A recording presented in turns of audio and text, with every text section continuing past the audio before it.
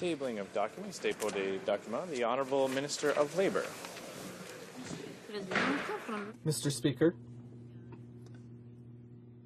pursuant to Standing Order 19, I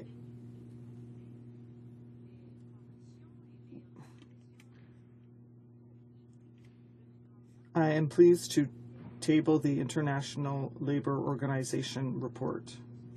In both official languages, 2 copies of the report of the Canadian position with respect to a convention and recommendations adopted at the 99th session, June 2010, 100th session, June 2011, and 101st session, June 2012, of the International Labour Convention, Geneva, Switzerland. Thank you very much, Mr. Speaker. Merci. Tabling of documents. Dépôt de Introduction of government bills. Statements by ministers. Rapport de délégation. Reports from interparliamentary delegation. Presenting reports from committee. The Honourable Member for Lambton, Kent, Middlesex. Thank you, Mr. Chair, and it's indeed a pleasure for me and an honour to present in both official languages the second report on the Standing Committee of Agriculture and Agri-Food in relation to Bill C-30, an act to amend the Canada Grain Act and the Canada Transportation Act and to provide for other measures. The committee has studied this bill and has decided to report the bill back to the House with amendments. Introduction of private members' bills. Ms. Leslie, seconded by Mr. Chisholm, moves for leave to introduce a bill entitled An Act to Amend the Heritage Lighthouse Protection Act, Sambro Island Lighthouse. This motion is deemed adopted. The Honourable Member for Halifax. Hear, hear. Thank you, Mr. Speaker. I am really pleased to rise today to introduce my bill for the protection of Sambro Island Lighthouse. Sambro Island Lighthouse is found off the coast of Nova Scotia, just at the mouth of the Halifax Harbour, off the small, proud fishing community of Sambro. It's the earliest lighthouse built in North America, and it's the oldest continuously working lighthouse in the Western Hemisphere. In 2010, this government declared almost 1,000 lighthouses surplus to its needs, meaning that fisheries and oceans would no longer have the responsibility to care for any of these lighthouses.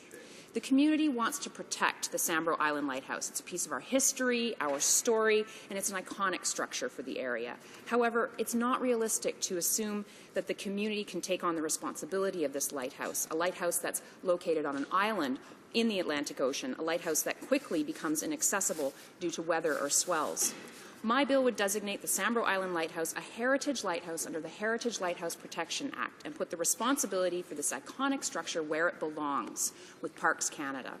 I'd like to thank the community members of Sambro and Ketch Harbour and area and the Sambro Island Lighthouse Heritage Society who've worked so hard to draw attention to the fate of the Sambro Island Lighthouse and who've tried to develop a community solution. I'd also like to recognize the work of Barry MacDonald, who has worked tirelessly to protect our lighthouses across the country and who continues to offer his expertise to our cause. I hope that all members can recognize the importance of the Sambro Island Lighthouse to Canada, to our country, that they will support this bill. Thank you. Madame Leslie. Ms. Leslie, seconded by Mr. Chisholm, moves that this bill be now printed and ready first time. This motion is deemed adopted. When shall the bill be read a second time? At the next sitting of the House. Mr. Alan Wellen, seconded by Ms. Brousseau, moves for leave to introduce a bill entitled An Act Respecting a National Garden Day. This motion is deemed adopted. The Honourable Member for Welland. Thank you very much, Mr. Speaker, and I'm pleased to introduce the private member's bill that would enact a National Day for Gardens, which would be the Friday preceding Father's Day. And one might wonder why it would be Father's Day, not Mother's Day, but clearly in discussions with the Horticultural Society across the country and Horticulture Canada, who have acknowledged that this is indeed a billion-dollar industry, Mr. Speaker, across this country, the horticulture industry. Now, after this severe winter we've all lived through here in this country, I would think we'd all appreciate the fact that one of the things to look forward to would indeed be flowers. Flowers blooming, beautiful colors, in gardens from coast to coast to coast across this great land of ours. This would be a way not only to plant your own garden, Mr. Speaker, because I know you would and your family does at home, but indeed would it be enjoying your neighbor's garden as well, albeit not to suggest that one should take flowers from their neighbor's garden, unless, of course, they're offered as a donation to you to actually plant in yours and propagate it even more. But this would be a way, Mr. Speaker, for all of us who live through this harsh Canadian winter to look forward to something that's truly spring-like, that truly makes us all feel good, and is actually good for our environment. Thank you, Mr. Speaker. Sir Alan Welling, seconded by Ms. Brousseau, moves that the bill be now read a first time and be printed. This motion is deemed adopted. First reading of this bill, première lecture de ce projet de loi. When shall the bill be read a second time? Okay, the next sitting of the House. First reading of Senate public bills. Motions, motion. Presenting petitions, présentation des pétitions. The Honourable Member for Chatham-Kent Essex. Thank you, Mr. Speaker. And I have a petition here from members in my constituency asking the Government of Canada to work with provincial and territorial governments to increase pension benefits under the Canada and Quebec pension plans and implement a fully funded plan to phase in such an increase without delay. The Honourable Member for Timmins James Bay. Thank you, Mr. Speaker. I rise today with a petition with hundreds of names from people from Sault Ste. Marie who are very concerned about this federal government's abandonment of the Algoma Central Railroad. The Algoma Railway plays a very important role in Northern Ontario, connecting communities that are actually unable to be connected any other way. It's also an economic corridor for many of the outfitters and the small communities along the route, and they're certainly frustrated with the lack of action by the federal government. So they're asking parliamentarians and New Democrats to stand up to fight for the vision of sustainable rail transportation all across Canada, and particularly on the Algoma Central line. The Honourable Member for Winnipeg North. Yes, Mr. Speaker, today I table a petition from residents of Winnipeg North that are concerned about the government's decision to increase the age of receiving OAS from 65 to 67. What they're asking for, Mr. Speaker, is that they believe that people should be able to continue to have the option to retire at the age of 65, and the government not in any way diminish the importance and value of Canada's three major senior programs, our OAS, GIS, and CPP. Thank you, Mr. Speaker. Member for Davenport.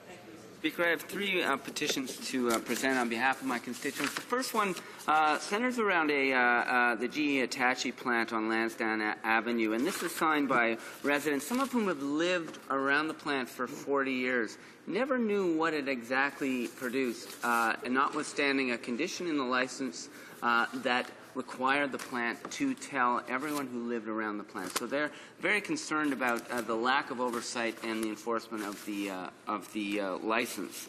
The second one, Mr. Speaker, pertains to the fact that in Toronto right now, upwards of 50% of all workers cannot find a full-time, stable job, a job that comes with benefits, a job that comes with a workplace pension, a job that comes with job security. They're expressing concern for that and support for my private member's bill calling on a national urban worker strategy. And finally, Mr. Speaker, notwithstanding the government's decision to clamp down on pay-to-pay fees in certain instances, there are still a multiplicity of examples of companies charging their customers money just to receive their bill in the mail. This unfairly targets seniors and people on fixed incomes. Thank you, Mr. Speaker. The Honourable Member for Gaspésie and La Madeleine. Thank you, Mr. Speaker. I have the honour of tabling three petitions today, practically all on the same subject. That is the deterioration of Via Rail service in Eastern Canada, one that was signed by thousands of people in the Acadie-Bathurst region, another by 24,000 people in the Campbellton region, and the third petition has been signed by 5,000 people in the region of my riding, Gaspésie-des-Îles. The petitions I have are representations of all these signatures, and it is really to focus on the fact that there has been a serious deterioration in all the regions. In Gaspésie, we went from 3 services per week to 0. In northern New Brunswick, from 6 services per week to 3. And, Mr. Speaker, with the section between Miramichi and Bathurst, that has been cancelled, and there is basically no passenger service left in Eastern Canada. So It's at risk, Mr. President, Mr. Speaker, and I hope the government is going to uphold their predecessor's dream and ensure coast-to-coast service.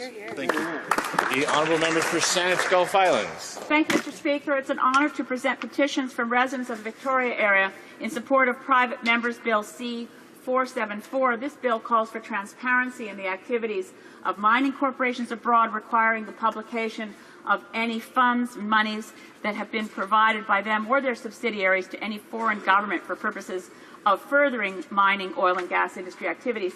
The second petition, Mr. Speaker, comes from residents of Vancouver and Burnaby area, very timely given the opening of the process under the National Energy Board under the proposed Kinder Morgan expansion, calling for the respect of this House, the federal government and the province for the moratorium on tanker traffic on the BC coast, which has existed since 1972. Thank you, Mr. Speaker.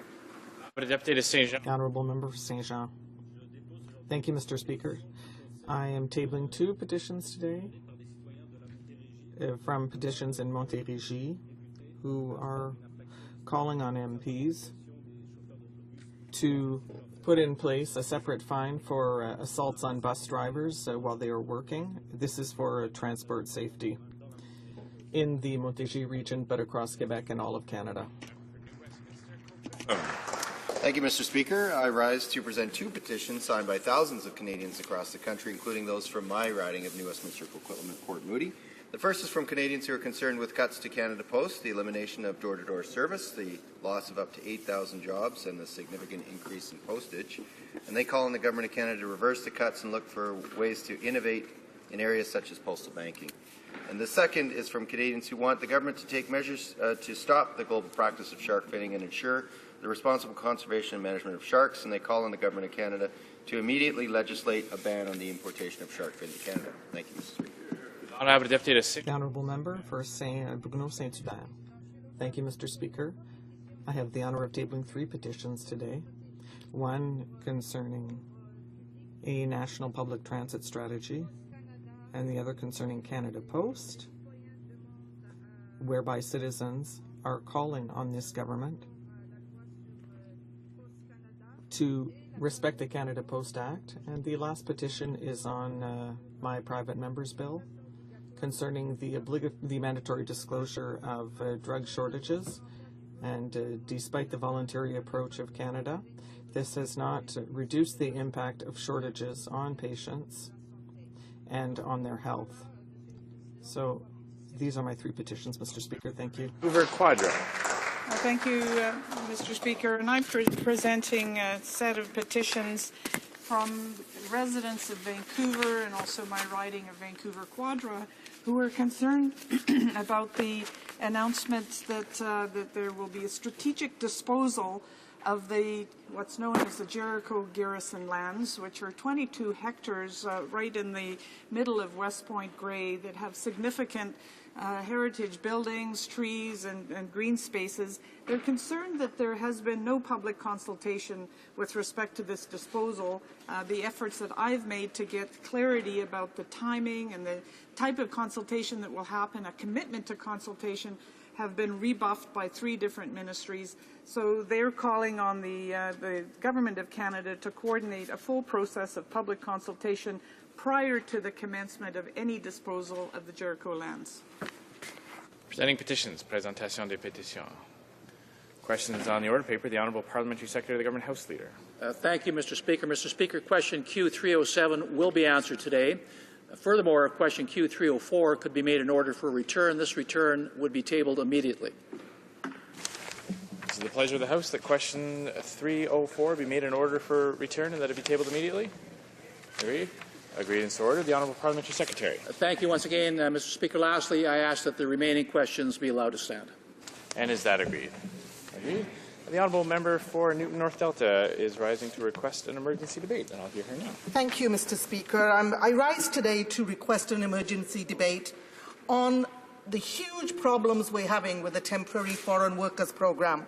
As you know, this is not a new issue. It's not, but it has become an emergency since time after time we have found, from the HD mining scandal to the RBC scandal, the oil sands, and now we have Victoria and other fast food outlets, an absolute abuse of this program where Canadians are being displaced. And as we have no Opposition Day motion left before the break week, before Friday comes upon us, I am requesting an emergency debate so we as parliamentarians can address the major flaws in this program. Because Canadians right across this country, whether I speak to them in my riding or in Toronto or in Edmonton, are very, very worried. And in Victoria, we have an example of Canadians being denied jobs while temporary foreign workers are being brought in.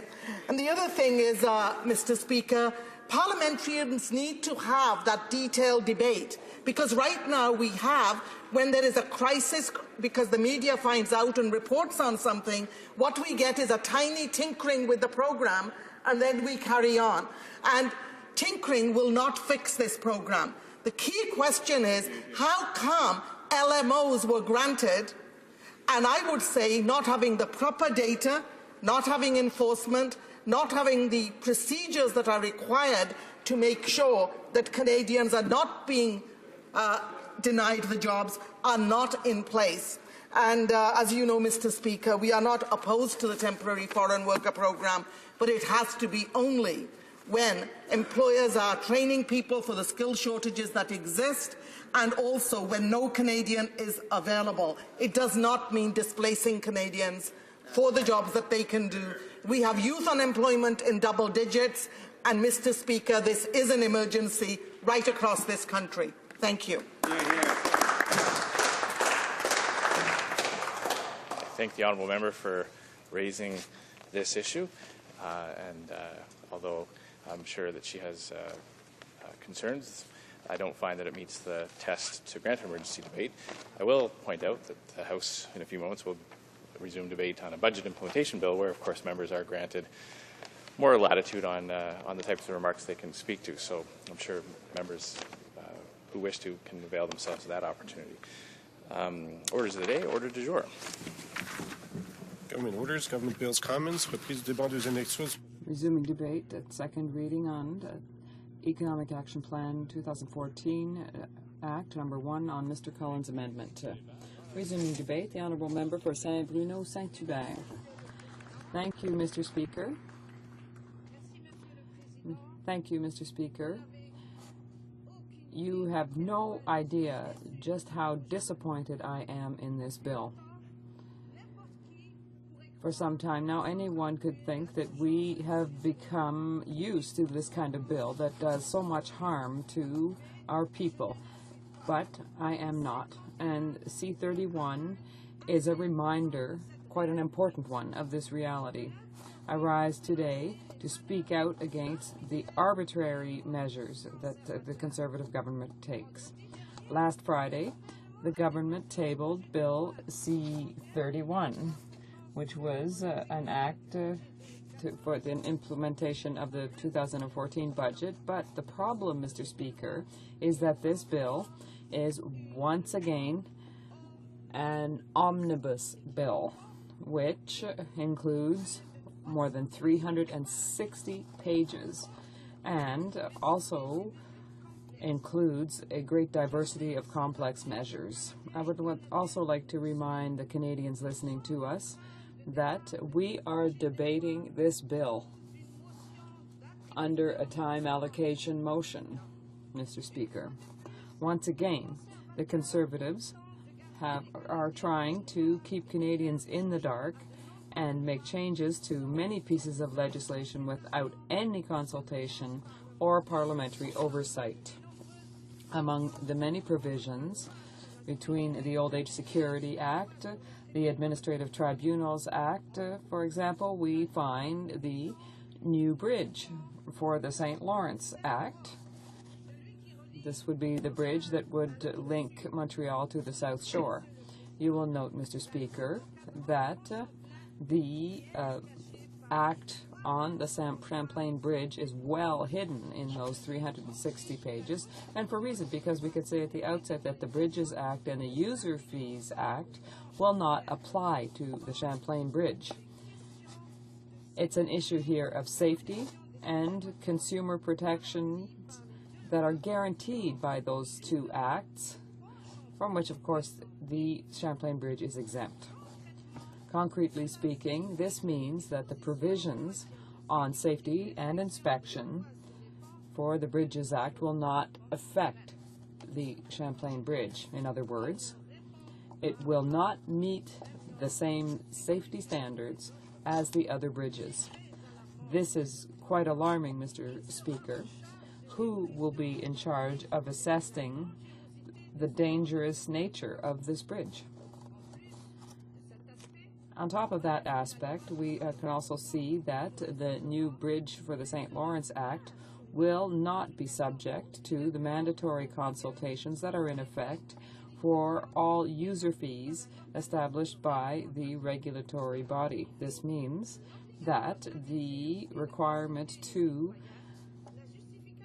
advise and consult citizens and the justification of the establishment of an independent review group to assess complaints will not apply to the Champlain Bridge. It's incredible. In other words, the government has happily decided to have taxpayers pay for anyone crossing the new Champlain Bridge, but takes the possibility of those same taxpayers to express themselves on this issue. This is confirmed in Clause 9, which states that any owner of a vehicle using the bridge must pay any tolls, fee, or other charge that is applicable to the vehicle under this Act. So these fees imposed on vehicles, and we are not aware yet of the amount that this represents. It could be higher than the other tolls because of the exemption that this Act has from the User Fees Act. So the Act that we are having imposed on us is unfair and completely arbitrary. We will find ourselves in a situation where people will be paying to use the current bridge but won't have to pay if they cross the Victoria Bridge, for example. Does the government not see that it's going to contribute to a rerouting of traffic by taking such measures, Mr. Speaker? There will be a real impact on mobility in the region. According to the Agence Métropolitaine de Transport, there are 200,000 people who cross this bridge daily. This toll will not only be a break on the economic development of Montreal, but will also have an impact on household portfolios. Since the Conservatives have come to power, they have taxed households more and more, and they leave them no relief. The implementation of a toll on the bridge proves once again that the government is incapable of hearing from people and stop making them pay.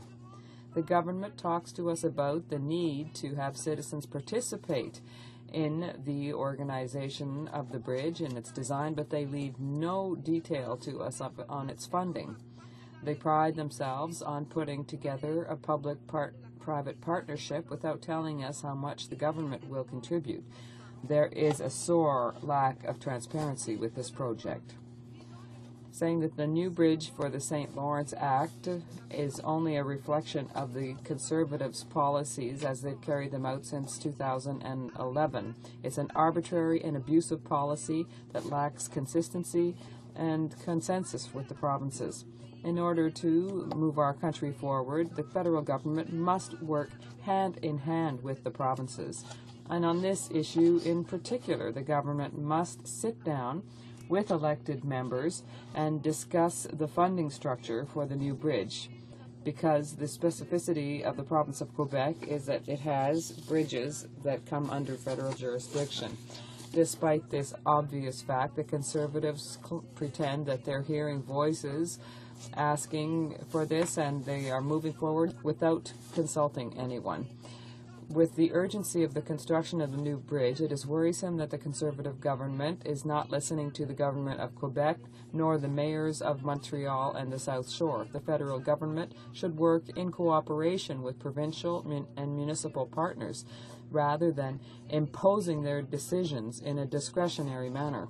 This is why the NDP and the members from the South Shore, myself included, will not stand by and watch. We are going to work for the people who are constituents who are affected by this toll bridge. They're worried. We live in a democratic state where the government is elected by the people, and currently people do not want this bill and they don't want the toll. The government must listen to them and hear reason. In conclusion, Mr. Speaker, never has a government shown as much disdain for our institutions, the parliamentary institutions, vis-à-vis the Canadian population. We find ourselves with 365 pages of measures affecting more than 40 pieces of legislation in a single bill. It is impossible for members to do their work properly. It's obvious that our democracy is suffering, Mr. Speaker. All of the work of members of Parliament in the House of Commons is also suffering. Rather than designing mammoth bills that are made to make hundreds of changes so that they can't be appropriately studied, the government should really work hard on meeting the needs of the people. Nothing in this bill has been done to help the 300,000 plus Canadians who are unemployed, to help find work, and nothing to replace the 400,000 jobs lost in the manufacturing sector under the Conservative government. Thank you. Questions et commentaires. Questions and comments. The honourable member for Winnipeg North.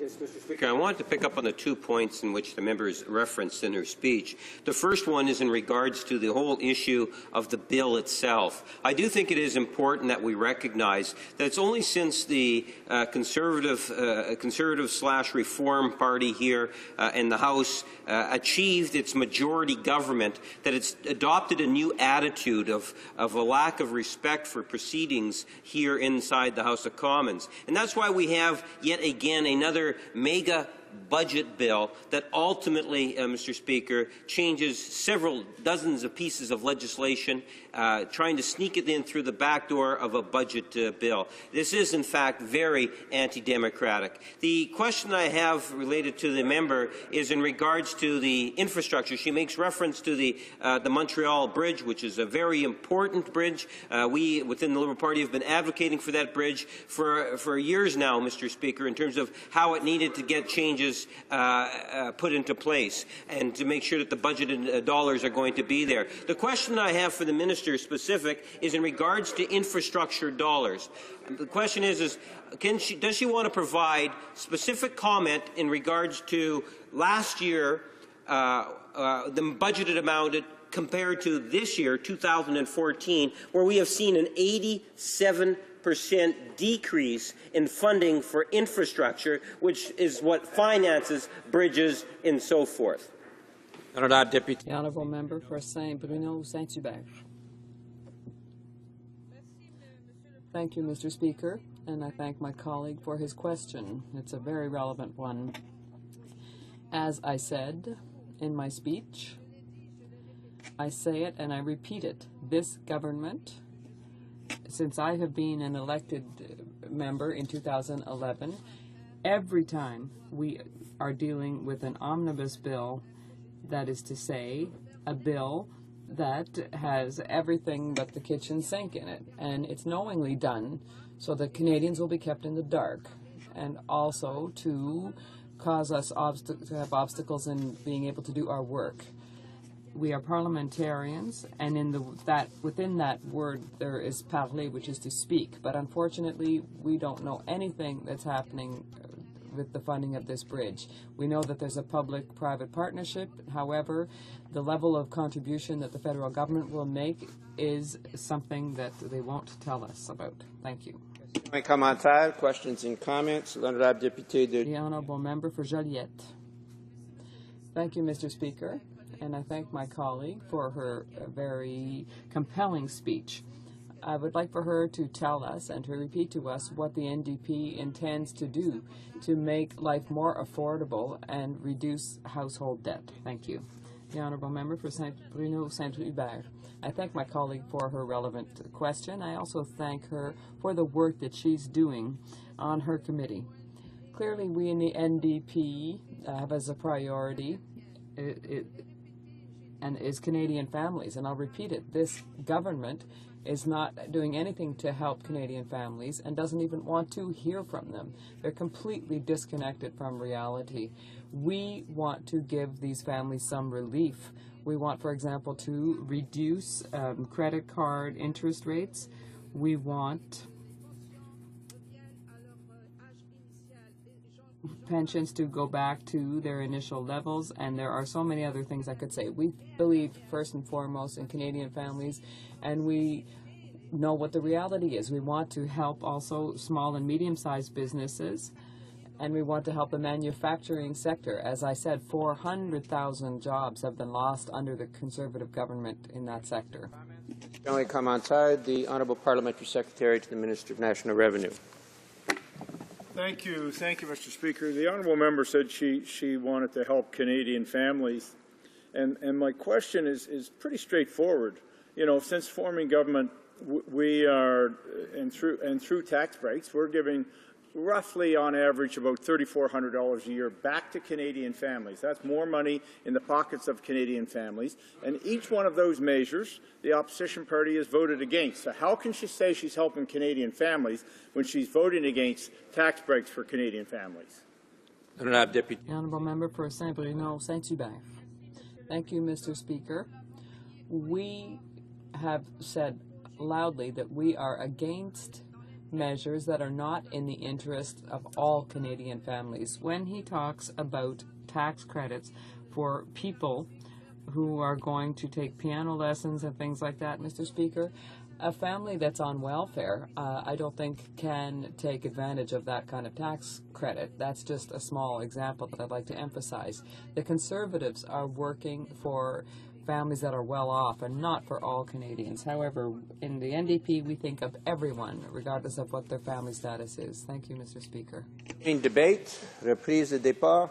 The Honourable Parliamentary Secretary to the Minister of National Revenue. Thank you very much. Thank you very much, Mr. Speaker. I appreciate the opportunity to highlight today some of the key measures contained in Bill C-31, the Economic Action Plan 2014, Act Number 1. I'd like to preface my remarks by congratulating our former Minister of Finance for setting us firmly on the path to a balanced budget in 2015-2016, and commending his successor, our current Finance Minister, for so quickly and capably stepping into his new shoes. In Economic Action Plan 2014, our government renewed our commitment to Canadians by focusing on three priorities. Number one, returning to a balanced budget. Number two, promoting jobs and economic growth, supporting families and communities. The Economic Action Plan 2014, Act Number 1, contains a number of important measurements that are designed to foster job creation and economic growth, connect Canadian workers with available jobs, improve infrastructure, trade and resource development in Canada, and support Canadian families and communities. Obviously, in the time that I have, I cannot hope to touch on all of these subjects, no matter how briefly. I will therefore confine my remarks to highlighting a few of the key initiatives that underscore our government's commitment to Canadian families and communities. Mr. Speaker, as you know, our government has put in place a number of tax relief measures to help hard-working Canadians save money wherever they can. In fact, because of the actions taken by our government, Canadians now pay $3,400 a year less in taxes than they did during the final year of the previous Liberal government. Mr. Speaker, 3 years ago, we introduced the Volunteer Firefighters Tax Credit in recognition of the important contribution volunteer firefighters make to the security and safety of their fellow citizens and community members.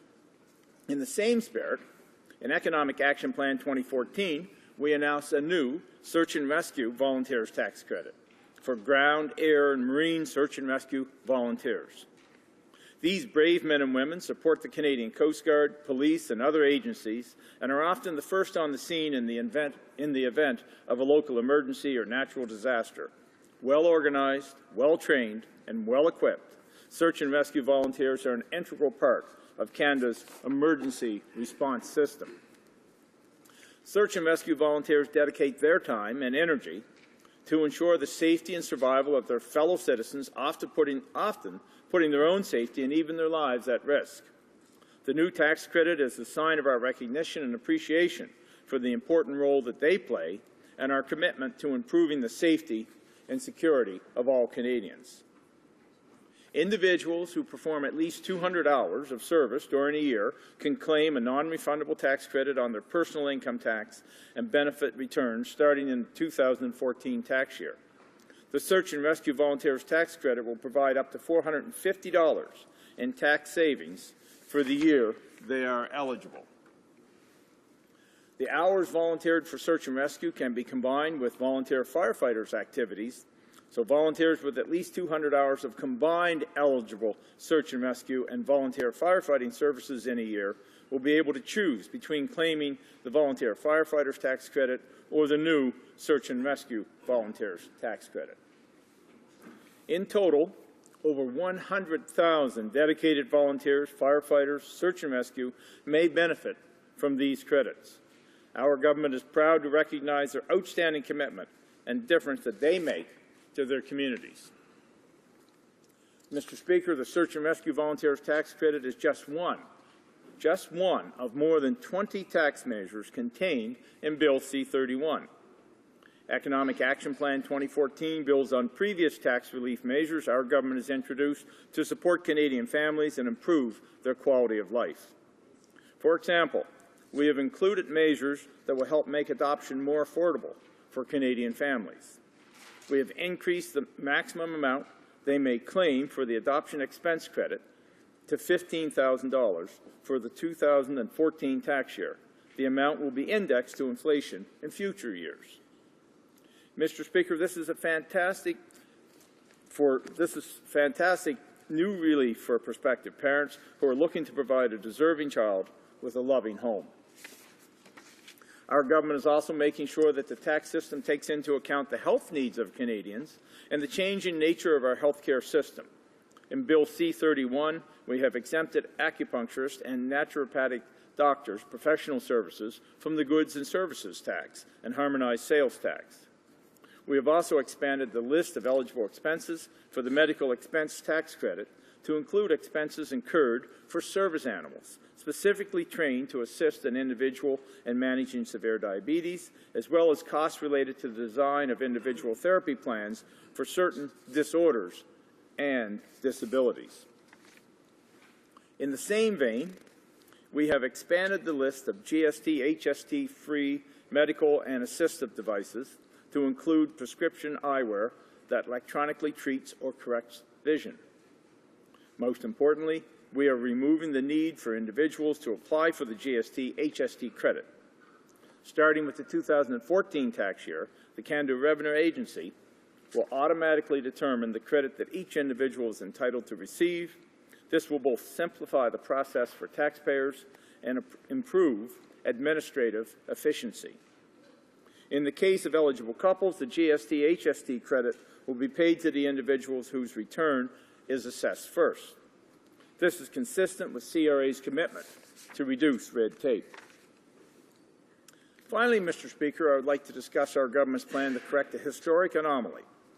The legislation we are debating today includes a proposal that will correct an irrelevant piece of legislation left over from the 1920s, a relic of the Prohibition days.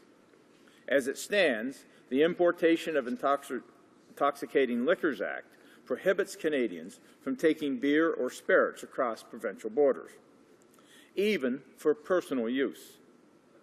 In Bill C-31, we're taking action to remove this federal barrier, just as we did in 2012 in the case of transporting wine from one province to another for personal use. Indeed, while respecting provincial jurisdiction, our government wants to encourage and promote market competitiveness by eliminating provincial trade barriers when possible. Mr. Speaker, I wish to conclude today by saying that I'm proud of our government's record of achievement and our sound fiscal policies. We are on a track to balance the budget in 2015, 2016, and at the same time, we are delivering on this commitment. We have cut taxes, We have removed more than 1 million low-income Canadians from the tax rolls since 2006. In short, we have made Canada one of the best places in the world to live, work, and raise a family. Our government will stick to the priorities we have outlined in our economic action plan, supporting jobs and growth, supporting families and communities, balancing the budget, and reducing debt. These are the priorities of all Canadians. Mr. Speaker, I barely scratched the surface of Bill C-31 today. I strongly encourage all members of the House to read Economic Action Plan 2014 Act No. 1 from cover to cover and give it the support that it deserves. Thank you. Questions and comments? Questions et commentaires? L'honorable député de... The honourable member for La Salle-et-Mar. Thank you very much, Mr. Speaker. I'd like to put the following question to my colleague. We noted that the budget does not seek to create jobs. It doesn't encourage Canadian businesses to invest. We've noted that $576 billion is stockpiled by major corporations in Canada rather than being reinvested and to create jobs. So I'd like to know what measures this government intends to create to make sure that companies reinvest in job creation and see how this government will create jobs. What are the concrete measures in this bill that will mean that jobs will be created? Stable employment, well-paid jobs in all regions of Canada. Because I know that the member comes from the Atlantic provinces. So in his region, in the Atlantic region, what concrete measures has this government taken to create well-paid, stable jobs? Secretary. Thank you, Mr. Speaker, and I thank the honourable member for her question. It is an important question. And to start right off, Mr. Speaker, in Atlantic Canada, with the signing of the free trade agreement with the European Union, which was, the opposition so far has not supported, will create a number of jobs in Atlantic Canada and great opportunities in Atlantic Canada. The closest ports to Europe are St. John's and Halifax and St. John, New Brunswick. So they're going to win by default on this trade agreement with increased container traffic crossing the Atlantic, increased opportunities for Canadian products, especially fish and seafood, Mr. Speaker. But the honourable member has a good point. It's not just about jobs in one region of the country. It's about jobs across the country from coast to coast to coast. And as my colleagues from Ontario like to say, the fourth coast, which is the shores of Lake Ontario, and Erie and Huron and Michigan, Mr. Speaker, and Superior. So there is a fourth coast in Canada that we often forget about, but this budget doesn't forget about it. It does create jobs from coast to coast, from coast to coast. And it does that, Mr. Speaker. We've already created 1 million jobs since the Great Recession, since we formed government in 2006, 1 million real jobs for Canadian citizens. And in this budget alone, there are a number of actions that we will implement, positive measures to create jobs and opportunity. Number one, connecting Canadians with available jobs and fostering job creation. Creating the Canada Apprentice Loan provides apprentices registered in Red Seal trades with access to over $100 million in interest-free loans each year. Investing in the expression of interest immigration system to better respond to the needs of Canada's economy. Cutting the red tape burden. These are all examples, Mr. Speaker, all included in this budget of creating jobs. Questions and comments? Question et commentaire. The honourable member for Winnipeg North. Thank you, Mr. Speaker. It's ministers or members of the Conservative Party will often stand up and they like to use the term economic action plan. It's almost as if someone in the Prime Minister's office gives them a little star by their name if they make mention of that and say something positive about it. Mr. Speaker, it's nothing more than a platitude that the taxpayers have had to pay literally tens of millions of dollars in advertising. They've invested more money in that platitude than they have in terms of creating jobs for young people across Canada.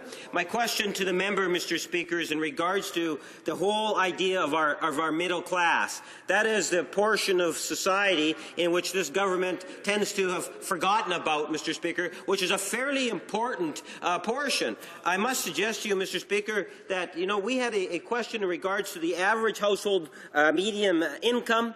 And when you take a look at that bottom 20%, that bottom 20% now is receiving $500 on average less than what they were when this government had taken office. And I'm wondering if the member might be able to talk about how it is that the middle class is not getting the type of attention that it should be getting from this government, just given the fact that their standard of living, the debt ratio, the number of youth that are living still at home have actually gone up under this regime. The Honourable Parliamentary Secretary, a short answer, please. We're out of time. Short answer to a long question, Mr. Speaker. There's a number of factors that the honourable member related to.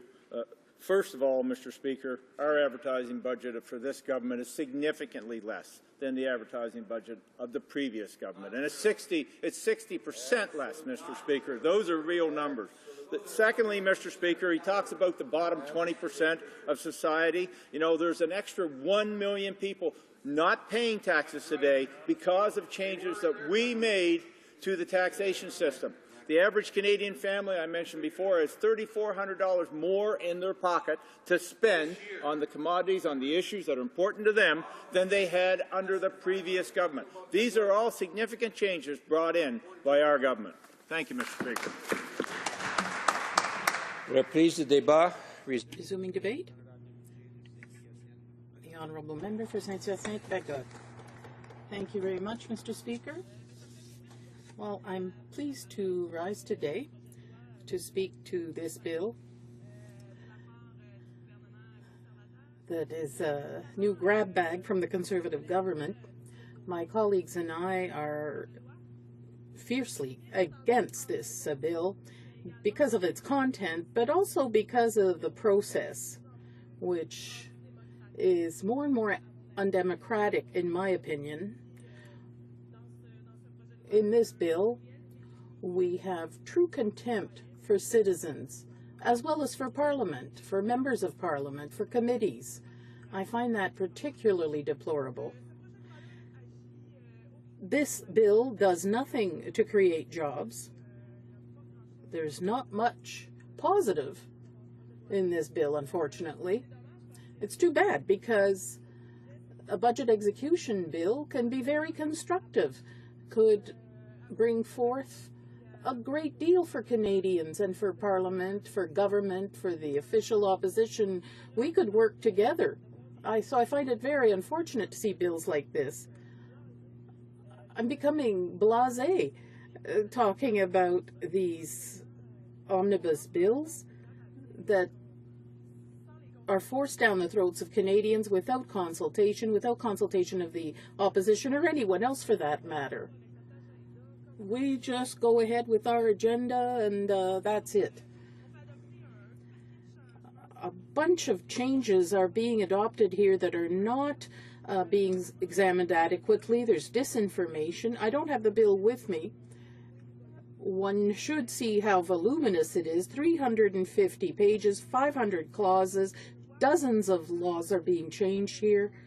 It has many measures that were not even mentioned in the budget speech. As I said earlier, it's completely undemocratic. The committees are not being allowed to consider each of the clauses, which is a big problem, in my opinion. Decisions are being pushed forward unilaterally without any consultation whatsoever. There is nothing to help the 300,000 Canadians who are unemployed, 300,000 more than before the recession, nothing to replace the 400,000 manufacturing jobs that have been lost under the Conservatives.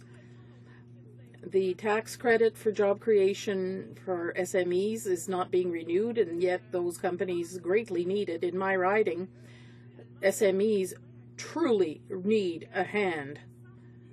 And we mustn't forget that small medium businesses are the driver of our economy. They're extremely important. We're talking about at least 70% of our new jobs in Canada are created by such companies. I don't have the exact figure, but it's a very high percentage. That is not negligible. Small business needs a hand from the government in order to hire people and continue to operate. In a recession, that's even truer, Mr. Speaker. There are a lot of changes when it comes to railway safety. We would like to see transparency. This is quite surprising, given what we've experienced in Lac-Mégantic last summer. That's quite near my own riding.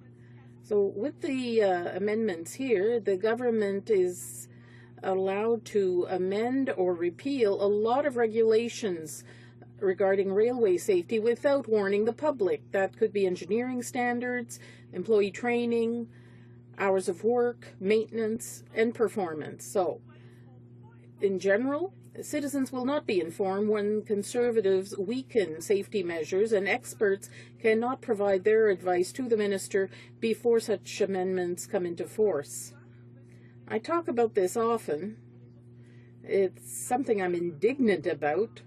But here again, we're seeing discretionary powers given to a minister. I don't know why this government has to give additional powers to the minister. I don't understand this. There are experts in all fields. And the minister must consult those people. In my riding, there is a railway that is close to residential areas in many municipalities of my riding, and citizens are worried. Not long after the Lac-Mégantic tragedy, the member for Brassard-La-Prairie, who's our transport critic, traveled to my riding to hold a public consultation. That took place in October, so it was still very timely. And citizens confirmed that they were worried. They were worried about safety standards, everything about railways in Canada. And here, this is being weakened one more time. It's totally illogical, Mr. Speaker. So much for railway safety. Another problem that I'd like to raise that's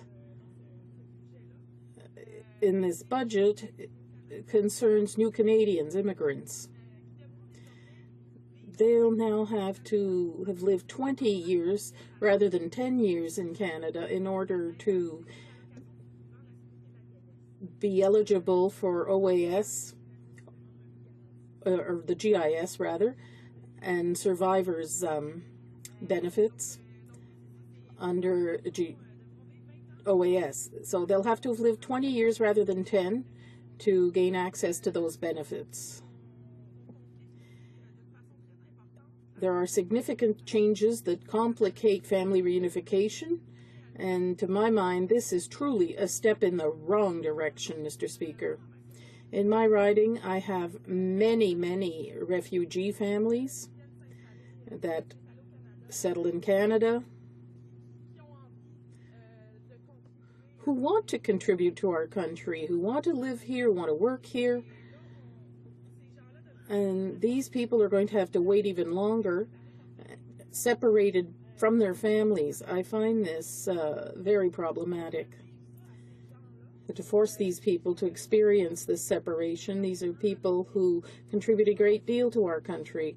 Why do we have to complicate their arrival and everything that's connected to family reunification?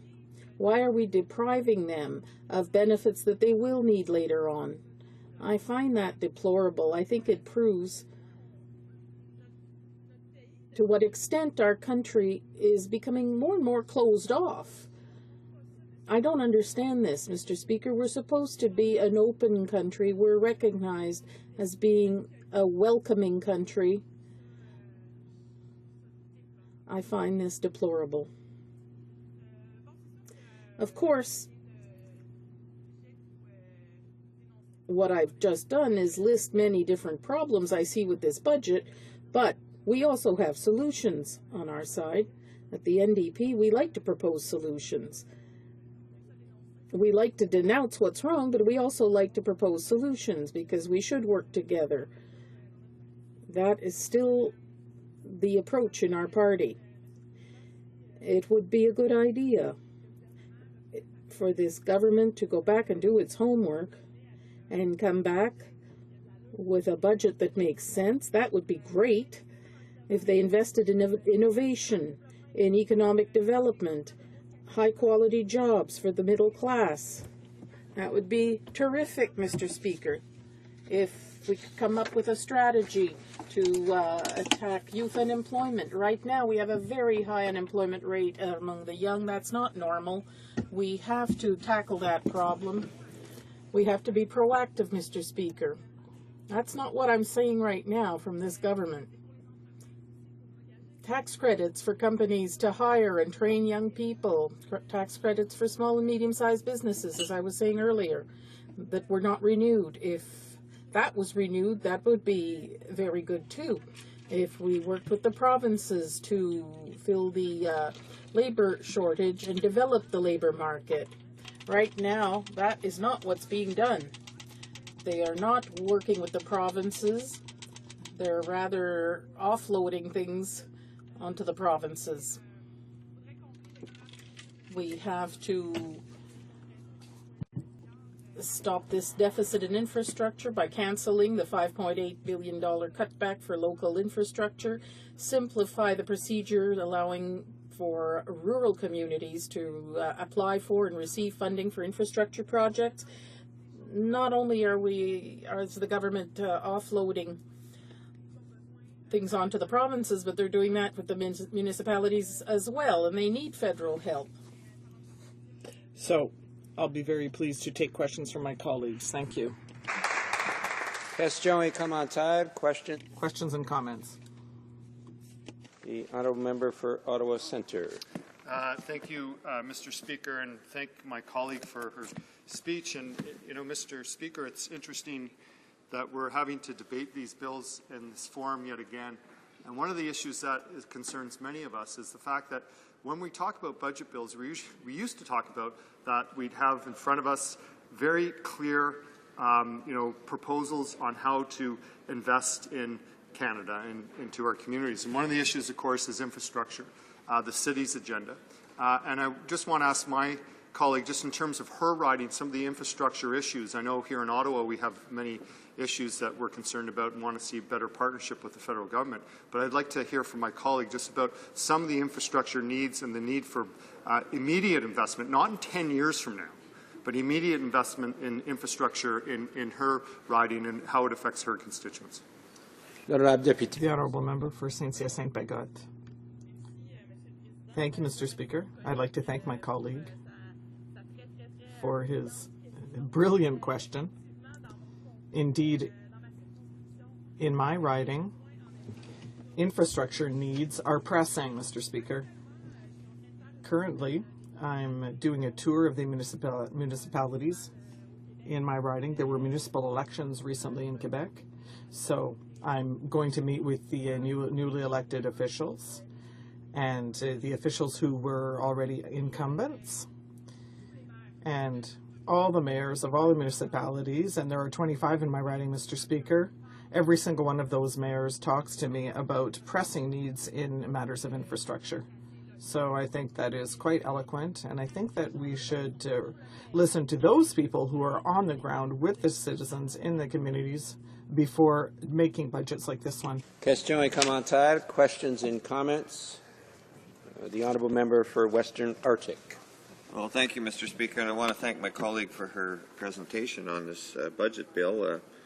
And, you know, quite clearly one of the major issues facing Canadian municipalities is and others is the infrastructure deficit. And we've seen that the Conservatives come up with this idea, and it was clearly expressed by my previous colleague about the Champlain Bridge with the need for the toll on the bridge. And my colleague at that time had shown an argument that I think is very valid about the nature of tolls and how they change people's habits. And if anybody's had time to travel through Mexico by road and seen the difference between the toll roads, which were built by Mexicans and these public-private partnerships, and the free roads where all the traffic goes. Very little traffic on these magnificent toll roads. We'll understand that simply by going to these processes is not going to determine a result that perhaps you would want. So does my colleague believe that infrastructure really is a common need, that it's a common expression of Canadian development, and that it should be covered by means that comes out of our public system rather than by this sort of jury-rigged tolling system that they're proposing for the Champlain Bridge? The Honourable Member for Saint-Cyr-Sainte-Bagotte. Thank you, Mr. Speaker, and I would like to thank my colleague for his question, which is very interesting. It's interesting because my colleague talks about a certain form of democratization of infrastructure. And so we've got the Champlain Bridge. It's not in my riding, but it's going to affect a great many people in my riding because it is very close, and there are many people who live in my riding in Saint-Cyr-Sainte-Bagotte, but who work in Montreal. So they use the Champlain Bridge every day. So we're going to have a toll bridge, Mr. Speaker. And there are some people, for example, if we say $2 per day to cross the bridge, so return is $4 per day, $20 per week, and that makes a difference to people's wallets. A lot of people won't be able to afford to take that bridge anymore.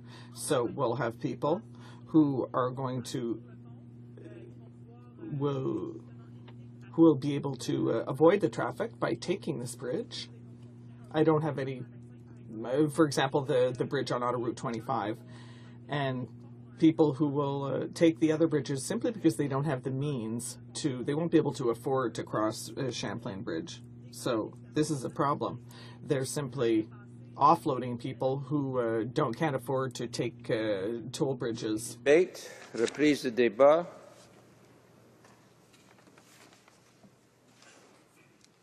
The Honourable Member for Fleetwood, Port Kells.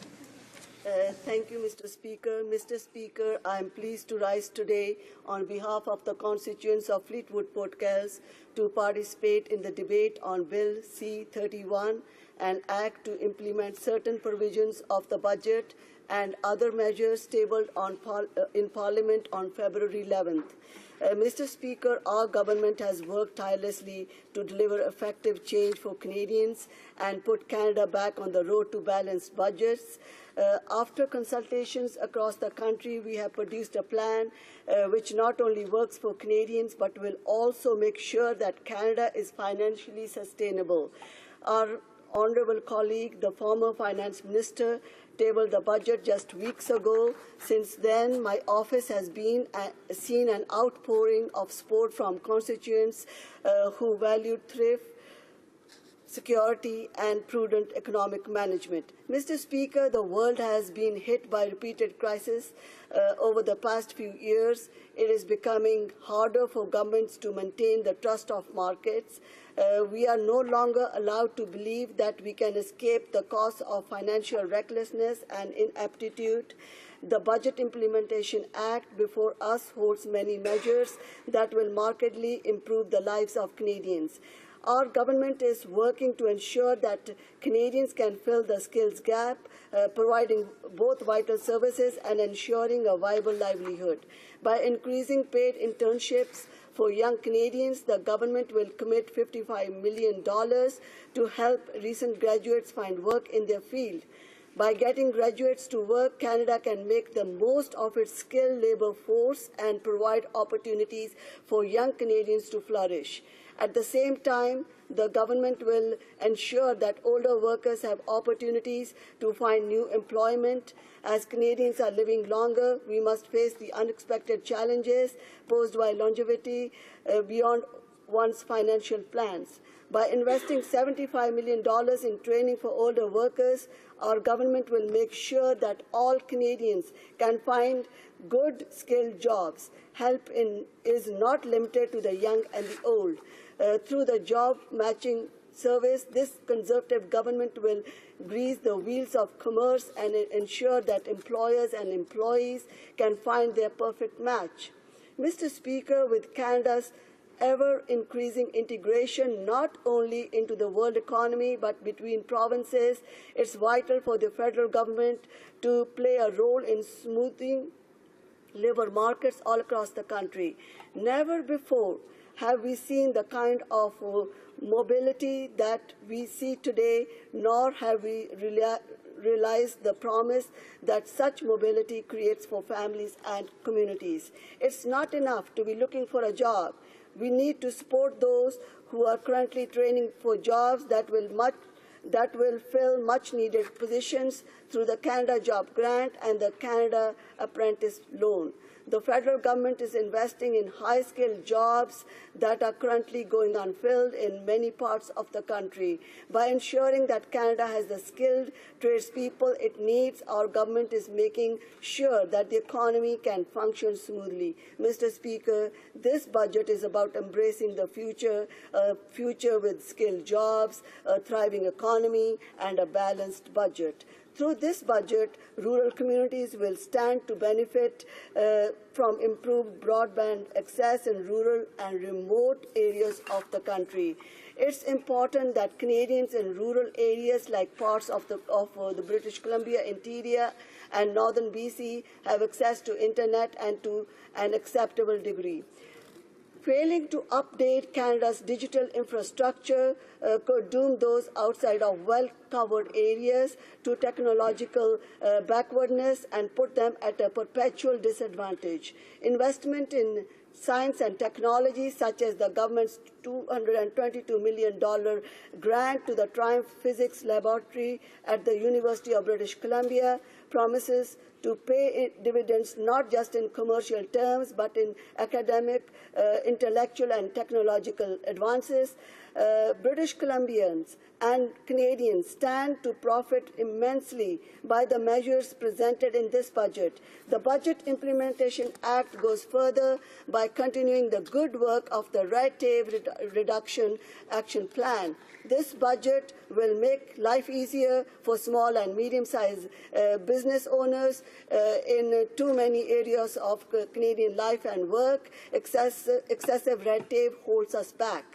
The Conservatives have demonstrated a commitment to making Canada work in a way that benefits consumers, workers, and citizens by removing arbitrary and wasteful barriers to businesses. So there are also significant changes to the tax code. Mr. Speaker, the tax code is not a subject that gets many people excited, but by eliminating over 800,000 payroll deduction remittances to the Canada Revenue Agency every year. This government will be helping over 50,000 small businesses lower costs imposed by bureaucracy. Our government is always concerned about the security of Canadians. For any number of reasons, the lives and well-being of Canadians can be in danger. And it's a key role of government to offer solutions. By investing a further $25 million, we are aiming to reduce violence against Aboriginal women and girls. So this sector of our community is often the target of abuse above and beyond that faced by others, and they deserve a government that comes to their protection. Our government will invest $11 million to upgrade the earthquake monitoring systems that protect the homes of my constituents in the lower mainland and in high-risk areas across the country. Mr. Speaker, over 1 million net new jobs have been created since the recession ended in July 2009. In the crisis and afterwards, our government has provided a steady hand at the tiller, ensuring that Canada's policies work towards stability, growth, and prosperity. Our banking system has ranked the most stable in the world for the 6th year in running by the World Economic Forum. Mr. Speaker, the numbers do not lie. The deficit will be a meager $2.9 billion this year, with a $6.4 billion surplus coming next year. This is a momentous achievement. When the previous government balanced the books, it did so by raising taxes and slashing transfers to the provinces. Our government has done neither. In fact, we have done the complete opposite. Next year, our government will provide British Columbia with $4.17 billion through the Canada Health Transfers, an all-time high. Not only that, but this is more than $1.3 billion than under the previous Liberal government. That's a 49% increase. As well, we have reduced the overall tax burden to its lowest level in 50 years. Our strong record of tax relief has meant a savings of nearly $3,400 for a typical family of 4 in 2014 without raising taxes on Canadians or simply moving costs to other levels of government. The Conservatives have a credible plan for long-term fiscal success. Mr. Speaker, our opposition has made it clear they will raise taxes and then increase spending beyond even that. So I commend our Conservative government for such a thoughtful and solid document. Thank you, Mr. Speaker. Questions and comments? Questions et commentaires. L'honorable député de... The Honourable Member for Joliette. Thank you, Mr. Speaker. I'd like to thank my colleague for her speech. Now, her government often says that they've created 1 million new jobs and that they want to create jobs and so forth. But now Statistics Canada has said in its labour force survey of February that the progression in jobs in 2014 was lower since the recession, and because there are an additional 300,000 unemployed since the current Prime Minister has come to power, and young Canadians are grappling with an unemployment rate of 13.6%. Does she have any information to give us that would help youth create jobs for youth? Mr. Speaker, I would like to thank the honourable member for her question.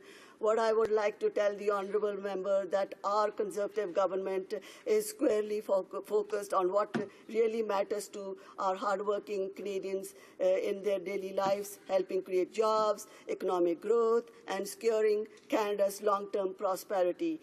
With the help of Canada's Economic Action Plan, Canada's economy has seen the most economic performance among all G7 countries in the recent years, both during the global recession and, of course, throughout the fragile recovery. So here are some facts that I would like to tell the honourable member, that over 1 million net new jobs have been created in Canada since the end of the recession in July 2009. So this, I think, it's the strongest job growth in the entire G7 by far, and Canadians they have also enjoyed the strongest income growth in the G7, and Canada is the only G7 country, I would like to tell, to have more than fully recovered business investment lost during the recession, and Canada has the lowest overall tax rate on new business investments in the G7. So I would like to go on and on. So that's my answer to the member's question. Thank you, Mr. Speaker. Questions and comments? Questions et commentaires. The honourable member for Ottawa Centre. Thank you, Mr. Speaker. Thank my colleague across the way for her intervention. couple of problems I cite in her overview. One is that she talks about the investment of this government in infrastructure, etc. We see at a time when we need critical support for infrastructure, they're actually pulling back. The last time we saw significant spending was when we pushed the government in after the financial crisis to invest. But of course, before that, and that was 2005 when our leader at the time, Mr. Layton, convinced the government to, instead of corporate taxes, put money into infrastructure, into cities, to help out with post-secondary education. And by the way, that money continued on to the budgets of the Conservative government in 2006, 2007. Important to note that. And I want to ask her, when we have a crisis in job training, why is it that this government can't figure out how to even deal with foreign trained workers and actually train up Canadians and young Canadians and give them opportunity? Because all we've gotten from them are ads. And even in this budget bill that they're putting in front of us, it's going to be loans for people training. We actually need to fast track and get red-sealed people into the job market now and not just give them more loans, which leads to more debt. So clearly, I think they failed, and I would disagree with the ideas she's put forward, because I think Canadians deserve better. The honourable member for Fleetwood Port Kells. Thank you, Mr. Speaker. I would like to thank the honourable member for his question. What I would like to tell the honourable member that our government has invested more money than any other government in infrastructure, and $1.4 billion alone has been invested in infrastructure in my riding, and just think about millions and millions of dollars invested all over Canada. So I am proud of our government's record. Thank you, Mr. Speaker. Resuming debate, reprise de débat, the honourable member for Saanich, Gulf Islands. Thank you, Mr. Speaker. I can't really say I'm pleased to rise today to speak to yet another omnibus budget bill, Bill C-31. C'est encore une fois un autre. Once again, this is another omnibus bill with many measures from other bills, and with this kind of process in the House, we cannot do the study that is required of this bill. Following up on the 2014 February 11th budget, I think we really need to get used to using the new term for it. It is the annual thick brochure, the thick brochure. It doesn't actually contain a budget anymore, and I think Canadians ought to know that. It is labeled the Economic Action Plan 2014 #1, which means we can expect another budget omnibus bill. It doesn't deal with the fact that the Canadian debt under this administration has increased by $123 billion. It doesn't deal with the fact that part of the reason that debt has increased and that cuts are going to the services we care about is that we have the lowest corporate tax rate now in the industrialized world, approximately half that of the United States. I want to turn to the idea that is a myth that is repeated in this place so often, that everybody in other parties always did omnibus budget bills. That is not just a myth, it's not true. The previous all-time high omnibus budget bill was in 2005 under the previous administration of former Prime Minister Paul Martin. At 2005, it topped 120 pages. The howls from the opposition, now in government, were so loud that that bill had sections stripped out, and another provision that was to amend the Environmental Protection Act to allow regulation of greenhouse gases was removed altogether due to the protest that 120 pages was too much in an omnibus budget bill. The current administration are the all-time record holders, and not just that, as the Bruce Cockburn song said, you know, the trouble with normal is it always gets worse. And now we're supposed to expect that we're going to get 2 omnibus budget bills every year. The first one 400 pages, the second one 400 pages. So the cumulative total is the bulk of all the legislation that goes through this place is in the form of omnibus budget bills, which is so anti-democratic and abuse of parliamentary process that it must be raised at every turn. Now, this particular omnibus budget bill at 362 pages, C-31, has a lot of good things. There's no question that removing GST on parking fees at a hospital, improving tax treatments for adoptive families, there are quite a few things in here that I would vote for. Division 5, increasing the number of judges for Alberta and Quebec, all good things. But what are the things that deserve more study than they're going to get? And those, Mr. Speaker, are a very long list indeed. I turn attention to 40 pages of this brick Pages 91 to 131 are changes to the Hazardous Products Act and consequential amendments to other acts. These may all be, as described on the Health Canada website, good ideas, but they deserve study on their own because there's a lot of details we don't know here. This is bringing into place the globally harmonized system to deal with workplace hazardous materials. It's very important that we study this properly. Certain sectors of our economy are currently exempt from the WMIS provisions, pesticides, consumer products, foods, drugs.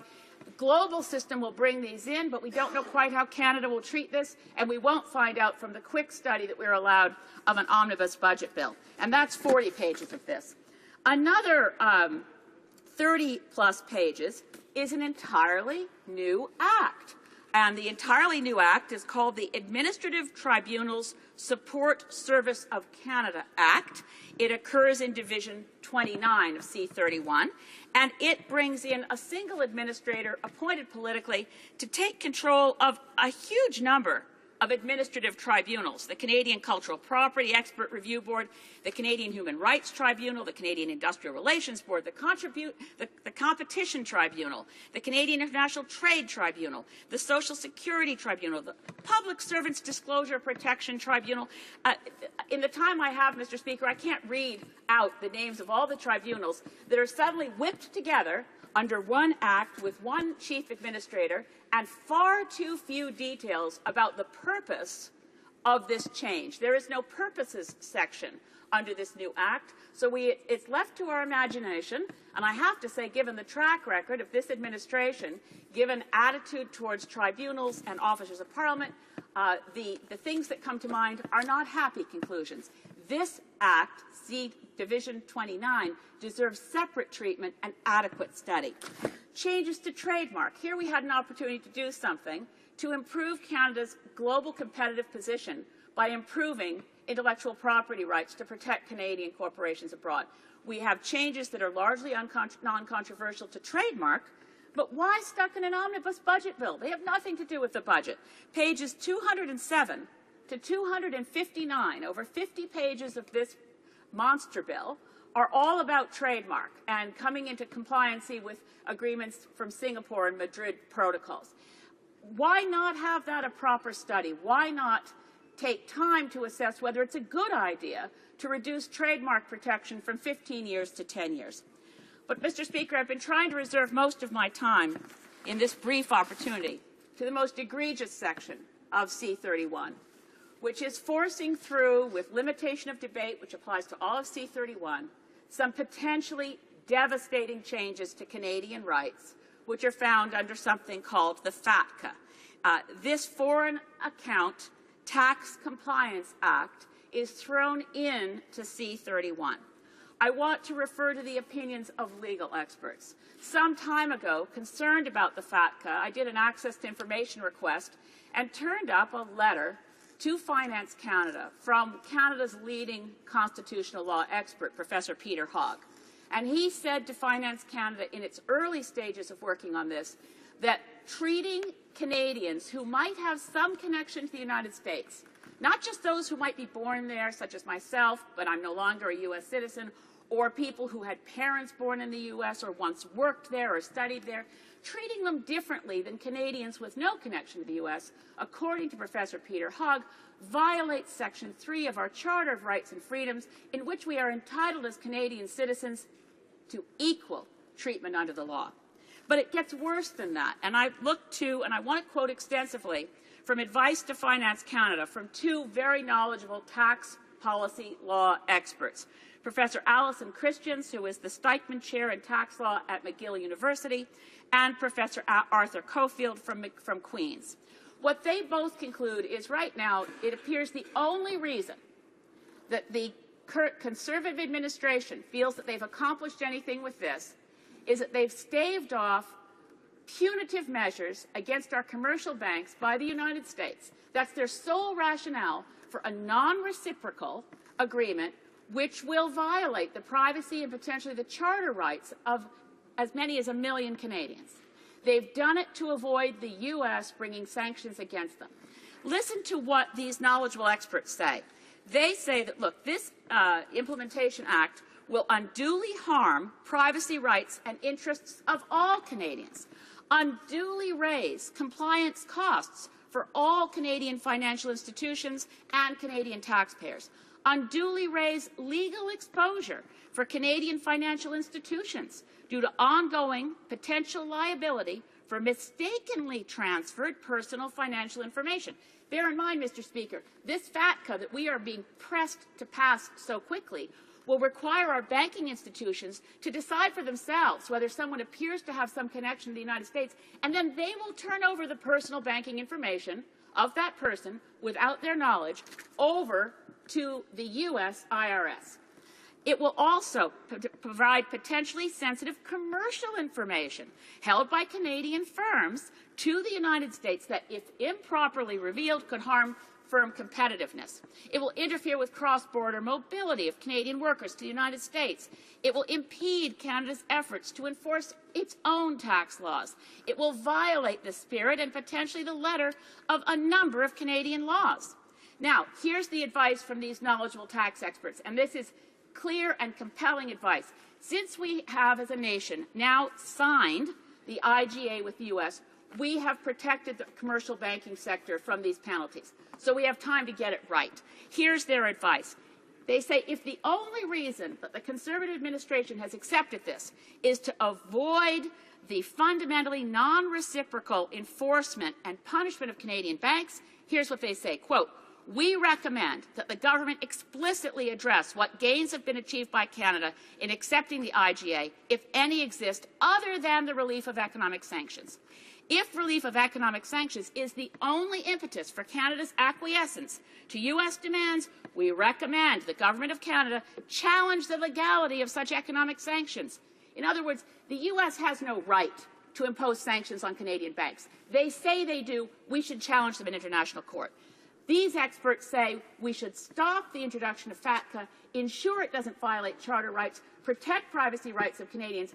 Don't rush into this. I urge the House to pull FATCA out of C-31. Questions and comments? Question et commentaire. The Honourable Minister of State for Foreign Affairs. Thank you, Mr. Speaker. My notes say on the that this is merely, not merely, but it's an important piece because it updates the automatic exchange of information for tax purposes. Without an intergovernmental agreement between Canada, the United States, Canadian financial institutions, and the United States persons holding financial accounts in Canada would be required to comply with FATCA regardless starting July 1st, 2014, as per the FATCA legislation enacted by the USA unilaterally. I think it's important for people to understand that this is something that is important for the as an intergovernmental agreement. It is something that Canada has to support because of recent G8 and G20 commitments in multilateral automatic exchange of information, and that the G20 leaders committed to this automatic exchange as a new global standard and endorsed at the OECD proposal developing a global model. So I think it's important to understand that this is not just enhancing but also protecting Canadians, and this is something that is important for us as we trade more and more. The Honourable Member for Sandwich Gulf Islands. I'm so grateful that we're actually having a conversation and talking about this issue. The reality of the FATCA that the current administration has accepted is that it does nothing for reciprocal exchange of tax information.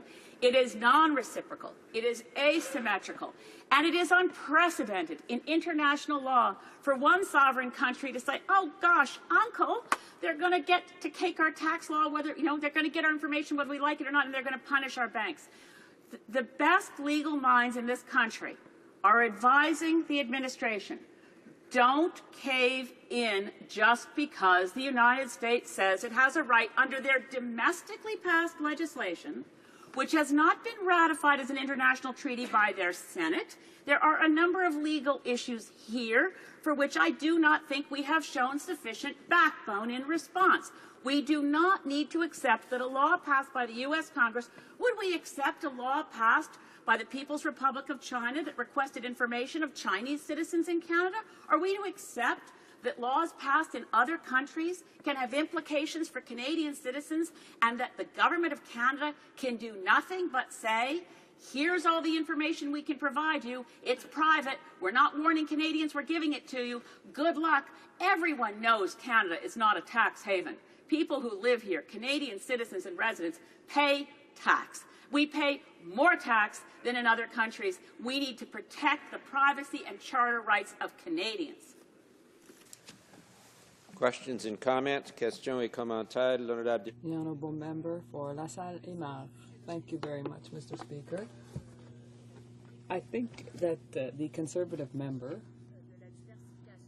who is responsible for Western diversification, has clearly proven that this part of Bill C-31 should be studied separately.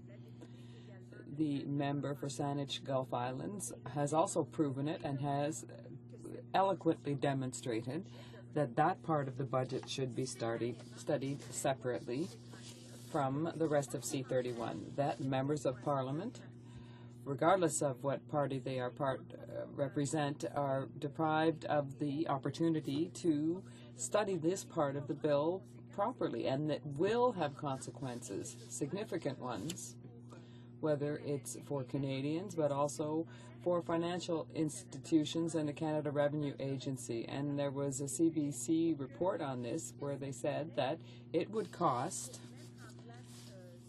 to set this thing up, it would cost the Canada Revenue Agency $100 million. So who's going to pay that bill, do you think? I'd like to ask my colleague who she thinks that this juicy bill will be sent to. About a minute. Thank you to my colleague for her question. Precisely, I agree entirely with her, because it's clear that this bill, the FATCA law, absolutely is in the interest of the United States. There are no advantages. There's nothing in this that is to the benefit of Canadians. It's just that, as the lawyers and experts, the legal experts have explained, it's only with the threat of actions being taken against the financial sector by the government of the United States that the Canadian government accepted something that is going to be so harmful to Canadians' rights. Very complex section out. As the legal experts have commented, there was a truncated period for public comment. Very little time was provided for the financial sector. I mean, look at the costs to what it's going to mean to our banks, our institutions, our credit unions, to comb through all the material they have on every customer.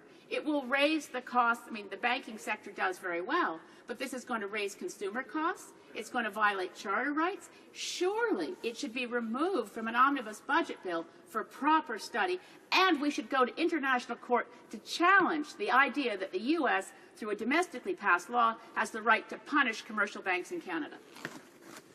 Resuming debate, reprise de débat, the honourable member for Scarborough Rouge River. Thank you, Mr. Speaker. Mr. Speaker, it really is a shame that once again the Conservatives are pushing through yet another omnibus budget bill. Since 2011, the NDP in opposition, we've fought to break down government omnibus budgets brought to this House into manageable legislation. So members have the opportunity to consider and debate the new legislation that's being proposed so we can deliver better results for Canadians. Omnibus bills have had a bad reputation on Parliament Hill for some time now, Mr. Speaker. No one, other than the Conservatives, seemed to really like them. I'd like to share with you some strong words on omnibus bills from a member in the House of Commons from 1995. And I quote, Mr. Speaker, "In the interest of democracy, I ask, how can members represent their constituents on these various areas when they're forced to vote in a block on such legislation and on such concerns? We can agree with some of the measures, but oppose others. How do we express our views and the views of our constituents when the matters are so diverse?" Who said that? End quote.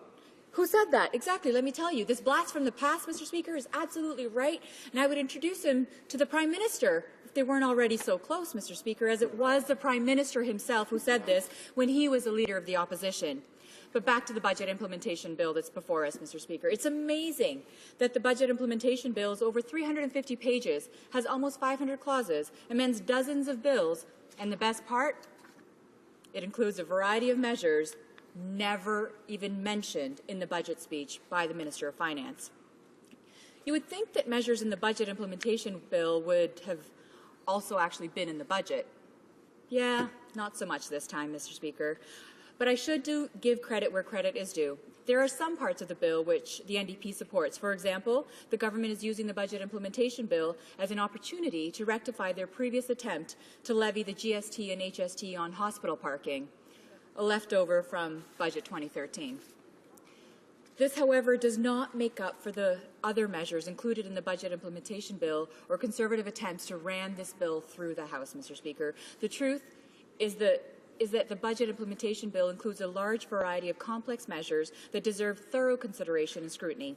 The tabling of such a large and wide-ranging bill in such a short time frame undermines Parliament because it denies individual MPs the ability to thoroughly study the bill and its implications.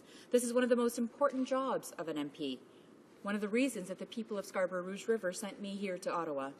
Unfortunately, Mr. Speaker, the budget implementation bill fails to provide solutions for issues that matter to Canadians and to my constituents in Scarborough Rouge River, such as jobs and the economy, immigration and family reunification, safety and retirement, and I'll talk about a few of those today.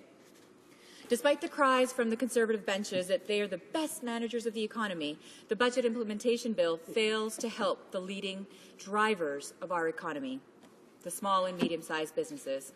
We know that the small and medium-sized businesses provide 70% of new jobs in the Canadian labour market. Unfortunately, the budget implementation bill fails to renew the small business job tax creation tax credit first proposed by the NDP in 2011. When 300,000 Canadians are struggling to find work, wouldn't we want to make it easier for small businesses to hire more workers?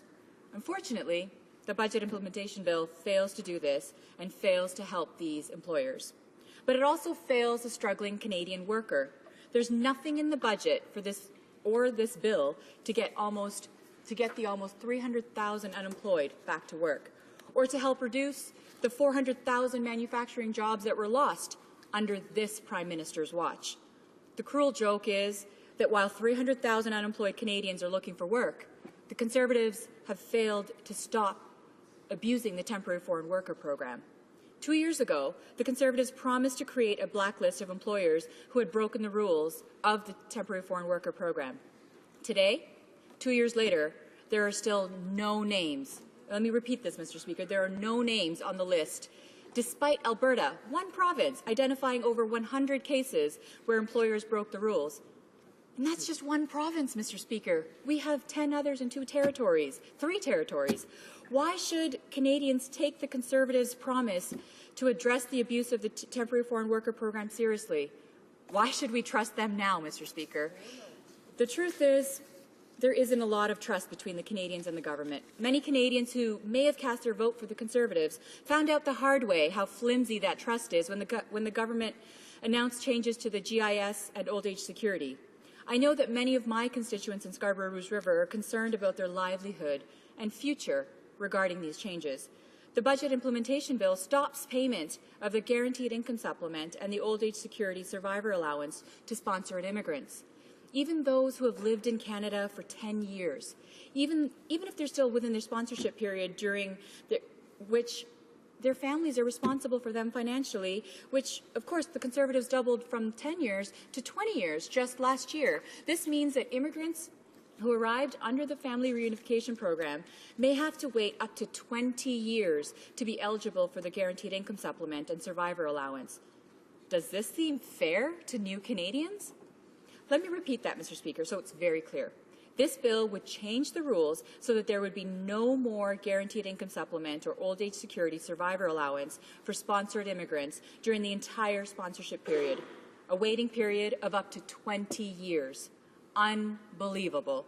Just as unbelievable as yesterday's announcement from the Transportation Safety Board that revealed that Canadian rail companies are not reporting all derailments. My constituents are very concerned about rail safety in our community. Mr. Speaker, Scarborough Rouge River is a populated and dense community. We have trains that run throughout our community and have the large Eastern Toronto rail yard right in the centre of our community.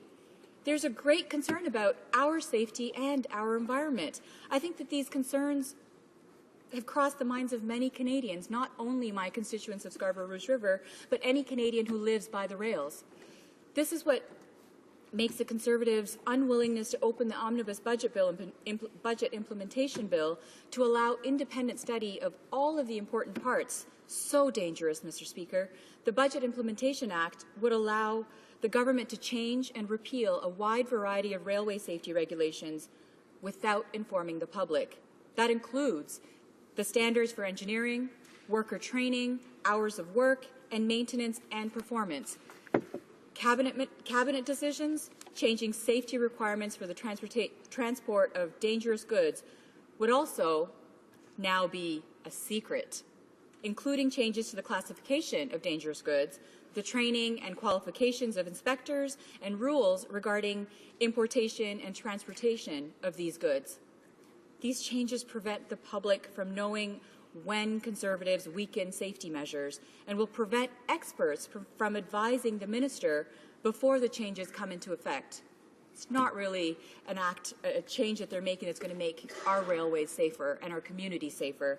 Why are the Conservatives regressing on railway safety, Mr. Speaker, and moving the results of government decisions on railway safety behind closed doors?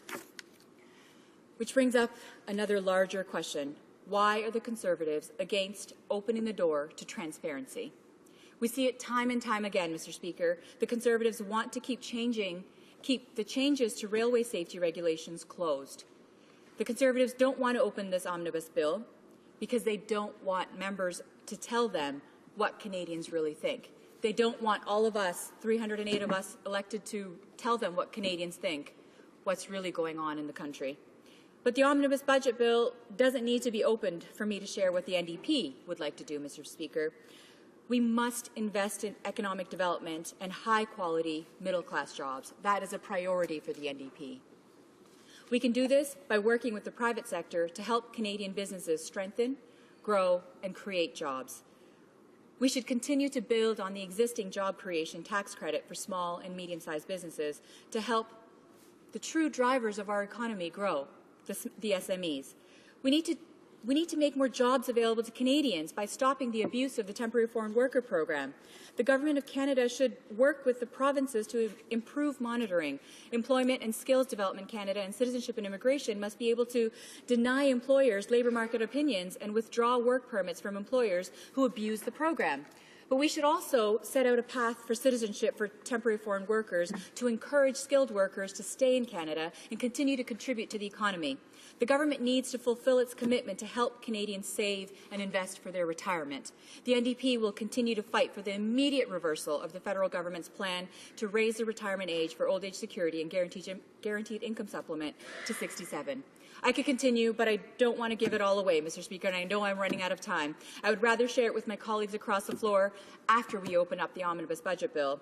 But I fear that the government won't budge, Mr. Speaker. The Conservative government will continue to cry out otherwise, but Canadians recognize that this is just another omnibus budget bill designed to ram through this House hundreds and hundreds of changes with little study, with as little oversight as possible, and that's just not fair, Mr. Speaker. Canadians deserve better, and that's why the NDP is here, to be the real eyes and ears on the ground from Canadians and to hold this government to account, Mr. Speaker. Thank you. Questions and comments? Question come on tide. The Honourable Member, the Honourable Minister of Labour. Thank you very much. I thank my colleague opposite for her speech. There's a number of items that she touched on, but I guess the thing that resonates the most with myself is her lack of attention to focusing on jobs and job creation. Economic Action Plan 2014 focused substantially on job creation. So whether it be the $55 million investment in internships for young Canadians, or whether it be the new apprenticeship opportunity with the apprenticeship scholarship program that is being created by the Government of Canada to support those young Canadians who are most interested in entering into apprenticeships. We know that there is substantive support needed. We're addressing that concern. It's concerning to me that the member opposite does not focus on those opportunities for young Canadians. And I guess I do ask her, these are substantive initiatives, creating jobs and job opportunities, skills training for young Canadians. Why is she not supporting this budget bill with those fabulous opportunities for young Canadians, many of which live in her riding, many of which live in my riding? I'm supporting this budget bill because of those initiatives. Why isn't she? And maybe she could be accountable for that and comment on it here in the House. The honourable member for Scarborough Rouge River. Thank you, Mr. Speaker, and I thank the Minister of Labour for her comments and questions that she put forward. I wish she would actually open up the omnibus budget bill so that we can actually debate it, so that we can actually look at each individual parts of it. Like I mentioned, there are some parts of this budget that we support, the NDP supports, and from day one we've always been supportive of creating jobs and taking care of the high level of unemployment in this country, an extremely higher level of underemployment in this country. We know that a quarter of our university graduates, with an undergraduate degree are severely unemployed or underemployed, and this government has been the one in charge of making that happen. This government has been the one sitting at the driver's seat while we saw a quarter of our university graduates being severely unemployed or underemployed. And why is it that this minister all of a sudden now this Conservative government and this minister cares about the youth in this country and are saying that they're doing something for the young people in this country? Why is it that they sat there and watched as a quarter of our university graduates became unemployed or severely underemployed? I talk to young people in my community every day, and they're hoping that they could actually have jobs in our community. And this government is the one that sat there and watched as they sent jobs out of this country. They're the ones who allowed the temporary foreign worker program to be abused and to have jobs taken away from our young people and our Canadians. And this minister now has the audacity to say that we are not fighting for Canadians and for our young people's jobs. Please, Mr. Speaker, I don't need to repeat myself again. Questions and comments? Question commentaire. The honourable member for Scarborough Southwest. Thank you very much, Mr. Speaker, and I want to thank my colleague for that speech, and certainly segued nicely into what I want to talk about, and that's, of course, young Canadians and students. We've already heard about the crushing unemployment that youth are facing, and now the cancellation of the small business hiring tax credit. But, Mr. Speaker, there's something else that's also happening to young people that hasn't been discussed yet. For some odd reason, the government decided to cancel the $5,000 vehicle exemption that students would get when they apply for student loans. And, Mr. Speaker, this is going to make life much more difficult and education less affordable and accessible for rural and suburban students in particular. And I just want to say, of course, statistics are showing that if you live between 40 and 80 kilometers away from a post-secondary education institute, you are 31% less likely to attend.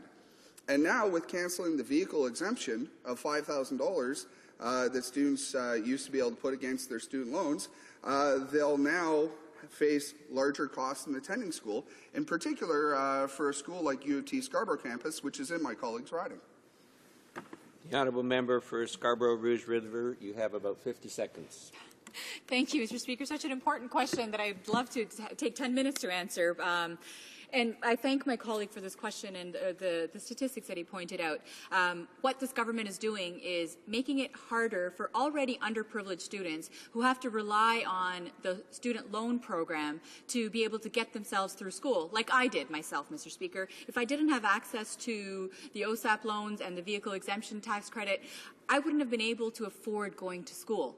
I wouldn't have been able to afford having a university degree, and that's what this government is trying to do. They're trying to make it so that children or youth who grow up in communities or who grow up in families that are not privileged don't go to school. They're trying to make it more difficult for students who grow up in poverty or in situations where education is the key for them to leave that cycle of poverty, that cycle of discrimination, whatever it might be, that this government is making it more difficult for people like me to be able to have an education and serve my community and my country and to get out of the vicious cycle of poverty. And that is not fair. We need to be making sure that we're looking out for all students and all young people in our country, not just the privileged. We need to make sure that it doesn't make sense that they canceled the $5,000 vehicle exemption credit, because rural and suburban communities need to make sure their young people are getting educated as well. Thank you, Mr. Speaker. Resuming debate, reprise de débat, the Honourable Minister of Labour. Well, thank you very much, Mr. Speaker. Je suis très heureuse de voir la question. I'm pleased to have the opportunity today to speak on Economic Action Plan 2014 as Minister of Labour and Minister for the Status of Women. To begin with, Mr. Speaker, before I go at length, is I do take issue with the last comments by the member, whether it be the working income tax benefit or numerous other opportunities for Canadians. Over 1 million Canadians are low-income Canadians. 1 million low-income Canadians no longer actually are even on the tax rolls. So I encourage the member opposite, please look at the facts. The facts are that Canadians that are low-income are actually way better off under this government. The former Minister of Finance did an outstanding job of making sure that they were protected. Now, Canada has weathered the economic storm very well, especially compared to other countries. And since our government introduced Economic Action Plan 2009 to respond to the global recession, Canada has not only recovered all of its output and all of the jobs lost during the recession, it exceeded pre-recession levels. Over the last 4 years, employment has increased by over 1 million and now approximately 590,000 above its pre-recession peak, giving Canada the strongest job growth record among G7 countries over the recovery. Our economic performance has not gone unrecognized. Both the International Monetary Fund and the Organization of Economic Cooperation and Development expect Canada to be among the strongest growing economies in the G7 over the years to come. And for the 6th year in a row, the World Economic Forum rated Canada's banking system as the world's soundest, and 3 credit major rating systems and agencies have reaffirmed our top ratings for Canada, and it's expected that Canada will maintain its AAA rating in the year ahead. Even before the global crisis, our government moved to lower taxes, reduce red tape, and promote trade and innovation. That said, there is still work to be done, and that is why Economic Action Plan 2014 continues our focus on the drivers of growth and job creation, innovation, investment, education, skills, and communities. It marks the next chapter in our economic plan and leads us to a balanced budget by 2015. And our plan and leads us to a balanced budget by 2015. And our plan also includes a number of initiatives to support Canadian individuals and families, Canadian students, and single parents. We've introduced the new Canada Loan Program that provides apprentices and red seal trades over $100 million in interest-free loans. We're further supporting young Canadians entering the economy by investing $55 million to create paid internships for recent graduates in small and medium-sized businesses. And we're helping older workers get back to work by investing $75 million in the targeted initiative for older workers to support older workers to participate in the job market. There are also a number of initiatives in Economic Action Plan 2014 that pertain directly to my responsibilities as Minister of Status of Women, whether it be the increase in support of Status of Women for a mentorship program for women entrepreneurs, proposing that over the next number of months, the Minister of Status of Women will consult on a number of women entering into, succeeding, and participating in business, or our additional $40 million in Canada's Accelerator and Incubator program to help entrepreneurs create new companies, realizing their potential and their ideas, investing in mentoring and other resources to make sure they're successful in creating jobs. There's also a number of initiatives in the budget that will help address violence against women and girls, including Indigenous women and girls, by promoting justice and protection of the most vulnerable in our communities.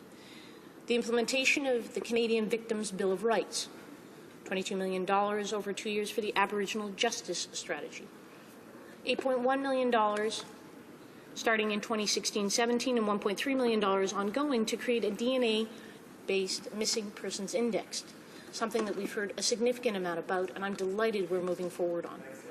And an additional $25 million to renew our efforts directly in addressing the issue of murdered and missing Aboriginal women. As the honourable members will recall, the Helping Families in Need Act passed in this House last year, providing support for parents of critically ill children. It also supports parents of children that are missing or have been killed as a result of a crime, one of the most terrifying and difficult experiences a parent may go through. As the previous Minister of Finance stated in his February budget, we are now enhancing our support for families by making access to sickness benefits through the Employment Insurance Program more flexible for those receiving and those parents with critically ill children or compassionate care needs, building on the enhancements of those receiving parental benefits introduced in the Helping Families in Need Act. For parents, this legislation means that they will benefit from temporary income support while caring for their critically ill child. For employers, it means retaining valuable employees who otherwise may have given up their jobs to take care of their child. As a practicing physician, I can attest to the fact that one of the most important components of making sure that a child becomes well is making sure their parent is with them. And as a government, we need to do all we can to support these families in that absolutely critical time, in that time of crisis. This means that a couple of those children who was diagnosed with a life-threatening illness, their parents will be eligible for the 35 weeks of critically ill benefits and are entitled and may actually see more weeks than they had before. To ensure that leave provisions, though, match the compassionate care leave and leave related to critical illnesses, we have that are fully engaged in the employment insurance provisions, the Canada Labour Code will also be amended. The Federal Income Support for Parents of Murdered and Missing Children's Grant allows recipients to interrupt these payments and get access to employment insurance sickness benefits as well. Currently, however, the Canada Labour Code does not explicitly provide job protection to federally regulated employees under these circumstances. These amendments will ensure that the code is fully aligned with that grant, allowing Canadian parents to grieve, to search for their child, or to be with their child if they're critically ill. Other consequential changes are also being put in place to be consistent with the application of the code. And all these amendments will come into force the same day as the related amendments to the Employment Insurance Act. This adjustment in the Helping Families in Need legislation is just the latest in a number of initiatives taken by the government to help Canadian parents balance work life and family responsibilities. And in this case, in one of the most important roles they have, caring for their child. Mr. Speaker, this government has earned a strong and well-deserved reputation for wise economic management. In the lead-up to the global recession, we paid down over $37 billion in debt, and unlike other countries, when hard times came, Canada had the leeway and flexibility to navigate through economic and financial storms that arose outside our borders. Canada's deficit has been reduced by two-thirds since 2009. This puts us well on our way towards our goal of budget surplus of over $6 billion in 2015, even after taking into account the $3 billion annual adjustment of risk.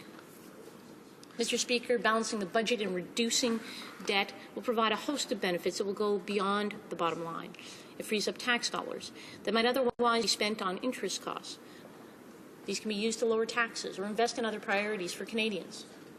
Ces mesures renforceront la capacité de notre pays de These measures will strengthen our country's ability to respond to longer-term challenges, such as population aging and unexpected global economic shocks. Strengthen our country's ability to respond to long-term challenges, such as the aging population and unexpected global shocks.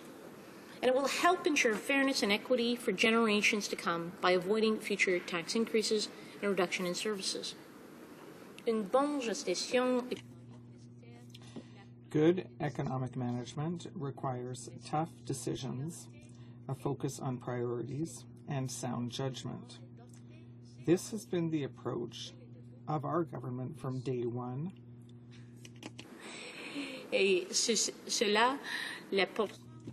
And it continues in Economic Action Plan 2014. I sincerely hope that all honourable members will join us in giving this budget their full support. Thank you very much. Merci. Questions et commentaires. L'honorable député. Questions and comments. The honourable member for La Salle-et-Mar. Thank you, Mr. Speaker. I'd like to thank the Minister of Labour and Status of Women for her speech. She talked about the measures that the Conservative government is putting in place, but the reality is that in my riding, things are very different. Many elderly women who live alone often have very few means. They have pensions that were not indexed and therefore have stagnated for many years. Pensions and very vulnerable income, whereas housing costs and the costs of assistive devices are increasing. So I would like to ask the Minister, as Minister for Status of Women, what measures the government has in place for these women who are elderly and whose pension income has stagnated for many years, and which this government insists on not increasing. Thank you very much. I thank the member opposite for her question. One item, just to reiterate what's happened in previous economic action plans, is the government's most substantive investment, in fact, over the most substantive investment in 25 years of augmenting the GIS and the OIS, making sure that those low-income senior Canadians are provided the opportunity to be better supported. With respect to this budget in particular, Economic Action Plan 2014, there are a number of items, and particularly on the medical care side, that I think many of your constituents would have great benefit from. One in particular, the expanded tax relief under the medical expenses tax credit, making sure that the costs associated with many of the items, I know many elderly individuals, in my capacity as a physician, have diabetes, making sure that those items receive the tax credit, and also removing the GST, HST in many jurisdictions on many health products and care. These are issues that are top of mind for older Canadians. I recognize that the aging population has health care needs, and these are two specific initiatives that address those concerns. Questions and comments. The honourable member for Dauphin, Swan River, Marquette. Thank you, Mr. Speaker. My question to the Minister relates to investments that our government is making in Canada's youth, and providing Canada's youth with opportunities, information and education is vital to the success of our country. And Economic Action Plan 2014 made a number of key investments to ensure that today's youth have the skills they need to get the jobs of today and tomorrow. Programs such as the Canada Apprentice Loan, the internships for young Canadians, simplifying the Canada Student Loan Program, helping young entrepreneurs, promoting healthier lifestyles, and on and on. It's just a terrific list of programs. Can the Minister explain to the House how these significant investments will create employment opportunities for young Canadians? The Honourable Minister of Labour. Well, I thank the member from Dauphin for his question. Similar to myself, he actually has a rural riding. And I know in my riding in Simcoe Grey, whether it be in Collingwood, Wasaga Beach, or Elmvale, the issue of making sure that young apprentices are supported is top of mind.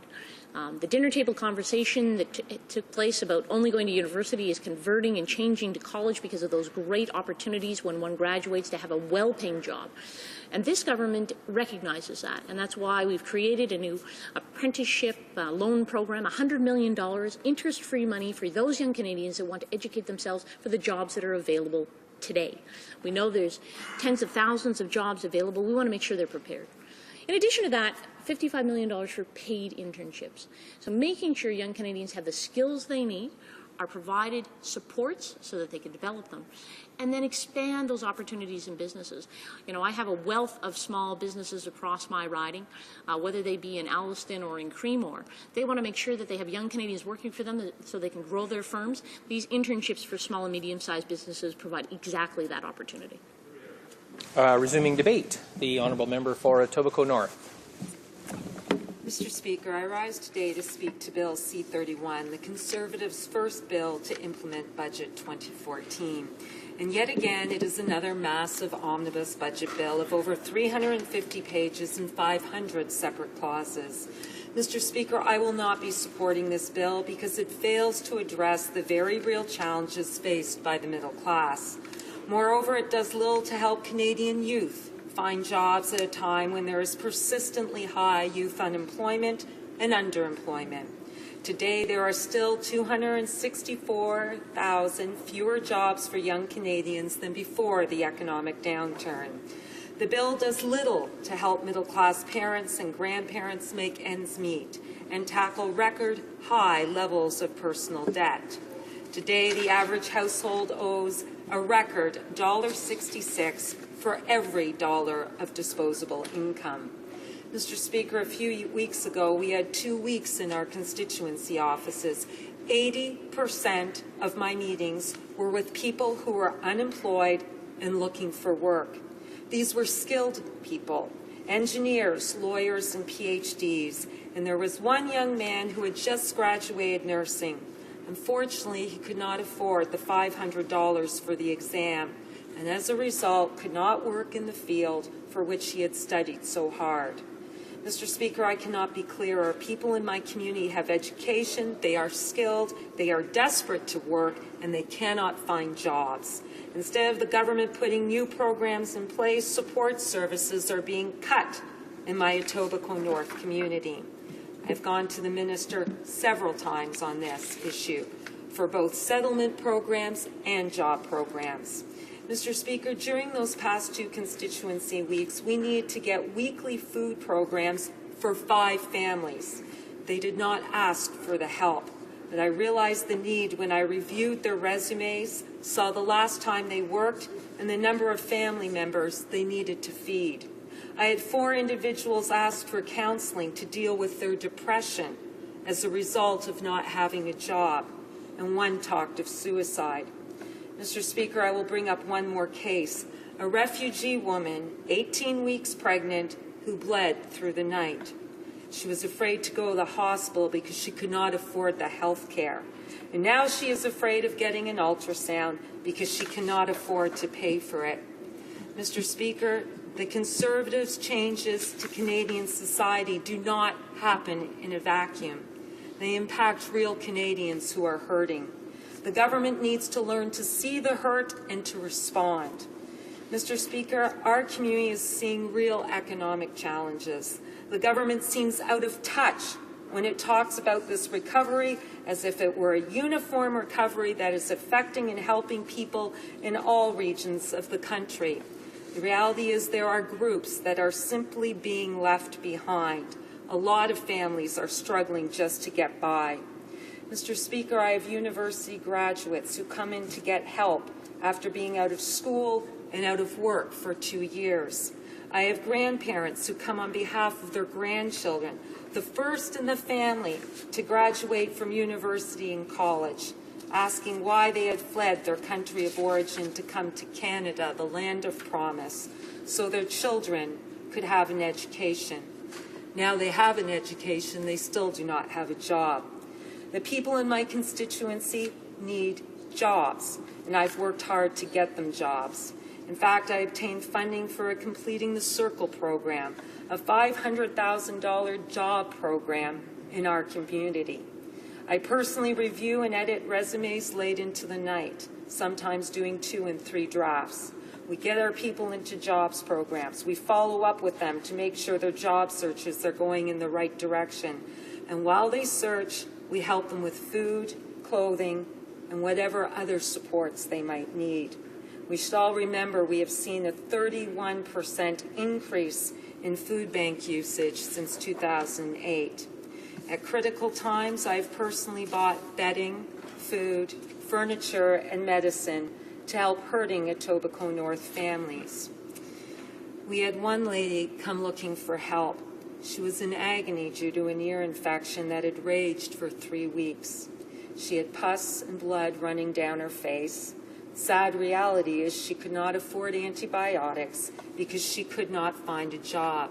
I have MS patients who can't take their drugs because they cannot work. How many more stories are there like theirs? Mr. Speaker, what I was looking for in the budget implementation bill, first and foremost, was real help for the people of Etobicoke North for jobs. Instead, we have over 350 pages with 500 separate clauses. Once again, my constituents are saddened by the fact that this is an omnibus bill with multiple sections that deserve full and proper hearings in committee and full parliamentary scrutiny. Bill C-31 includes numerous measures that do not belong in a budget implementation bill. For example, rules about food safety, hazardous products, rail safety, and even the number of federal judges. The bill continues the Conservatives' battle against openness and transparency by weakening requirements to consult and inform Canadians about safety regulations and user fees. Mr. Speaker, these changes have nothing to do with the budget implementation bill and are meant only to limit debate on important issues to Canadians. The Conservatives chose this anti-democratic route in order to adopt the bill's measures quickly and to avoid having them reviewed by Parliament. Mr. Speaker, the Conservatives have repeatedly abused Parliament by ramming through outrageous omnibus bills. For example, a few years ago, the government introduced an 880-page omnibus bill, a grab bag of bills that the government wanted to pass quickly. In fact, it was half the entire workload of Parliament from the previous year. As a result, the government was severely condemned for turning the legislative process into a farce. More recently, the government introduced Bill C-38, the 400-plus page omnibus budget implementation bill. Through the bill, the government sprung sweeping changes on our country, affecting everything from employment insurance, environmental protection, immigration, and old age security. None of these changes were in the Conservative platform. They were rushed into law by, and I quote, an arrogant majority government that's in a hurry to impose its agenda on the country, end of quote. Mr. Speaker, the government's actions reek of hypocrisy. In the 1990s, the Right Honourable Member for Calgary Southwest criticized omnibus legislation, suggesting that the subject matter of such bills is so diverse that a single vote on the content would put members in conflict with their own principles, and that dividing the bill into several components would allow members to represent the views of their constituents on each part of the bill. The Right Honourable Member is now using the very tactics he once denounced. It is a shame that he changed his tune when he was elected to the highest office in the land. Mr. Speaker, one newspaper previously stated that omnibus bills are, and I quote, a political sleight of hand and message control, and it appears to be an accelerating trend. These shabby tactics keep Parliament in the dark, swamp MPs with so much legislation that they can't absorb it all, and hobble scrutiny. This is not good, accountable, transparent government, end of quote. Mr. Speaker, in this omnibus budget implementation bill, Bill C-31, parliamentarians are being asked to consider measures including compassionate leave, expansion of the adoption expense tax credit, medical expense tax credits, and sickness benefits. We would actually be supportive of these measures as individual measures. But unfortunately, these positive measures are being lumped together with some very unreasonable, harmful, and regressive measures that we cannot support. Mr. Speaker, like the omnibus bills before it, C-31 includes corrections to mistakes in previous budget bills. Mr. Speaker, for the people of Etobicoke North and for young people across Canada, Bill C-31 offers very little. My constituents and Canadians need better, and they deserve better. Thank you, Mr. Speaker. Questions and comments? The Honourable Member for La Salle-Mont. Thank you very much, Mr. Speaker, and I'd like to thank my colleague for her speech. We have the opportunity to sit together on the Standing Committee for the Status of Women, and so I know how conscientious she is at studying her files. I would like to ask her what the disastrous consequences are of these successive omnibus budget bills, especially on the women of Canada, on the economic situation of women in Canada, and how this situation has deteriorated over the years, either through cuts to direct services to Canadians or through the development of vulnerable and poorly paid jobs, which are often given to women. So perhaps she could expand a bit on that. Member for Etobicoke North. I'd like to thank my honourable colleague for the question. It is a pleasure to work with her on committee. There have been tremendous cuts to women's groups, to status of women, a huge reduction in the service centres. I mean, we could be tackling the major issues affecting women, violence against women. We absolutely need a national action plan to end the violence. We need an inquiry into missing and murdered Aboriginal women. We need to tackle pay equity. It is unconscionable that women in Canada earn 81 cents for every dollar a man earns. And there was a 2005 study by the Royal Bank of Canada saying that we're losing $156 billion annually because of the pay equity gap. Questions and comments? L'honorable député de La Salle-et-Mont. The honourable member for La Salle-et-Mont. Thank you, Mr. Speaker. I would like to ask my colleague to speak a bit to how this type of budget, this type of omnibus bill,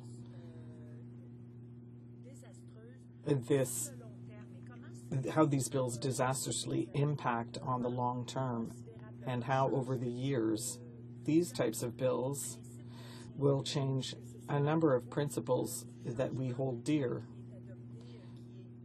such as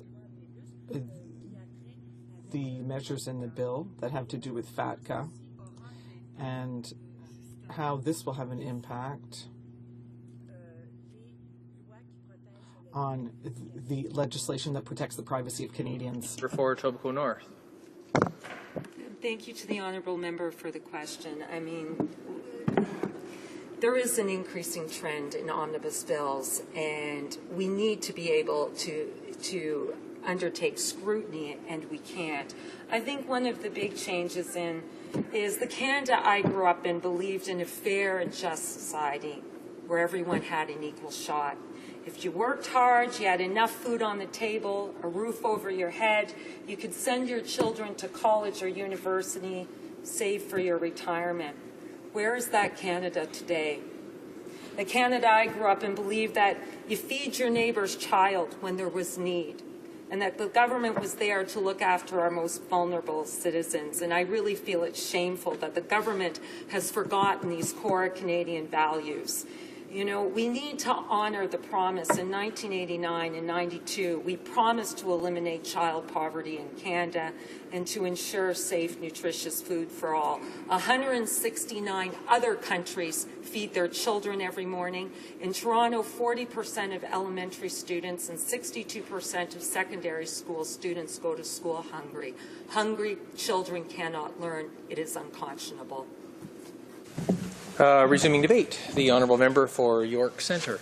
Well, merci, Monsieur le Président. Thank you, Mr. Speaker. It gives me great pride today to rise here in my place to lend my voice of support for Bill C-31, an act to implement certain provisions of the federal budget, which was brought down on February the 11th of 2014 here in this House.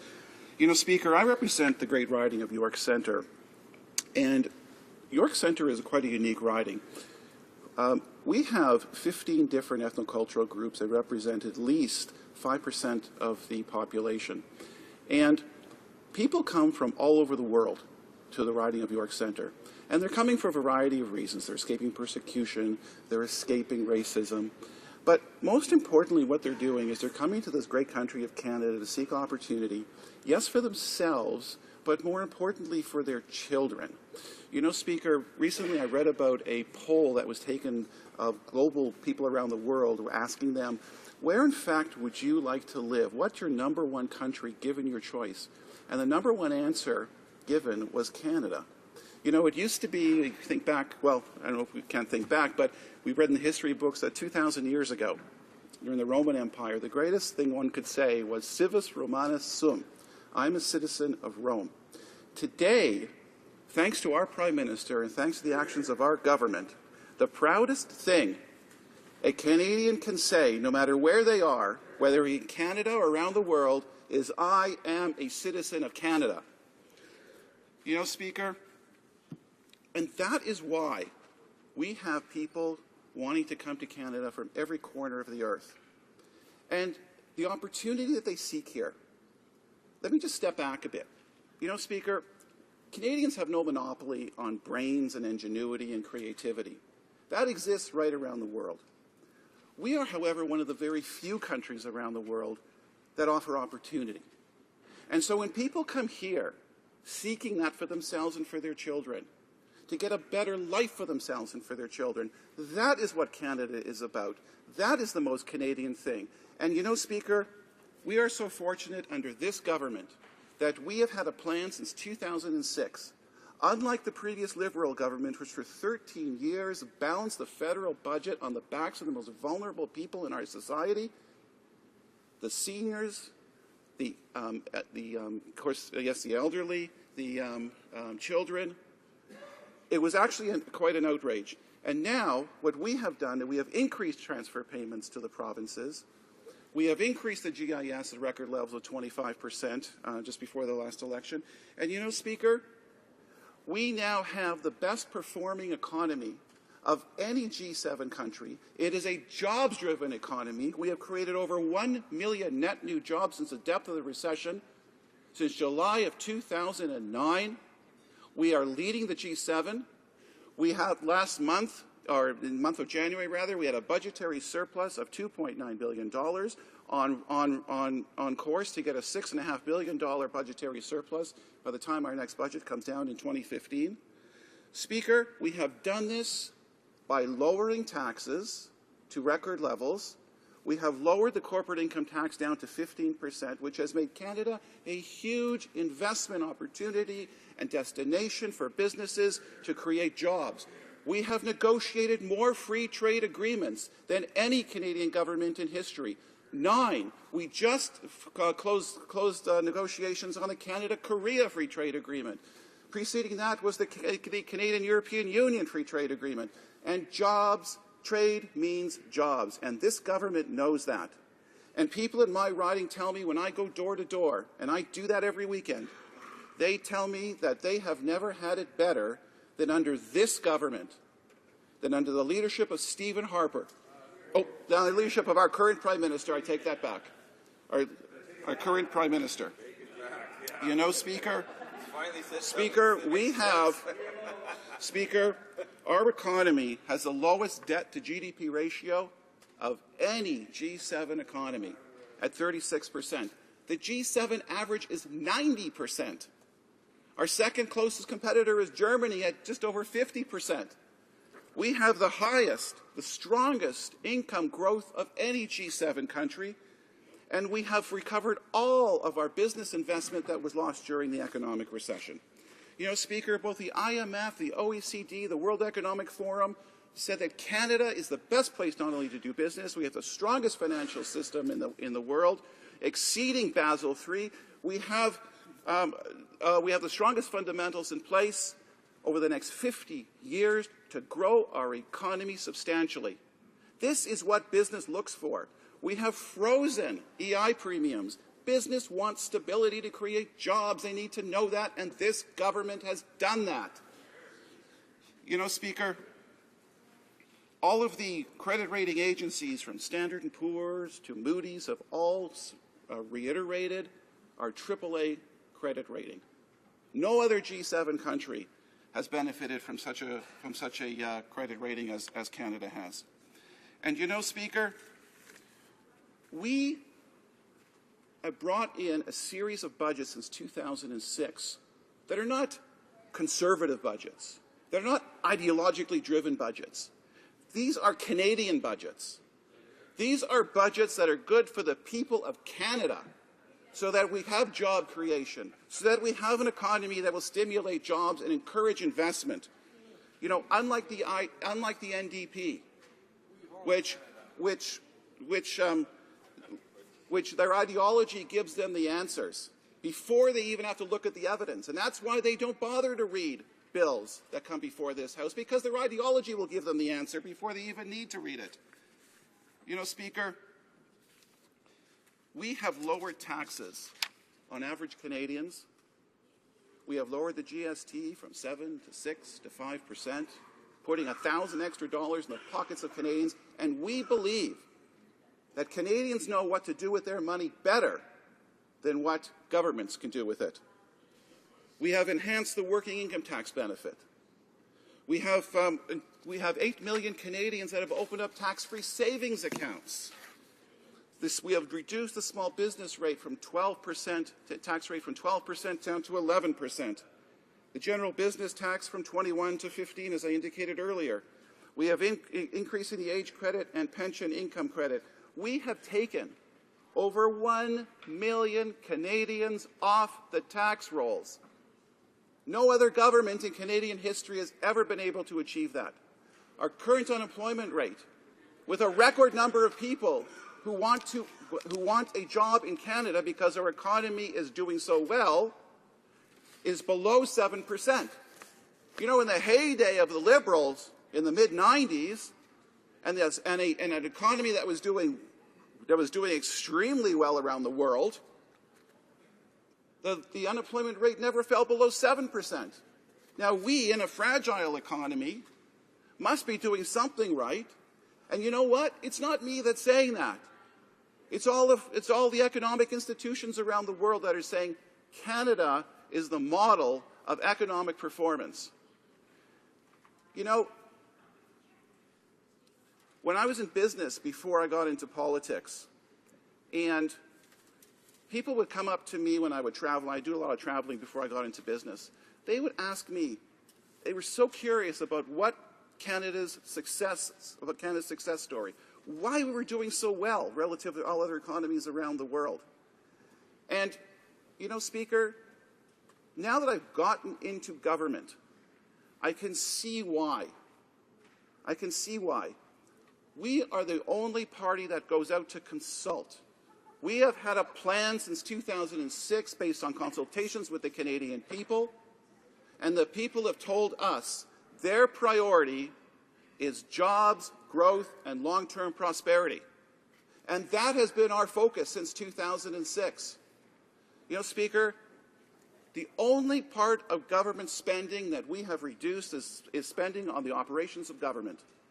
We have not reduced transfer payments to either people or to other governments. We have reduced the spending that we do on government operations, and that is saving the taxpayers of Canada money. The first thing we did when we got into government in 2006, and this put us in well-positioned to weather the economic storm that was coming, in 2006 we began to pay down the national debt by $37 billion, and that gave us the latitude in later years when the economic recession hit to have that maneuverability to run a short-term deficit. And that short-term deficit, because of our government policies of job creation, of lower taxes, we are now going to have a $6.5 billion budgetary surplus, the only G7 country to have a surplus in 2015. Thank you, Speaker.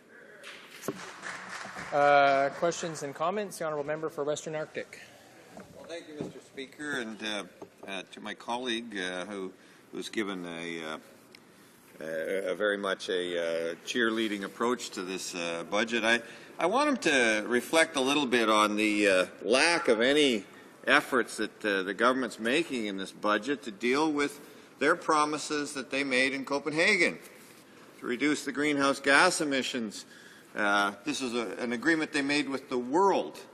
This is an agreement that may have some impacts on the Canadian economy, but it could possibly have some very positive impacts on the development of green technology, on the efforts that we can make to live up to our international obligations and to create an industry that Canadians can feel proud of. Right now, Mr. Speaker, this budget offers up probably $800 per Canadian subsidy to the oil industries, not to the kinds of efforts that we need in this country to move ourselves in a positive direction in this world. How can we hold our heads up in the international context when we simply do not live up to our international obligations? The Honourable Member for York Centre.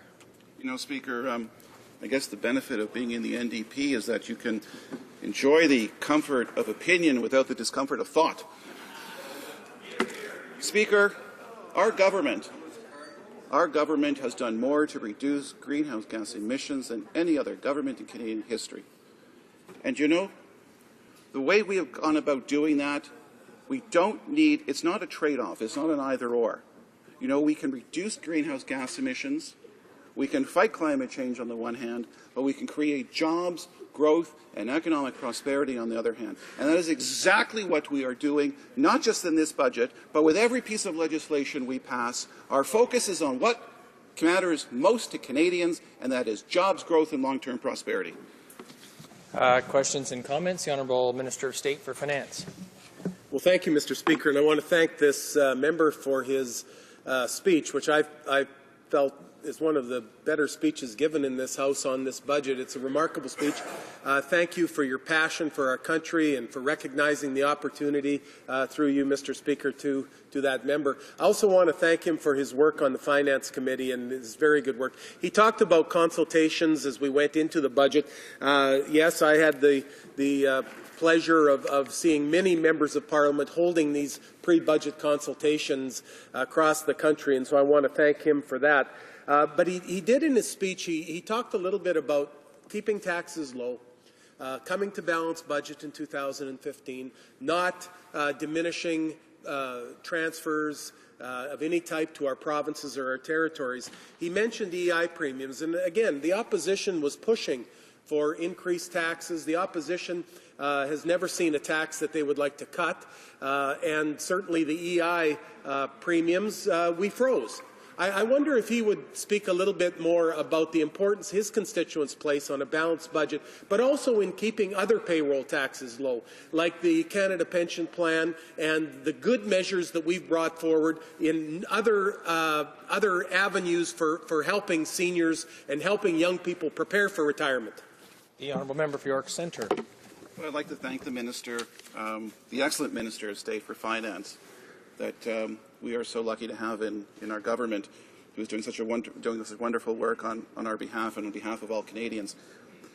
You know, Speaker, the Minister spoke about taxes, and it's clear that our government is on record of leading a job recovery and economic recovery based on lower taxes.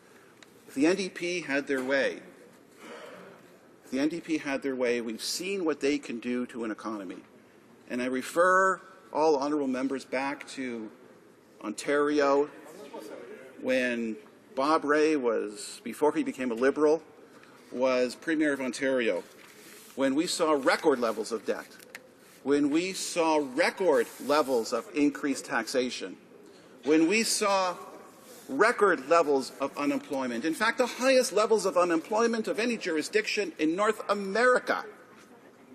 And now, the NDP, what they want to have us do is bring what they did in Ontario, they want to bring it to Canada.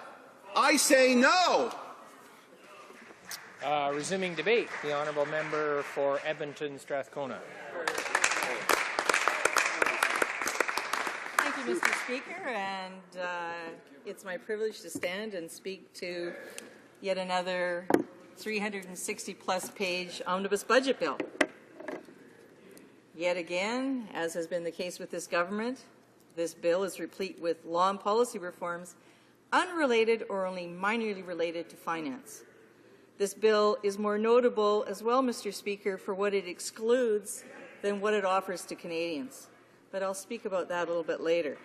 Once again, it incorporates a myriad of legislative reforms belonging more appropriately in a true, open, transparent, and democratic system under separate standalone bills or policy initiatives, with adequate opportunity for scrutiny and debate, not just by duly elected members of Parliament, but by Canadians themselves who may be impacted by these measures, and with referral to the appropriate committee to study those matters. Mr. Speaker, it's regrettable that this government continues to table the type of budget implementation bill that they do. There are some supportable measures in this bill, but they just cannot resist putting in poison pills that my constituents absolutely cannot support. So to mention, Mr. Speaker, I would credit action on a number of matters which many have called for action on. One includes extending to 10 years the carry-forward period for specified donations of ecologically sensitive lands. Commendable measure. Expanding the category of persons who may claim medical expenses to those suffering severely from diabetes. Very important, particularly our Aboriginal community are suffering immeasurably from that disease. It would be nice if the government also put in place measures so that they could afford healthy foods and help to address the symptoms and the cause of diabetes. Finally, this government is responding to a call by the Alberta Attorney General and myself to increase the number of appointments to the Court of Queen's Bench in Alberta. Delighted that they have finally responded to that request, which is many years outstanding. Pleased that they're extending at least a modicum of limited category of veterans' benefits, although still begrudging veterans the benefits they deserve in the period 2006 to 2013. So it would have been nice if the government had actually moved forward and actually stopped the clawback and actually reimbursed and rewarded our veterans for the time served. In addition, interest-free loans for apprenticeship training are most likely welcomed. Regrettably, nothing, absolutely nothing in this budget to actually trigger action by employers to actually offer more apprenticeships. So nice that there'll be money that you can borrow to participate in apprenticeship, but we still have this long-standing failure by the corporations, particularly the major corporations of this country, in actually making available apprenticeships.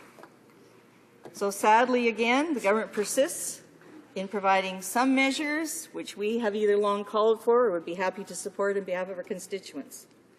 But there are far more matters of concern that are legislative in nature in this bill. For example, Mr. Speaker, the FATCA. This implements the Canada-U.S. Intergovernmental Agreement on Foreign Account Tax Compliance Act, or FATCA.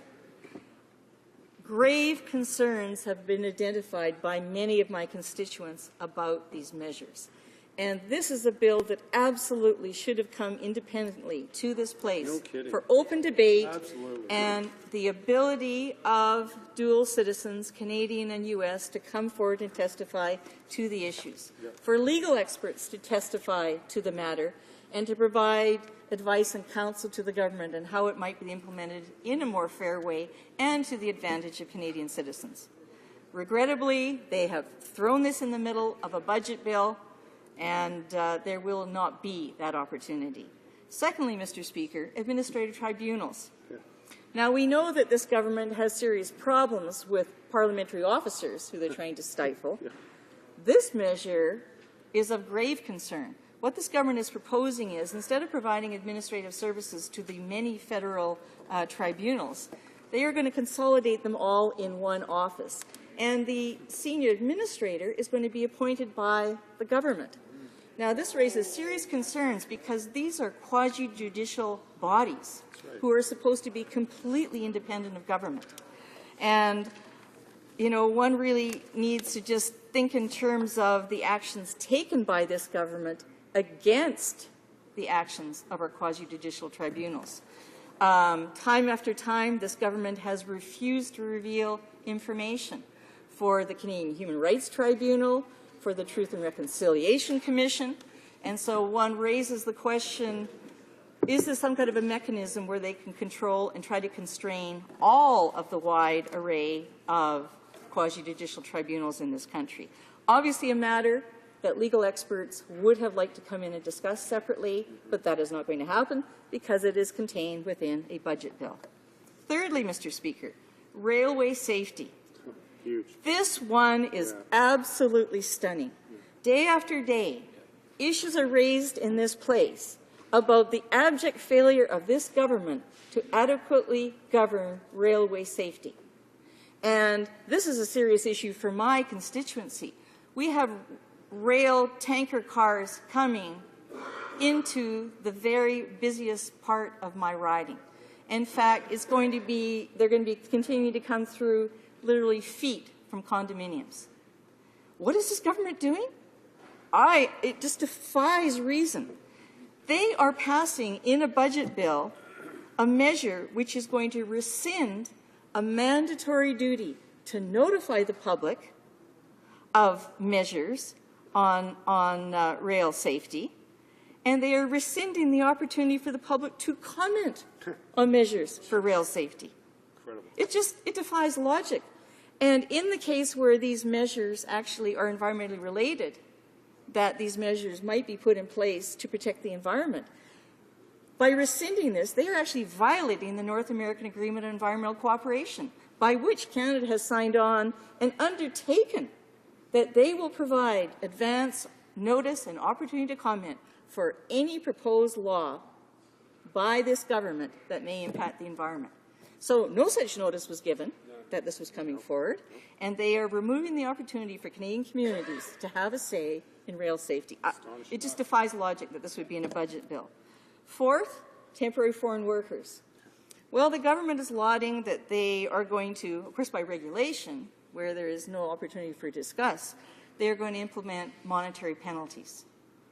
This is the government that, until there was pressure, did not even inform Canadians of corporations that are breaking the law on bringing in temporary foreign workers only because of pressure. They finally, this weekend, posted some of those names. We're talking about major corporations who may be breaking the law regulating temporary foreign workers, and they're going to issue a monetary penalty. They're not even asserting the powers they have right now, which is to yank the permit to bring in temporary foreign workers. So we look forward to the explanation by the government why this would be in a budget bill. You know, obviously monetary penalties might be arguable. Normally these are brought forward in an amendment to the relevant statute. Mr. Speaker, finally I'd like to speak to what is not in Bill C-31. Well, what is not in C-31 is any measure to support the renewal of the small business job creation tax credit, which would definitely help small startup energy efficiency, energy retrofit, or clean energy firms. And there were a number of such entities all excited to get going in my city and in my riding. Youths who were interested in going around and meeting the seniors in their homes, give them an affordable audit, and then refer them to people who could energy retrofit their homes. Not there. Not interested in helping people reduce their energy use and save money. Absolutely no renewal of the Eco-Energy Home Retrofit Program, which was one of the most all-time popular programs, oversubscribed. Oh, too popular. Let's get rid of it. Total absence of any measures, fiscal or otherwise, to address Canada's growing greenhouse gas emissions, despite the fact 81% of Canadians believe there's solid evidence of climate change, 84% want Canada to show leadership. Of course, I guess the problem is this government is supported by the 30% that don't believe in climate change. So I look forward in questions to share more information, including zero measures to get major corporations to invest the dead money into alternative energy in Canada. Questions and comments? Question et commentaire. L'honorable député de La Salle. The Honourable Member for La Salle-Mar. Thank you very much, Mr. Speaker. I'd like to sincerely thank my colleague for Edmonton Strathcona for a speech that has really painted a picture of the situation in an eloquent way, but she also shows how this budget and its omnibus nature is a real problem. There will be unintended consequences, probably, in the future. Because I know she's familiar with this area, I'd like her to discuss the environmental consequences of what's missing in this budget, as she alluded to in her conclusion. Strathcona. Thank you, Mr. Speaker, and I'd like to thank the Honourable Member for her question and her contribution to her constituency. I know she's a dedicated hard worker. Clearly, there is a major missing piece in this budget. There's been a major missing piece, Mr. Speaker, from all of the budgets this government has been bringing forward. This government espouses responsible resource development. They espouse that they support the principle of sustainable development. And yet they put zero attention to that in a single budget bill in this place. Why is that important, Mr. Speaker? Well, my colleague says that's an issue of concern about the environment. It's actually a serious economic issue going into the future. While the rest of the world is shifting over their investment to renewable power and energy efficiency, because frankly, in some jurisdictions like Iceland, even in China, if they invest in energy efficiency in their own jurisdiction, they're free to export and get the export value of those products. Not the case in this country. We're simply not seeing any measures come forward whatsoever to either reduce the power bills for Canadians, nor are we seeing any kind of investment in jobs for the future for young Canadians in their community. Questions and comments? The Honourable Minister of State for Foreign Affairs. Mr. Speaker, the Trans-Canada Pipelines Limited's 4,500-kilometre Energy East pipeline project would carry 1.1 million barrels of crude oil per day from Alberta and Saskatchewan to refineries in eastern Canada. And according to Trans-Canada Pipeline Limited, the project is expected to add $35 billion to Canada's gross domestic product over 40 years and will create 10,000 jobs. Would the member agree that it is important for us to have the laws in place as we are putting in place to have responsible development of our resources so that we can indeed have an economy and yet protect the environment? And that is why we do have the regulations in the bill that she says that we have not. The Honourable Member for Edmonton Strathcona. Thank you, Mr. Speaker. Well, Mr. Speaker, I'm less speechless because I don't see those provisions. In previous budget bills, yes, they have downgraded the National Energy Board process. And so, in fact, we don't have the processes, we don't have the mechanisms, in fact, to have a full-fledged review. It's regrettable because of the downgrading of that process. They have probably severely prejudiced their other pipeline projects, particularly the Gateway project. No, indeed, I do not see the measures in there to ensure. In fact, I need to remind the Minister that, in fact, it is raw bitumen that is being sent in all directions out of Alberta, not crude oil. And, in fact, it would be nice to see the measures that are going to incent the upgrading and refining within Western Canada or also in the rest of Canada. Resuming debate, the Honourable Member for Saskatoon-Humboldt. Thank you, Mr. Speaker. Little else is requisite to carry a state to the highest degree of opulence from lowest barbarism, but peace, easy taxes, and tolerable administration of justice, all the rest being brought by the natural course of things. So said Adam Smith, the Scottish economist. Or to put it in a way that I think many Canadians who know their history would understand, peace, order, and good government. That, Mr. Speaker, is the basis of what we do here in this place. That is what we seek to do with all legislation.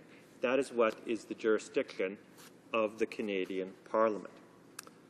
Listening to the debate going on today talking about the Budget Implementation Act, about the Economic Action Plan of the Government of Canada, I heard some honourable members talk about they didn't quite recognize the Canada that they grew up in this budget, in this government's economic action plan.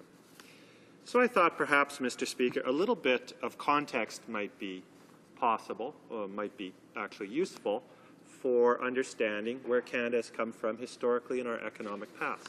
What is Canada's historic approach to dealing with economic issues? What has what in the past has impacted us that affects us in this economic legislation?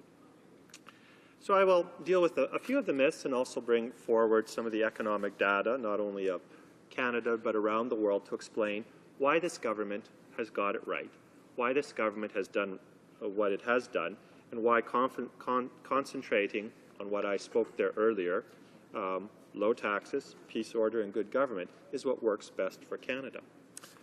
What many Canadians often do not understand or do not necessarily remember is one of Canada's primary original economic strategies was, get this, low taxes. I know that may be difficult for some members of the opposition to understand, growing up thinking that the Trudeau era was the norm for Canadian economic policy, but in the early part of Canada's history, one of the absolutely basic strategies of attracting immigrants, investment, etc. to Canada was not having income tax. We know that Prime Minister Borden introduced income tax during the First World War to pay for the expense of the war. But what is often forgotten is that the Conservatives of that area were, and for that matter the Liberals until the era of Laurier, where they began to think about it, were opposed to income tax. And one of the reasons they were opposed to was because they knew it would attract talent to Canada. Immigration from Great Britain and the United States in specific is what they were looking for. And of course, keeping low taxes lower than the United States, was important to this strategy, because with the opportunities in the United States, immigrants had a choice between the two countries. So Canada was built very much on this concept of a low tax, solid currency, low administration, low regulatory approach to governance, something that is often forgotten in debates nowadays when we start to think and reference back to the mid-1970s as the basis for beginning our economic history of Canada.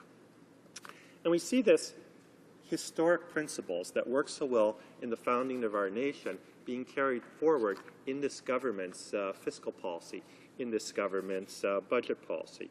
And let's look at a few of these things historically which the government has done.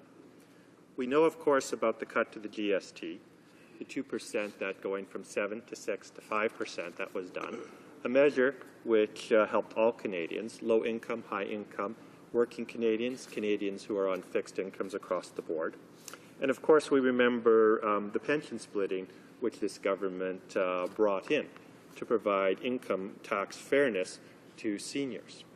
And if I may digress here for a moment, Mr. Speaker, there's been some debate in the public about one of the upcoming provisions for one of the next budgets, and that's the expanding of income splitting to families, particularly to families with children under the age of 18. And one of the criticisms that has been brought about this policy to criticize the government for wanting to bring it forward is that it gives tax cuts to people who make a fair bit of money, i.e. it gives tax cuts to people who pay taxes. I have news, Mr. Speaker. Unless you pay taxes, you cannot have your taxes cut. And we want Canadians to pay taxes because that's how we get our services provided for in this country. So it is very good to have taxes cut. And for those who are most discriminated against under the current tax system, yes, they will receive benefit, the most benefit, under this tax provision. Just as people who had pensions were the ones most likely to benefit from the change in the pension splitting provisions. So it should be remembered that this income splitting is not only good economic policy, but is good social policy because it enhances the fairness of the tax system. One of the most important things that this government has done is trying to bring down the debt, the deficit in particular, in these last few years and get control of the debt. Canadians may not remember this, but prior to about 1975, Canadian debt tended to grow by 5 to 10% a year. And only in 1975 did our debt really begin to accelerate till a slightly over a decade-long acceleration where Canadian debt began to grow 20% per year. It took many years after the follies of the Pierre Trudeau administration, many years after that, for us to begin to get a grip on our financial house here in Canada. And that's one reason why I approached the government's specific strategy of trying to get the deficit down to zero so that then we can begin to repay the debt that we have built up. Because all government spending is taxes. The question, however, is it present taxes or is it future taxes with interest tacked on? And that's why I feel it is important for all present parliaments to do what they can to try to keep Canada's debt load low and to try to eliminate the deficit. Now, eras like World War I, World War II, there are situations where it's understandable to run a deficit. But that is one of the most important things to note. And we've looked at the government's success here in cutting taxes. Opposition critics are often fond of criticizing the cuts in corporate taxes. But what they sometimes fail to note is the share of corporate taxes presently tends to be almost identical as a share of the GDP as what it was when we had higher corporate taxes. And that for people not understanding economics may seem a little bit strange, but we need to understand corporate taxes are merely one stage of the tax process. The profit for a corporation will eventually be taxed again at other levels later on. And what corporations do when they see tax rates go up, they reallocate capital, they look for better places to invest, they cut back in other areas. And an interesting article I was reading about corporate taxes in the United States was analyzing the effect. It said one of the biggest impacts of raising corporate taxes was wage pressure upon workers. So lowering of the corporate taxes has not hurt government finances and is in fact helps to put positive pressure on workers' salaries. A couple other things I want to give congratulations to the government for. This I found interesting reading notes in preparation for this debate. Departmental spending has gone down in 3 straight years. Mr. Speaker, my congratulations to the Treasury Board Minister and all the ministers who have worked on that. That is incredibly difficult to do. With growth in population, with inflationary pressures, etc., to actually keep departmental spending down 3 straight years is a spectacular achievement. Because, as I said, Mr. Speaker, earlier, all government spending is taxation. The question is whether it is present taxation or whether it is future taxation. And keeping government spending down is one of the most important things here. Now, according to, I have approximately 1 minute left, so let me list a few of the positive things that our government has done. One of the things in particular I think we should continue to push for and continue to emphasize is our trade agreements, Mr. Speaker. Those are one of the absolute best things that we have done in this Parliament, with the European Union, with many countries in Latin America. Increasingly, we are reaching out to Asia. But again, everything I've talked to comes back to those basic points: peace, order, and good government. Keep the taxes low, keep the money sound, keep the administration of government light, and in the end, you will have a prosperous country, a good economy, and happy citizens throughout your country.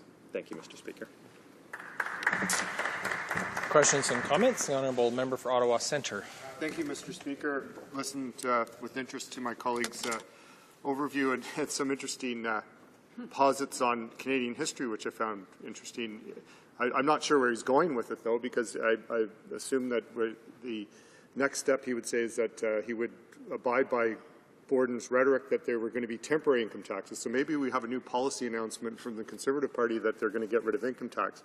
Of course, that replaced the national policy, if I may, which was also hard on the western provinces of the day. So it wasn't always a shiny, happy kind of picture that he's painting. But we can debate history and economics later, and I'd love to do that anytime. On this particular bill that we have in front of us, what I want to ask the member is, would he not agree that that this government has continued this path of putting together budget bills that actually have very little to do with budgets? And would he not agree, like he used to when he was in opposition, that these things should be separated out, the budget bills, and that he was so clear on that we need to be focused on, separate from all these other initiatives, so we can actually have transparency, debate, and parliamentary oversight?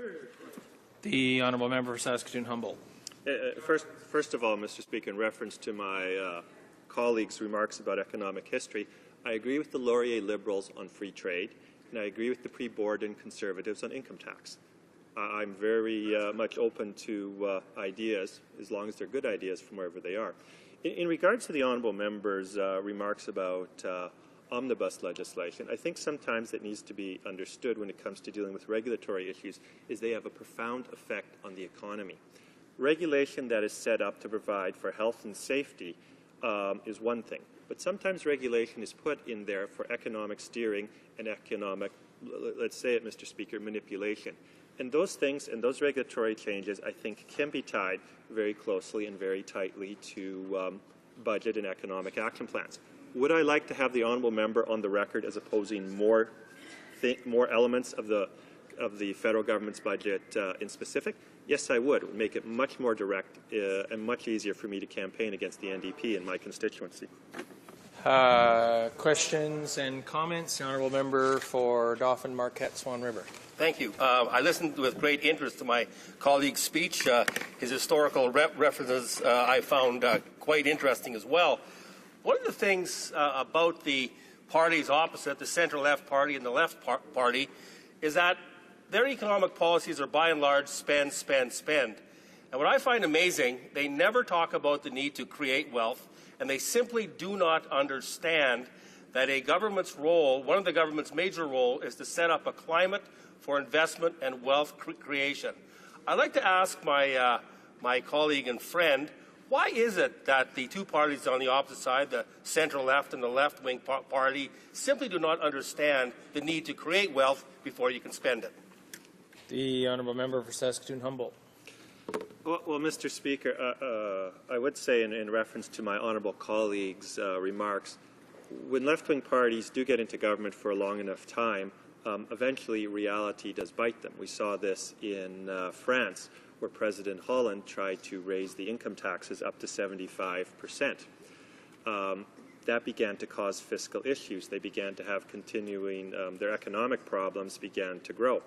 And so now the Socialist Party, the Socialist government in France, is beginning to retrench and pull away because they've seen what every other country in past history has seen. High taxes do not provide for a prosperous society. Low taxes are one, not the only, but one of the fundamental economic freedoms which help to provide for prosperity for all citizens. Reprise de débat. Resuming debate, the Honourable Member for La Salle-et-Marne. Merci, Monsieur le Président. Une autre... Thank you, Mr. Speaker. Another year, another Conservative budget, another mammoth bill, another omnibus bill, another undemocratic piece of legislation, another omnibus mammoth budget bill. Mr. Speaker, another parliamentary season where the Conservatives are presenting us with another brick. Is this a brick that will build the foundations for a prosperous economy? No. Is it a brick that will lay the foundations of an economy based on solidarity? No. Is it a brick that will build the foundations for a democratic economy? No. Is it a brick that will build the foundations for a green economy and reinforce environmental protection? No. Is it a brick that will build the economy of innovation and creativity? No. Mr. Speaker, what we find in this bill, in C-31, is the negation of all that we are and all that Canadians can accomplish. This budget is the negation of everything that Canadians are working toward. A fairer society, a greener society, a society that is more prosperous, where no one is left behind. Mr. Speaker, when I meet with the people in my riding, the people of La Salle-et-Marne, I meet people who work very hard. I travel with them by bus or by the metro. Often they have precarious jobs and have trouble making ends meet. They pay fees of all kinds, and the tax cuts advocated by this government are not important to them because everything else costs them more dearly. When I'm in my riding, I meet with seniors who are also worried. They're worried because their rent is going up, and yet their pension stays the same because of the unreasonable obstinacy of this government. They are worried because they, too, are having trouble making ends meet. I meet with families who work very hard to ensure a promising future for their children, but who have to deal with a heavy debt load and vulnerability. They are worried because they, too, have trouble making ends meet. Mr. Speaker, it is Canadians who are shouldering the burden of the Conservatives' successive and reckless budget measures, and this burden will only get heavier with Bill C-31. Allow me, Mr. Speaker, to read a quote that was published in the magazine The Economist. As finance minister has repeatedly warned of the threat household debt poses to the economy. Yet the previous budget did little to encourage business investment or exports to take the place of consumers in supporting growth. Rather, his focus was on eliminating the federal budget deficit, currently at 1.4% of GDP, low compared to most G7 economies, before the next general election. His plan, which relies on spending restraint and unusually high revenue growth, is seen by many as wishful thinking. The Canadian Centre for Policy Alternatives, in its Alternative Federal Budget 2014, warns the growth that households contributed to the Canadian economy in the past year was entirely financed through household debts.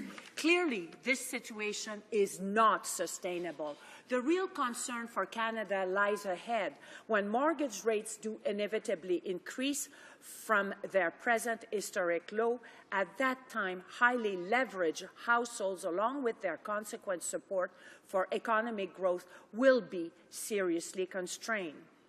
Dans ma circonscription, in my riding, I have been witnesses to businesses that close down and good jobs that are lost. I've witnessed the difficulties that small and medium-sized businesses have to cover their operating costs and to invest in growth and jobs. I've witnessed businesses that have been shuttered or that are fighting for their survival. Since the Conservatives have come to power, the gap between the rich and the poor has broadened more quickly than in other OECD countries, and we have also seen a widening of this gap between large corporations and small and medium-sized businesses. The Conservatives' policies are a failure with regard to creating stable and well-paying jobs for all Canadians. Budget 2014, the authors states, the current federal government's policy of spending public revenue on corporate tax breaks intended to stimulate reinvestment in the Canadian economy has failed. Rather than creating jobs and spending money on Canadian-made infrastructure, corporations have hoarded their government-subsidized profits to the tune of $572 billion, raised CEO wages to 171 times that of the average Canadian worker, and shifted their workforce into increasingly precarious jobs. Alors, voilà les résultats. So, those are the results of the austerity budgets and policies, the reckless budgets of these types of bricks that do not allow us to lay the foundations for a strong and solid Canadian economy. I'd also like to talk about a worrisome measure that we find in this budget that has consequences that may be severe for certain Canadians. It is the Foreign Account Tax Compliant Act, FATCA, which is this act that exists in the USA. Many people have said that this agreement could run counter to Canadian privacy laws, but also they have also talked about the high costs of enforcing this law. This cost would be assumed by financial institutions, but also by the Canada Revenue Agency, and therefore we can expect it to be handed down to whom? To consumers and taxpayers. Mr. Speaker, our country needs leadership. It needs a coherent vision. So here are the NDP's proposals to build a sustainable economy based on solidarity, an economy that will bring prosperity and that looks to the future. The NDP proposes that the government make rather strategic investments in the Canadian economy in innovative sectors where Canada has already been shown to be a leader. I'm talking about sectors such as aerospace. This sector, which is completely ignored in this budget, creates well-paying jobs in a value-added export industry. The government, if it really wanted to, could also make investments in the green technology sector, another aspect that has been completely neglected by this government. We must remember that environmental protection can go hand in hand with responsible economic development. An NDP government would make strategic investments in the cooperative sector to ensure a sustainable, democratic, and 100% Canadian economy. What I would like to see in this budget is a new partnership with the provinces and cities instead of the paternalistic vision of this current government. With regard to the infrastructure program, if this program was better, we would see communities that have the means to build healthy communities.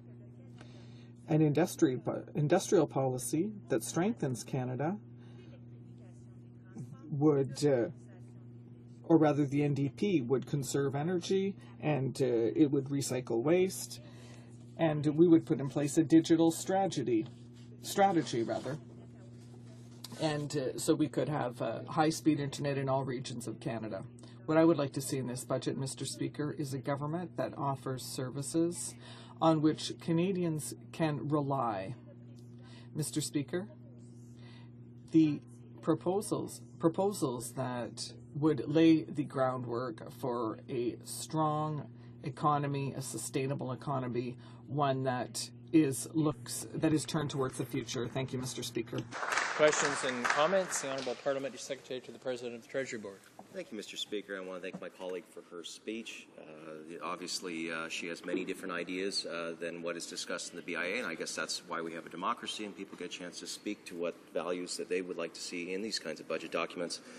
But, Mr. Speaker, there was a substantial section of her speech which talked about corporate income, corporate taxes, and at what rate the member would prefer to see it at.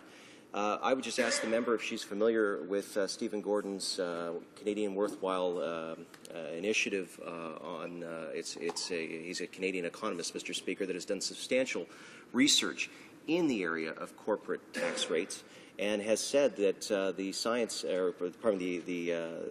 study and research that he has seen actually points that by lowering corporate taxes, you see gains in not only productivity because manufacturers can put new technology to work, but also that labor prices will increase. So you'll see actually people making more money, Mr. Speaker. Does she not agree that seeing further enhancements to productivity and actually seeing wages go up is not a good thing for this country? The Honourable Member for La Salle-Mont. I'd like to thank my colleague for his question. And I did mention in my speech that there are some $567 billion that have not been reinvested by large corporations.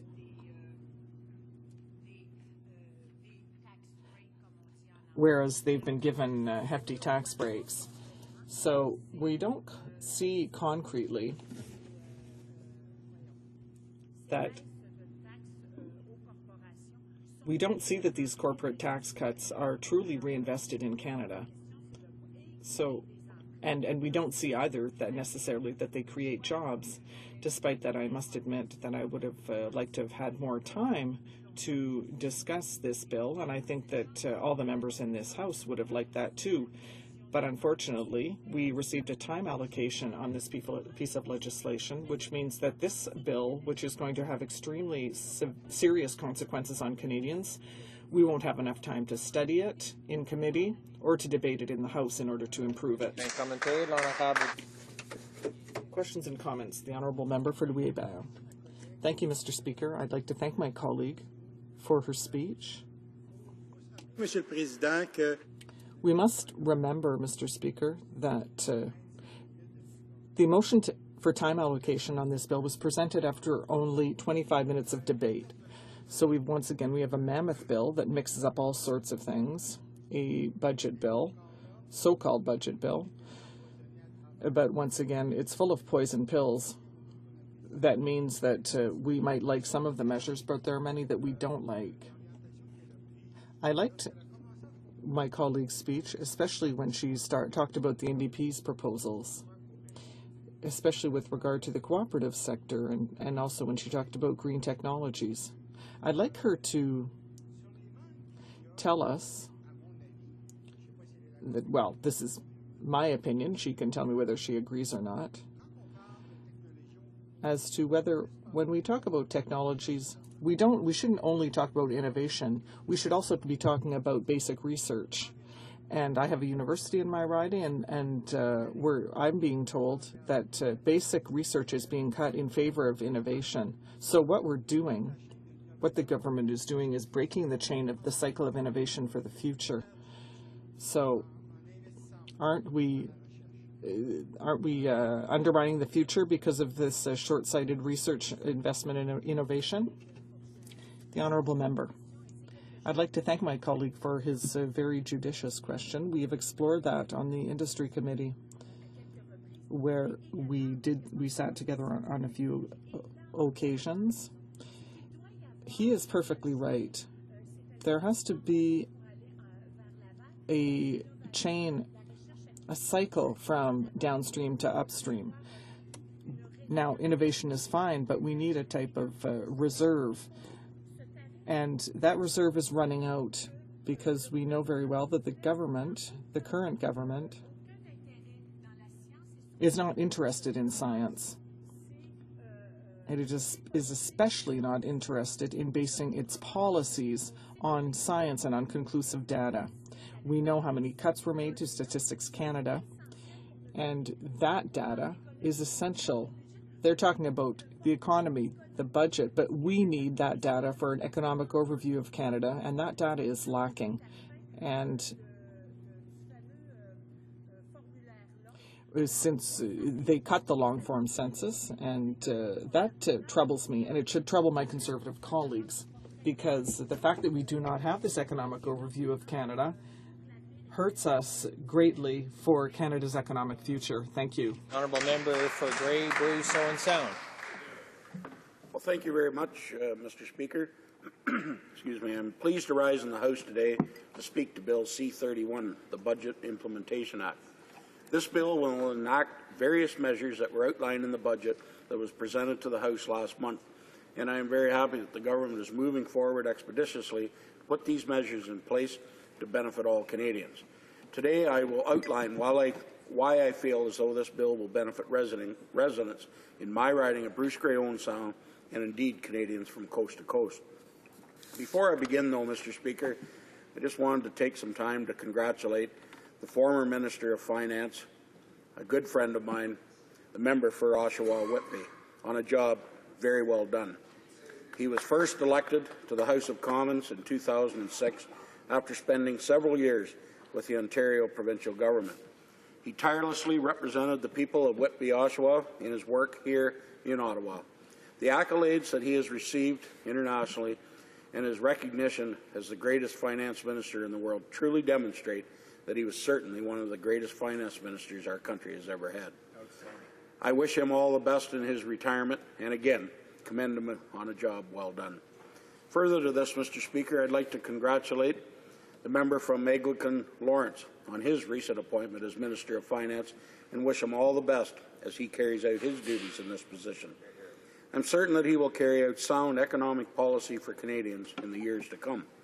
Mr. Speaker, before getting into the specific measures contained within Bill C-31, I'd like to respond to some of the opposition critics that the bill has received. Bill C-31 has been widely criticized by some of my colleagues across the way as being an omnibus bill. It is often presented that bill has a wide range of initiatives and will implement new measures in many different areas and in many different sectors. What I think is being misunderstood here, Mr. Speaker, is that the problems that are facing our economy are not simple and contained to a specific sector or field. There are a wide range of issues that we are presented with. and we therefore need a comprehensive plan to tackle these issues. That is why Bill C-31 will implement a wide-sweeping plan that will ensure increased growth and continue our leading economic prosperity since the recession.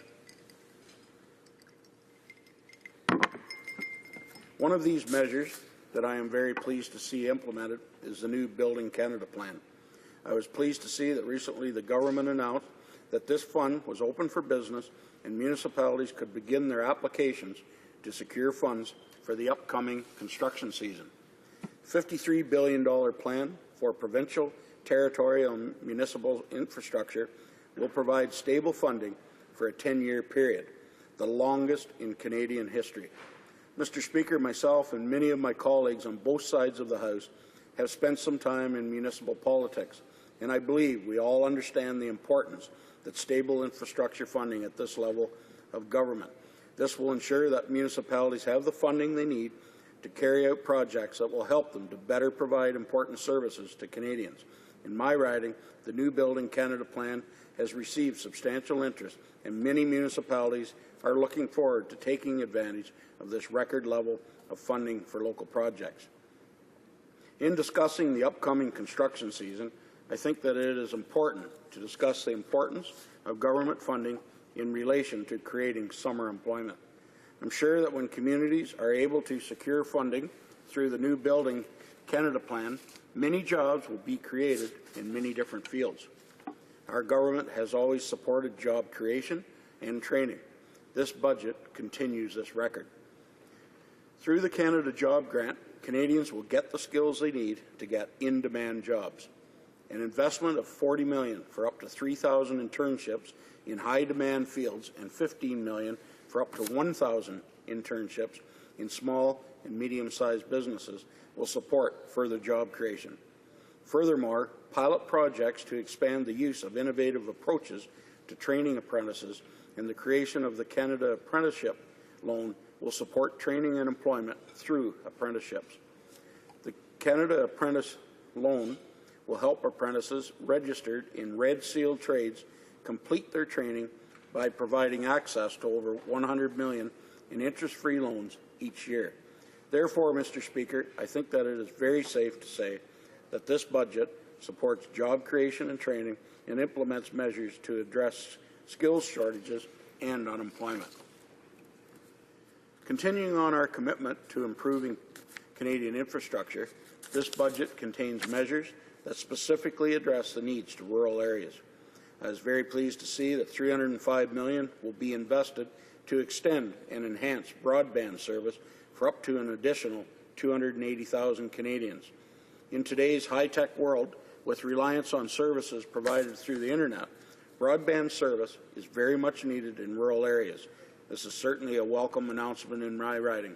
And on a personal basis, right where I live is an area, because of the topography, we don't have high-speed Internet. And hopefully this initiative will allow companies to address spots like this and others, not just in my riding, but across the country. This budget will also support a strong and stable health care system. This year is significant in that the health accord will shift to the Canada Health Transfer, which will increase funding from $30.3 to $40 billion over the next 10 years.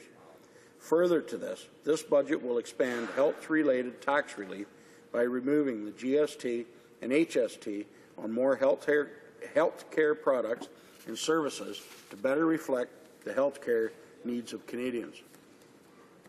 Canadians are proud of their health care system, and this budget will continue to improve this already proven successful system. My riding of Bruce Grey Owen Sound is surrounded by the Great Lakes on three sides, and the recreational fishing industry is a vital source of economic activity and tourism for several communities. This budget makes a significant amount of funding available that will support growth in these communities through the recreational fishing industry. It should be noted that the recreational fishing industry provides about $8 billion in economic activity in this country and has become extremely important to many people in my riding. The first way in which this budget will improve the recreational fishing industry is through support for small craft harbors.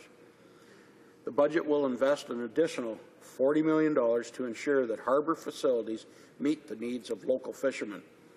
Furthermore, I was very pleased to see that the Recreational Fisheries Conservation Partnerships Program was extended through a $15 million investment. And, Mr. Speaker, on that program was put in place originally about a year ago. The efforts of a number of MPs in this House, from this side of the House, but particularly the member from Dauphin Swan River in Manitoba, put a lot of work into that, and it's something that's very important to his riding, my riding, and many other ridings in the country. Now, several groups in my riding have already received funding through this program, and the projects that they intend to carry out will go a long way in establishing a secure recreational fishery. I am looking forward to seeing other sportsmen's associations and groups receive funding through this program to support local fisheries. These people are true stewards of the environment, and they are committed to a healthy ecosystem. This funding will go a long way in creating a healthy environment and a strong recreational fishery. In relation to getting out and enjoying nature, I was also very pleased to see that a $10 million investment will be made to improve and expand snowmobile and recreational trails. These trail systems provide a great deal of economic activity and a great way for Canadians to see the countryside. The Ontario Federation of Snowmobile Clubs, the National Trails Coalition, and other groups do a tremendous amount of work to maintain a very successful recreational trail system in Canada. And I can tell you, Mr. Speaker, I know I'm running out of time, this program here and the winter that we've had this year, we've seen snowmobilers in my area who come in and they rent motels, they buy gas, they buy meals, and the tourism effect is great, and it's went right into April this year. So with that, Mr. Speaker, I'm going to leave it and look forward to any questions. Questions and comments? The Honourable Member for Scarborough Southwest. Thank you very much, Mr. Speaker, and I'd like to thank the member for his speech.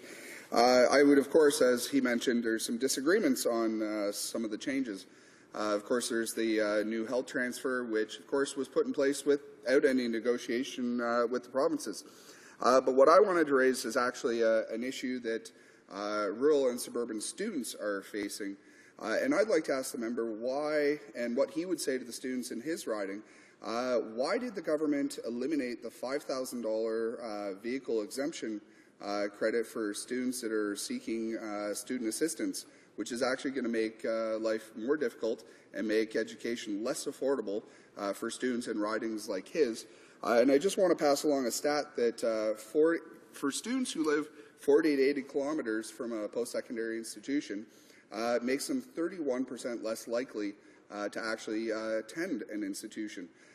So for students in ridings like his with rural and suburban areas, what would you say to them about that cut? The Honourable Member for Bruce Grey Owen Sound.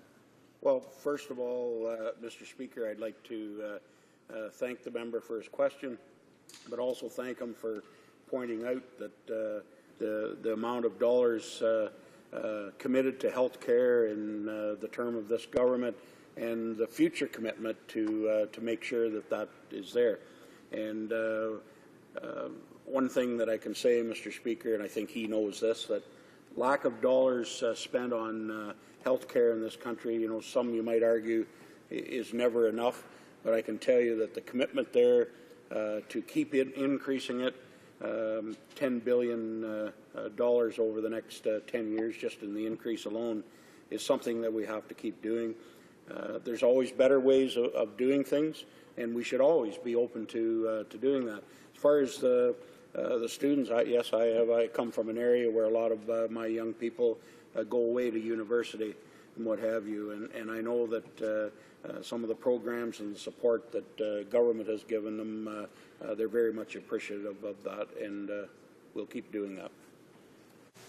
Questions and comments? The Honourable Member for Saanich Gulf Islands. Thank you, Mr. Speaker. And apropos of the environmental theme of my friend from Bruce Grey Owen Sound speech, I want to thank him again for his private member's bill that banned bulk water exports, one of the best pieces of legislation since I've been elected. But I have to disagree with him about C-31. This omnibus budget bill isn't just large and complex because the economic problems are complex, as he suggests, but actually because it's become all too common, and I think it's an affront to Parliament, an affront to democracy. This administration has chosen to throw in things that have nothing to do with the budget, things such as adding additional judges to Alberta and Quebec, something I support, but it doesn't belong in a budget bill, changes to trademark law, changes and to the Hazardous Products Liability Acts and to the Workplace Hazardous Chemicals regime, and substantial and devastating and anti-constitutional provisions under the Foreign Accounts Tax Compliance Agreement, known as FATCA. And I'd ask him if he wouldn't be willing within his own caucus on that side to argue against the use of such monster bills in the future. The honourable member for Grey Bruce Owen Sound. Well, thanks, Mr. Speaker, and I thank my colleague across the way for her question. I thank her for her kind comments on my private member's bill that went through the House unanimously, and thank her for her support on that. But, you know, Mr. Speaker, we ran on a commitment to do a lot of things, and, you know, I think if she was fair and would express honesty, she'd agree with my next comment, in that at the end of the day, it wouldn't matter what we had in our budget. The folks across the way are more than likely to vote against it. That's what opposition does, which is unfortunate in this place, but it's the way it is. And the things that we have in there are very important to Canadians and our economy, and I fully support them. Resuming debate, the honourable member for Elmwood Transcona. Thank you, Mr. Speaker. I'm honored to rise this afternoon to speak in support of our government's Economic Action Plan 2014. And I'm very pleased that our government is on track to a balanced budget in 2015 as we committed to in 2011. We are doing so responsibly, unlike the previous Liberal government who balanced the budget on the backs of the provinces and hardworking Canadians. Our government, under the leadership of our Prime Minister and Finance Minister, will balance the budget while continuing to grow provincial transfers to record levels. For my province of Manitoba, federal transfers will total almost $3.4 billion in 2014-15. That is an increase of 24% from under the previous Liberal government. Under this government, we have cut taxes nearly 160 times, reducing the overall tax burden to its lowest level in 50 years. That will save the average Canadian family nearly $3,400 on their tax bill this year.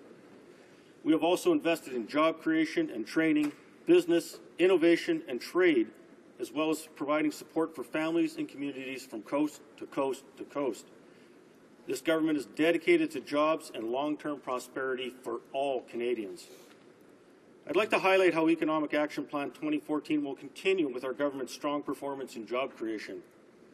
As we all know, Canada has led the G7 in job growth with over 1 million net new jobs since the economic recession in 2007, with over 85% of those jobs being full-time.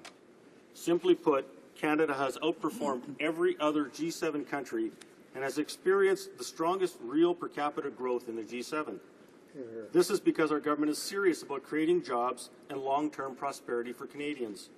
This is why Economic Action Plan 2014 focuses on initiatives to support job creation, investments in innovation and trade, and support for families and communities. I'm pleased to highlight the creation of the Canada Apprentice Loan through the expansion of the Canada Student Loan Program. Costs associated with completing an apprenticeship can be significant, from tools to educational fees to living expenses. The financial strain on Canadians in apprenticeship programs, and especially those with young families, can be challenging. This program will provide apprentices in Red Seal trades access to over $100 million in interest-free loans each year. Our government is making it easier for Canadians to acquire the skills and abilities needed for a career in highly skilled and in-demand jobs. Mr. Speaker, through Economic Action Plan 2014, this government also proposes to renew the Targeted Initiative for Older Workers program, investing $75 million over 3 years to assist older workers in vulnerable communities who have been affected by significant downsizing, closures, or high unemployment to reintegrate into the workforce.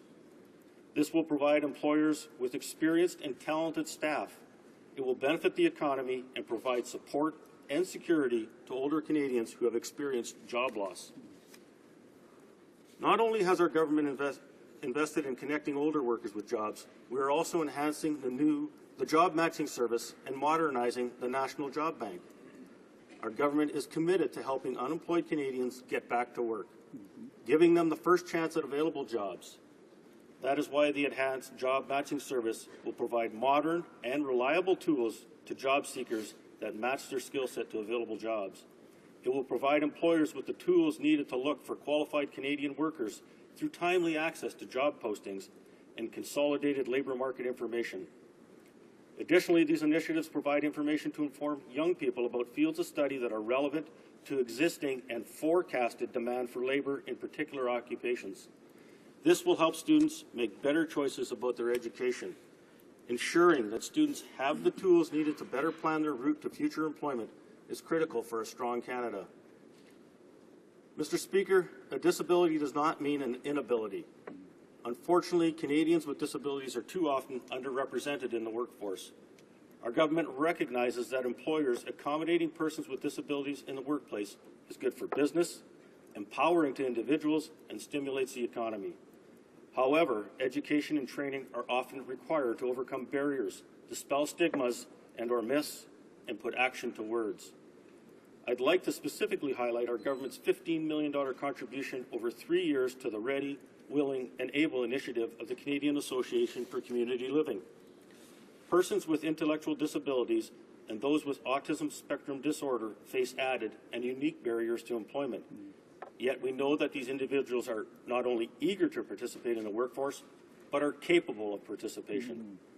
This contribution to the Canadian Association for Community Living expands existing activities to 20 community-based locations across Canada, which will support new jobs for Canadians with developmental disabilities.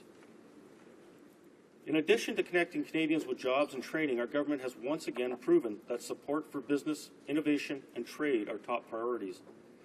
Canada has become an increasingly attractive place to invest and grow a business. Recently, Canada moved to second place in Bloomberg's ranking of the most attractive countries for business investment. This is a direct result of our government's sound economic policies under our Prime Minister. In Economic Action Plan 2014, we continue to strengthen the Canadian economy by cutting red tape for small and medium-sized businesses. This will save valuable time and money. For example, we've eliminated the requirement for 800,000 payroll remittances to CRA every year for 50,000 small and medium-sized businesses. That's great. These eliminations help business expand and thrive. Yep. In addition to cutting the regulatory burden of small and medium-sized businesses, we have made landmark investments in research and innovation by investing $1.5 billion in post-secondary research through the Canada First Research Excellence Fund, as well as investing $46 million in new funding to the granting councils to support research and scientific advances in Canada. Strong families and communities are the foundation of a prosperous and safe country. That's right. Our government recognizes this and continues our strong record with strengthening families and communities in Economic Action Plan 2014.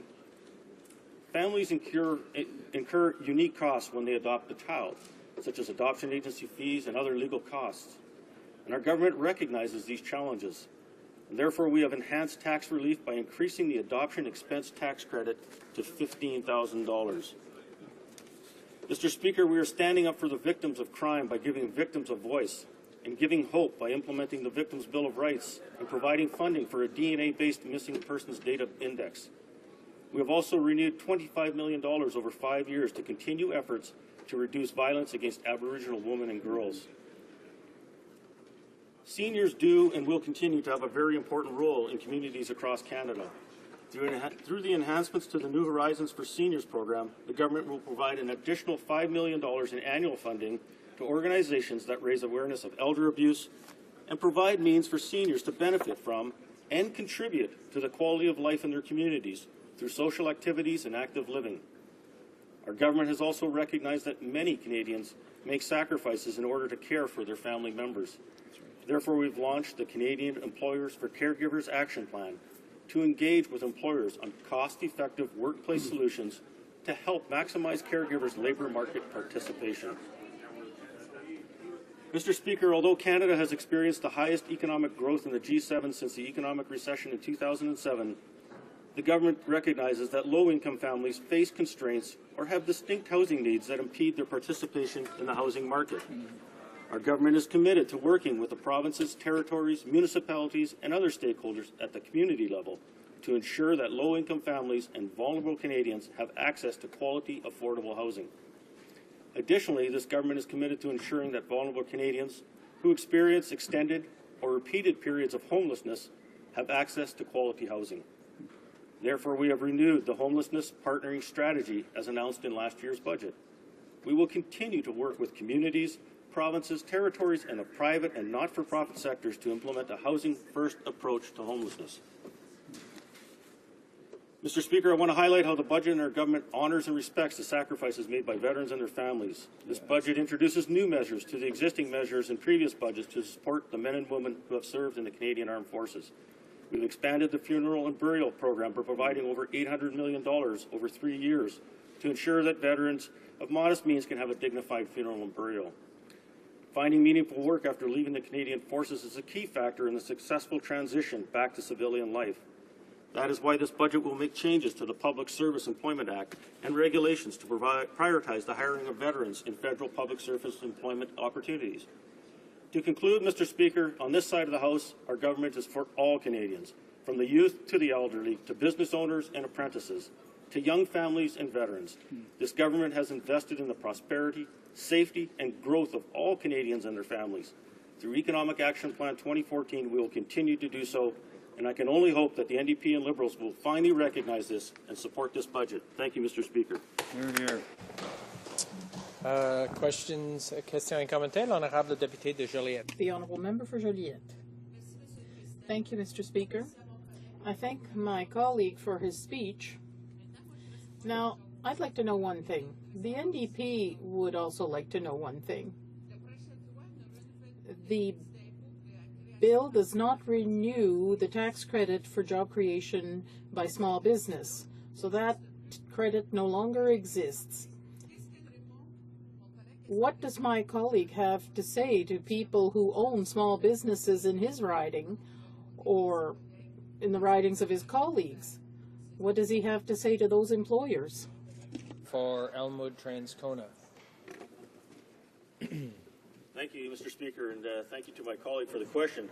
As a former small business owner myself, I'm actually very, very pleased with all the work that this government has done to support small businesses and to bring forward legislation, Mr. Speaker, that allows employers to not have to deal with so much red tape, especially our small and medium-sized enterprises. They have limited capacity at their management levels to deal with some of these things, and there's an overabundance of burden placed on them by a lot of documents that they have to bring forward, a lot of red tape that's being brought forward. And as I mentioned in my speech, 800,000 pieces of documentation required by 50,000 small businesses across this country that need to be brought forward to CRA. We've eliminated that. We're taking a lot of the burden away from the small and medium enterprises, allowing these entrepreneurs to focus on their business development and their job creation rather than on a mountain of paperwork. That's right. Questions et commentaires. Questions and comments? The Honourable Member for Montmagny, Lillet, Kamouraska, Rivière-du-Loup. Thank you, Mr. Speaker. I appreciate that. A quick reaction about red tape. We have to repeat endlessly. That's the only initiative coming from this government. If we have 15 pieces of paper too many, we'll take away one. There's really no reduction. There's another surprising thing about the budget. For months we've been saying that transaction fees imposed on merchants by credit card companies are excessive. There are 3 little paragraphs in the budget that admit this is a major problem. However, there's a total absence of solutions for this. That was very badly received by major business groups. Could my colleague tell me whether the Conservative government will do what it needs to do to impose a regulatory framework to have that abuse come to an end? Thank you, Mr. Speaker, and thank you to my colleague for that question. The reality is, Mr. Speaker, that we have worked very closely with business and that we have done a lot to support business as they've been able to grow.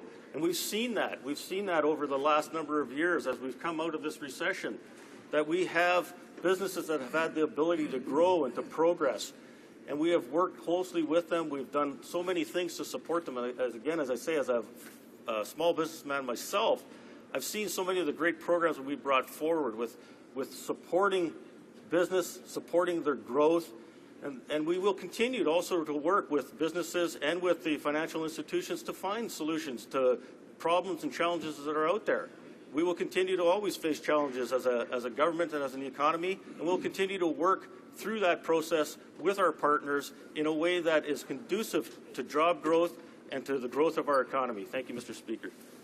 Resuming debate, the honourable member for Vancouver Centre. Here, here. Thank you very much, Mr. Speaker. Sorry.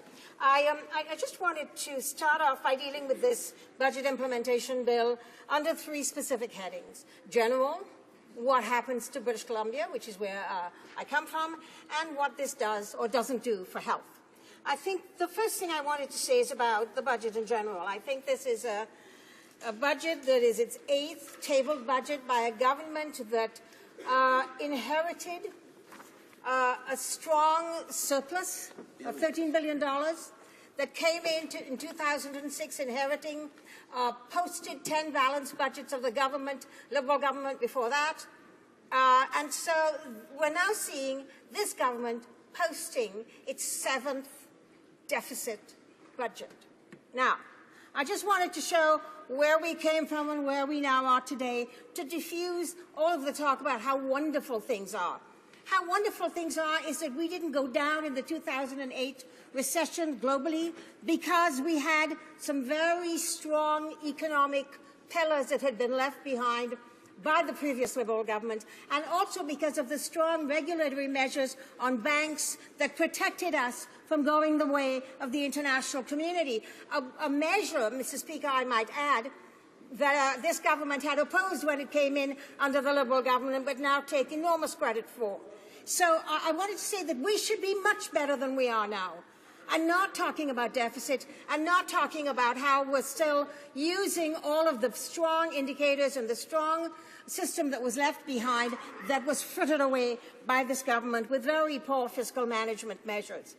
I just wanted to also say that you know, I remember the Minister of Finance when he tabled the budget bill, and everyone said, wow, that's such a boring budget, and he said that was a compliment. And I think one might say that the budget's flaw was not that it wasn't uninteresting, but that it was unclear, uncaring, and unhelpful.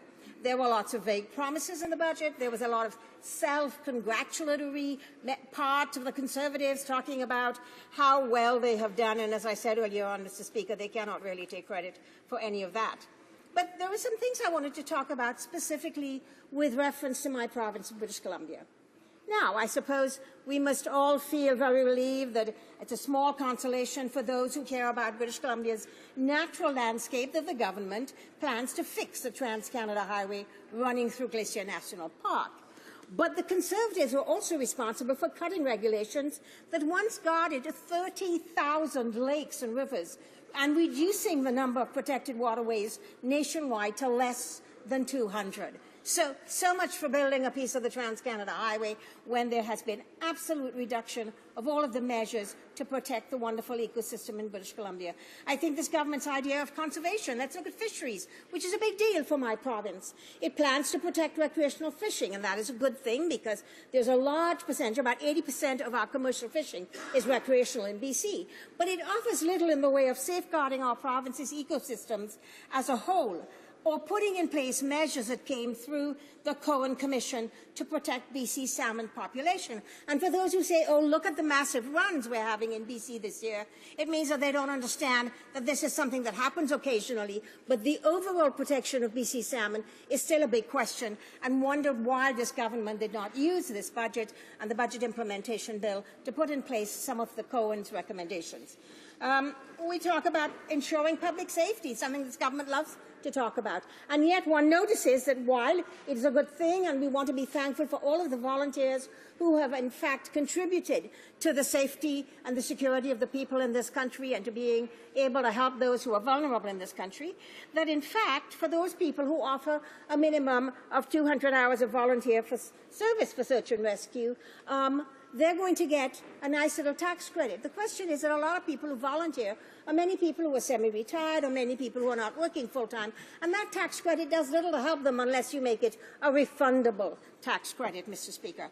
And yet, talking about public safety, it is interesting that while we're thankful for the volunteers, I think the lack of concrete action to increase the number of Canadian Coast Guard professionals and improve safety measures for both the workers and the ordinary Canadian citizens following last year's abrupt closure of the Kitsilano Coast Guard Station.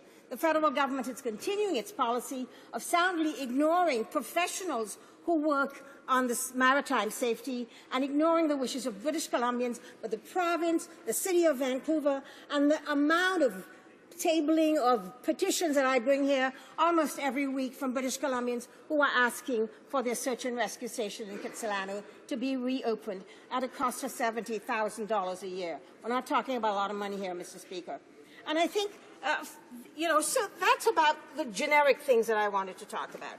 I wanted to talk about the fact that very little has been done in this budget to address the real challenges facing middle-income Canadians, middle-class Canadians. It doesn't do very much to help Canadian youth find jobs at a time of persistently high youth unemployment and underemployment. There are still today 264,000 fewer jobs for young Canadians than before the downturn. And I want to just go back in time and show that this was thus in 1993 when the Liberal government came, and there was a 24% youth unemployment. And in 3 years, the Liberal government took steps to increase that, to improve it, and to give young people a chance at first jobs. None of this has been happening. There is very little to help middle-class parents and grandparents make ends meet and to tackle record high levels of personal debt that we see now with $1.66 for every dollar of disposable incomes that we see Canadians having here.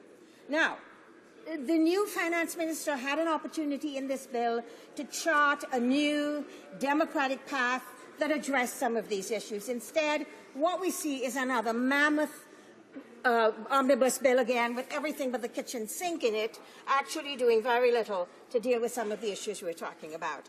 I think I wanted to congratulate the government on a couple of things that they did right. And I want to move on to health here. Now let's look at the fact that they increased service dogs to assist individuals with severe diabetes. Good. That's very good. And the design of eligible individualized therapy plans. All of that is good. But what about post-traumatic stress disorder, Mr. Speaker? Evidence now shows that persons with post-traumatic stress disorder actually benefit from having pets, such as dogs, with them. That has not been included. So it wasn't included under Veterans Affairs, it wasn't included under Defense, and it certainly wasn't included here amongst people who require dogs to help them to be able to work up against the disabilities, mental or otherwise, that they have. So I just wanted to point out some of the things that this government had an opportunity to do and didn't do. And I wanted to also talk about things like on health, like very nice acupuncture and naturopathy. When practiced by a professional, qualified professional, it exempts them from the GSC and the HSC. The design of training plans for individuals with a disorder or disability. So some of these things are good, but it kind of makes you wonder why the cherry picking. Why doing some things for some groups and not doing other things for others? I mean, if we wanted to look at issues like adding the GSC, HSC to parking provided by charities, I wonder why that happened, because that was such a punitive little thing to do, and it isn't going to give the government a lot of money, but it did discriminate against, again, people who are in non-profit sectors. So it's a puzzling budget, to say the least. Budget implementation bill doesn't deal with a lot of things that we think that should have been there.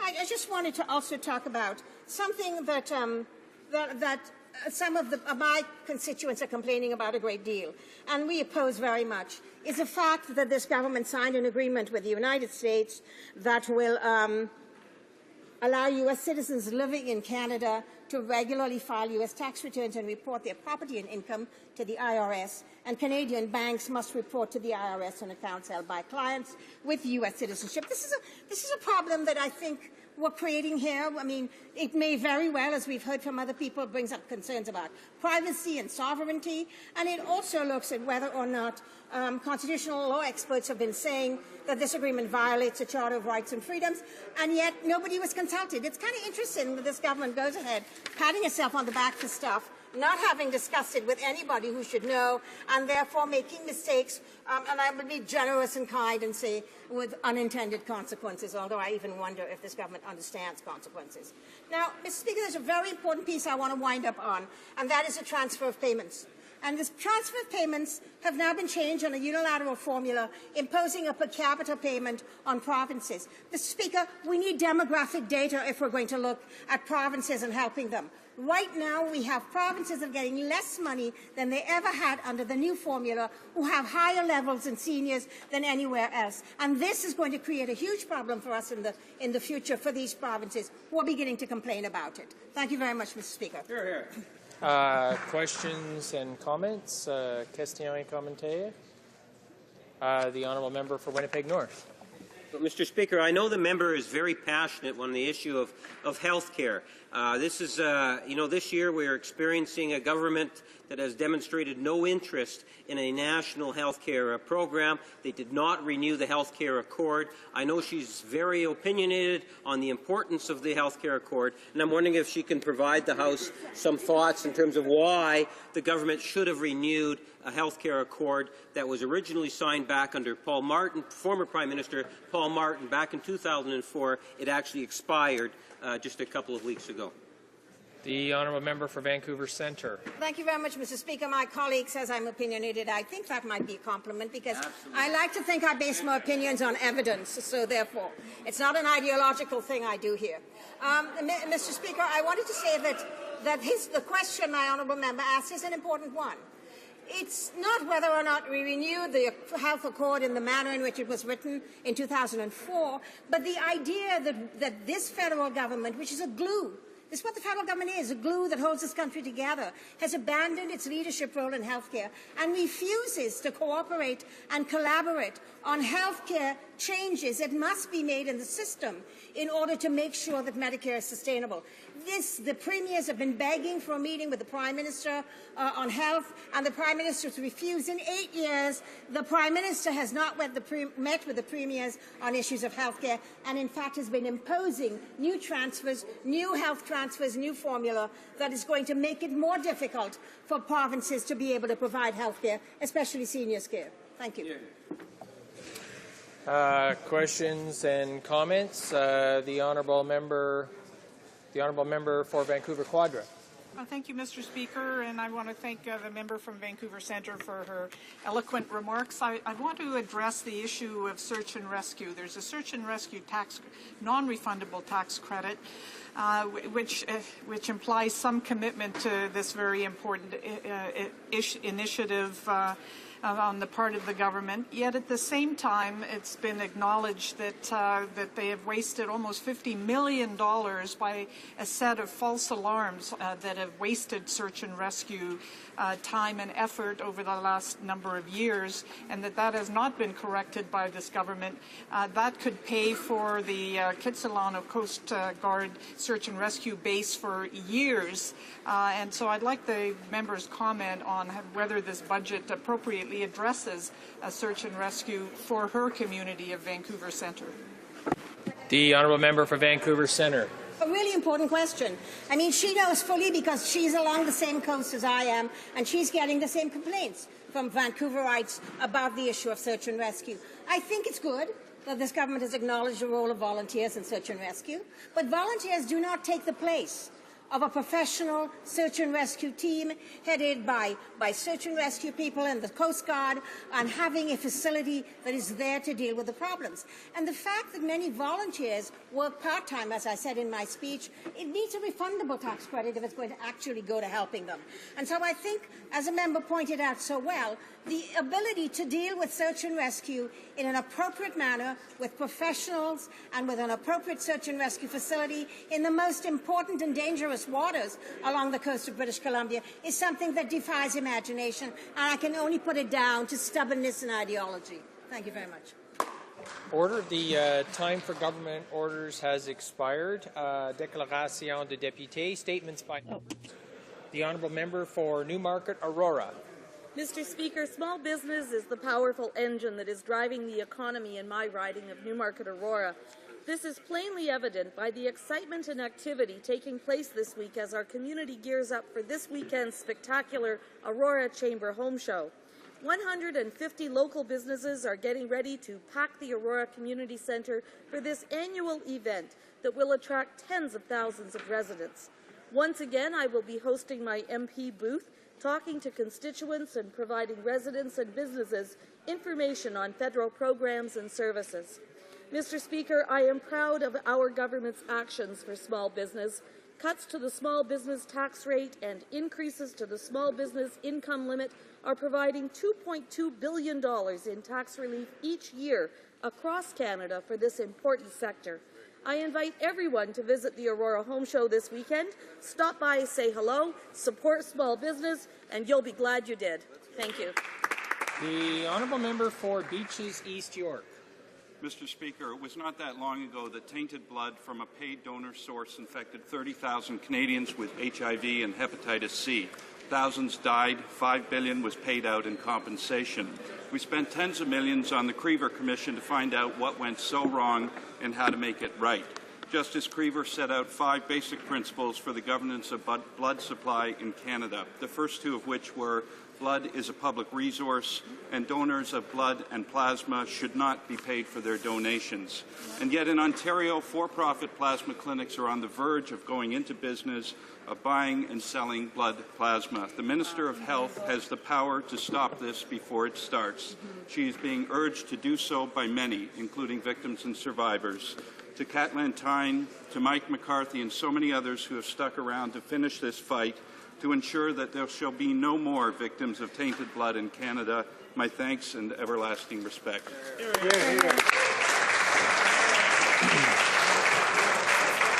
The honourable member for Leeds Grenville.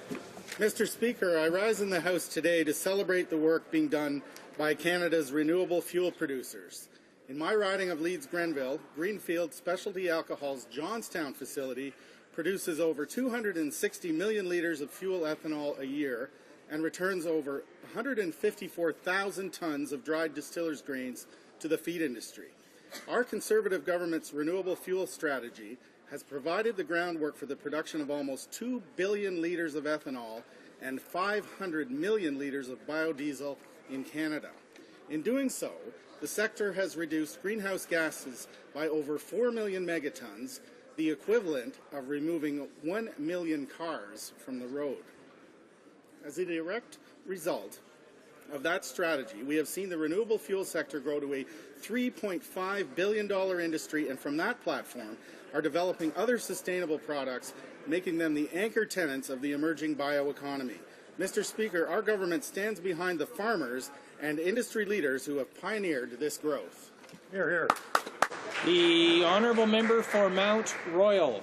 Mr. Speaker, I rise on National Victims of Crime Awareness Week, wherein this year's theme is taking action to ensure that the needs of victims are made a priority within the justice system. While the government's proposed Victims' Bill of Rights offers some useful additions to Canadian law, it does not yet sufficiently address the importance of prevention and remedy and resource shortages. This year, Victims' Week coincides with the 20th anniversary of the Rwandan genocide. As Rwandans mourn their dead in painful silence and quiet dignity, the overarching message of Rwandan remembrance is not only the horror of the genocide, but that this genocide was preventable, that it was the silence, the indifference, the inaction of the international community in the face of genocidal incitement and mass atrocity that made the Rwandan genocide possible. And so our focus on domestic victims must not ignore the victims of mass atrocity abroad, particularly as it's taking place now in the mass carnage in the Central African Republic today, where incendiary violence and mass atrocity take place and 140,000 civilians have been killed in the last year alone. Mr. Speaker, Canada should take the lead in sounding the alarm, in acting on the responsibility to protect the obligation, in responding to the United Nations urgent call for more blue helmets, and to thereby honour the legacy of Rwanda and the victims of genocide. Thank you, Mr. Speaker.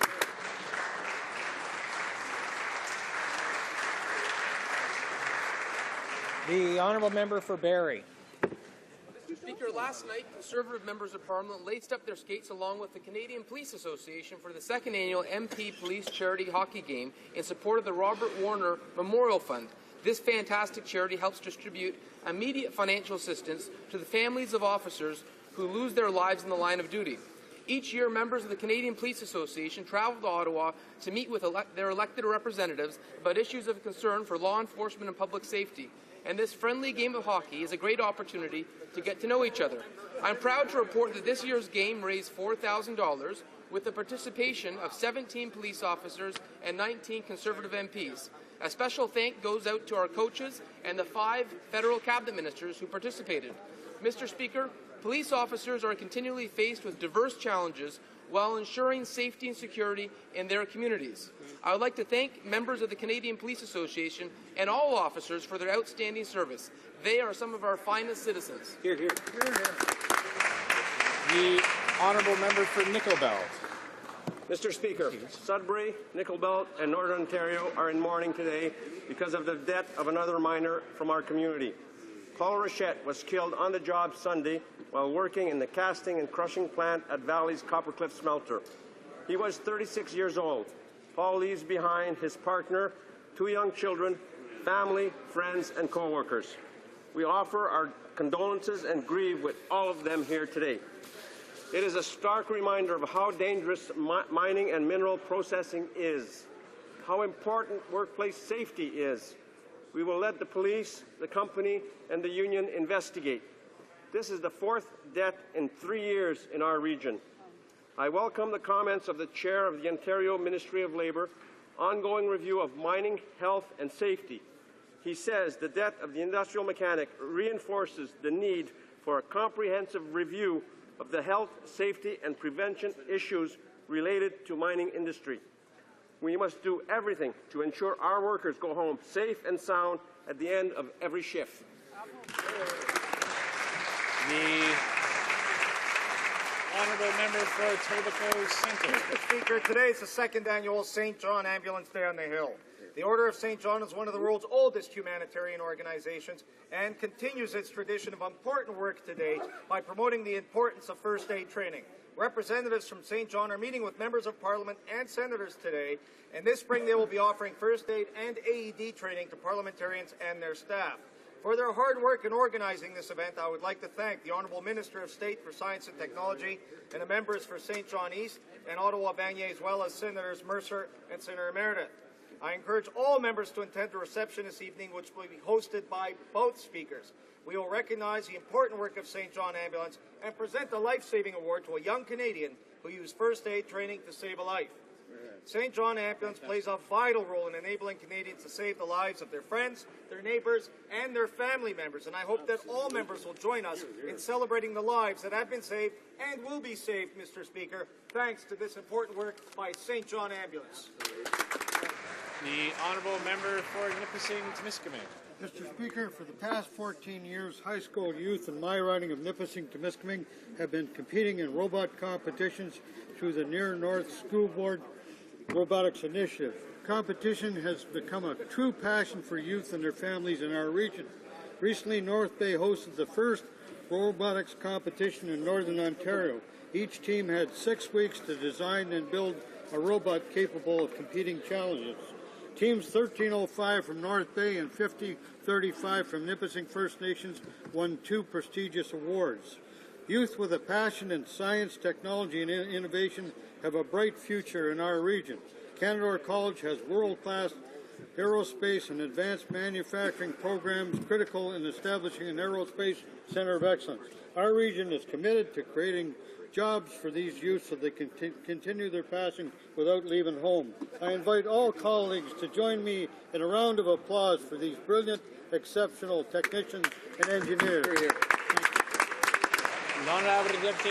The Honourable Member for Rivière-du-Nord. Mr. Speaker, if tax havens are enchanted islands where all the bad people of this world hide their treasures, well, we wonder why hundreds of Canadian companies are there and why Canadian banks have 75 branches there. Some experts say that tax havens are costing the Canadian economy between $5 and $7 billion in taxes.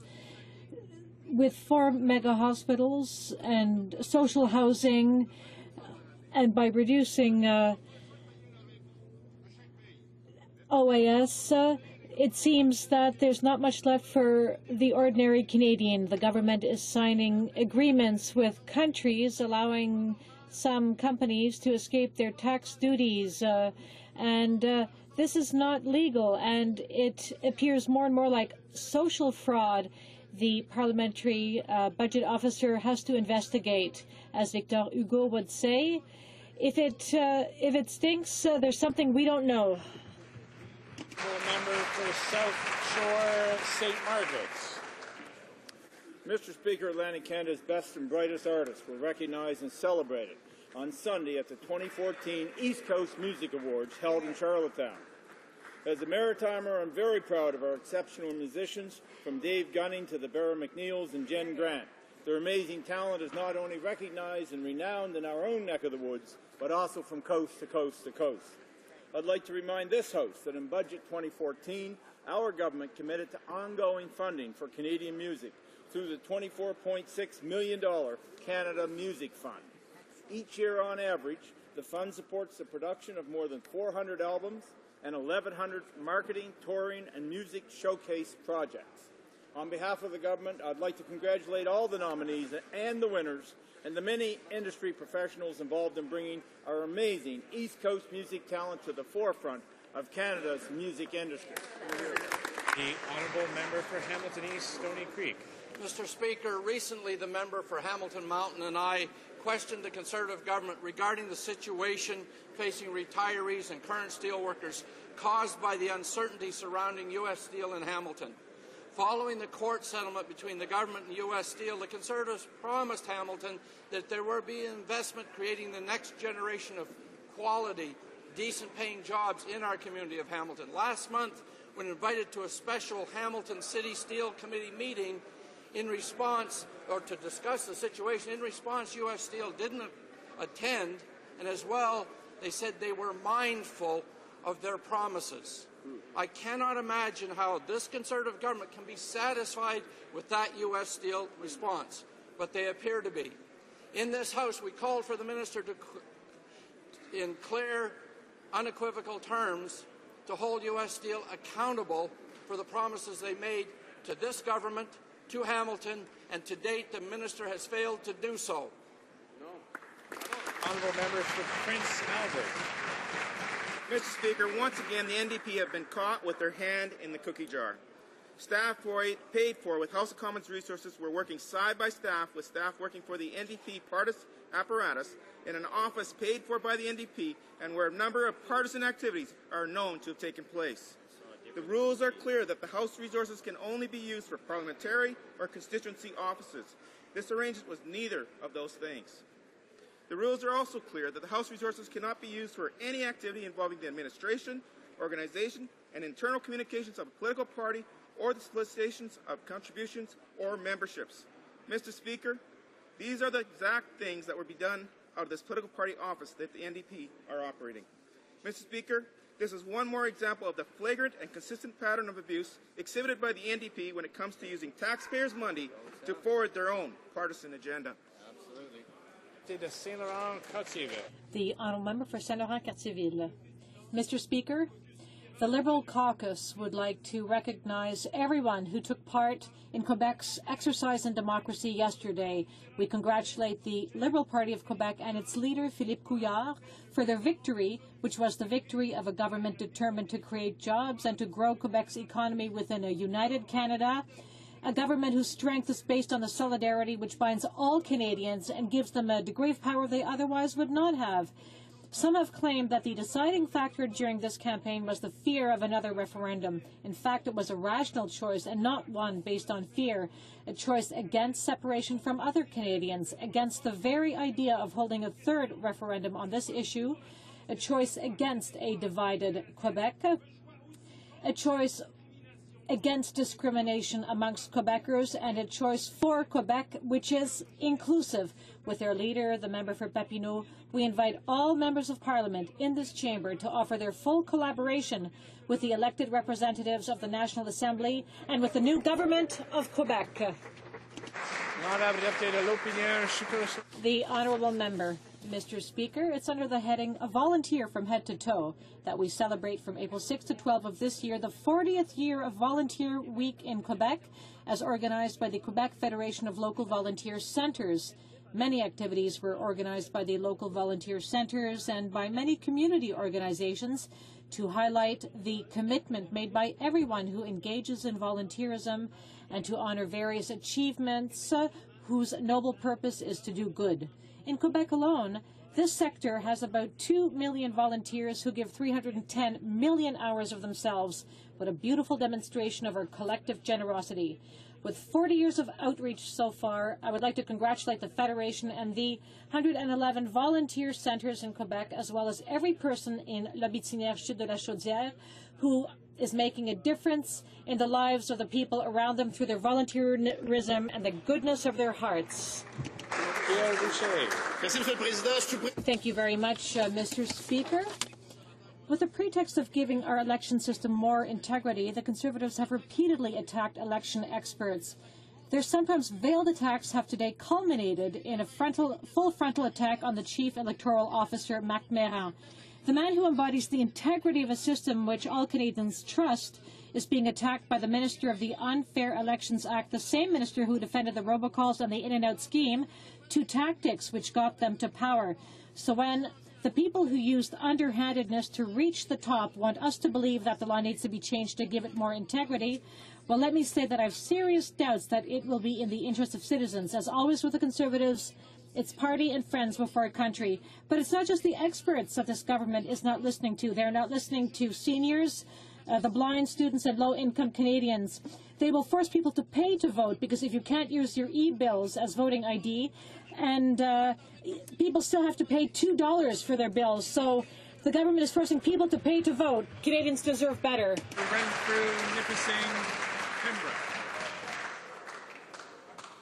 Mr. Speaker, on the eve of Vimy Ridge, the battle which marked the birth of our proud and modern Canada, it has been nearly 365 days since the inflammatory comments made by the member of Rosemont-le-Petit-Patrie came to light in this House.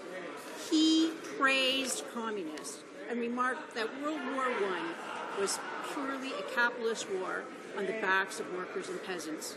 It's shameful, Mr. Speaker, that the leader of the NDP has not only maintained silence on the member's take on communists and capitalist war, but in fact named him the co-chair of the NDP's 2015 national campaign. While the NDP rewards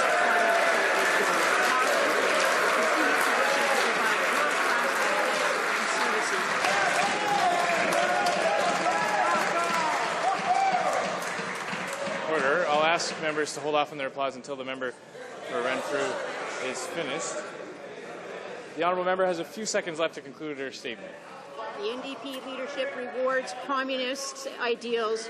Our government will continue working to provide world-class benefits and services for Canadian veterans. Oral questions. Questions orales. The honourable leader of the opposition.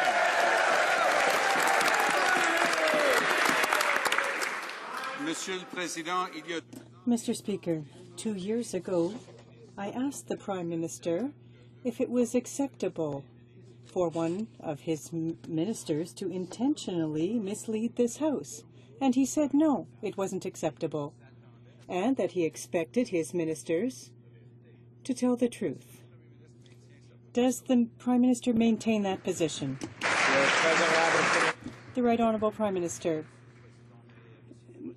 Mr. Speaker, I would like to take this opportunity to congratulate Mr. Couillard for his victory yesterday evening.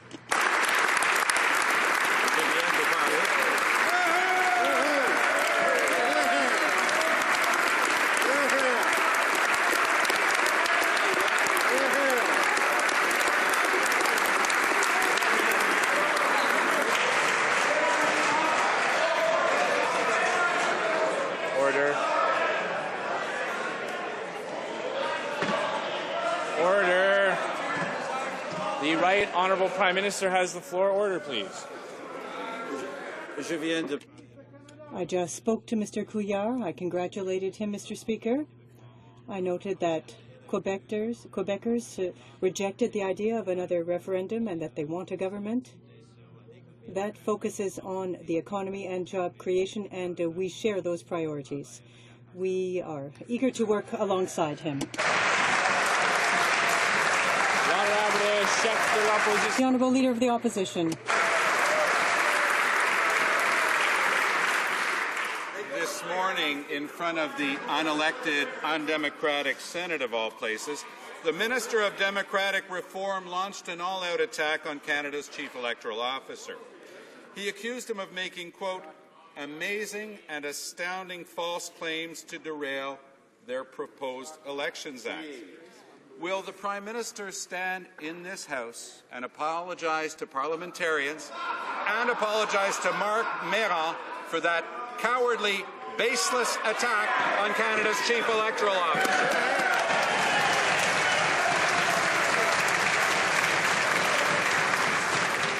The Right Honourable Prime Minister. Speaker, while I will address that, I'd like again to congratulate Mr. Couillard for his great victory last night.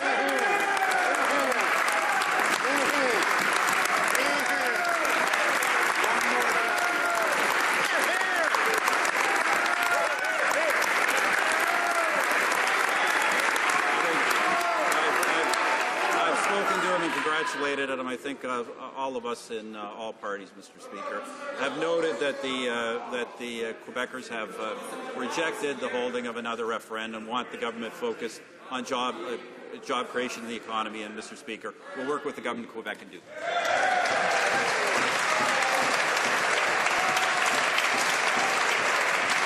The Honourable Leader of the Opposition.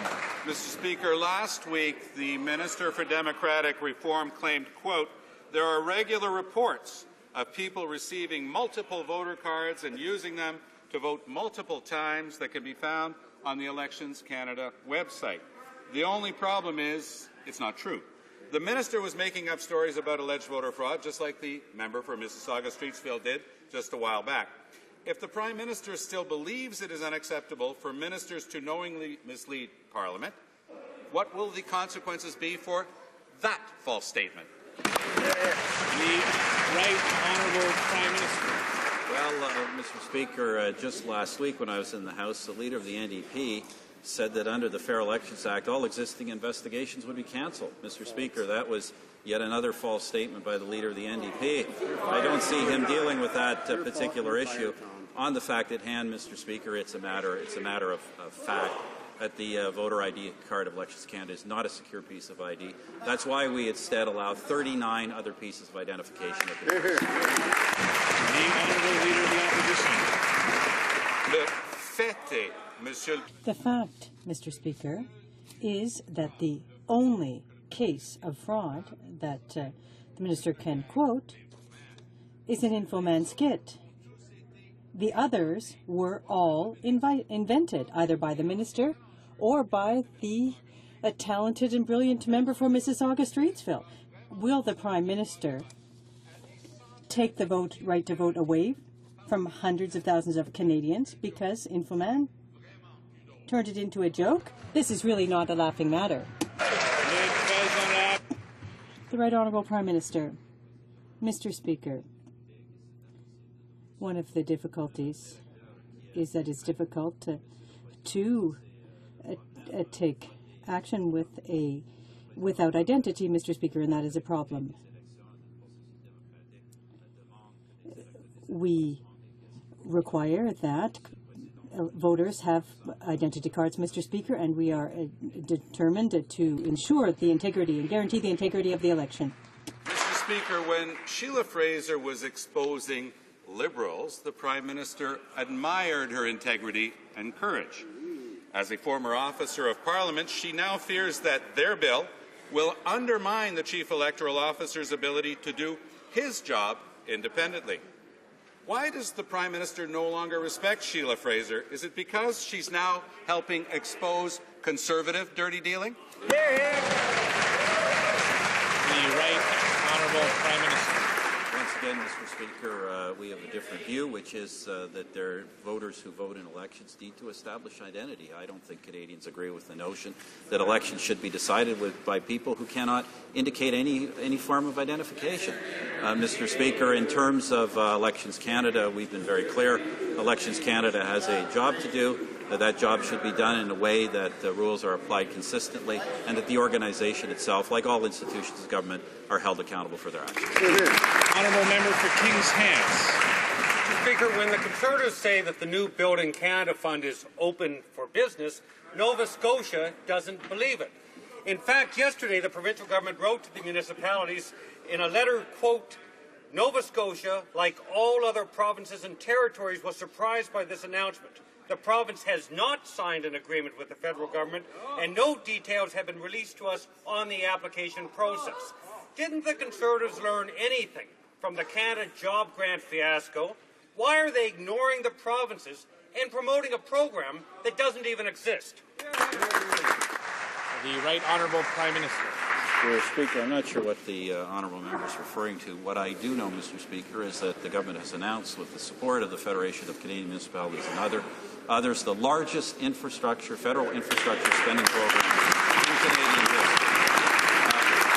$70 billion over the next decade, Mr. Speaker. Shamefully, that has been opposed by the Liberal Party. It's up to the Liberal Party to explain why it is so against this help for Canadian infrastructure. The honourable member for Kings Hants. Speaker, that letter was from the Canada-Nova Scotia Infrastructure Secretariat. Under the Conservatives' new Build Canada Fund, smaller communities must apply through the provinces for infrastructure funding. But the Conservatives won't release details on how it'll work. In the meantime, no applications will be received and no money will flow. With construction season coming, will the Conservatives stop playing games, start working with the provinces so that infrastructure projects can move forward? And will they finally reverse their decision to cut infrastructure funding by 87%? The Right Honourable Prime Minister. Mr. Speaker, I don't know where the honourable member has been. For many years it has been the practice of our government to work on infrastructure priorities in collaboration with provinces, Mr. Speaker. That's how things are prioritized through the various infrastructure programs. All I would ask, Mr. Speaker, is that the Federal Liberal Party reverse its position and stop opposing federal infrastructure activities 100% of the time. The Honourable Member for Westmont, Ville-Marie. Mr. Speaker, the new Quebec Premier, Mr. Couillard, who we all congratulate, committed to restoring funding for infrastructure in the province. For example, Highway Henri IV. This project would qualify under Building Canada. Unfortunately, the government just cut the program by 87% this year, and there will be no increases beyond 2013 levels before 2019. Why is the government jeopardizing the infrastructure of our country? Right Honourable Prime Minister. Mr. Speaker, we announced, with the support of the majority of the provinces and municipalities, the largest infrastructure program in the history of this country. Mr. Speaker, I'm disappointed that 100% of the time the Federal Liberal Party votes against those initiatives, Mr. Speaker. That's the party that cut transfers to the provinces. Clearly, Mr. Speaker, I eagerly await we're working with Mr. Couillard. That will be a priority. The Honourable Leader of the Opposition. Mr. Speaker, Conservative ministers have repeatedly referred to nonpartisan witnesses appearing at committee on this bill as both, quote, self-styled and, quote, self-proclaimed experts. Well, one of those witnesses, Paul Thomas, was proclaimed as an election expert by yourself, Mr. Speaker. You appointed Paul Thomas to the Riding Boundary Redistribution Commission precisely because he is an expert. Why is the Prime Minister now trying to undermine the credibility of the Speaker?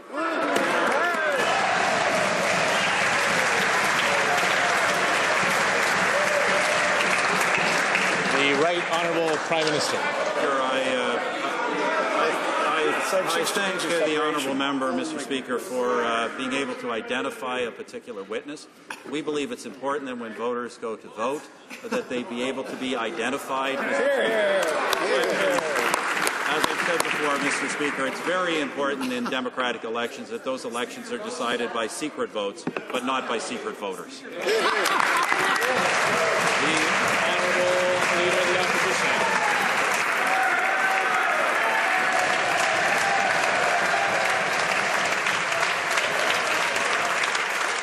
The Honourable Leader of the Opposition.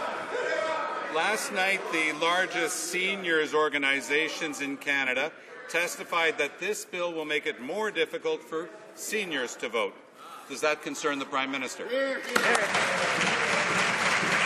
Right Honourable Prime Minister. Speaker, let me make it clear to seniors, who of course are very strong supporters of the Conservative Party, the various ways that they can demonstrate their identity and vote through a health card, an old age security card, hospital medical clinic card, hospital bracelets worn in the case of long care facilities, statements of government benefits, public transportation card, or a library card, and Mr. Speaker, of course, along with all other pieces of identification that are available to a broad range of Canadian voters. The Honourable Leader of the Opposition. Yes, well. Last night, the largest association of students in Canada testified that this bill will make it more difficult for students to vote. Does that situation concern the Prime Minister? The Right Honourable Prime Minister. Mr. Speaker, we want students to participate in elections. That is why so many pieces of identification are accepted. Student ID cards, for example, Mr. Speaker, public transportation cards, and Mr. Speaker, 37 other pieces of identification are available for students and other voters. The Honourable Leader of the Opposition. Canada Aboriginal leaders testified that this bill will make it more difficult for Aboriginal peoples to vote. Does that concern the Prime Minister? The Right Honourable Prime Minister. Well, Mr. Speaker, I would just also note for that particular group that all, of course, status Indians in Canada have an Indian status card, which is also, Mr. Speaker, a valid piece of identification, along with some 38 other pieces of identification, and I look forward, Mr. Speaker, to all of these people bringing their identification to the polls in the next election and once again relegating the NDP to the opposition bench.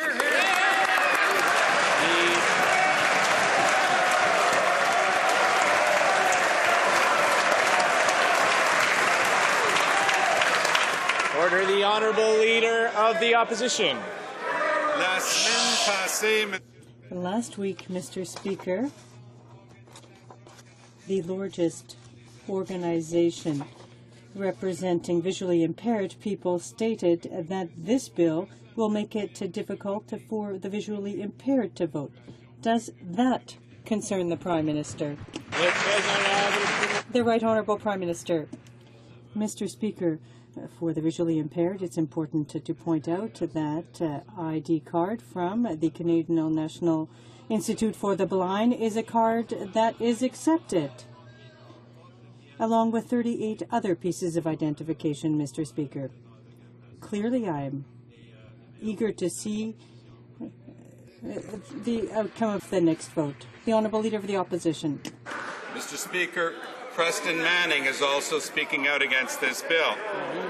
He says that instead of putting a gag order on the Chief Electoral Officer, we should strengthen his powers to engage young people and promote voter turnout. Does the Prime Minister dismiss Preston Manning just like he's dismissed every single other Canadian who's come out against this bill? The Right Honourable Prime Minister.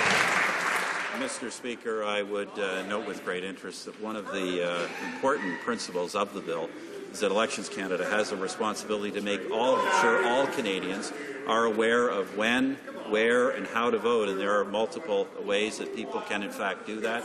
And Mr. Speaker, once again, Mr. Speaker, I look forward to seeing Canadians come out to vote and to give an appropriate verdict to the NDP. The Honourable Monsieur le Président, Mr. Speaker, can the Prime Minister name a single witness who is not a current or past officer of the Conservative Party and who supports this bill? Single witness who is not a present or past agent of the Conservative Party who supports this bill. The Right Honourable Prime Minister. Mr. Speaker, our position is clear. A vote is something that is very important in a democracy. It is essential to identify voters in order to ensure and guarantee the integrity of the election. That is a well-known position and supported by the people of this country. The Honourable Leader of the Opposition. Elections Canada's top investigator has warned that if this bill is passed, it's more than one investigation that will be scuppered. Why not give elections fraud investigators the power to compel witnesses to testify, just like the courts and the Competition Bureau, for example, already have? Is it because the investigators are investigating the Conservative Party? The Right Honourable Prime Minister. As I said, Mr. Speaker, the suggestion that there is anything that would prevent existing investigations from going forward is completely false. On the contrary, Mr. Speaker, on the contrary, additional independence and power are given to investigators under this law, and Mr. Speaker, all those powers are very consistent with what investigators have in normal such serious prosecutions. The Honourable Leader of the Opposition. En fait, Monsieur le Président.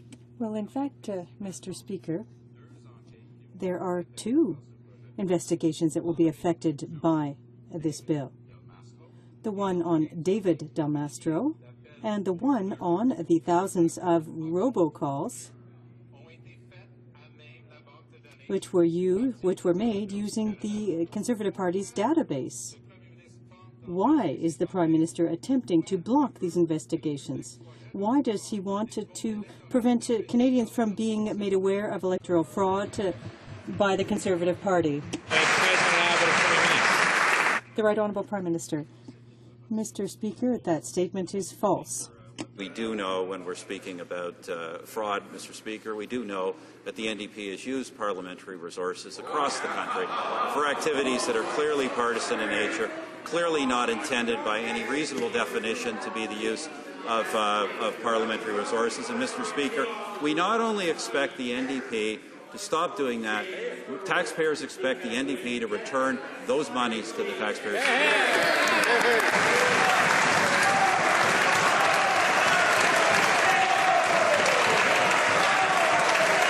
Honourable Member for Bonavista, Gander, Grand Falls, Windsor. Mr. Speaker, I want to return to the issue of seniors and their inability to vote in the next election for many of them.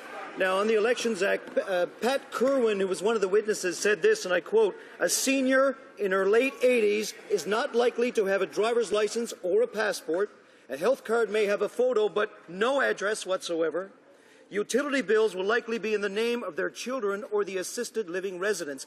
And he said this, very important, quote, "The removal of the right to vouch is a solution looking for a problem which has not been found. Thousands of seniors will be unable to vote the next election. Why is the minister letting this happen?" The Honourable Minister of State for Democratic Reform.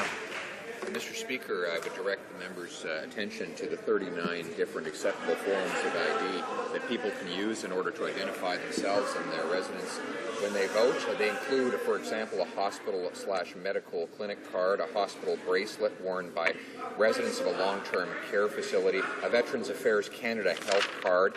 You can also use your correspondence accompanying your old age security check. That's in addition to the possibility of a driver's license, a health card, and numerous other forms of ID that together comprise the 39 list that I have in my hand. The member for Vancouver Quadra. Mr. Speaker, voter turnout among students and young people is the lowest of all age groups. Last night, student associations testified in Parliament about how Elections Canada had been helping them run educational programs to reverse that trend. Yet the government's rigged Election Act will not only stop Elections Canada from encouraging young voters, it will make it harder for them to vote. Now, it seems to me a good thing to have young people participate in Canada's democracy.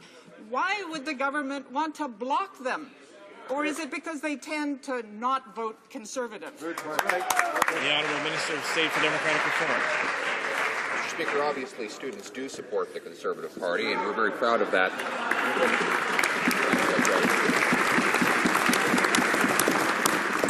And they'll have an opportunity to vote in the next election, just like the last one.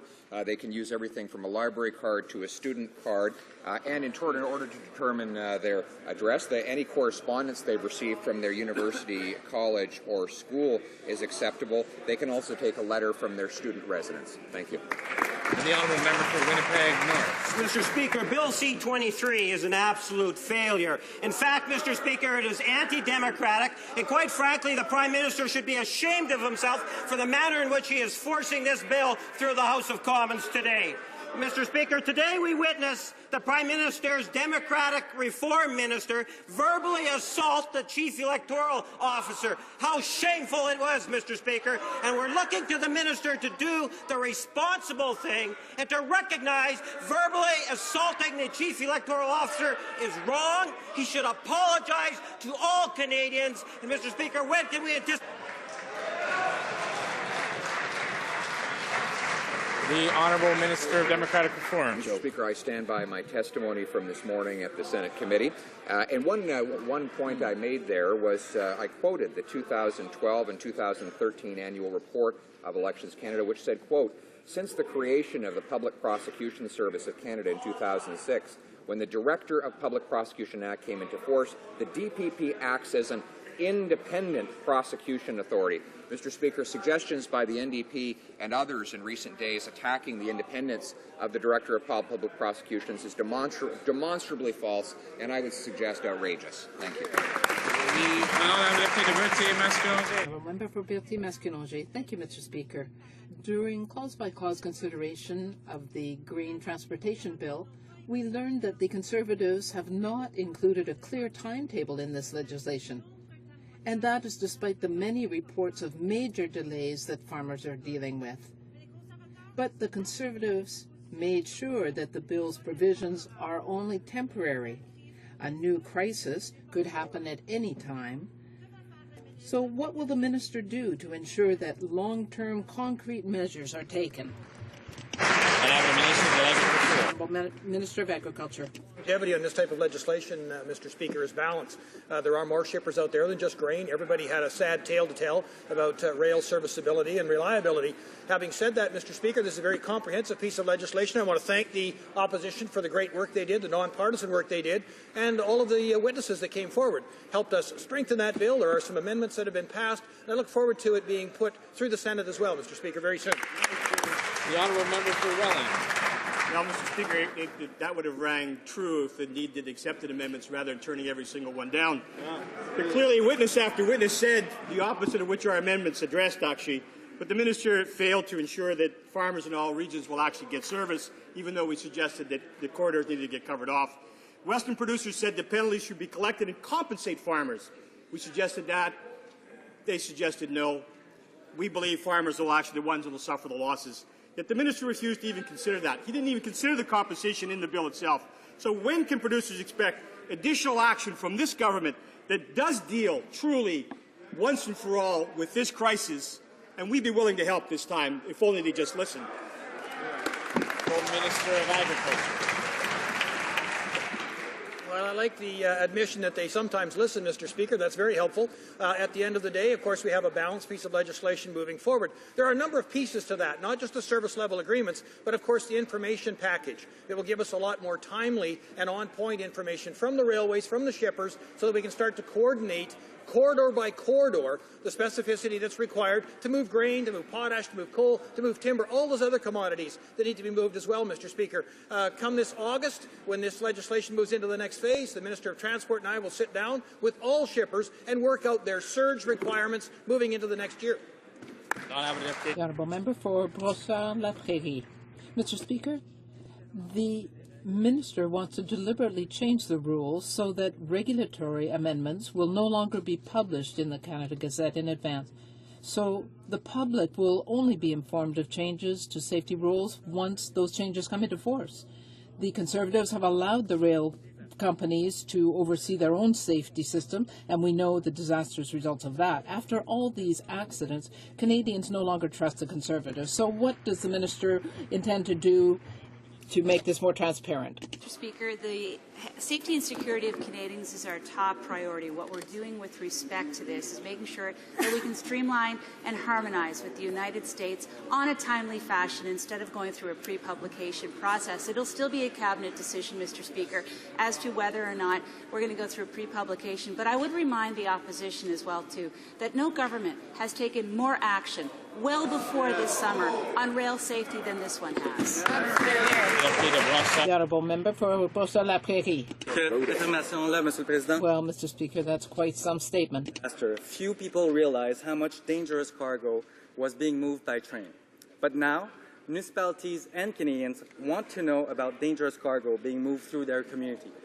Instead of being more transparent about disclosure rules, Conservatives are being less. Why is this government being so secretive about rule changes for dangerous goods?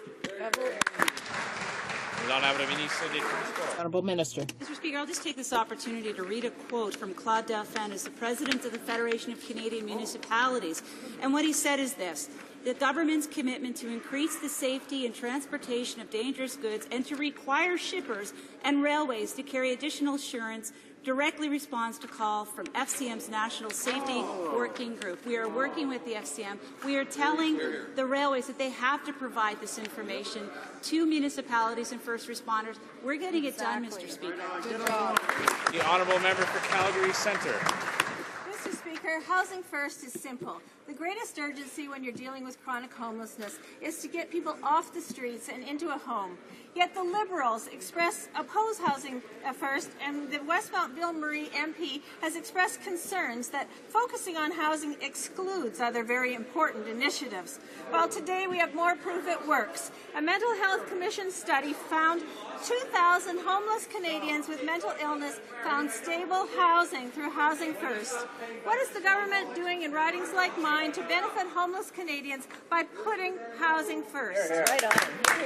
The Honourable Minister of State for Social Development. Thank you very much, Mr. Speaker. I thank the member from Calgary Centre for that question and for her strong local support and interest in this issue.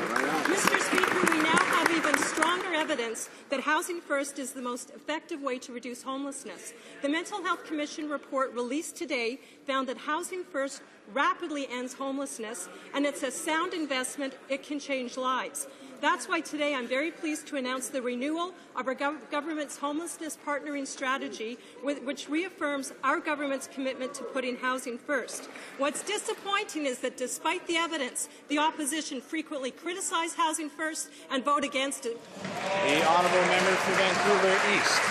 Well, Mr. Speaker, the Prime Minister would do well to check if seniors really are such strong supporters of his party, because they're pretty upset right now with his government's record. Yep. Even for those who can afford it, wait times can be up to 8 months to get into long-term care.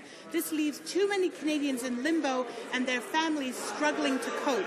Today, a new poll by the Canadian Medical Association reveals that seniors' health care is a top priority for Canadians. So why are Conservatives yet again turning their backs and failing seniors on health care? Hear, hear. The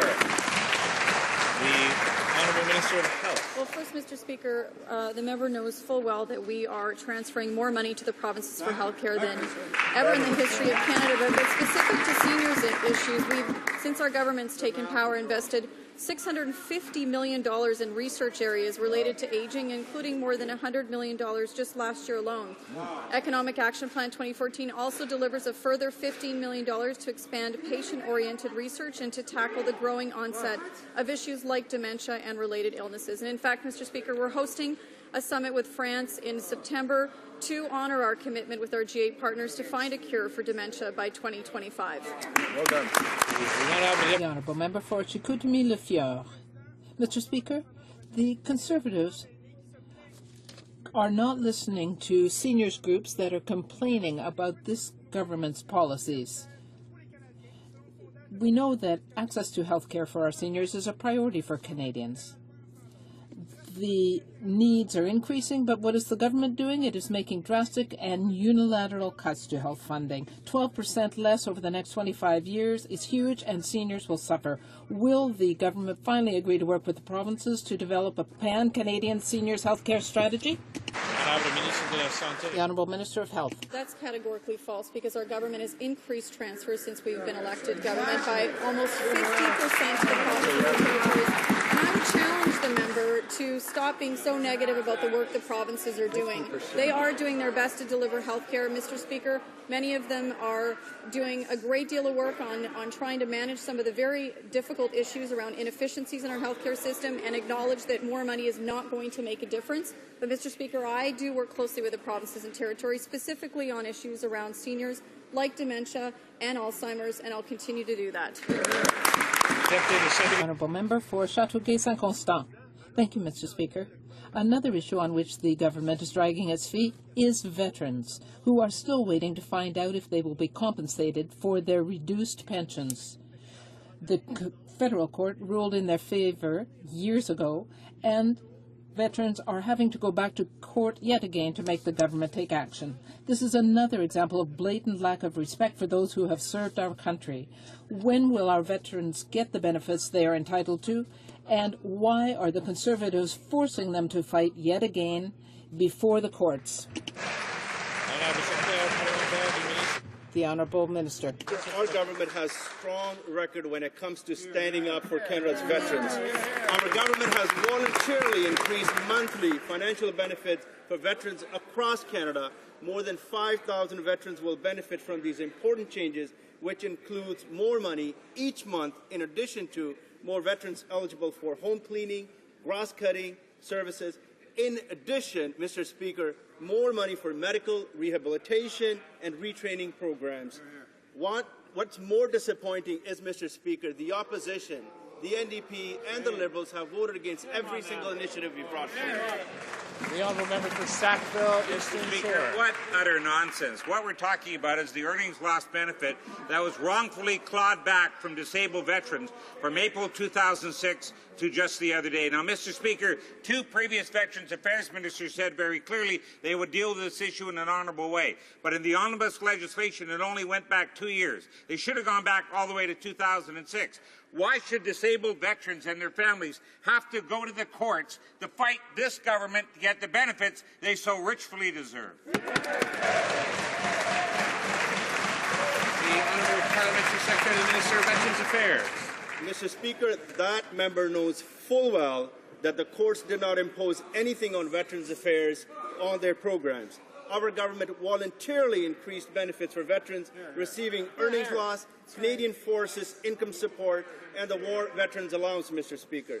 This means thousands of dollars for veterans, in addition to added benefits such as snow removal, lawn care, home cleaning services, and lower costs for long-term care, Mr. Speaker. I would encourage the opposition members to support the government, get on board, and help Canada's veterans, Mr. Speaker. The Honourable Member for Vancouver Centre. Mr. Speaker, Canadian doctors are on the Hill advocating for a pan-Canadian senior strategy. The Premier's Council of the Federation is asking for the same thing. The 2011 census shows 5 million seniors due to increase to 29% of the population by 2030. But this government's new health formula is based on per capita and not demographics. So provinces with high seniors populations like the Atlantic provinces and BC get less money. Will the Prime Minister agree to a specific strategy to assist provinces with the increasing cost of seniors' care? The Honourable Minister of Health. Well, Mr. Speaker, as I pointed out earlier, we've increased transfers to the provinces by 50%, and we are funding health care to the provinces and territories to the highest level in Canadian history. Wow. And as I've said repeatedly, the inefficiencies that we do see in our healthcare system are not going to be fixed by more money. They're going to be fixed by collaboration, cooperation, sharing best practices, and that is the kind of work that I'm endeavouring to do with the provinces and territories, specifically on innovative technologies and other ways, models of care that we know will actually make a difference in not only creating a more sustainable healthcare system, but a more cost-effective healthcare system. Honourable member for Malpeque. Today, Mr. Speaker, the Canadian Police Association informed MPs about the key cost drivers for policing. Simply put, police are being asked to serve as substance abuse counsellors, mental health advisors, marriage counsellors, youth intervention officers, as well as maintaining responsibility for community safety. The minister certainly didn't give any answers yesterday to the CPA, so could he be more direct today and state if he has any plans to assist police officers, including the RCMP, so they can prioritise their time to actual policing? The Honourable Minister of Public Safety. Well, Mr. Speaker, the members should well know that this government is committed with provinces for years, working hard on the economic of policing, Mr. Speaker. He can get a crash course if he wants to, because we've been in it, Mr. Speaker, because we believe we can provide Canadian society with better services by improving the efficiency of our police servicing, streamlining our justice system, and finding ways, Mr. Speaker, so our policemen are not behind the desk doing red tape, but serving our people. Thank you.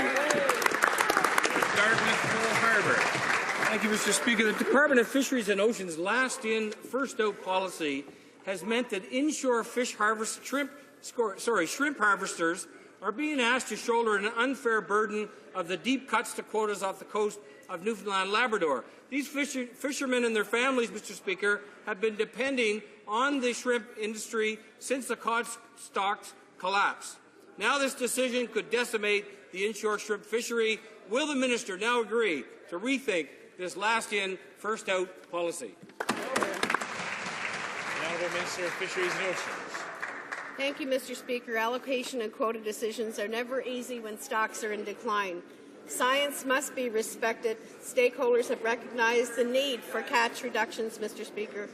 The last-in, first-out has been part of this fishery since 1997. When stocks increased, the inshore fleet received 90% of the increase, Mr. Speaker, with 10% going to the offshore fleet. The decreases will be applied in the same manner as has been consistent since 1997. The Honourable Member for St. John South, Mount Pearl. Mr. Speaker, what Newfoundland inshore fishermen and their families need to hear is a commitment to protecting their livelihood. Everyone agrees that the shrimp stock needs to be responsibly managed, but what DFO is proposing fails to do that and unfairly targets the inshore sector. And it's not just fishermen and their families who will take a hit, it's also local processing plants that are supplied by their shrimp catch. Mr. Speaker, will the minister commit to working with inshore fishermen to protect their industry, to protect what little they have left? The Honourable Minister of Fisheries and Oceans. Thank you, Mr. Speaker. As I said, these are not easy decisions when stocks are in decline, but what is of much concern is the longer-term impacts of the changes that are taking place in the ecosystem and their effects on shrimp, crab, ground fish, and other stocks, Mr. Speaker. And I'll give you an example on this fishery. In Area 6, for example, back in 1998, the offshore had a quota of 13,360 tons. Today, they have 1 ton less. The inshore had a quota of 29,840 tons. Today, they have a quota of 31,360 tons, more than they had back in 1998. The Honourable Member for Oakville. Thank you, Mr. Speaker. For years, I've been an advocate for drug safety and for making sure that Canadian families have the information they need to make informed choices on the medicines they're taking. With the numerous risks inherent in many drugs, we simply must do better at making people aware. It is imperative that drug safety information be available and accessible for not only overburdened doctors, but also for patients and parents of children. Will the Minister of Health recommit today to ensuring that drug safety information is made available for those who need it? The Honourable Minister of Health. Nowhere is confidence and transparency more important than in the decisions Health Canada makes that affects the health and safety of Canadians. So today I was pleased to launch the world-leading Transparency, Openness Framework and Action Plan for Health Canada. So for the first time, very useful and relevant information about safety reviews of drugs will be posted online transparently. The first posting today also added a new tool to assist in the prudent prescribing of Diane 35 based on the safety review that I requested. I will, Mr. Speaker, ensure that Health Canada continues to identify ways to be more open and transparent with Canadians each and every year. The honourable member for Etobicoke-Illinois. Mr. Speaker, we have heard that the government is considering no longer accepting Somali refugees to Canada. Can the minister tell the House whether or not the government will continue to accept Somali refugees? And does he agree with us that the Somali Canadian community makes an important contribution to Canadian society? Good question. The Honourable Minister of Immigration. Thank you, Mr. Speaker. Canada, under this government, will of course continue accepting refugees from all over the world.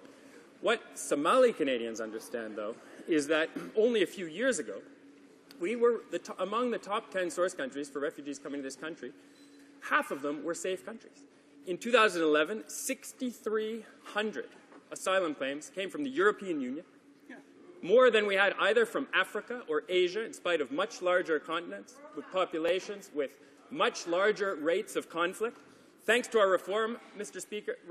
Speaker, in 2013, we see needy countries like Afghanistan, Syria, Congo, Egypt, and yes, Somalia, back in the top 10. The honourable member for Davenport.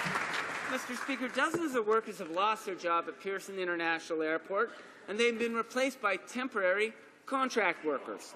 Now, Gaker May is responsible for handling food for airlines. Their employees work in high-security areas. This work should be and has been done by full-time permanent employees who make a good wage. Now Gaker May is contracting out 120 good jobs. This is another example of conservative outsourcing gone wild. Mr. Speaker, why isn't this government standing up and protecting full-time permanent jobs in this country? The Honourable Minister of Transport. Mr. Speaker, I appreciate the example from the member opposite. As you would know, the Airport Authority has its own contracts with its own contractors, and that's how they apportion employment within their jurisdiction and within their facility. Anybody who works on the airside operation or on the secure side of the airport, of course, has to pass Transport Canada qualifications and regulations in order to respond to and receive a security clearance to work on that side. The honourable member for Kootenay, Columbia. Speaker, constituents in my riding often express their frustration to me that the justice system far too often appears to put the rights of convicted criminals ahead of the rights of victims. Our government has continually passed legislation which puts victims first. One such example is the elimination of the faint hope clause, which allowed murderers extra parole hearings and forced victims to unnecessarily revisit their horrific experiences. Last week, we announced the Canadian Victim Bill of Rights.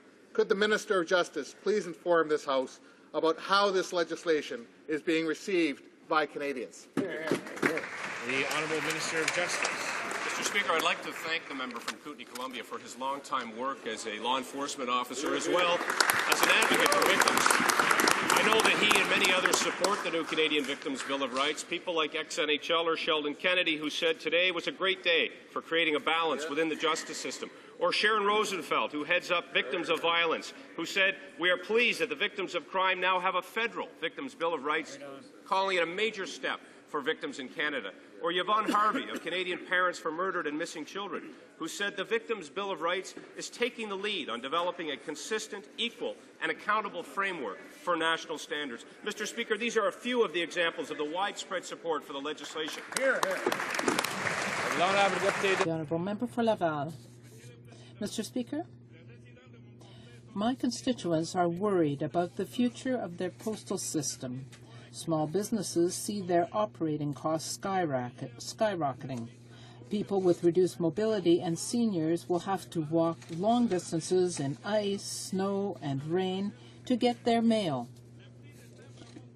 The price of stamps is going up by 30 to 59%. Why are the Conservatives attacking businesses and residents of Laval? The Honourable Minister of Transport. member has actually outlined what the 5-point plan is from Canada Post in order to ensure that they can deal with the loss of revenues with the number of letter mail not being mailed as they used to 6 years ago. Mr. Speaker, what I can tell you is this, that 2/3 of Canadian mailboxes are community mailboxes. Only 1/3 currently has delivery to their door. We're converting that other third, or they're converting that other third into 2/3. And I'm sure they've been able to deal with the 2/3 already, and they'll continue to deal with the cases that are of concern in the 1/3. That will be phased out in the next 5 years. Makes sense. The Honourable Member for Richmond Athabasca.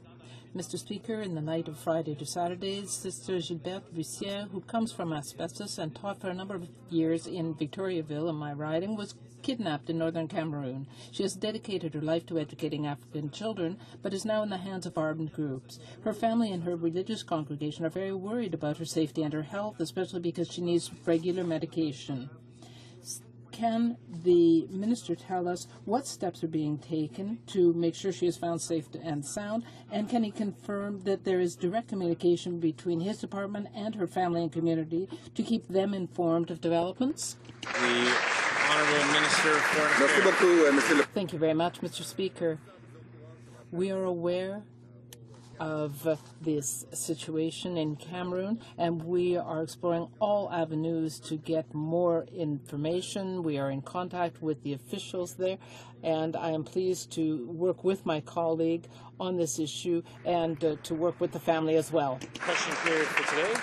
I would like to draw to the attention of honourable members the presence in the gallery of a parliamentary delegation led by the Right Honourable Tricia Marwick, presiding officer of the Scottish Parliament.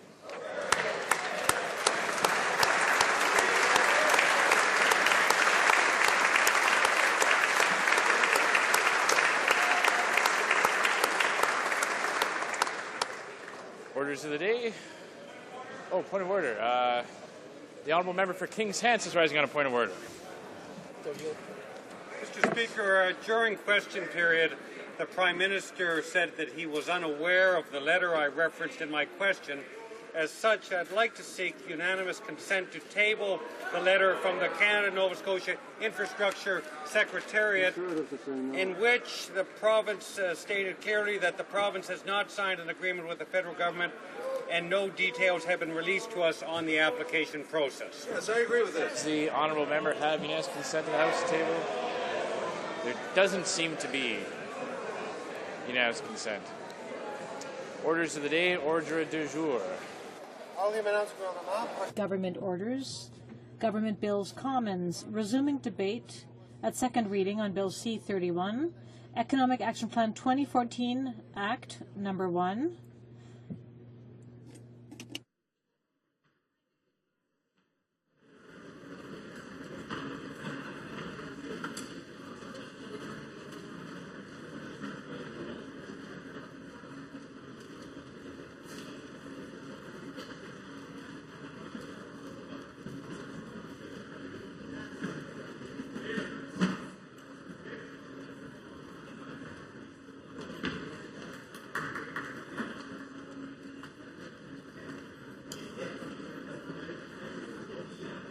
Resuming debate, please do débat. The honourable member for Renfrew, Nipissing, Pembroke. Mr. Speaker, I'm pleased to rise on behalf of the people of Renfrew, Nipissing, Pembroke to speak to Bill C-31.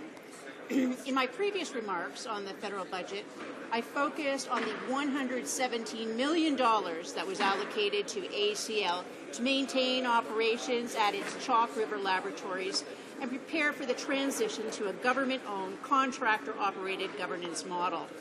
Today, I intend to focus on the many other benefits of Economic Action Plan 2014, as well as contrasting the difference between sound conservative economic policy and the rash, disastrous policies being proposed by the opposition parties and their friends in the left-wing media. The purpose of this legislation is to implement provisions of the federal budget of February 11, 2014, which, in addition to the measures announced in our federal budget, amends existing legislation in order to carry out our road to balance, creating jobs and opportunities in Canada. I would like to take this opportunity to publicly thank the member for Whitney, Oshawa for his many years of service to Canadians as the Federal Minister of Finance. Canada is recognized globally for our sound fiscal management. All Canadians owe a debt of gratitude for his fine work. At the same time, I congratulate our new Minister of Finance, the member for Eglinton Lawrence. Having worked with our Finance Minister in his previous role as Minister of Natural Resources, I know Canadians can count to have the confidence in the sound economic policies of our Conservative government. It's important for Canadians to take note of who is providing economic leadership in Canada. Only a Conservative government, led by our current Prime Minister, can be trusted with our nation's finances. The wacky ideas of the loony left would quickly bankrupt our nation. Look how quickly the Liberal Party of Ontario turned the province that used to be the economic engine of Canada into a have-not province, reduced to begging Ottawa to pay for their bad decisions like Orange, e-health, and the billion-dollar gas plant scandal. By their own admission, it will be the year 2035 before there might be any improvements if things do not change in Toronto, like a change in leadership.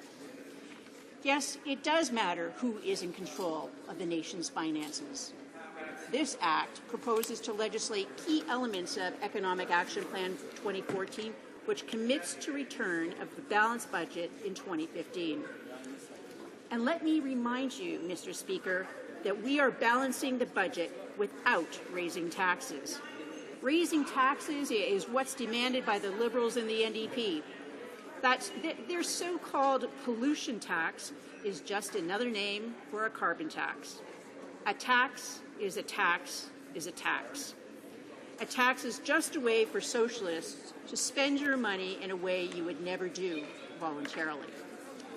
We have moved to a position where the federal budget will be balanced by reducing spending, which is what Canadians have told us that needs to be done. Only a socialist thinks taxpayers should pay more. The average Canadian family pays $3,400 less in taxes thanks to this Conservative government. The key elements in the Economic Action Plan 2014 include measures to help connect Canadians with available jobs and foster job creation, support families and communities, and invest in infrastructure, trade, and responsible resource development. Let me be clear. Our Economic Action Plan that was presented to Canadians on February 11th contains the provisions in this legislation that we have before us. Budgets in modern, industrialized Western nations are complicated documents. Just because other parties don't understand the complexities of a modern economy only demonstrates they are not fit to govern. Canadians expect more than opposition for the sake of opposition.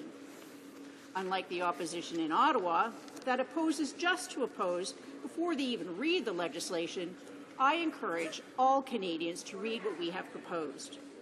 I'm confident Canadians will understand and like what they see.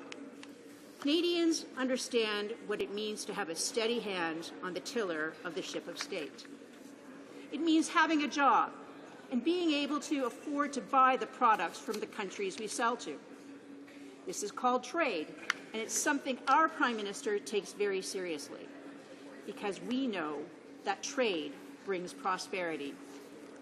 Highlights of the Economic Action Plan 2014 Act No. 1 include connecting Canadians with available jobs and fostering job creation by investing $11 million over 2 years and $3.5 million per year ongoing to strengthen the labour market opinion process to ensure Canadians are given the first chance at available jobs.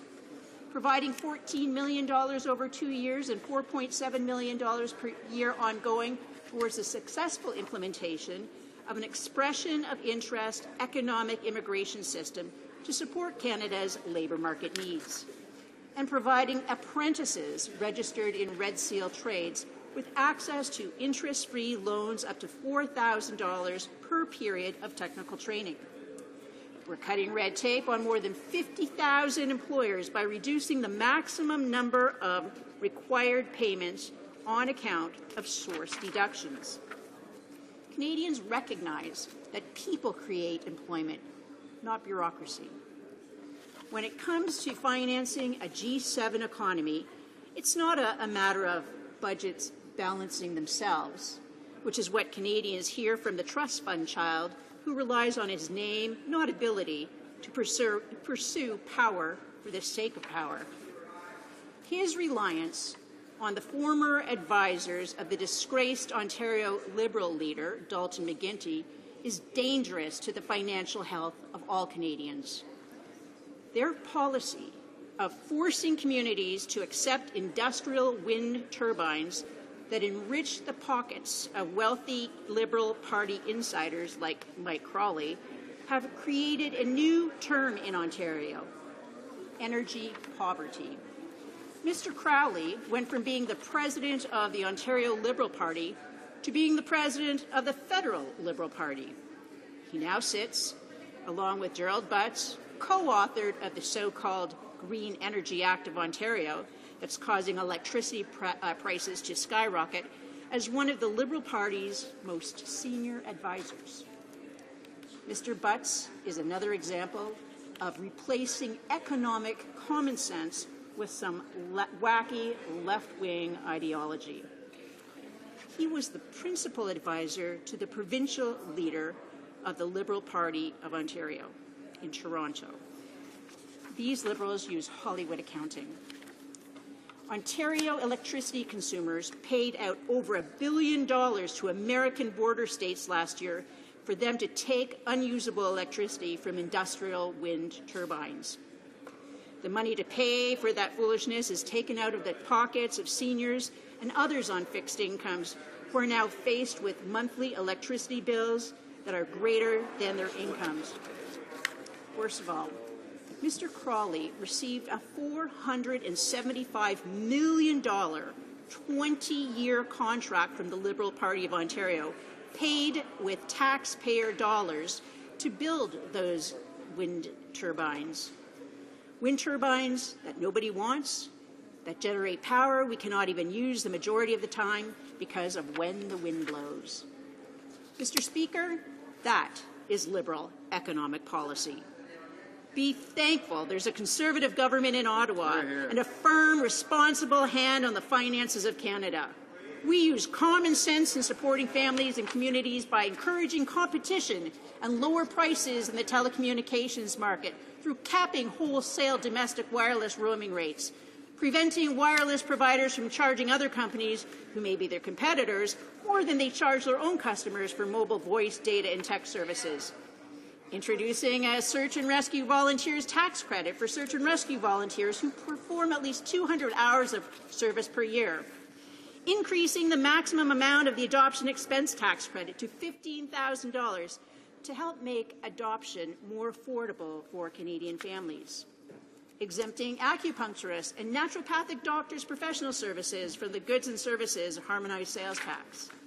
Expanding the list of eligible expenses under the medical expense tax credit to include costs associated with service animals that are specially trained to assist individuals with severe diabetes, such as diabetes alert dogs, as well as amount paid to the design of an eligible individualized therapy plan, and enhancing access to employment insurance sickness benefits for claimants who receive parents of critically ill and children compassionate care benefits.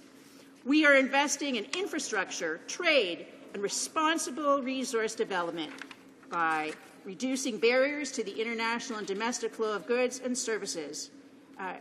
Mr. Speaker, how much time do I have left? The honourable member is actually out of time, so we'll move on to questions and comments. Questions et commentaires. L'honorable député de... The honourable member for Beauport-Limoilou. Thank you very much, Mr. Speaker, and I would like to thank my colleague for Renfrew Nipissing Pembroke for her speech. There was no nuances. It was very clear. She boasted about the accomplishments of the former finance minister, saying that he was the best finance minister ever. But he is now a regular MP, and he expressed doubt on income splitting. He said he was Concerned with the regressive aspect of such a measure, can the member comment this position of the former finance minister? Nipissing Pembroke. Oh, and Mr. Speaker, I can just go on and on about the many accomplishments by our former finance minister, such as this budget where he's supporting mineral exploration by junior companies through extending the 15% mineral exploration tax credit for flow-through share investors for an additional year, eliminating tariffs on mobile offshore drilling units used in offshore oil and gas exploration and development, doubling to 10 years for income tax purposes the carry-forward period for donations of ecologically sensitive land to conservation charities. Mr. Speaker, I recently had an apprentice welder come into my constituency. In his case, the high electricity rate of the policy of the Liberal Party of Toronto that caused the hollowing out of the manufacturing sector in Ontario had led him to seek employment in a different province. While he was certainly appreciative of the efforts of our government to assist him in his education, in his experience, it was the artificial barriers between provinces, and in his case, getting a different province to recognize his credentials that represented the greatest challenge. Comments. The honourable member for Winnipeg North. Thank you, Mr. Speaker. And, you know, I'm not too sure exactly where it is that the member gets her notes from. I suspect it might be in part from the Prime Minister's office. But there's no doubt, Mr. Speaker, she is definitely a cheerleader for the former Minister of Finance. The same Minister of Finance that took a Liberal surplus, budget surplus, multi-billion-dollar surplus, and turned it into a deficit even before the recession came into being, Mr. Speaker. The same Minister of Finance who took a healthy trade surplus and put it into a trade deficit, which caused thousands, tens of thousands of manufacturing jobs in the province of Ontario. My question is, for the member, is why does she not recognize that her government, the Conservative government, has played more of a negative role in terms of the performance of Ontario than any other federal government in the last 50 years because of its policy of stand back and not do anything to support our manufacturing industry? The honourable member for Renfrew-Nipissing Pembroke. Thank you, Mr. Speaker. And Canada is recognized among the top economies in the world because it recognizes the importance of trade. And just as our government has signed more international trade deals than any other government, it's time also for the provinces to start removing barriers so that they can bring greater prosperity to Canadians. Since our government first introduced Economic Action Plan to respond to global recession, Canada has recovered more than all of the output and all the jobs lost during the recession. And since July 2009, employment has increased by over 1 million and is more than 600,000 above the pre-recession peak, the strongest job growth among Group of 7 countries over the recovery. Questions and comments. The honourable member for Saanich Gulf Islands.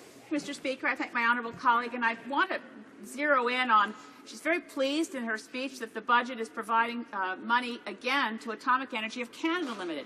Now, one would have thought that when this administration sold at bargain basement prices a Crown Corporation into which Canadians had sunk and lost tens of billions of dollars, that would be the end of that sort of sucking sound of money going down the drain to AECL. But we find that over the next 2 years, there's $117 million more dollars going to AECL, and I'm just wondering if she could tell us how that's of any benefit to the Canadian economy.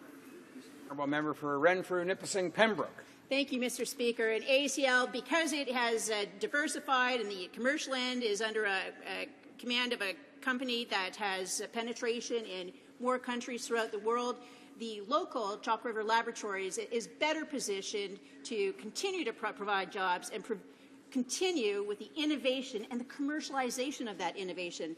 Almost 90% of all jobs created since July 2009 are full-time positions, and close to 85% are in the private sector, and over two-thirds are high-wage industries, such as those jobs at Chalk River Laboratories.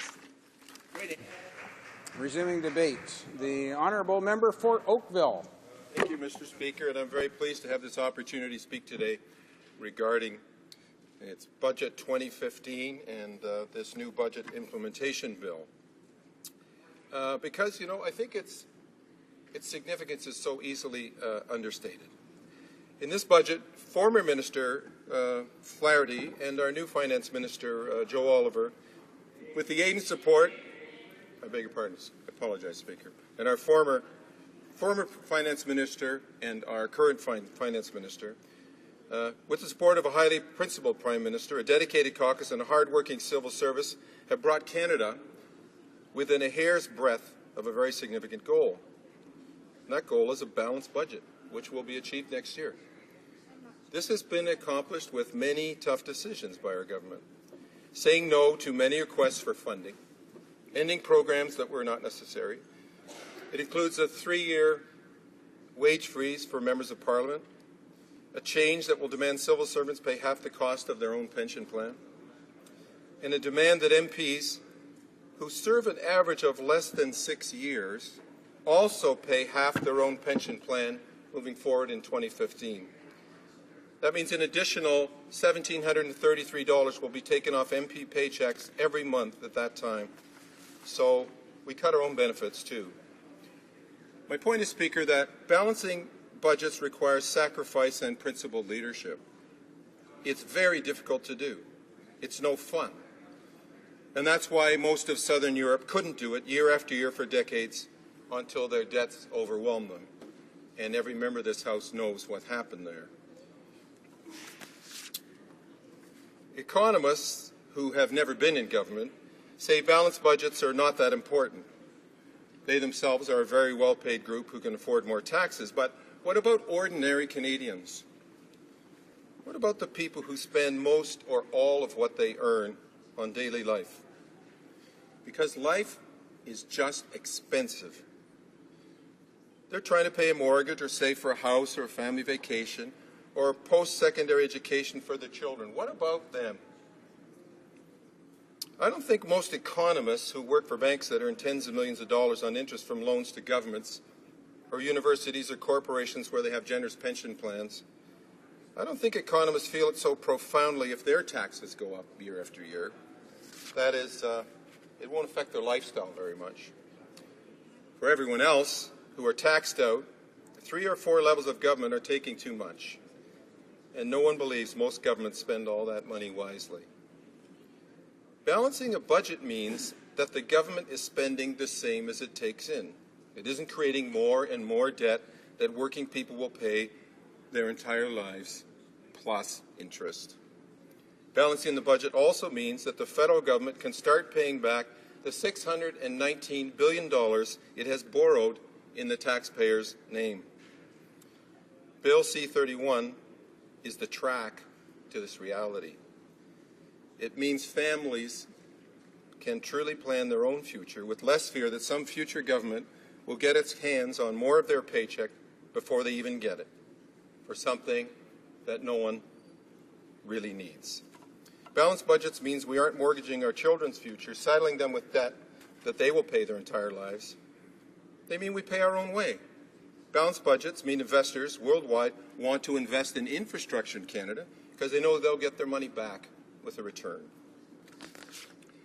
Speaker, in February, when the Liberal leader, who has no economic policy to speak of, implied on a party convention video that the Government of Canada doesn't have enough debt and should take on more, that should get the attention of every Canadian, especially our young people, who will pay back any new debts created by Liberal government if elected the rest of their lives and have a diminished quality of life because their paychecks are smaller due to high taxes.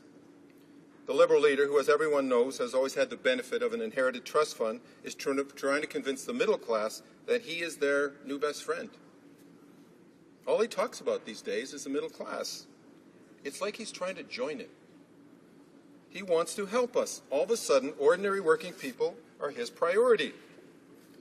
Speaker, we have a track record, on the other hand. Our government helped ordinary middle-class people and low-income people by reducing the GST by 2% and enhancing the working tax credit, by providing the universal child care benefit of $1,200 a year for each child under 6 years of age. We also took 1 million low-income people off the federal tax rolls altogether, and a whole raft of tax credits to help low-income people who work to keep more of their own money. Conservatives care about low-income people and the middle class, and are acting to make their lives easier. Most Conservatives are, in fact, low-income and middle-class people. Mr. Speaker, a video prepared for the Liberal convention, in that video, the Liberal leader said, quote, "While the middle class is tapped out, the federal government has room to invest." He also said the government of Canada needs to step up, and he supported a party resolution at the Liberal convention that the Liberals should spend 1% of GDP a year, that would be $18 billion, which must be borrowed, on infrastructure. So in 4 years, that would be $72 billion, plus interest that our children and grandchildren would pay back their entire lives. The Liberal leader is preparing to convince Canadians, as his father, the former Prime Minister, did, that debts don't matter. Someone else will pay, not us. Mr. Speaker, we've lived through this before, in the 1970s, under that former Prime Minister. Since Pierre Trudeau resigned, subsequent governments achieved operational surpluses of $634 billion. Yet during that time, Canadians had paid over $1 trillion in interest, all due to the debt Pierre Trudeau and the Liberals left us with. Mr. Speaker, a rhetorical question. Who said this? Quote, "We were caught in a trap of our own making, a vicious cycle in which our chronic deficits contribute to economic lethargy, which in turn contributed to even higher deficits and then to greater malaise." That was the former Liberal Finance Minister and Prime Minister Paul Martin, the last Liberal Finance Minister to balance Canada's federal budget years ago. And he was right. Mr. Speaker, the Liberal leader today wants to do it all over again, promote the illusion that borrowed money doesn't have to be paid back. Well, at least not by us. Mr. Speaker, in 2015, we will begin paying down debt again. We will reduce the interest we pay out and get more for our money. Canada will increasingly decide its own fate, never be beholden to banks and foreign leaders to direct our nation. We will never be ordered to cut back pensions or health care or education funding by banks because we are near bankruptcy, like most of Southern Europe has been. This is our solemn commitment to the people of Canada. This budget is the step just before the top, the last step. We will get out of the borrowing paradigm. We will not turn around and head back down. Canada will control its own destiny, and this bill takes us one step closer. Thank you. Questions et commentaires. Questions and comments. The honourable deputy de Beauport. The honourable member for Beauport-Limoilou. Thank you, Mr. Speaker, and I'd like to thank my colleague for Oakville for his remarks. But to quote an old proverb, if you want to get rid of your dog, you accuse it of having rabies, like we say.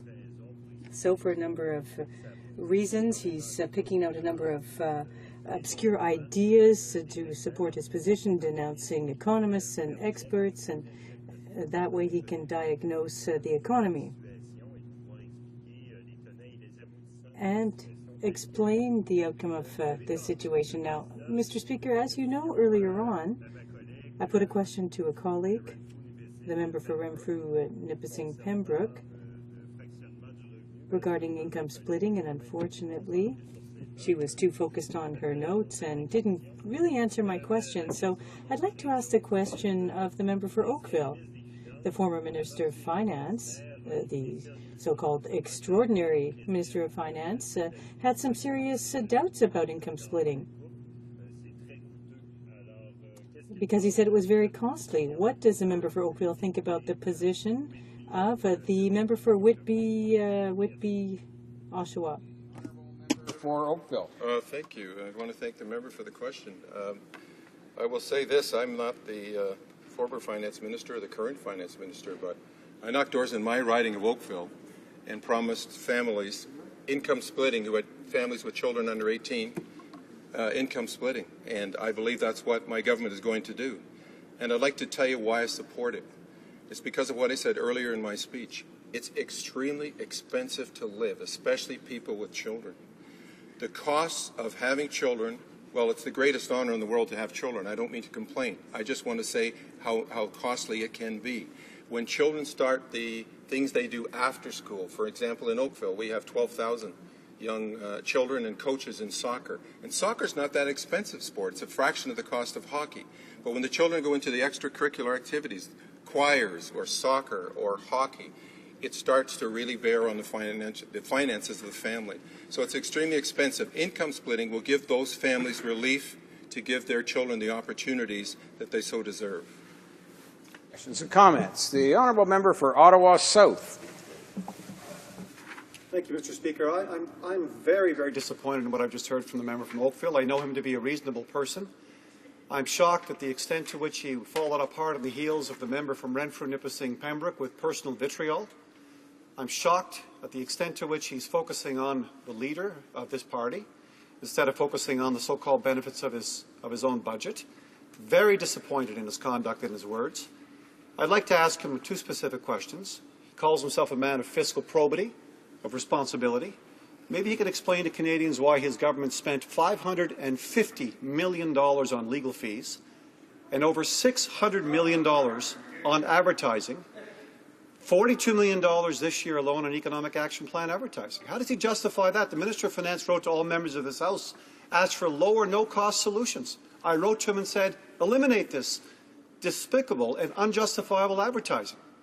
What does the member have to say about that? The honourable member for Oakville.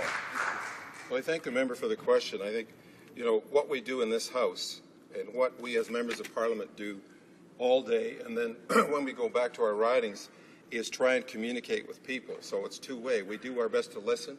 We get, in my office, we get 1,000 emails, phone calls, and visits and letters a day.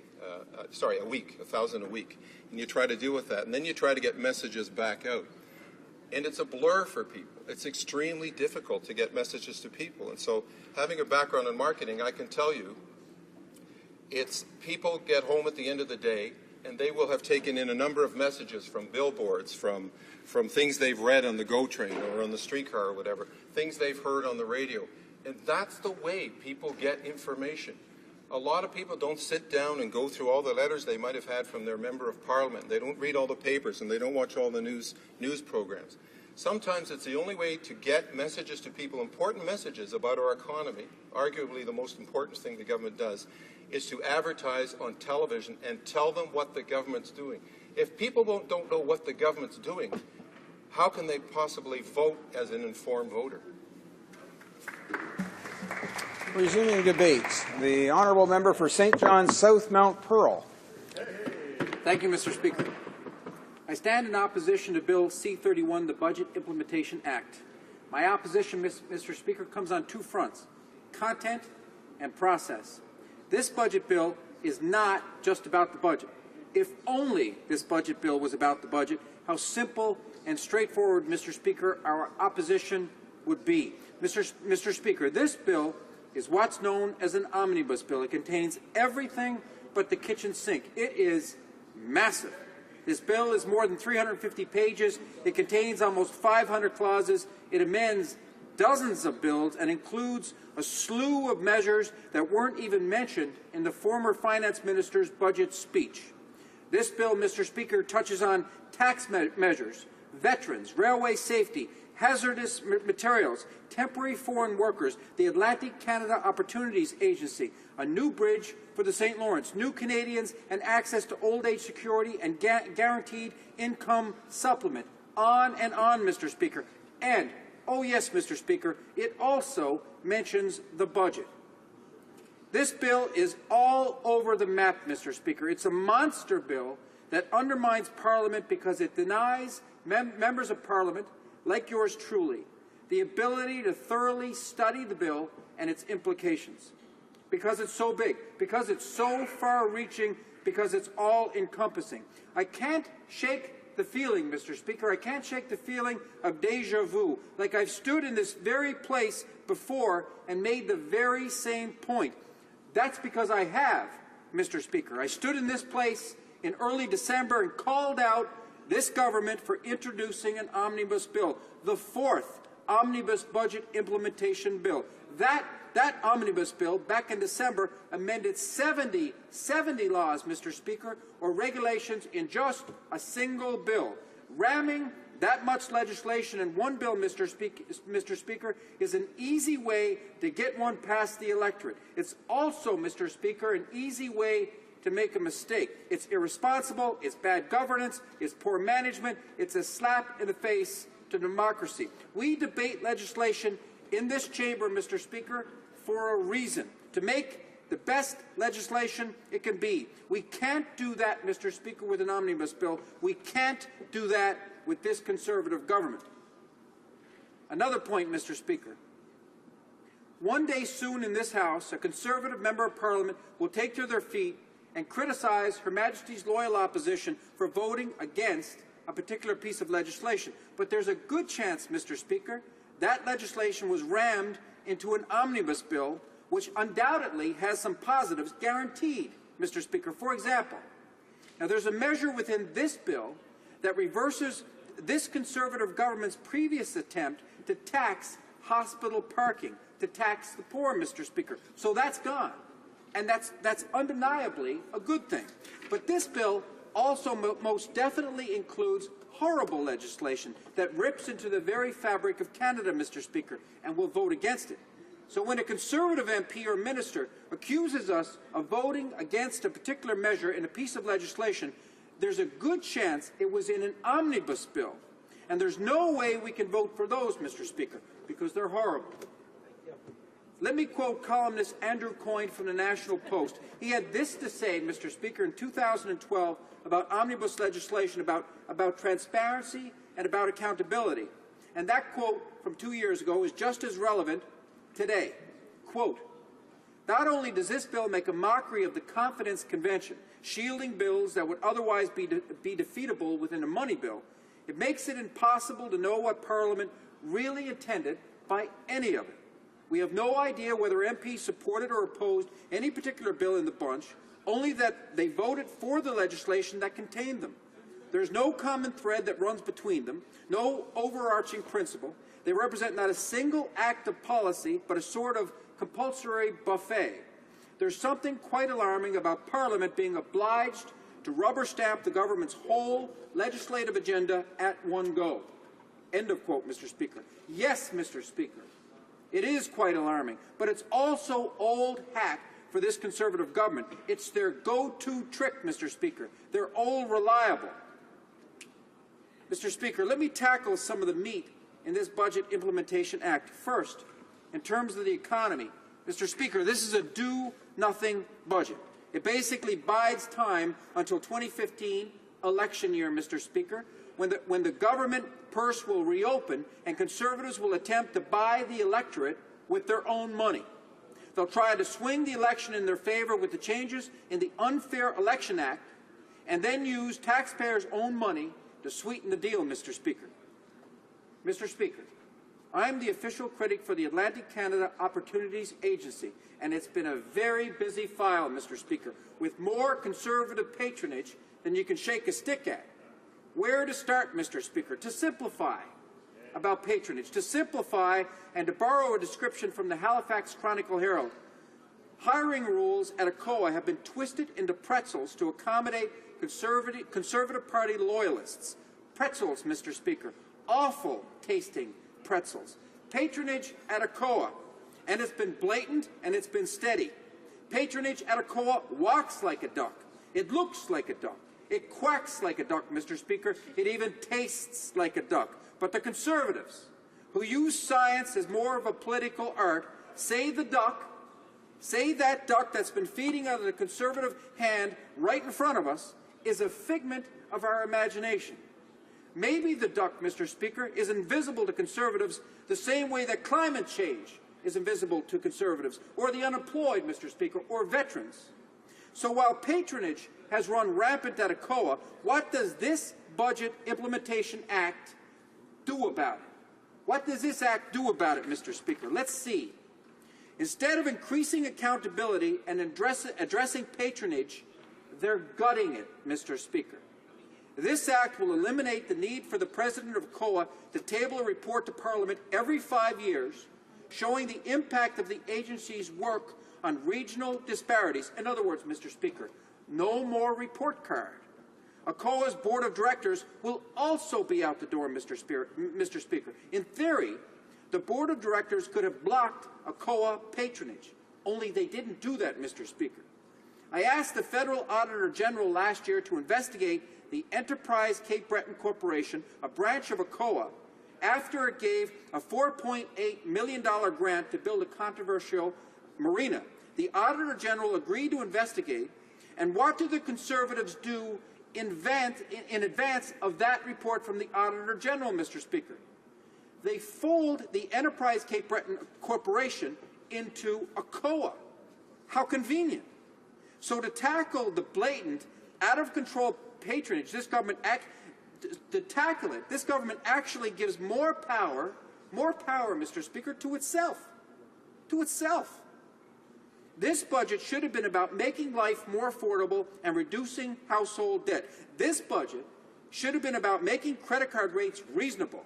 It should have been about capping ATM fees, cracking down on abusive practices of payday lenders, and providing services, Mr. Speaker, that Canadians rely on. Instead, this budget is about sidestepping democracy with yet another omnibus bill, the Conservatives' fifth attempt to evade parliamentary scrutiny. Let me end with a series of two questions posed by the current Prime Minister in 1995 when the Liberals pushed through an omnibus bill. Quote, the Prime Minister, "In the interest of democracy, I ask, how can members represent their constituents on these various areas when they are forced to vote in a block on such legislation and on such concerns? We can agree with some measures, but oppose others. How do we express our views and the views of our constituents when the matters are so diverse?"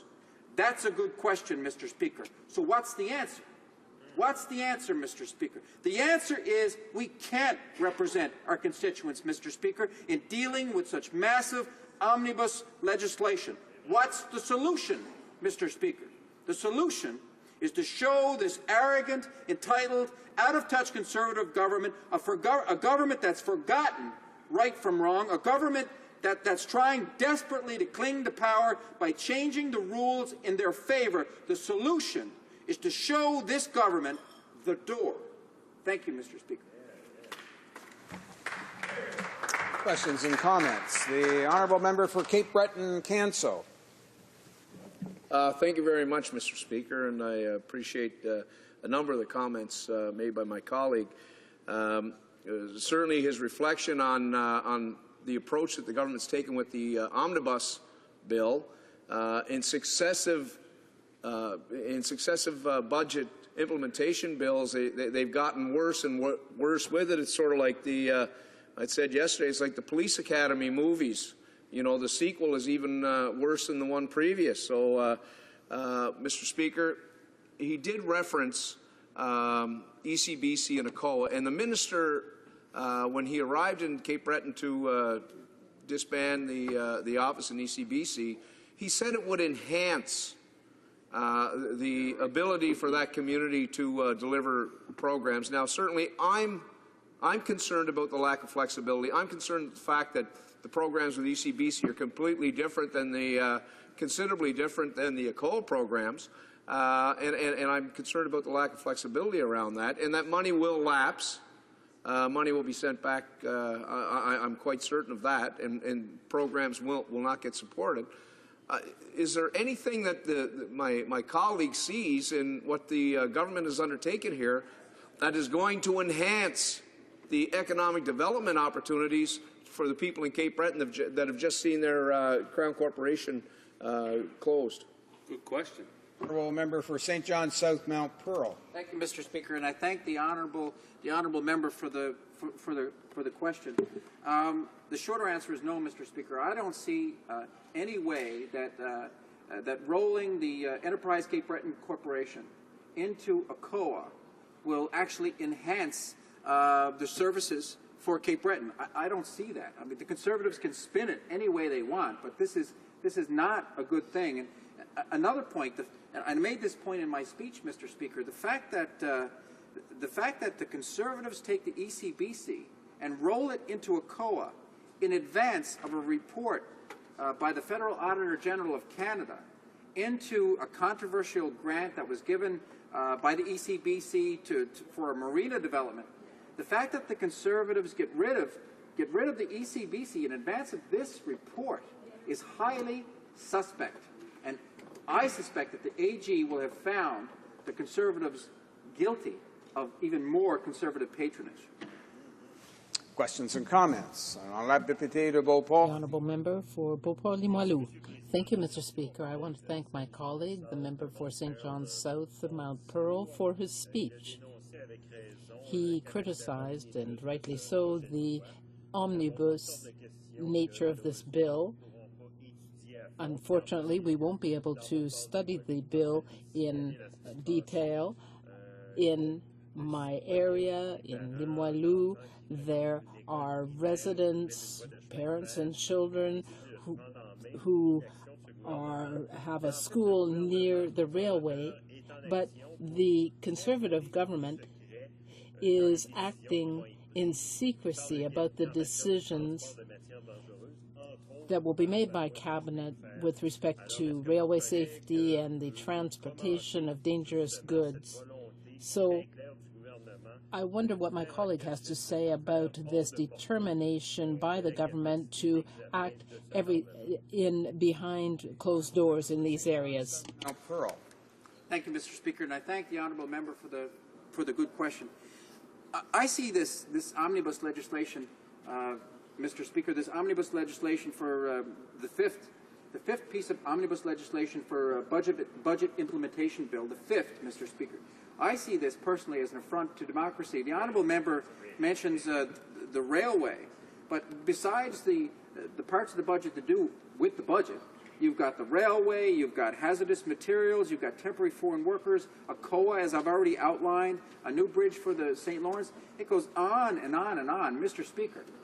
When you're talking about a bill that's 350 pages, a bill that has almost 500 clauses, one single bill that amends dozens of other bills, and a slew of measures that weren't even mentioned in the budget speech, there is no way possible, Mr. Speaker, to do what we're tasked to do by our constituents, which is to keep an eye on these bills and keep an eye on this government. It is too big, it's too massive.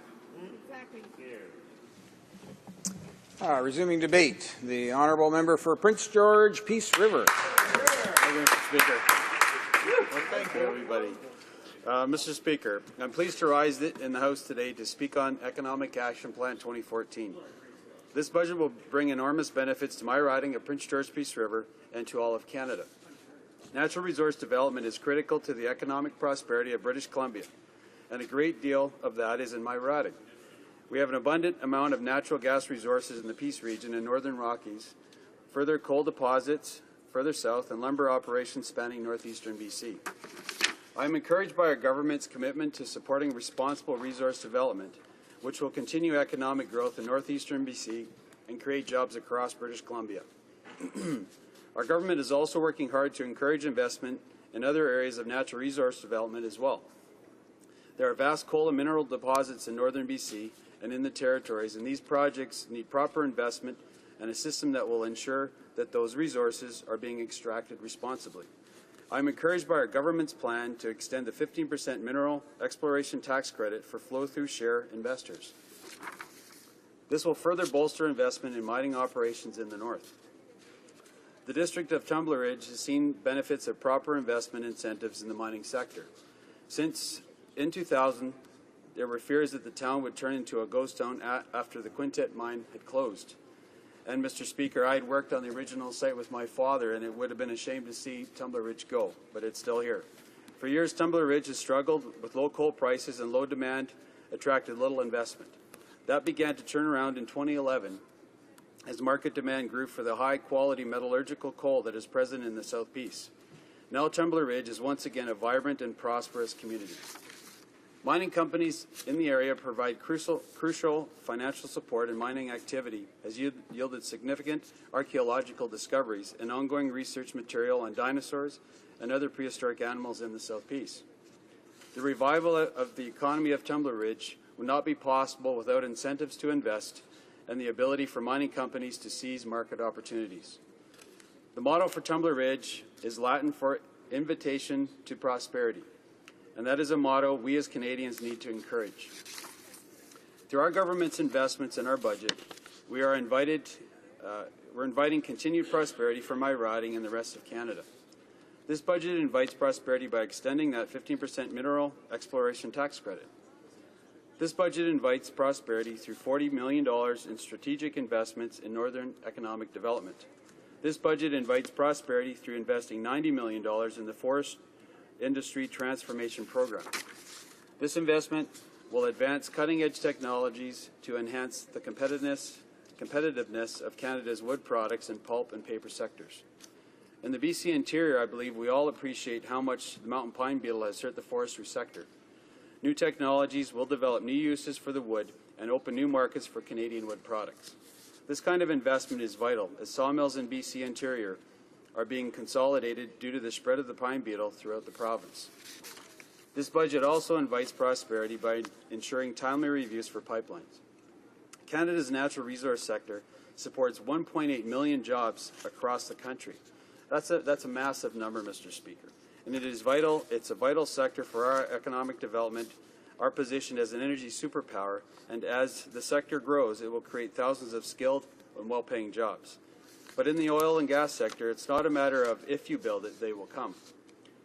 Our resources need the ability to get out to port and into foreign markets to meet demand. In emerging markets like Asia, we are not the only player in the natural gas game. Lengthy delays and protracted environmental reviews can cost us valuable market share and hurt our reputation as a reliable supplier of energy. That is why our government's $28 million investment in the National Energy Board is so crucial. I think everyone understands the importance of the environmental review process and how important it is to keep that process independent. However, that process needs to be both timely and fair. I believe these additional funds to the National Energy Board will do just that. In order to invite prosperity, we as a nation need to be prepared to supply the need that prosperity brings. That is why our government has worked to invest in skills and trades training and is continuing on that path of developing the skills and jobs for the future. Since 2006, our government's top priority has been job creation and economic growth. Canada has the best job growth record in the G7, but we must maintain that resolve in order to continually invite prosperity. Our government's budget creates a new apprenticeship loan for Canadians working towards certification in 50 trades, including my own of carpentry. These trades range from carpenters to pipe fitters, from electricians to millwrights. Our government is making over $100 million available for interest-free loans for Red Seal apprentices across Canada. These trades are currently in high demand in my riding, businesses in Fort St. John, Dawson Creek, Fort Nelson, and Prince George. They're in constant need for these skilled tradespeople, Mr. Speaker. It could take weeks for a homeowner in northeastern BC to find a plumber or a roofer. The oil and gas industry is constantly hiring, as there is a constant shortage of people with applicable skills. There are many jobs where business is looking for someone who fits a very particular skill set. New graduates, on the other hand, are finding that the job market is more competitive than they expected. That is why our government is championing the new Canada Job Grant, which will create a new class of students who will graduate with skills tailor-made for a waiting job. The employer will have a recruit, excuse me, Mr. Speaker, with the skills they need, and the student will be working towards secure employment. While finding a job is important, finding the right job is equally important. Employees working in their field have a better sense of job satisfaction and are more productive in the workplace. That is why we are launching an enhanced job matching service. This will allow qualified Canadians to find the jobs that suit their skills and experience, and allow employers to identify candidates that will meet their needs. We invite prosperity by facilitating employment landscape that makes the most of a worker's ability and encourage students to train for jobs that will be in demand. Another way we invite prosperity is to give credit where credit is due. Our government introduced a $450 tax credit to volunteer firefighters, and in this budget we are extending those credits to search and rescue volunteers. Search and rescue volunteers provide an essential service in rural areas across Canada. These services require expensive equipment and require volunteers going into dangerous or remote areas in order to save lives and keep people safe. I was proud to recommend this initiative to the Minister of Finance on behalf of my constituents and all search and rescue volunteers across Canada.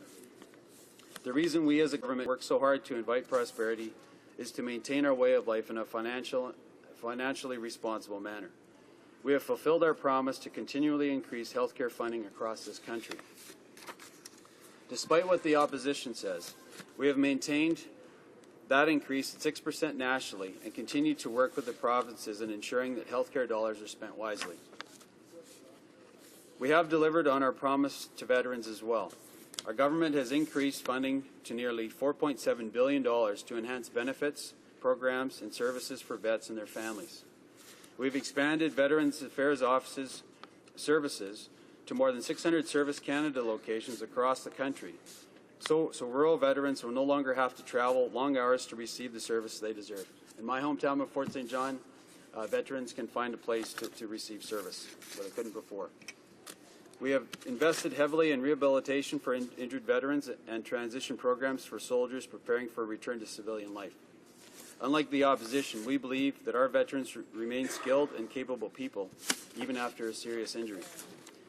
That is why our government has committed more than $3 billion per year in direct support for vets, with a focus on physical and psychological rehabilitation and vocational training. We continue to support our aging veterans and help them remain independent and lead full and active lives. Even as the number of vets in Canada has decreased, financial support for vet services has increased by $1.9 billion since our government took power in 2006. We are working across all sectors to create new opportunities in Canada and offer support for those who are willing to make the effort in order to succeed. That, Mr. Speaker, is how Economic Action Plan 2014 invites prosperity. Thanks for listening.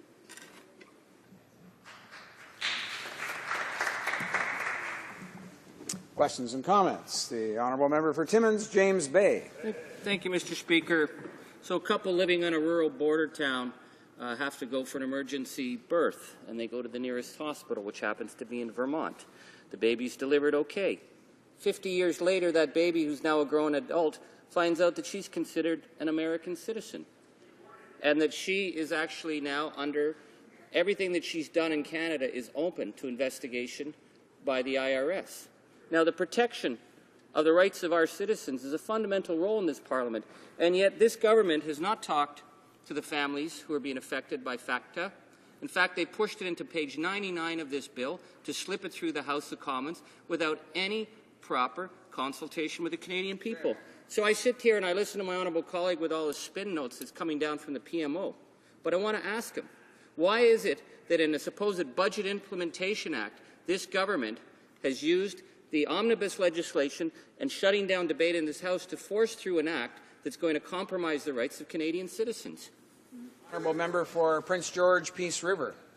I guess the only part that's really relevant to the member's statement is healthcare, but I will say this speech was written by myself, so I'm not sure where he gets the PMO notes and where his comments are from, but anyway, that's just that's the way the member is across the way, and I guess that's just the way he's going to continue to be.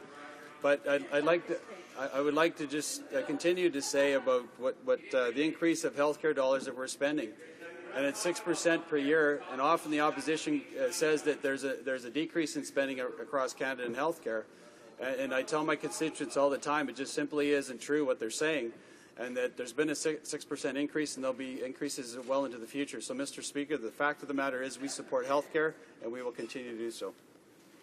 Comments. The Honourable Member for Winnipeg North. Mr. Speaker, I always find it somewhat amazing when Conservatives stand up and they talk about supporting health care when, in fact, the reason why we have the record highs in terms of health care expenditures going to our provinces is because of an agreement that was signed by former Prime Minister Paul Martin.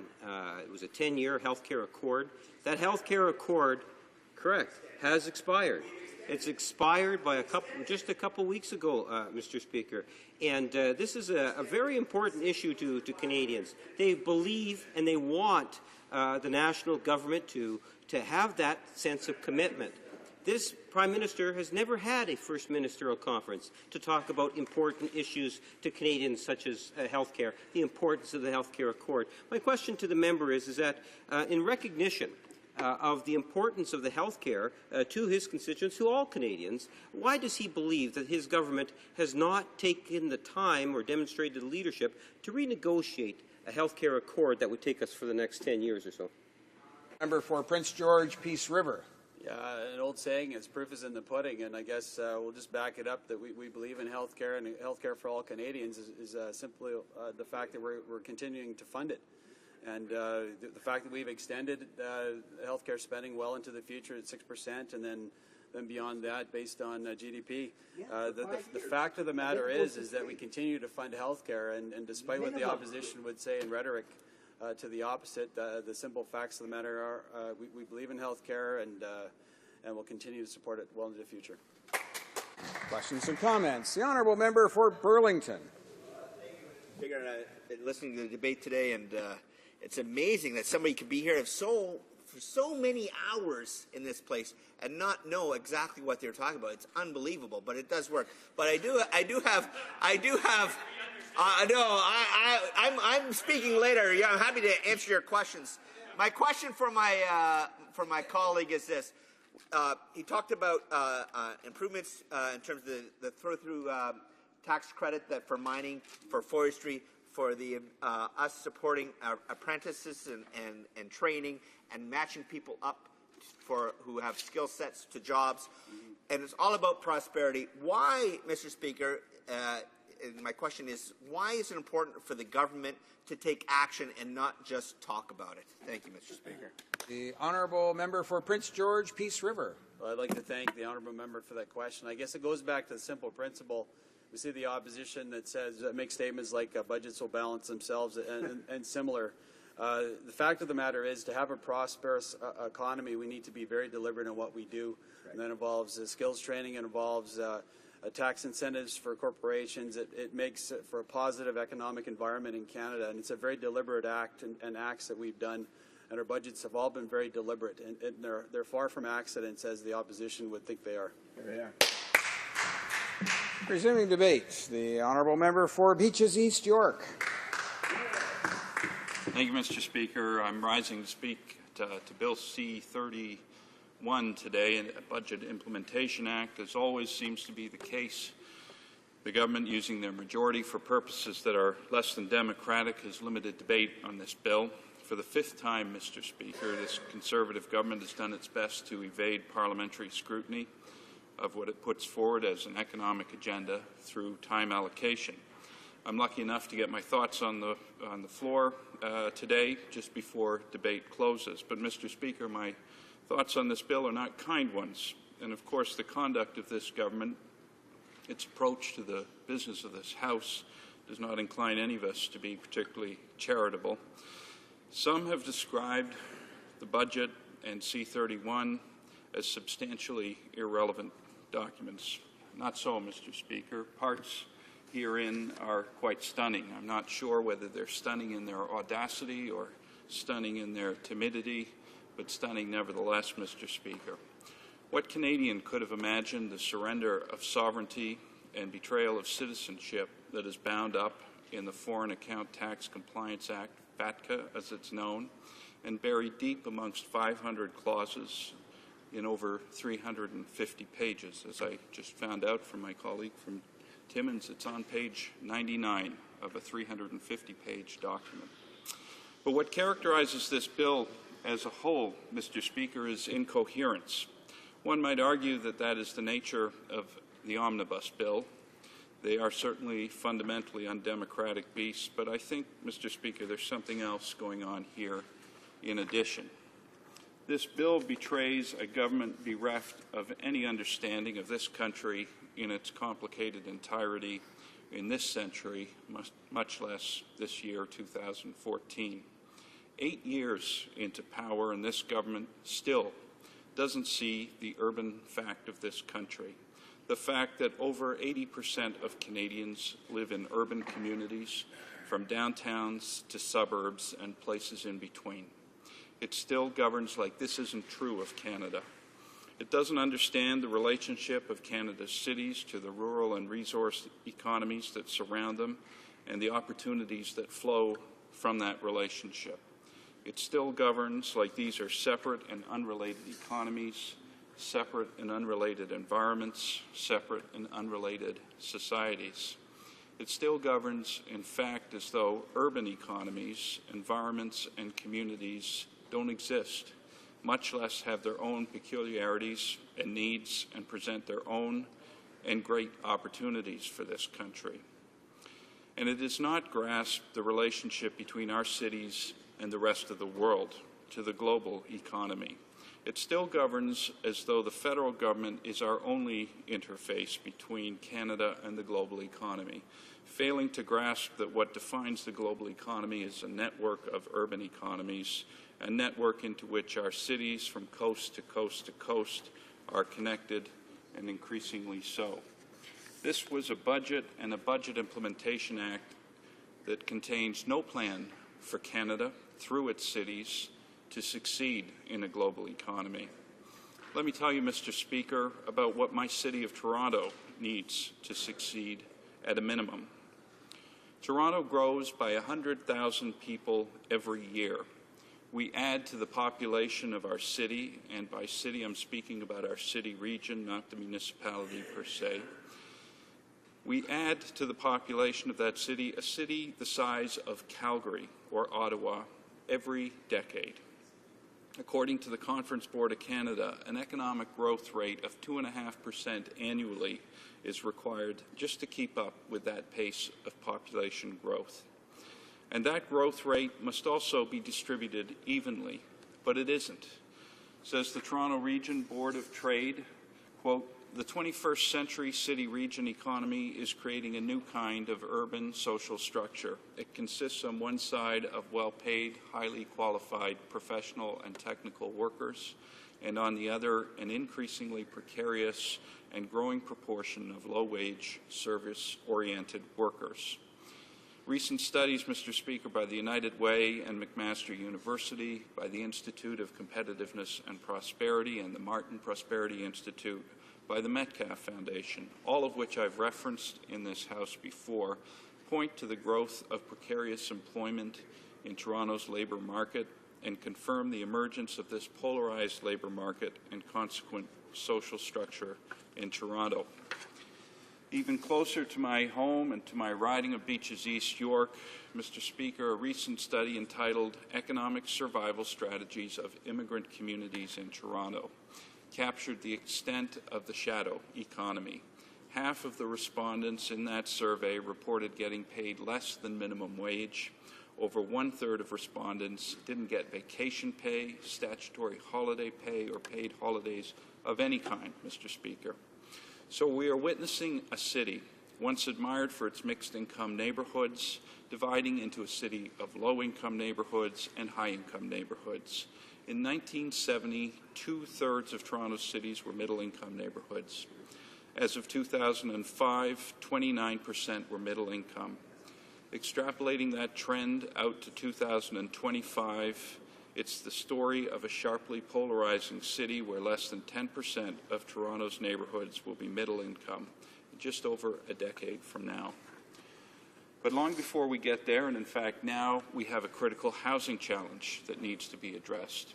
In those low-income neighbourhoods, such as some in my riding, where the shadow economies thrive, and I quote, "Inadequate housing and the risk of homelessness are almost universal amongst families with children living in high-rise apartments," says a March 2014 study by Parity, Wilson, and Logan for the City Centre at the University of Toronto. Quote, "Almost 90% face major housing problems that may place them at risk of homelessness. One family in three is facing severe or critical risk of homelessness," says the study. According to the Toronto Region Board of Trade, the state of good repair bill for the city's housing units is $750 million and growing by $100 million a year. Meanwhile, the city's accumulated state of good repair backlog in 2012 was $1.7 billion. There is an enormous challenge here that this government is shrinking from, or is blind to. as it continues down the path of extricating the federal government from affordable housing in this country. The same holds true of public transit. I asked the Minister of Infrastructure just yesterday why this government is refusing to invest in public transit. The answer, and I quote from Hansard, Mr. Speaker, was, "Our government respects the jurisdictions of provinces and transit is under provincial jurisdiction," end quote. That, Mr. Speaker, is the response of this government to the key economic challenge of Canada's global cities. It's not our responsibility. Study after study after study, Mr. Speaker, point to the economic costs of underinvestment in transit in Toronto and the consequent stifling gridlock. Quote, "Overstretched transportation networks are the most serious barrier to economic growth in the Toronto region, costing our regional economy $6 billion per year," says the Toronto Board of Trade. The C.D. Howe Institute pegs the current economic costs at closer to $11 billion. Either way, the economic cost of underinvestment in transit is enormous, compromising the competitive position of Toronto, and they are expected to go up. And they are a stinging indictment of this government's blindness to the needs of cities and to the opportunity to grow our urban economies that is there, waiting there for a government alive to simply the urban fact of this country and the reality of a global and increasingly globalizing economy.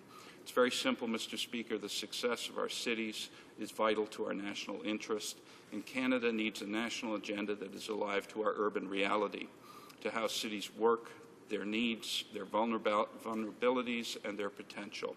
Getting our cities right opens up the possibility that we hope for ourselves, for our families, and for Canada. The only thing that's clear about C31 is that this government doesn't get that. Thank you, Mr. Speaker.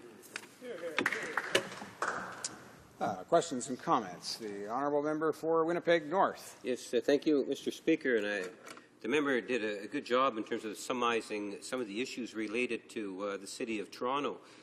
Many of those same principles in terms of need are there throughout Canada. And I'm reflecting as he's talking about Toronto and some of the needs for my home city of Winnipeg.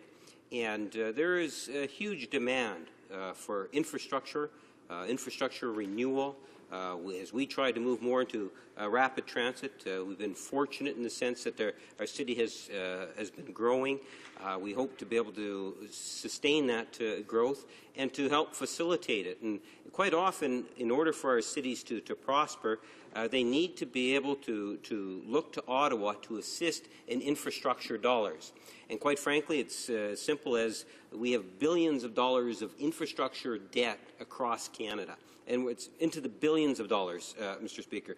City coffers do not have the resources to be able to meet that need. So they're very dependent on infrastructure dollars. I'm wondering if the member might want to provide comment in regards to the fact that this year, from last year's budgeted line of infrastructure dollars, has actually decreased by 87%. That will have a significant impact on all of our cities, including his city of Toronto, my beloved city of Winnipeg. Member for Beaches East York. Well, I thank the member for the question, and indeed I focused on the City of Toronto as my case in point. It's where I'm from, it's where my riding is, Mr. Speaker, and it's what I know best. But much of what I spoke about with respect to the City of Toronto is true of cities across this country. And in fact, the folks at what used to be called the City Centre at the University of Toronto that have done the study mapping out income polarization spatially across the City of Toronto have done similar studies in other cities across the country. And what they are finding is that universally the predominant social fact, the characterization of global and globalizing cities in Canada and around the world is this issue of income polarization. And what it's doing, Mr. Speaker, is leaving large communities in neighborhoods where there are, in fact, infrastructure deficits, and those are transit deficits, housing deficits, food deserts. And so that is true. And what we find, too, Mr. Speaker, that the response of this government to that trend in our cities was to, in fact, extract $5.8 billion out of the infrastructure fund for cities across this country in this budget. Questions and comments. The honourable member for Bourgneuf-Salaberry. Thank you very much, Mr. Speaker. I would like to point out the fact that my colleague again named this bill C-31, which is an omnibus bill of 350 pages, and that there's a culture of secrecy and lack of transparency.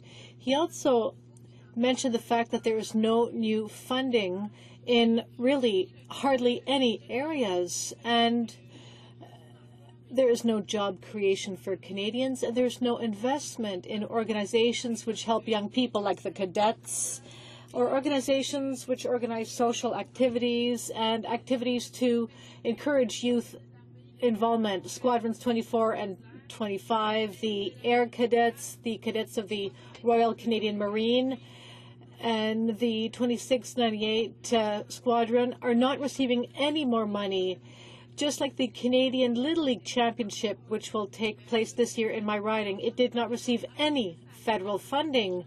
And yet these activities bring people together, attract them, help young people develop their potential in many areas of their lives. But again, the federal government is doing nothing to help them grow and develop. What does my colleague think about this? Well, let me thank you for the question to my colleague, and let me respond first to the issue of the omnibus bill. Yes, fifth time that they've tried to evade scrutiny of their so-called economic agenda, which I think betrays fundamentally an anti-democratic authoritarian streak of this government. I think it betrays, in fact, the cowardice by placing something as profoundly important to Canadians as FATCA on page 99 of a 350-page bill, rather than having that debate out in the open in this House for all Canadians to hear and for us to participate in. With respect to youth, Mr. Speaker, let me take it back to Toronto, where we have an extraordinarily high 18% unemployment rate in youth in Toronto, which is profoundly troubling. And this is a government, this is a bill that offers no hope for youth, in fact, in Toronto or across the country.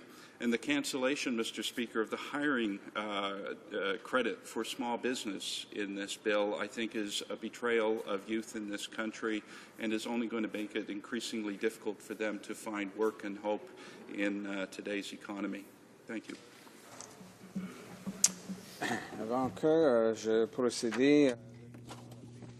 Before going to resuming debate, it is my duty, pursuant to Standing Order 38, to inform the House that the questions to be raised tonight at the time of adjournment are as follows. The Honourable Member for Montcalm, Status of Women, and number 2, the Honourable Member for Edmonton Strathcona, on Aboriginal Affairs. 8, the Honourable Parliamentary Secretary to the President of the Treasury Board. Thank you, Mr. Speaker, and I rise today to speak in support of Bill C-331, our government's economic action plan for 2014. And, Mr. Speaker, I understand that the member for Burlington will be actually speaking after me, which I think is wonderful, because what I lack in eloquence and possibly content, I'm sure he'll more than make up for it. So there are a number of measures in Bill C-31 that will be a benefit to my riding of Okanagan-Coquihalla and elsewhere in Canada. One measure, Mr. Speaker, that I'm particularly proud of is further amendments to the Importation of Intoxicating Liquors Act. Thank you. I know the member from Kootenay-Columbia spoke to this earlier, and I'm glad to have his, as well as many other members of this place, support for that amendment through my private member's bill. This actual amendment in the Budget Implementation Act actually builds on the Free My Grapes movement that was very important, not just to my riding, but to all Canadian wine-producing regions, and was passed unanimously by all members of this House. Opening up new Canadian markets for Canadian craft brewers and artisan distillers will help both producers and growers, as we must not overlook that alcohol in many cases is a value-added agricultural product, Mr. Speaker. For microbreweries in my riding, of which there are several, this is very exciting news. I am also told that Saskatchewan and Ontario are also home to some very well-regarded craft breweries. But let us not overlook our growing number of artisan distillers. These industries collectively support farmers. They provide direct and indirect jobs, and in many cases, they also raise significant revenues that support important government services. Bill C-31 also proposes a tax credit for search and rescue volunteers who perform 200 hours or more of volunteer service. Last fall, I joined with a local group of volunteers in a search and rescue effort to try and locate a missing father. Sadly, we were not successful in our efforts. However, it was a heartening experience that so many citizens came together to help a family find closure. I also know, Mr. Speaker, from my activities, I know many members often get an opportunity to speak with our constituents. And the people that participate in these activities often have incredible amounts of time and training and then retraining. So I think it's important that the government support this. We always know that across Canada, these are incredibly valuable service to many of our communities, and I'm grateful that these groups are being recognized, these individuals are being recognized in this bill. Another measure that's important to my riding in Bill C-31 is the extension of a 15% mineral exploration tax credit touched upon by the member previous to me. From the Conservative side. Mr. Speaker, there are mines in my riding that operate outside of Merritt and in Logan Lake. Mining does remain a major employer, providing very well-paying jobs in my riding. In Okanagan Falls and in Penticton are employers who actually manufacture specialty mining equipment. Recognizing the importance of mining and supporting the mineral exploration tax credit is important to my riding of Okanagan-Coquihalla and also to other resource communities across Canada. Mr. Speaker, there are many other reasons why I support C-31, and I would like to join the member from Vancouver Island North who spoke so eloquently on the funding in Budget 2014 that supports Lindsay's Law. That's the creation of a national DNA-based missing persons index. I also like to commend the member from Vancouver Island North for his work illustrating the need for such a DNA missing persons index from his work here in Ottawa. On that same note, I'd also like to recognize our Minister of Finance, who listens to the concerns of Canadians as represented by members of Parliament. Mr. Speaker, here's another example of how our government listens to the concerns of Canadians in Bill C-31, and that is in changes in how the GST HST credit will be provided to qualifying Canadians. For those Canadians who qualify for the GST HST grant, in the event they neglect to apply, they will no longer be penalized for this oversight. Bill C-31 ensures that eligible Canadians will automatically receive the GST HST credit without having to apply. And that's a very good case, Mr. Speaker, again, where this government recognizes that red tape should not prevent someone who is eligible for benefits to receive it. And I think this will be warmly received in my riding of Okanagan-Coquihalla. And I'd like to commend the Minister of National Revenue for also supporting these changes that will benefit many lower-income Canadians. Now, Mr. Speaker, before I close, I would like to give an example of why our economic action plans are important to Canadians. Back in 2011, I spoke in this House in full support of C-13. C-13 was our government's economic action plan for 2011. One of the reasons that I spoke in support of Bill C-13 was due to the fact that provisions in this bill would help the value-added wood sector. In my riding of Okanagan-Coquihalla, we are very fortunate to have many value-added wood producers in our region. In my 2011 budget speech, I referenced North America's first large-scale, state-of-the-art cross-laminated timber manufacturing production facility. This new plant created many vitally well-needed, well-paying jobs in Okanagan Falls, and measures in our economic action plan supported this innovation and investment to make this plant a reality. As we know, Mr. Speaker, the opposition voted against the government's economic action plan in 2011, just as they voted against all of our economic action plans since. Now, why do I mention this, Mr. Speaker? Imagine my surprise when the leader of the opposition visited my beautiful riding of Okanagan-Coquihalla back in February of this year. And while in my riding, the Leader of the Opposition visited this very same value-added wood producer in Okanagan Falls. And what did the Leader of the Opposition say after touring this facility? I quote directly, "This factory is a great example of something that is succeeding, and that is great to see." Mr. Speaker, it's rare that I agree with the Leader of the Opposition, but on this point, I certainly do. In fact, the Leader of the Opposition described this innovative, value-added wood producer is how we can create good jobs here in Canada, and I certainly agree. However, Mr. Speaker, we also have to recognize that the Leader of the Opposition, like his party, voted against our Economic Action Plan in 2011. And yet, when he actually witnesses the results of our economic plan in action, firsthand, what does the Leader of the Opposition say? I'll repeat. This factory is a great example of something that is succeeding, and that is great to see. Mr. Speaker, our government's Economic Action Plan, as the Leader of the Opposition himself observed, and I quote, creates good, well-paying jobs here in Canada.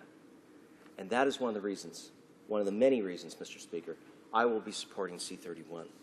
I hope that the members opposite will join our government in supporting the Economic Action Plan that was presented in Budget 2014 and that will be implemented through this Act, so we can continue creating more good jobs right here in this great country of Canada, and to help support Canadians in the many areas of day-to-day life.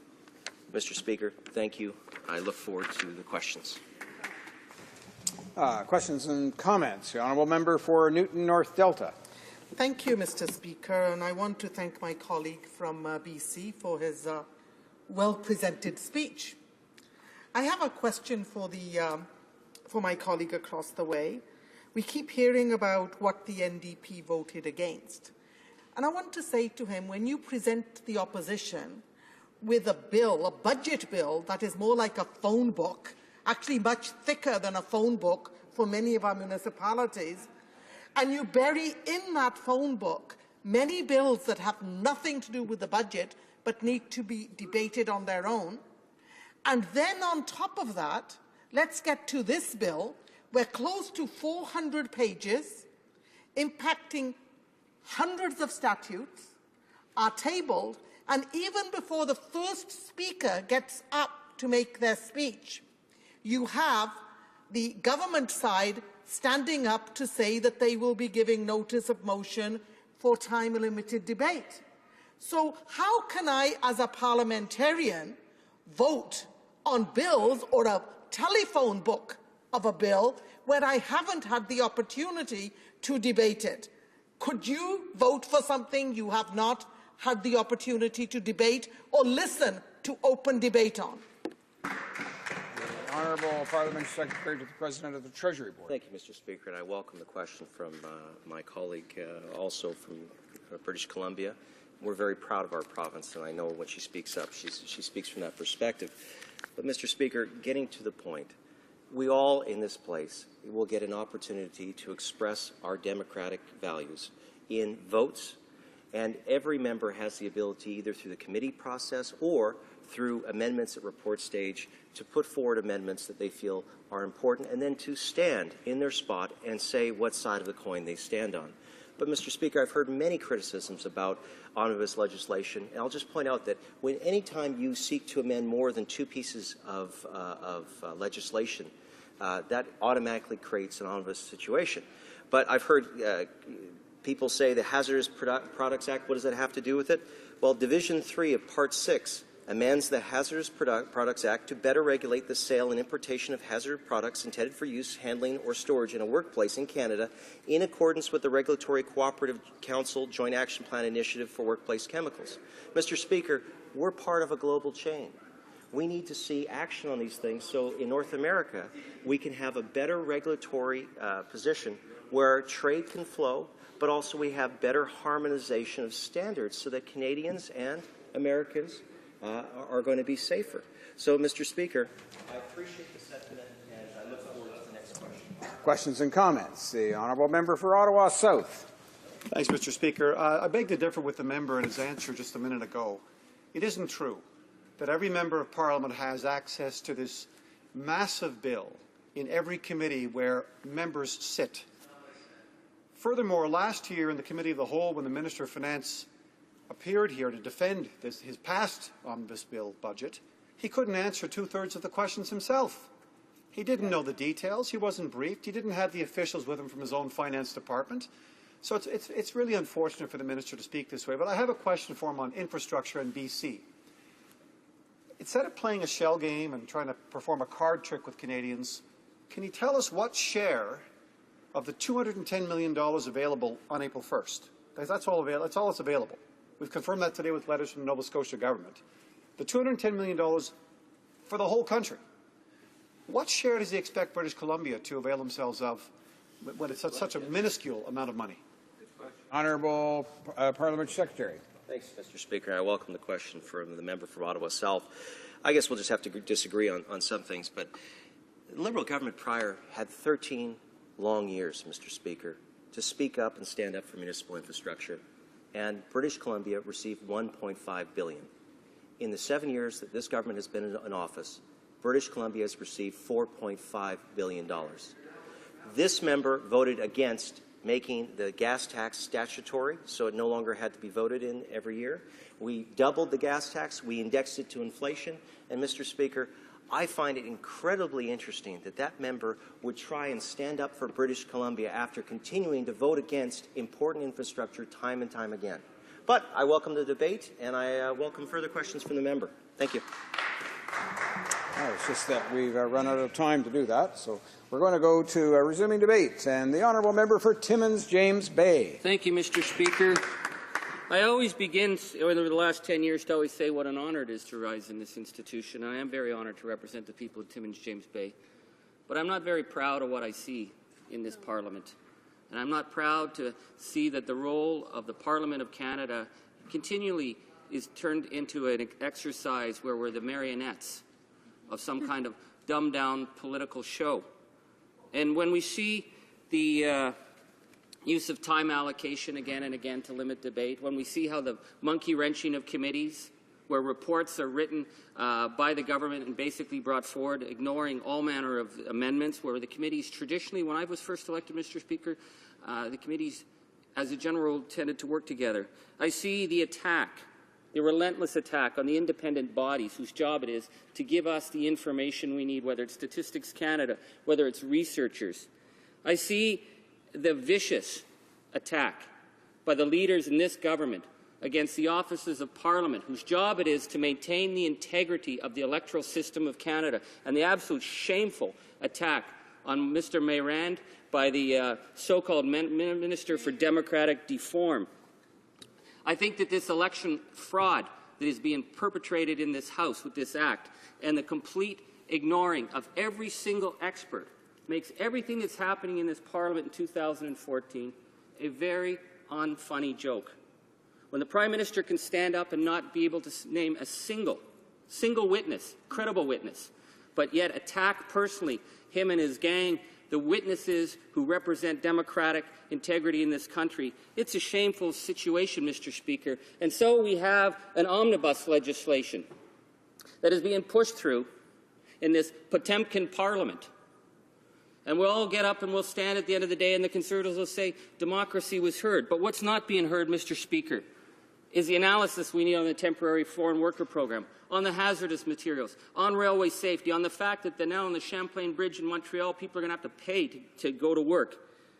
And, Mr. Speaker, on page 99 of this bill, the fact that this government has signed a secret deal with the United States to share the personal data of tens of thousands of Canadians.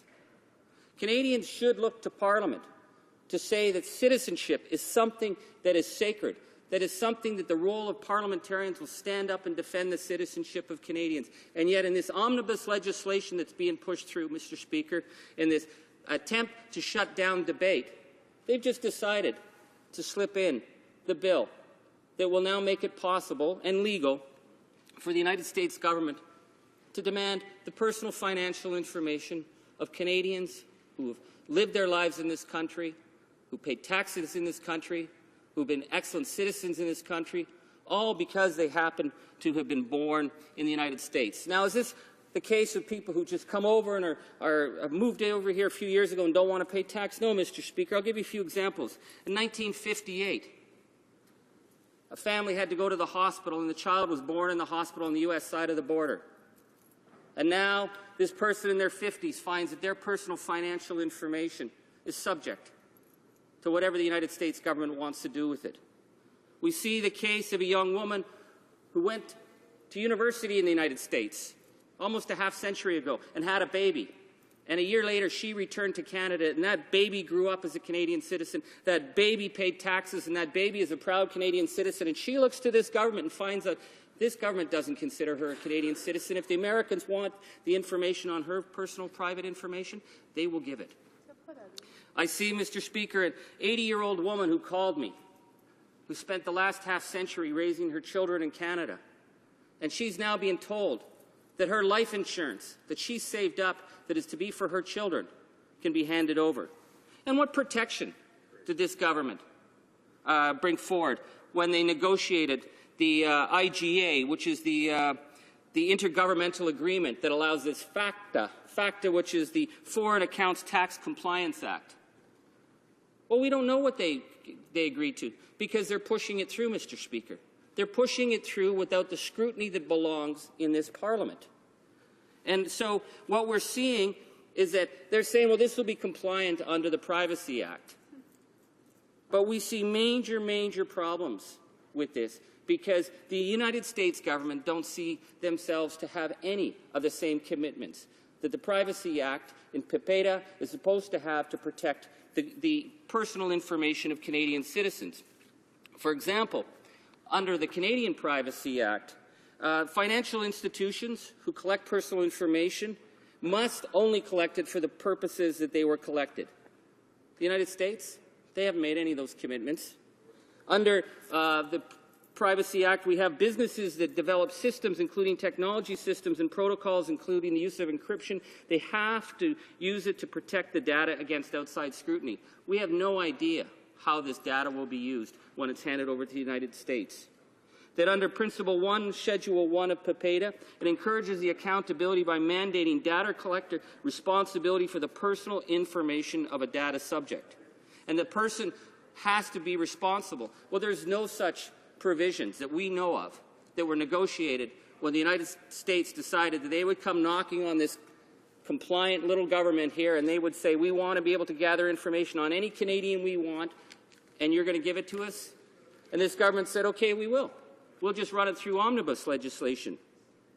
Finally, Principle 10 of Schedule 1 of PIPEDA declares that an individual may bring a challenge to the organization that has their financial information if it's being misused. But none of those provisions exist as far as we know under the agreement that was signed. And the reason we don't know, Mr. Speaker, is because we're not allowed as the parliamentarians to debate it, because they're going to push it through. I asked the honourable colleague from Nipissing, or from Renfrew earlier on about this, and she said we were making things up. It's obvious the Conservatives haven't even read their omnibus legislation because they're happy to play the role of the marionette. They're happy to stand up and read the dumbed-down talking points, Mr. Speaker, but it is a disgrace what has happened in the Parliament of this country. We see that in this Potemkin Parliament, we still have the features of parliamentary tradition. For example, it's perfectly okay for the government to come in and misrepresent, to be mendacious, to be malevolent with the facts. It's just unparliamentary to say they're doing so. So we are engaged in this little facade that we're all the honourable gentlemen and gentlewomen carrying on the business of this country, when time and time again legislation is being forced through without scrutiny. So for the Canadian citizens who served this country and raised their children and paid their taxes, they can look to this government and say, where were you to protect the basic notion of citizenship, to ensure that there were basic rules in place? Well, we don't know that there are any rules in place because it will not be debated in Parliament. I think that, Mr. Speaker, is a very shameful day for our so-called democratic system that we've allowed in this Parliament to be so incredibly debased.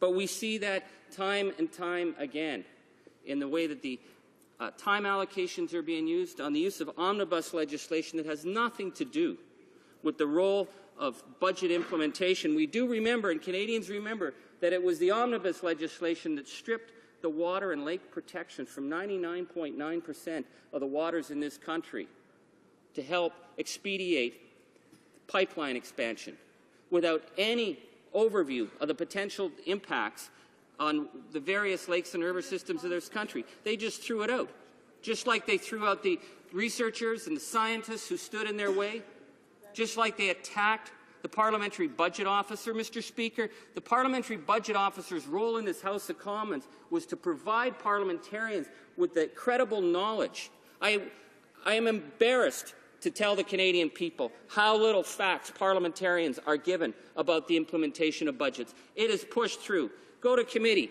Ask to have the minister come to committee and talk about the budget and how it's going to affect his departments. It ain't going to happen, Mr. Speaker, because they're protecting the front bench marionettes, and they do their job. But the role of this Parliament is to ensure that basic issues like the spending of taxpayers' money is given proper scrutiny, that international agreements that affect the rights of Canadian citizens are debated in this House, and that we ensure that our Canadian citizens are given the rule of law.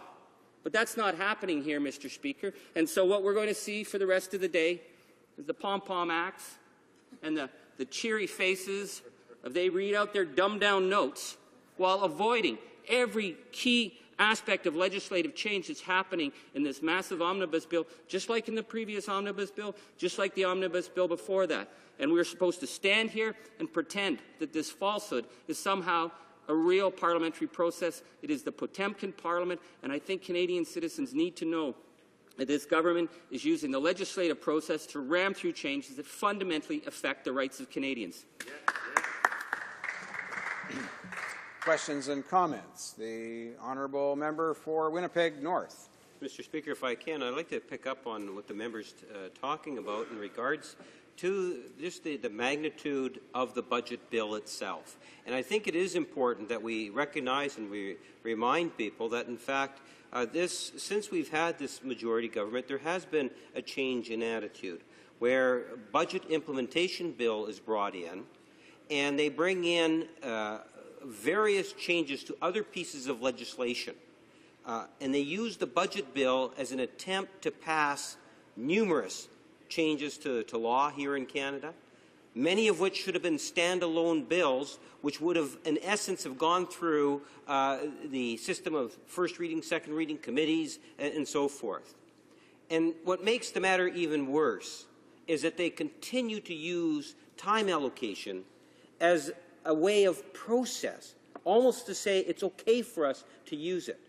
All of this, Mr. Speaker, takes away the rights of members of Parliament to truly be able to stand in their place, all members, and provide the diligence that's necessary in terms of holding government accountable. This government has made a backward step in terms of democracy. The honourable member for Timmins James Bay. Thank you, Mr. Speaker. I listened with great interest to my honourable colleague. He spent many years in the provincial legislature, and he's seen what's happening in this federal legislature. What is the fundamental attack here is the attempt to treat Canadians as though they are stupid, to deny basic information. The role of Parliament is to debate this so that the people back home can hear the facts, so that they can see what's happening in committee. But they can't see what's happening in committee when it's in camera, when it's all done in advance, and what we see is a charade of talking points without actual debate on the issues with massive legislative changes that's affecting the lives of Canadians. Some comments. The honourable member for Saanich Gulf Islands. Thank you, Mr. Speaker. I want to thank my honourable colleague for bringing us back again to the egregious loss of democracy which has happened in this place. We tend to, as I said earlier today, speaking to C31, it's like Bruce Coburn's song, the trouble with normal is it always gets worse. Every year we seem to accept less and less democracy.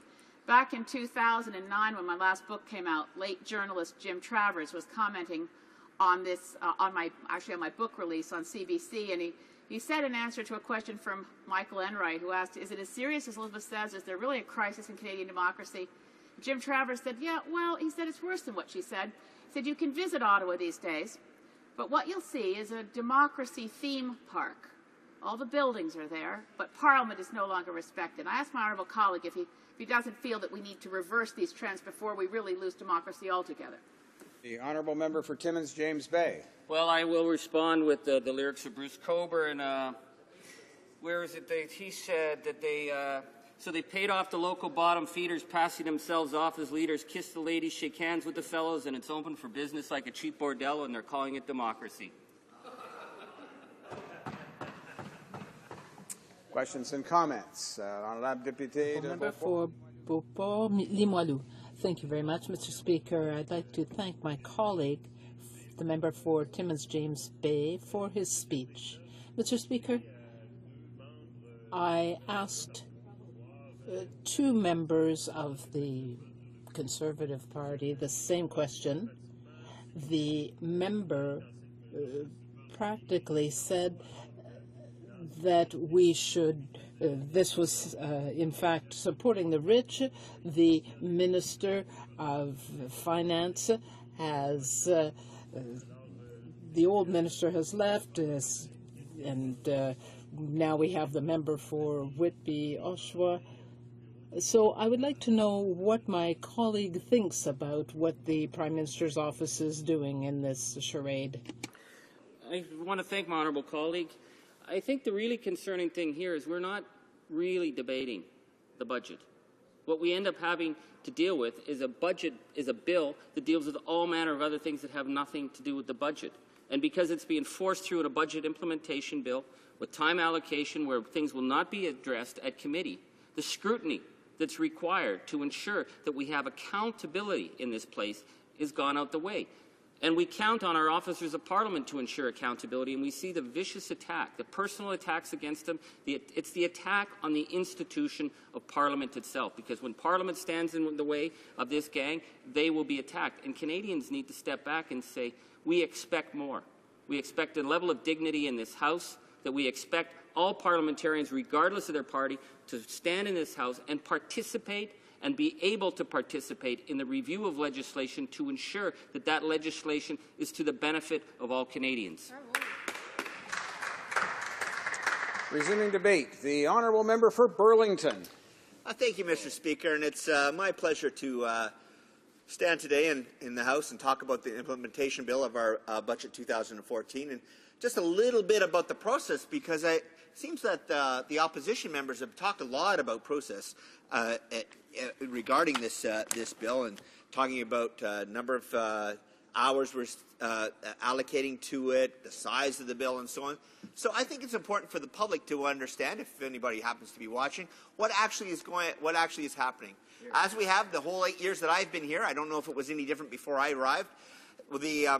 The budget is presented. It's not actually a bill. The budget has to be implemented. So we have two implementation periods, Mr. Speaker, one in the spring and one in the fall. And we try to get as much of the budget implemented in the first budget implementation bill, because it takes a while to get through the system and for being able, for whatever changes that are happening, to be actually implemented. So it's important that we do a lot in the first implementation bill as much as possible. Now, I'm fortunate to be speaking to this item, and I think this will go to a vote. The last speaker thinks about 5 after 5. I am speaker number 69, Mr. Speaker. I am the 69th speaker to this item. There has been 5 days of debate. Now, I think if you take that to your residence and you go down the street and say, well, this is an implementation bill. It's second reading. It hasn't gone to committee yet. We're going to have 70 speakers to it, and every opportunity from different parties to go around and have their turn. So the bigger parties, like the government, obviously has more speaking turns. Then the official opposition, and then the third party. They all get a shot based on the numbers. 70 speakers, Mr. Speaker. Wow. Then, after it's voted on, assuming it passes, which I believe it will, it goes to committee. Now, I'm not going to say what happens to this because I don't actually know. But in the past number of implementation bills, they've been broken up into different committees. So different sections have gone to different ones. When I was on the Finance Committee, the whole bill came to Finance. And then we've changed that process a bit over the last number of times and let other committees do a review. At committee, there's an opportunity for any member of Parliament to go to committee and discuss the bill and hear the witnesses to come to see you. That will take a number of weeks to go through. Then it comes back to the House, Mr. Speaker, back to this fine place of our elected members. There will be likely, can't guarantee it, but there will be likely approximately 5 days of debate. Approximately. That will be another 70 speakers to the item, Mr. Speaker. In fact, if I do the math correctly, that is almost half the people in here will have an opportunity to speak to this particular bill. And not only in the House speak to the bill, but they can go to committee and talk to the specific items that happen to be in this piece of legislation. So when people talk about time allocation and so on, that doesn't mean we're ending debate, Mr. Speaker. And I've had to explain this to people in my riding. Time allocation is because the House leaders of all the parties couldn't come together to an agreement on how many speakers would be put forward. Because, my understanding, there are parties in this House who believe that every single member should say the same thing over and over again. And if you have listened, which I have, here in the House and on my television in my office, to the debate in this House, the same things are being repeated over and over and over again. And they are important items, Mr. Speaker. I am not belittling the points that people are making on both sides of the House. But the same things are said over and over again. It's time for time allocation is to allocate time. It's not to end debate. It's to allocate a certain length of time. In this case, our House leader allocated 5 days to speaking this. 70 speakers to this one particular item at second reading, Mr. Speaker. Then, when we go to committee, I know if I'm interested in a certain section, and let's use the example of the piece on the tax credits for those with diabetes. I have diabetes. I'm fortunate that I'm able to control my diabetes through a diet and exercise. But there are many, many other people I know who are severely affected by diabetes. And in fact, we have a tax credit in this bill that helps for the cost of services that those with severe issues due to diabetes are able to use those tax credits to help pay their medical costs, because the tax credit for medical costs has been enhanced in this implementation bill. As it was mentioned and discussed in the budget, it's actually implemented through this bill. So that if that goes to finance, if I'm available, I might go to finance and talk about that section and find out what people are saying about it, because we do have witnesses to come and talk about these different sections that we have. So what will this bill is thick. And when people are in the House talking about, well, this is an omnibus bill. So I looked it up. It's about 486 pages. Let's round up, just for argument's sake, because there's appendices and so on. Let's say it's a 500-page bill. People have to understand, Mr. Speaker, that's 500 pages in English and in French. It's actually 250 pages of English. It might be a little bit longer in French because the language adds has more words in it, in a sense. So actually, in length, it might be a little longer in French than it is in English. That's not always the case, but I believe that's the case. So that's reading 250 pages. And I know that Canadians have confidence in the members of Parliament they have elected here that they can read 250 pages. And if, let's be frank, we have a lot to do as members of Parliament. There's lots of reading, there's lots of information. But at the front of every single bill, Mr. Speaker, every single bill, they have a summary. And in the summary, Mr. Speaker, and I'll show you the summary, which I've highlighted the sections I'm interested in. In the summary, it puts out which parts of the bill, and it summarizes basically in point form what the different items are. Because, you know, I'm not a lawyer, Mr. Speaker, and some of this is in legalese, of course.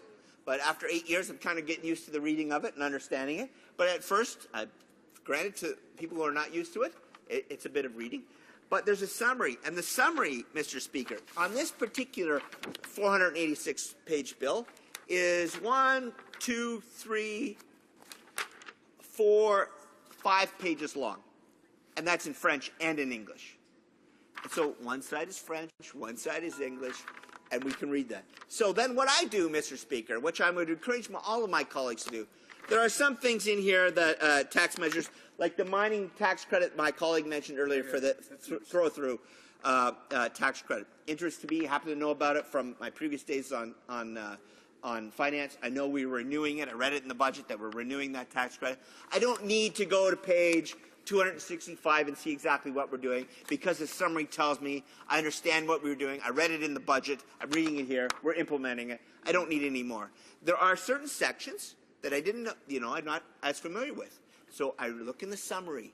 I find out which pages they are. I go to read them. And if I don't understand them, guess what else happens?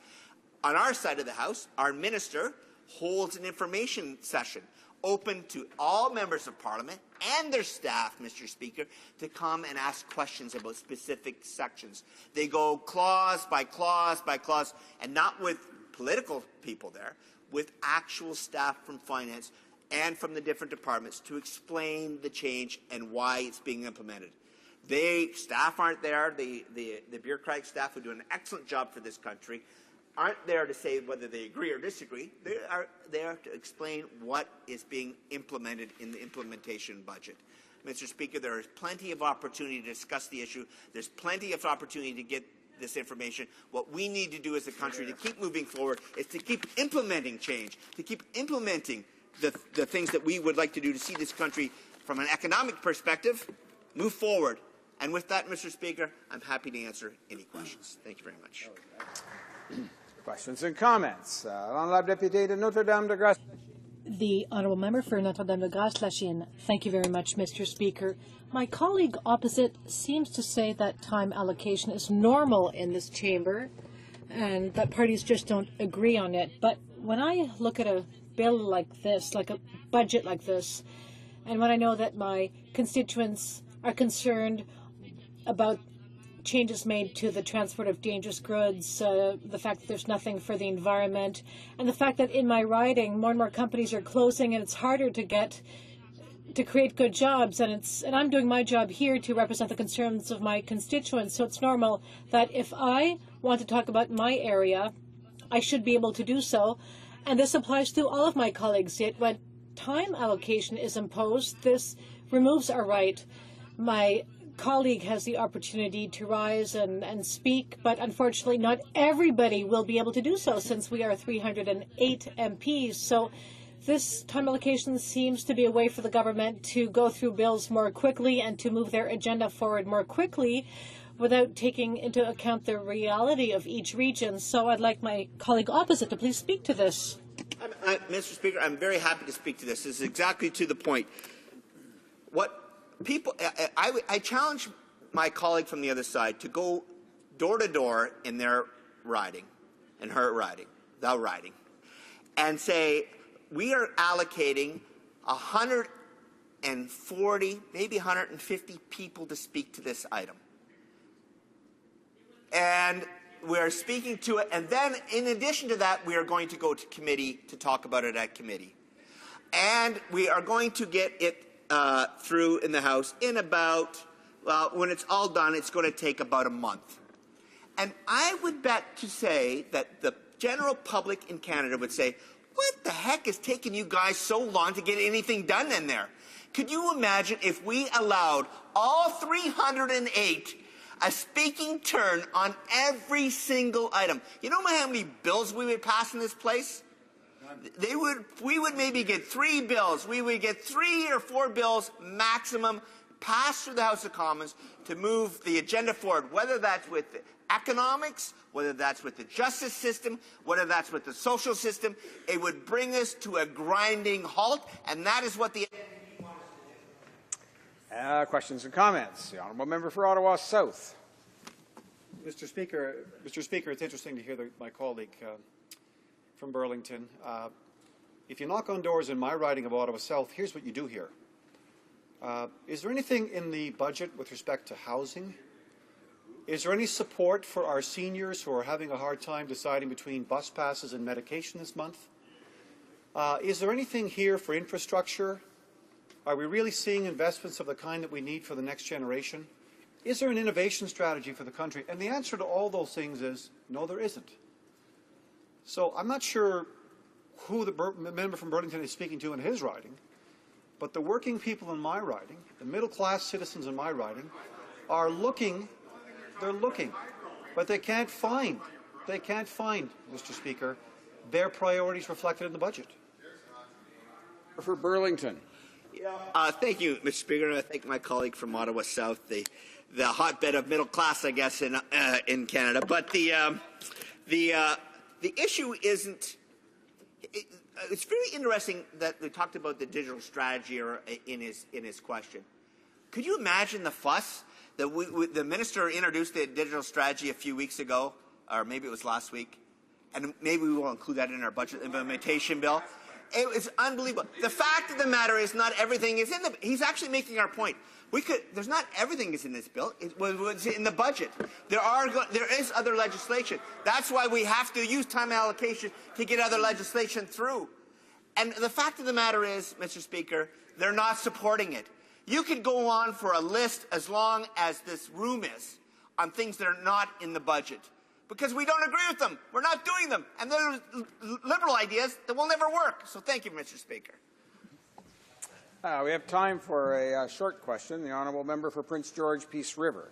Yeah, I'd like to thank the honourable member for his speech. It definitely was, I'd say, falls in line to where my people, my constituency are. I'm an old carpenter. I was a Red Seal carpenter back in the day and built a lot of houses and worked.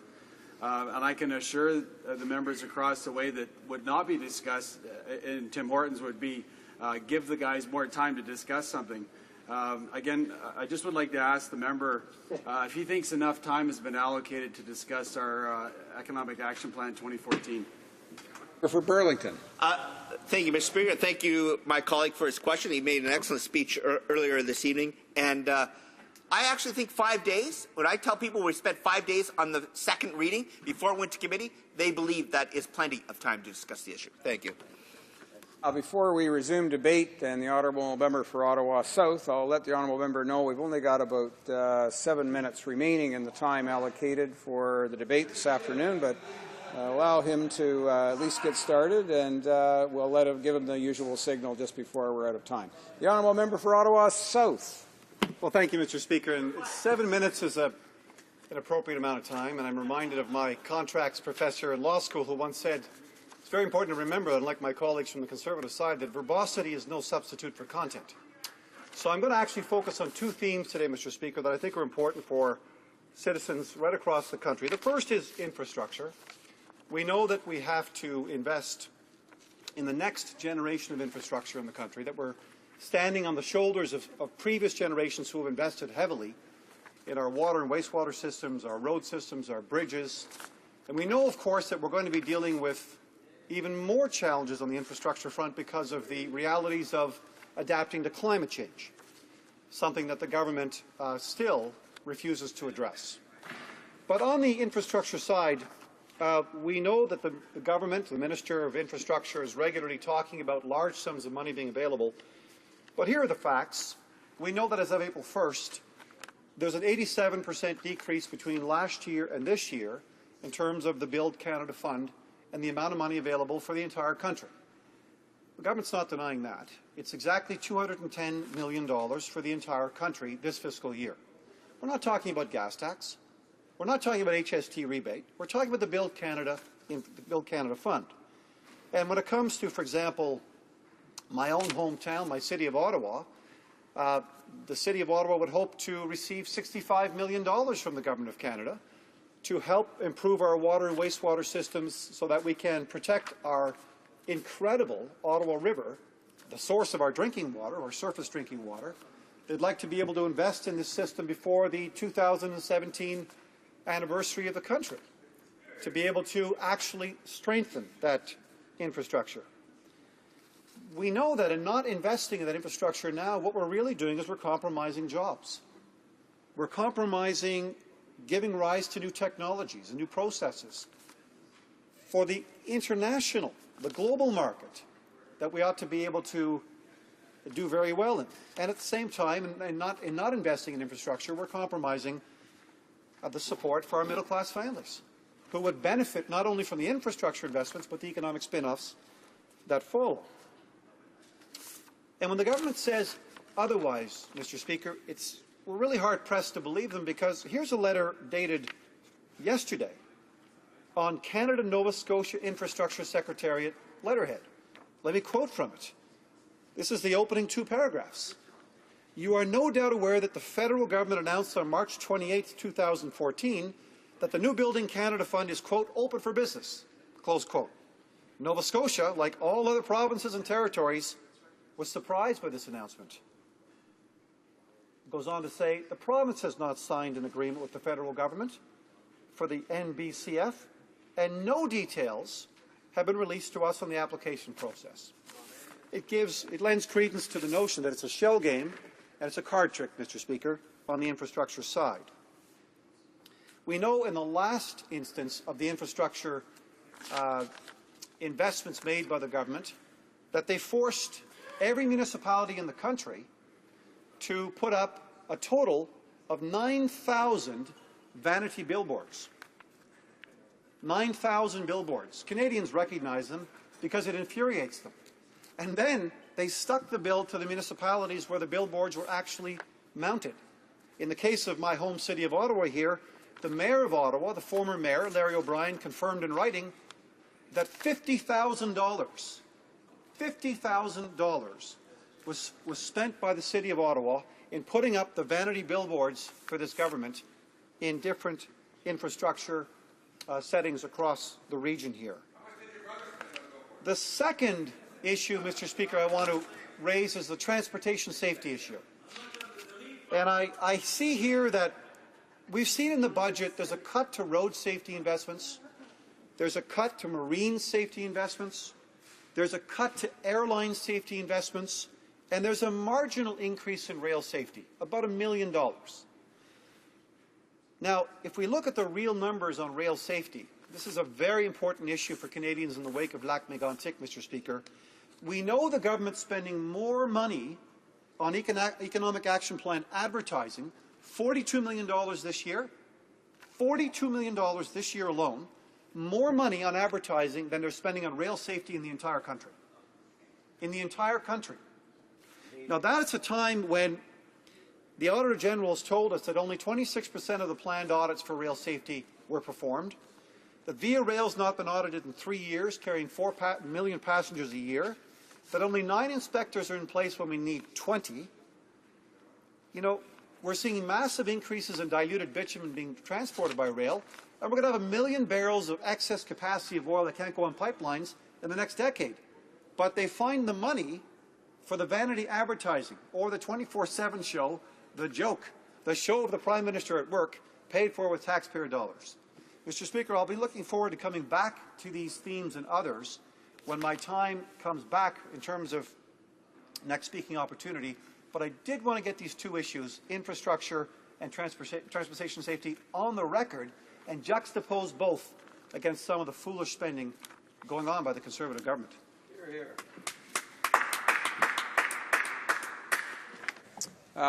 hear. Questions and comments. Questions et commentaires. La députée de Beauharnois. The Honourable Member for Beauharnois-Salaberry. Thank you very much, Mr. Speaker. I'm pleased to rise to speak to this bill. A little earlier, my colleague opposite said that 350 pages, really, it was not a big deal. To study a bill this size in 5 days, I think he's overestimating his abilities, because 350 pages of technical detail, well, that's very complex, and you can't just do that easily, and it's not enough to just look at a couple of pages and that's it. This is a big responsibility, and I think that we are being muzzled, and democracy is suffering as a result.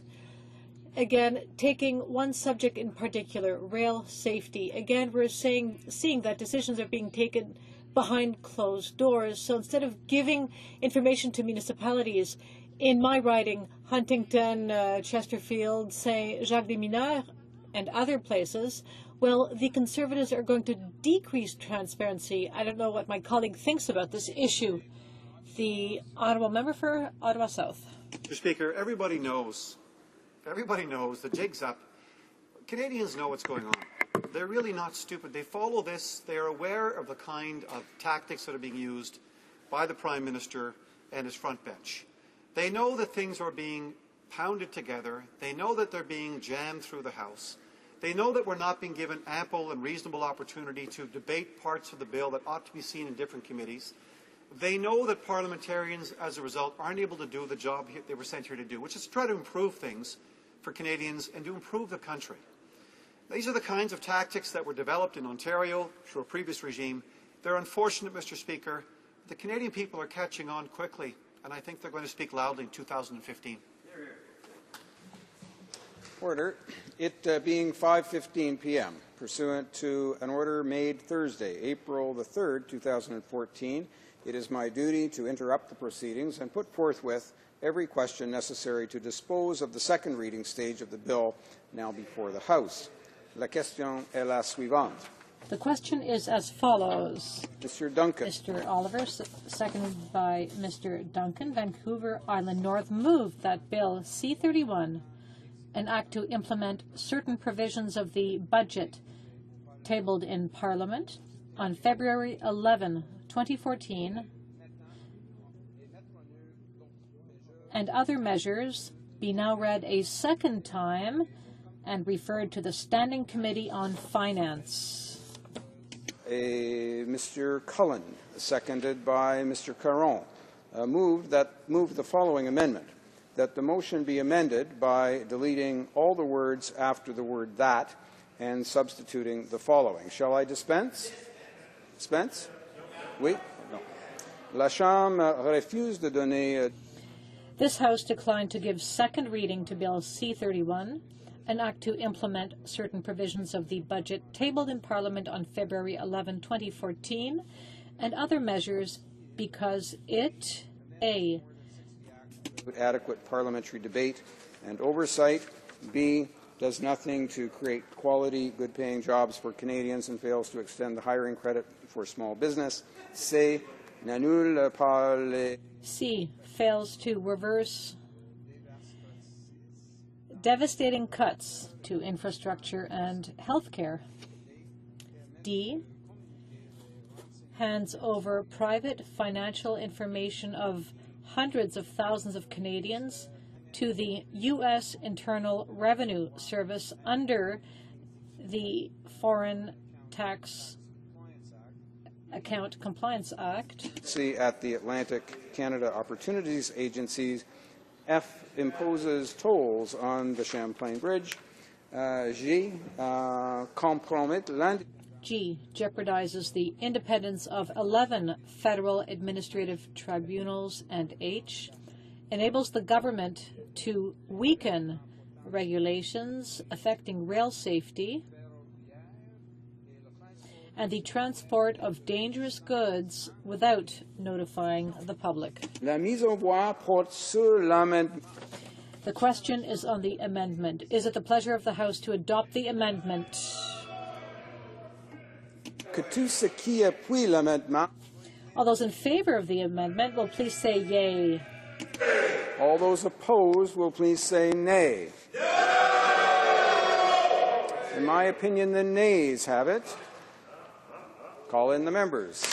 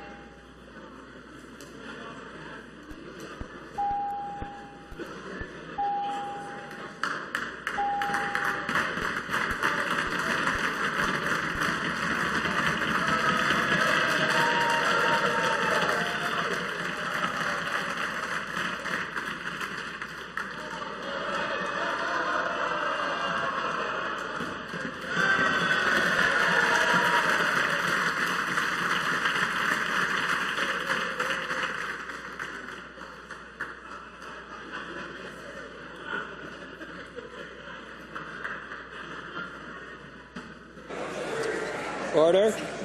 The question is the following one. Mr. Oliver, seconded by Mr. Duncan, Vancouver Island North, move that Bill C-31, an act to implement certain provisions of the budget tabled in Parliament on February the 11th, 2014, and other measures be now read a second time and referred to the Standing Committee on Finance. Monsieur Cullen, appuyé par Monsieur. Mr. Cullen, seconded by Mr. Caron, moved the following amendment, that the motion be amended by deleting all the words after the word that and substituting the following. This House declined to give second reading to Bill C-31, an act to implement certain provisions of the budget tabled in Parliament on February 11th, 2014, and other measures because it A. Modifie plus de 60. Amends more than 60 acts without adequate parliamentary debate and oversight. To create quality, good-paying jobs for Canadians, and fails to extend the hiring credit for small business. C. Fails to reverse devastating cuts to infrastructure and health care. D. Hands over private financial information of hundreds of thousands of Canadians to the U.S. Internal Revenue Service under Foreign Account Tax Compliance Act. E. Reduces transparency at the Atlantic Canada Opportunities Agency. F. Imposes tolls on the Champlain Bridge. G. Compromet. G. Jeopardizes the independence of 11 federal administrative tribunals. And H. Enables the government to weaken regulations affecting rail safety and the transport of dangerous goods without notifying the public. The question is on the amendment. All those in favor of the amendment will please rise. M. Mulcair. Ms. Ashton. Madame Laverdière. Ms. Sims Newton North Delta. Mr. Alan Wellen.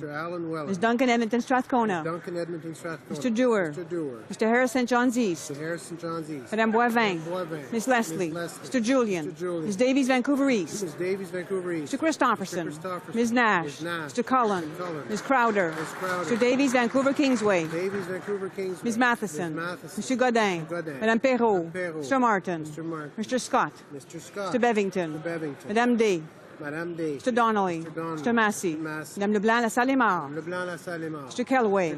Madame Brosseau. Mr. Toon. Ms. Charlton. Mr. Chisholm. Mr. Boulris. Mr. Angus. Mr. Marston. Mr. Caron. Mr. Rankin. Mr. Harris, Scarborough Southwest. Mr. Thibault. Madame Ayala. Madame Lou. Mr. Cash. Mr. Stewart. Mr. Ravigna. Madame Blanchette-Lamotte. Monsieur Aubin. Monsieur Dubé. Madame Groguet. Madame Boutin-Souis. Monsieur Saganache. Monsieur Nantel. Madame Piclet. Monsieur Gravel. Mr. Rafferty. Monsieur Maille. Madame Michaud. Monsieur Larose. Monsieur Rousseau. Monsieur Genet Jourdain. Monsieur Lapointe. Monsieur Côté. Monsieur Dussault. Monsieur Choquette. Mr. Sandou. Madame Sella. Monsieur Dion Labelle. Madame Freeman. Mr. Tsabaïson. Madame Doré-Lefebvre. Madame Quash. Madame Bohr. Monsieur Nichols. Monsieur Bramy. Monsieur Blanchette. Mr. Sullivan. Madame Reynaud. Madame Morin, Saint-Hyacinthe-Bagotte. Monsieur Jacob. Monsieur Nunez-Melo. Monsieur Tremblay. Mr. Stoffer. Monsieur Chicoine. Mr. Cleary. Monsieur Morin, Chicoutimi-Le-Fjord. Madame La Tendresse. Madame Morin, Notre-Dame-de-Grâce-la-Chine. Mr. Benskin. Monsieur Morin, Laurentides-Labelle. Monsieur Trudeau. Mr. Macaulay. Mr. Goodale. Mr. Leblanc-Beauséjour. Mr. Easter. Ms. Fry. Mr. Regan. Mr. Byrne. Mr. Bélanger. Mr. Lamoureux. Ms. Scrow. Ms. Bennett. Mr. Bryson. Mr. Cutler. Mr. McKay Scarborough-Guildwood. Mr. Cuzner. Mr. Eiking. Mr. McCallum. Mr. Pachetti. Ms. Murray. Mr. McGuinty. Mr. Scarpalagia. Madame Saint-Denis. Mr. Sims Bonavista Gander Grand Falls Windsor. Ms. Duncan Etobicoke North. Mr. Garneau. Mr. Chou. Ms. Jones. Mr. Dubois. Ms. Freeland. Mr. Plamondon. Monsieur Plamondon. Monsieur Bellavance. Monsieur Fortin. Monsieur Patry. Mr. Rathgaber. Mr. Heyer. Ms. May. Que tous ceux qui s'opposent à l'amendement. All those opposed to the amendment, please rise. Mr. Harper. Mr. Fletcher. Ms. Leach. Mrs. Glover. Mr. Valcourt. Mr. Blaney. Ms. Finney Haldeman Norfolk. Mr. Nicholson. Mr. McKay Central Nova. Mr. Van Loan. Mr. Lebel. Mr. Oliver. Mr. Baird. Mr. Paradis. Mr. Ritz. Mr. Kenny, Calgary Southeast. Mrs. Shea. Mr. Fass. Ms. Ambrose. Ms. Raitt. Ms. Finley Delta Richmond East. Mr. Rickford. Mr. Alexander. Mr. Benoit. Mr. Breitkreitz. Mr. Ashfield. Mr. Chong. Mrs. Troupe. Mr. Dykstra. Mr. Gould. Mr. Moore Fundy Royal. Mr. Poiliev. Mr. Gossal. Mr. Goodyear. Mr. Duncan, Vancouver Island North. Mrs. Yelich. Ms. Bergen. Ms. Rempel. Mr. Upal. Mr. Sorensen. Mr. Holder. Mr. Lake. Mr. Anderson. Mr. Carey. Mr. Cantpit Meadows Maple Ridge Mission. Mr. Keddy South Shore St. Margaret. Mrs. Oblonsky. Mr. Merrifield. Mr. O'Connor. Mr. Rajat. Mr. Reid. Mr. Vellacott. Mr. Goldring. Mr. Albus. Mr. Straw. Mr. Trottier. Mr. Braid. Mr. Deckert.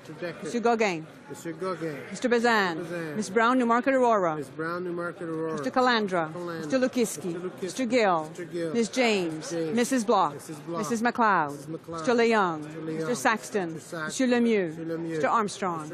Ms. Adams. Mr. Watson. Mr. Menegakis. Mr. O'Toole. Mr. Hahn. Mrs. Gallant. Mr. Lunny. Mr. Schellenberger. Mr. Allison. Mr. Brown-Lees Grenville.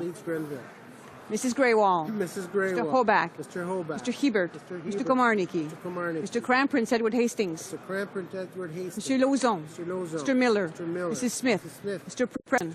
Mr. Trost. Mr. Warawa. Mr. Mackenzie. Mr. Albrecht. Mr. Allen Tobeck McTequack. Mr. Brown-Berry. Mr. Bernouge. Mr. Calkins. Mr. Cannon. Mrs. Davidson. Mr. Galipo. Mr. Mays. Mr. Norlaw. Mr. Shipley. Mr. Storseth. Mr. Sweet. Mr. Van Kesteren. Mr. Wallace. Mr. Workington. Mr. Clark. Mr. Bowen. Mr. Harris, Caribou Prince George. Mr. Dreeshen. Mr. Kerr. Mr. Lobb. Mr. McColman. Mrs. O'Neill Gordon. Mr. Payne. Mr. Richards. Mr. Shorey. Mr. Weston, West Vancouver, Sunshine Coast, Sea to Sky Country. Mr. Weston, St. John. Mr. Woodworth. Mr. Young Oakville. Mr. Sopak. Mr. Aspen. Mr. Butt. Mr. Hayes. Mr. Hillier. Mr. Leaf. Mr. Leeson. Mr. Opitz. Mr. Seaback. Mr. Tote. Mr. Wilkes. Mr. Williamson. Ms. Young, Vancouver South. Mr. Zimmer. Ms. Crockett. Madame Bateman. Mr. Adler. Mrs. Ambler. Mr. Stanton. Mr. Daniel. Mr. Carmichael. Mr. Davolan. Mr. Falk. Mr. McGuire. Mr. Del Mastro.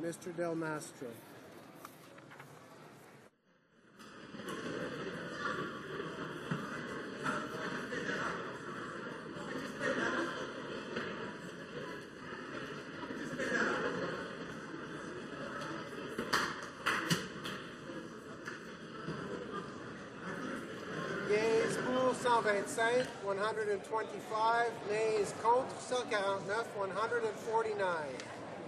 I declare the amendment defeated. The next question is on the main motion. The question is as follows. Mr. Oliver, seconded by Mr. Duncan, Vancouver Island North, move that Bill C-31, an act to implement certain provisions of the budget tabled in Parliament on February 11, 2014, and other measures be now read a second time and referred to the Standing Committee on Finance. Is it the pleasure of the House to adopt the motion? All those in favor of the motion will please say yea. All those opposed will please say nay. In my opinion, the yeas have it.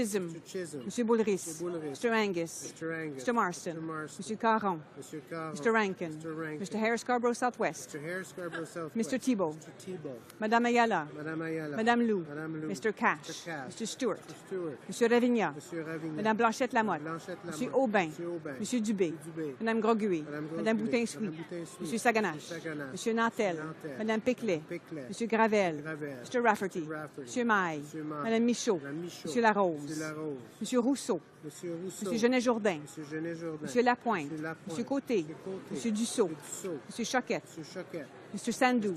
Madame Sella. Monsieur Dion Labelle. Madame Freeman. Ms. Sitza-Bison. Madame Doré-Lefebvre. Madame Quash. Madame Borg. Monsieur Nichols. Monsieur Bramy. Monsieur Blanchette. Mr. Sullivan. Madame Reynaud. Madame Morin, Saint-Hyacinthe, Bagotte. Madame Morin, Saint-Hyacinthe, Bagotte. Monsieur Jacob. Monsieur Nunez-Melo. Monsieur Tremblay.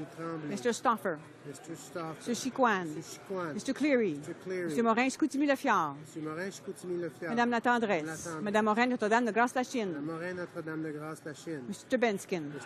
Monsieur Morin, Laurentier-de-la-Belle. Monsieur Trudeau. Mr. Macaulay. Mr. Goodale. Monsieur Leblanc-Beauséjour. Mr. Easter. Ms. Fry. Mr. Regan. Mr. Byrne. Mr. Bélanger. Mr. Lamoureux. Ms. Scrow. Ms. Bennett. Mr. Bryson. Mr. Cutler. Mr. McKay-Scarborough-Guildwood. Mr. Cuzner. Mr. Eiking. Mr. McCallum. Mr. Pachetti. Ms. Murray. Mr. McGuinty. Mr. Scarpalagia. Madame Saint-Denis. Mr. Sims, Bonavista, Gander, Grand Falls, Windsor. Mr. Sims, Bonavista, Gander, Grand Falls, Windsor. Ms. Duncan, Etobicoke North. Ms. Duncan, Etobicoke North. Mr. Garneau. Mr. Chou. Mr. Chou. Ms. Jones. Ms. Jones. Monsieur Dubois. Monsieur Dubois. Ms. Freeland. Ms. Freeland. Monsieur Plamondon. Monsieur Bellavance. Monsieur Fortin. Monsieur Patry.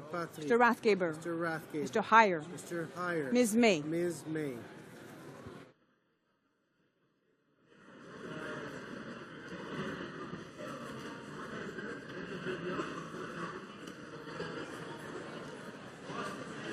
Yeas pour 149, 149. Nays contre 125, 125. Je déclare la motion adoptée. I declare the motion carried. Accordingly, the bill stands referred to the Standing Committee on Finance.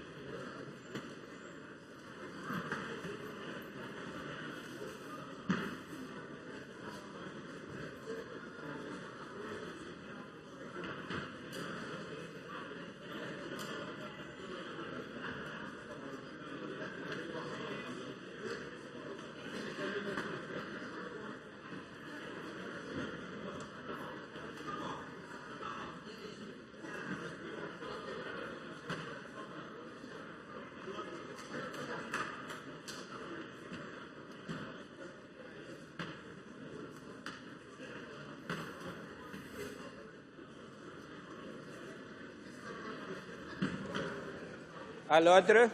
Order. Since it is 10 after 6, the House will now move on to private members' business, as indicated on the projected order of business for today. Consideration of report stage of Bill C-525, Employees Voting Rights Act, resuming debate on the motions in group number 1. Reprise du débat, resuming debate, le député de Beauport-Limoilou. The member for Beauport-Limoilou has about 4 minutes left to answer questions and comments. Excusez. The député de... Or rather, the member for Beauport-Limoilou has 4.5 minutes of debate left. So the honourable member. Thank you very much, Mr. Speaker. I would have been pleased to receive a few additional minutes to respond to questions and comments on my speech on Bill C-525. Mr. Speaker, I had started my speech by talking about a philosophical approach, you might say, as far as this bill is concerned, and I would like to conclude, or rather I would like to continue my speech by talking about the imbalance which the government is bringing about on our labor market. And in fact, this imbalance began 30 years ago, Mr. Speaker. So instead of recognizing the work done by workers, instead of valuing the work of individual workers and workers taken together, the government has decided to denigrate many actors in our society, that is, those people who sell their labor, to use that term, to employers, be it government employers or private sector employers. And this would even hold true for contract or freelance workers, these people who offer their talent, know-how, knowledge, and their pride in doing their work. So these workers all have something to contribute to our society, and they get paid a salary in compensation. But unfortunately, this contribution, this basic asset to our society, is being increasingly denigrated, and the current Conservative government is doing this very thing by supporting this private member's bill. In fact, this private member's bill, and I think I talked about this earlier, this private member's bill is a bit like a Trojan horse, because this government does not want to come out and clearly state that it wishes to have these changes brought about. Thankfully, Mr. Speaker, common sense seemed to prevail, at least in part, in committee, because amendments were made to this unfortunate bill. So it can be said that this bill is a bit less bad. I repeat, a bit less bad. That said, however, beyond the amendments that have been made, and thank you very much, Mr. Speaker, for letting me know how much time I have left. So beyond the amendments to the regulations, this bill represents a major change in our society. Because as a worker, you contribute to society, but under this bill, what a worker has to offer is becoming less valued. If the services offered do not correspond to some provisions in this bill. So, Mr. Speaker, it is quite fundamental that this bill be rejected so that we can maintain the relative balance which still exists on the labor market. But unfortunately, it seems the government is not aware of this, and we will have to vote on this bill. But I think that we have to send out a strong signal. The members of the government will have to listen to common sense and help us defeat this bill. Thank you very much. Reprise de débat, the honourable member for Wetaskiwin.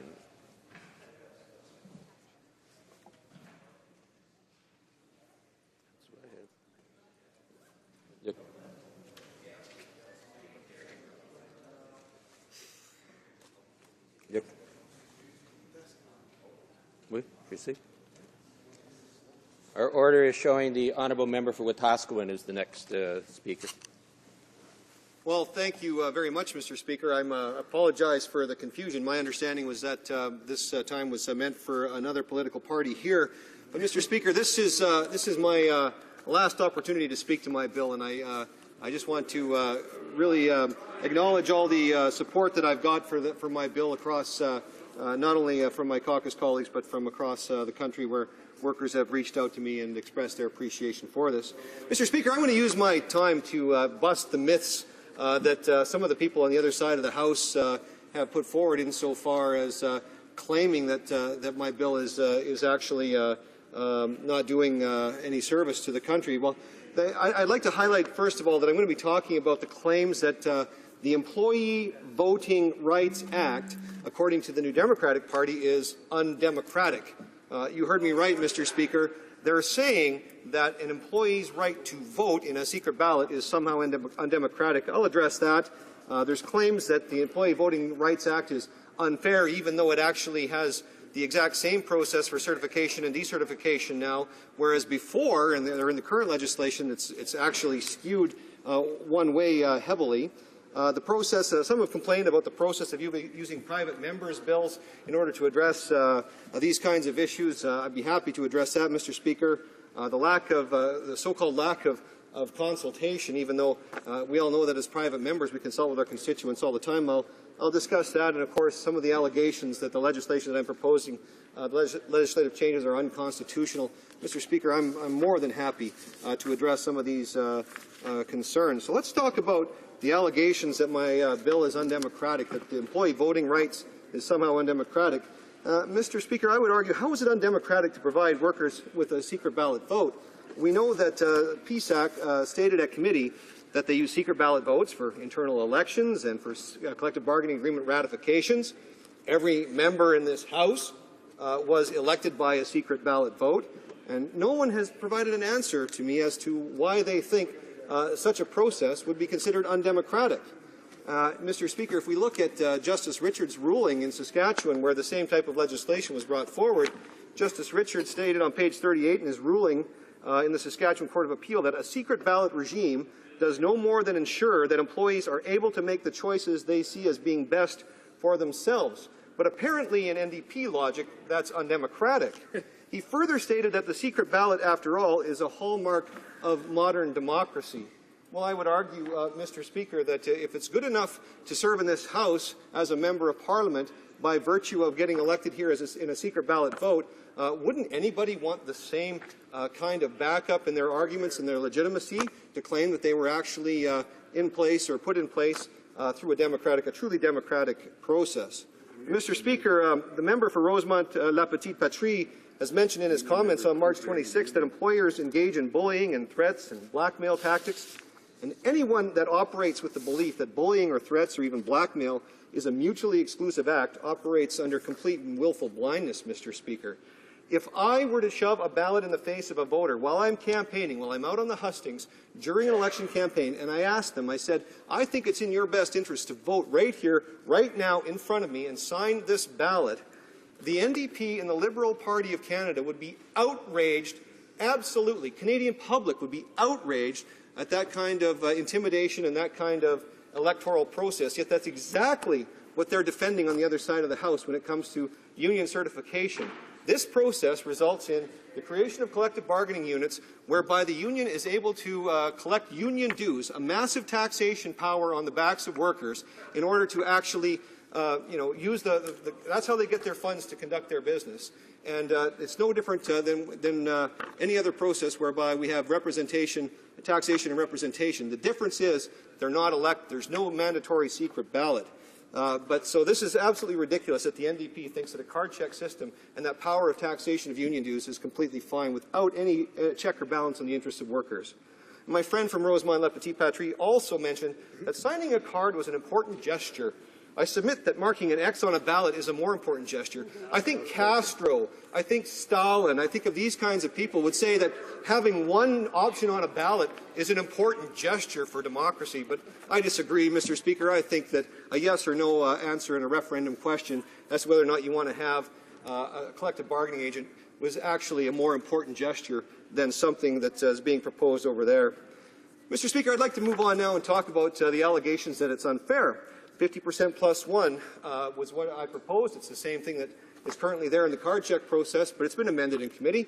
I appreciate the committee's hard work on this, the thoughtful amendments being brought forward by Conservative members of Parliament, amending the bill and amending the current laws so that it is the same process to enter a union as it is to exit a union.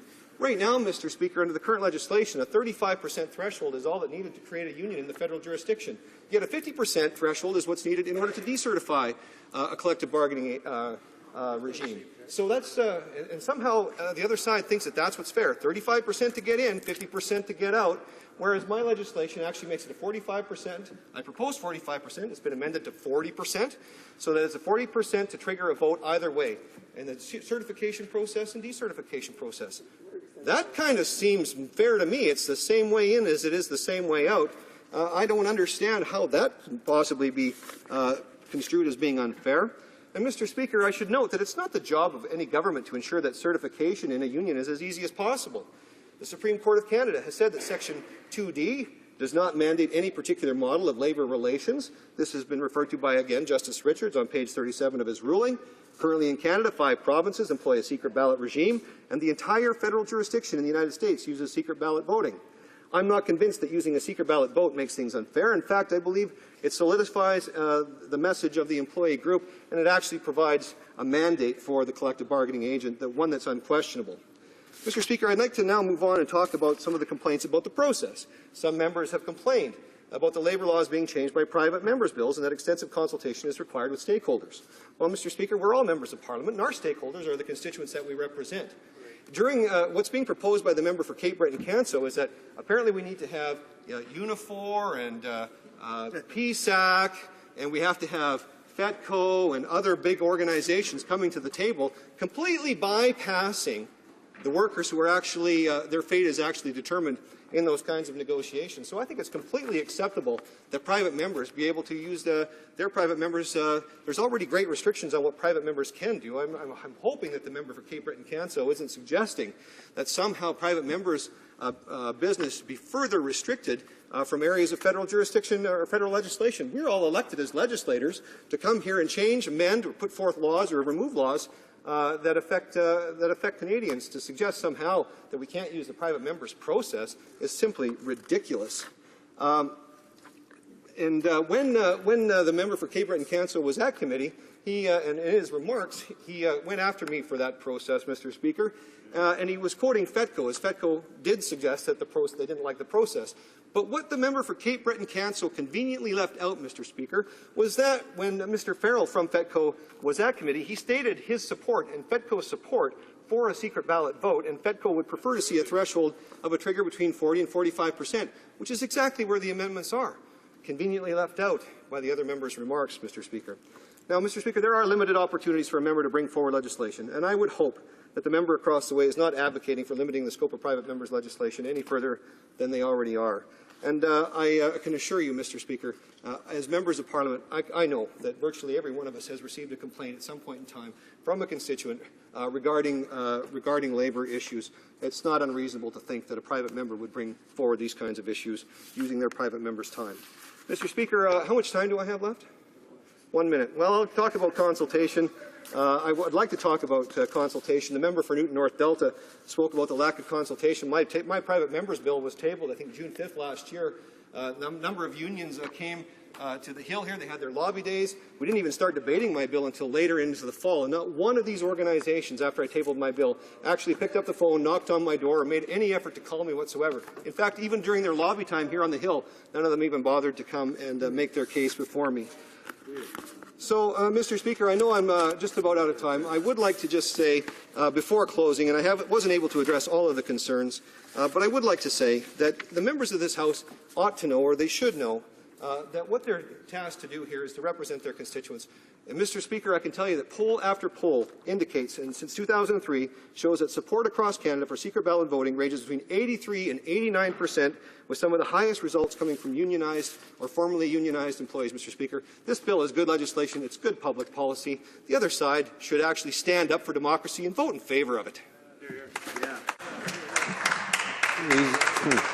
Resuming debate, the reprise du débat, the honourable member for York West. Very much, Mr. Speaker, and I'm very happy to be able to stand here and to speak briefly to Bill C-525. Just for the mover of the private members bill, I have to say, if he believes that this is so important and is worthwhile, then why doesn't the government introduce legislation to do what's clearly trying to be done through the back door? Because the government doesn't have the courage to take their actions and clearly stand up, introduce legislation if they want to see changes, then do it. Rather than previously we had 377, now we have 525. If you've got some concerns that you think changes need to happen, then do it the proper way and introduce legislation as a government. So I'm happy to have a chance to speak according to the government sponsors, which is to help empower workers. Specifically, Bill C-525 amends the Canada Labour Code, the Parliamentary Employment and Staff Relations Act, and the Public Service Labour Relations Act to provide that the certification and decertification of a bargaining agent under these acts must be achieved by secret ballot, vote-based majority. Well, you'll forgive my apprehension, but as this bill does come on the heels of the government's last union-busting bill, as I mentioned, 377, I have to wonder again about the real motivations behind it.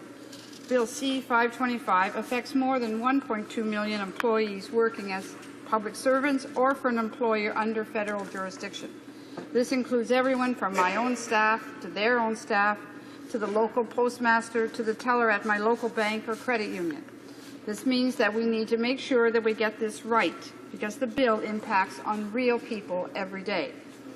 The Conservatives have made it clear from the beginning of their term that they are prepared to smash unions at all costs, even when the cost hurts middle-class workers. Liberals see this as unacceptable, and we will be casting our votes in favour of middle-class workers and their families and the issue of fairness and full consultation. If we want to change the Labour Code or anything in it, then sit down with the partners and discuss those things and make the changes. My first concern with C-525 is that it proposes to fundamentally change how a union can be formed and dissolved in the federal jurisdiction, when the evidence shows there is no need and the major stakeholders have neither asked for this change or even agree with it. Despite the fact that the federal labour relations system is respected and supported by both labour and employers as a result of a genuine and proven consultative and consensus process that's been followed for decades for amending the Labour Code, but this bill clearly ignores all of that good work that's been done over the years by having discussions with labour and the employer as to what changes need to be made. It seems 525 is, again, rooted in ideology rather than sound policy based on need. There has been no proven need for this legislation. Those supporting this bill suggest that the rationale for C-525 was a mountain of complaints regarding union coercion of workers. However, according to the Canadian Industrial Relations Board, there have only been 2 founded complaints against unions out of 4,000 decisions in 10 years. So all of this is about 2 serious complaints. Even the chairperson of CIRB stated in committee testimony, this is not a huge problem. So for labour relations legislation to be effective, it must be developed and implemented by the stakeholders through pre-legislative consultation based on evidence, not by backdoor government manoeuvring of private members' bills that are, again, based solely on ideology. This is not the first time we've seen bills that clearly, rather than based on substance or science, they're just based on the ideology of the Conservatives. 525 ignores long-established processes and, like its sister legislation 377, imposes radical changes that are not supported by the stakeholders or by the facts. The result of this legislation will not be labour harmony or efficiency. It will be an upsetting of the balance and stability in labour relations in Canada. Now, this may be what the government is attempting to spark, but it is not in the best interest of employers, workers, nor the Canadian economy in the long term. But I'm not here just to poke holes today. In fact, as someone who has a strong union base in my own constituency, I have seen the positive contributions made to my communities by organized labour over many years. Indeed, this kind of social benevolence is something that has long underscored the labour movement in Canada, and those of us in the Liberal caucus continue to support these middle-class workers and their families very proudly.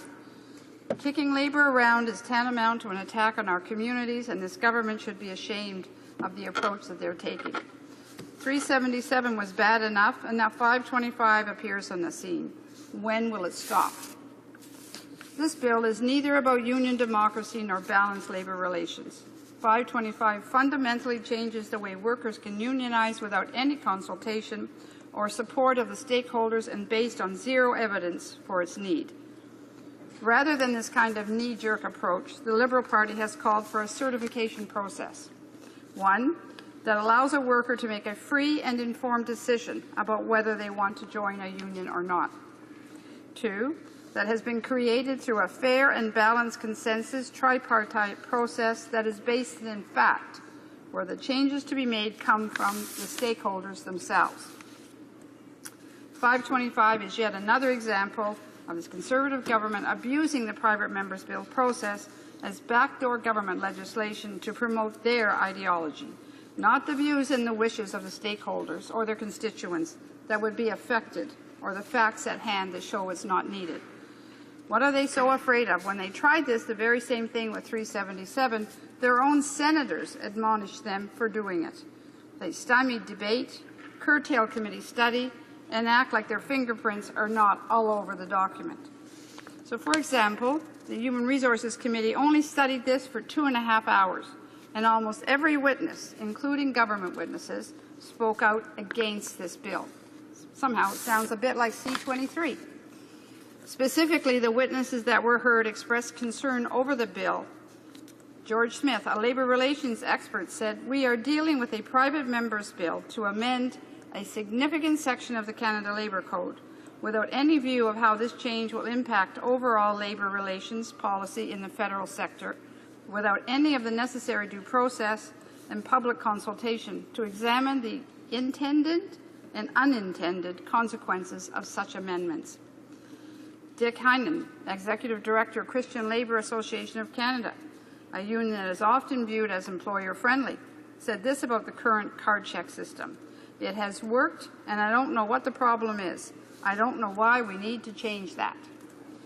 Elizabeth McPherson, Chair of the Canada Industrial Relations Board, with respect to the effectiveness of the current card check system, in our opinion, it is working well.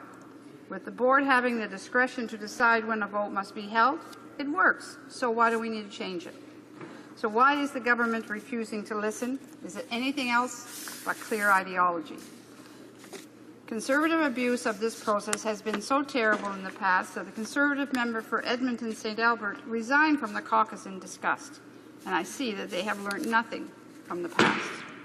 It has already been said that power over a person's wallet is power over their will, and that is what 525 is really all about. As just one example, research has clearly shown that moving from a card check-based system to a mandatory vote system reduces unionization rates. This is the true motivation behind the bill. 525 proposes to abolish the card check model in favor of a mandatory representation vote in all certification applications, and it's really no more complex than that. Labour unions have been defenders of employee rights, and they have a long-standing track record of helping our community in so many ways.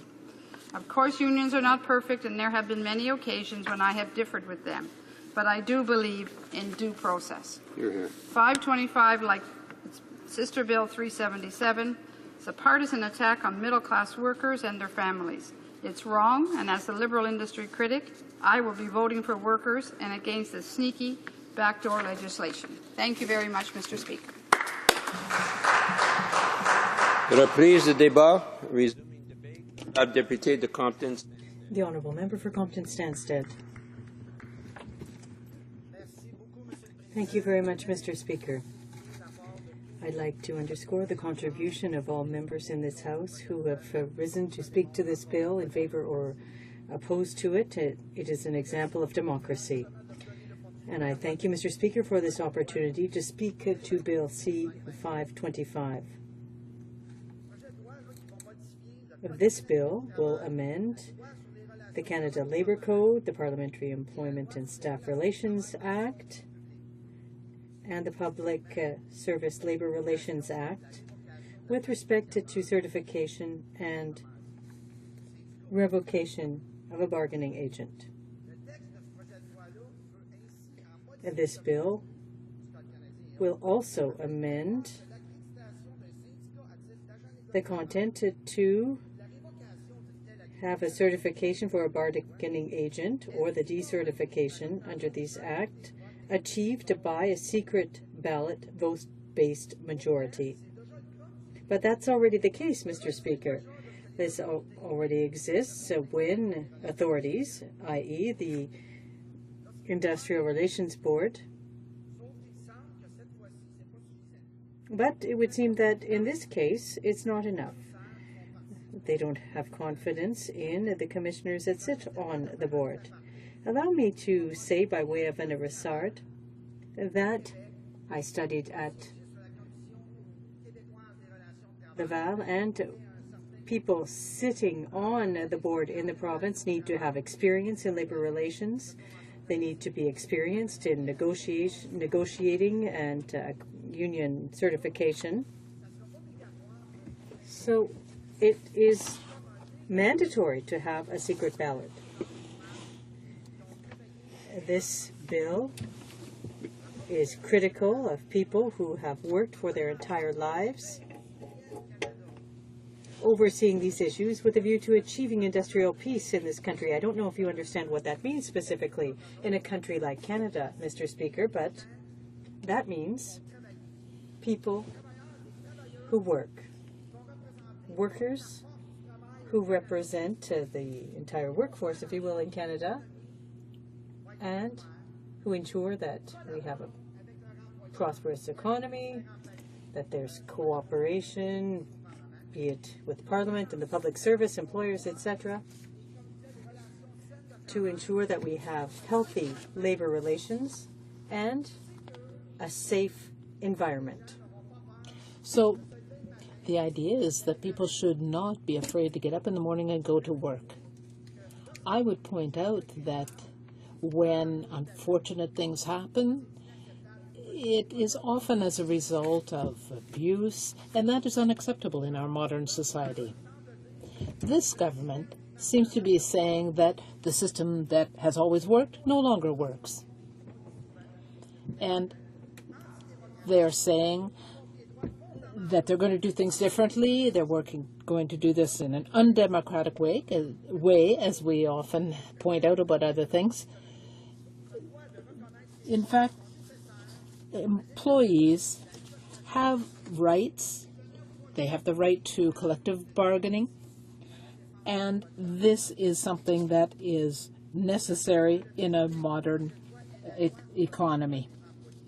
This government is taking away the proper right to vote.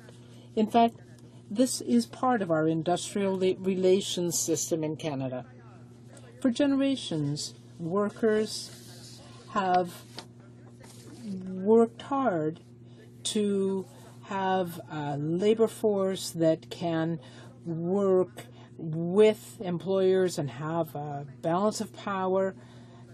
And often we have seen working conditions that are abusive and even deadly. It is unacceptable, as I've said, in a modern society to abuse these rules. My colleagues, of course, will be opposing the bill at report stage and at third reading. This is a private member's bill, and it follows up on Bill C-377. In fact, it is the same bill, and it is a private member's bill, as I mentioned.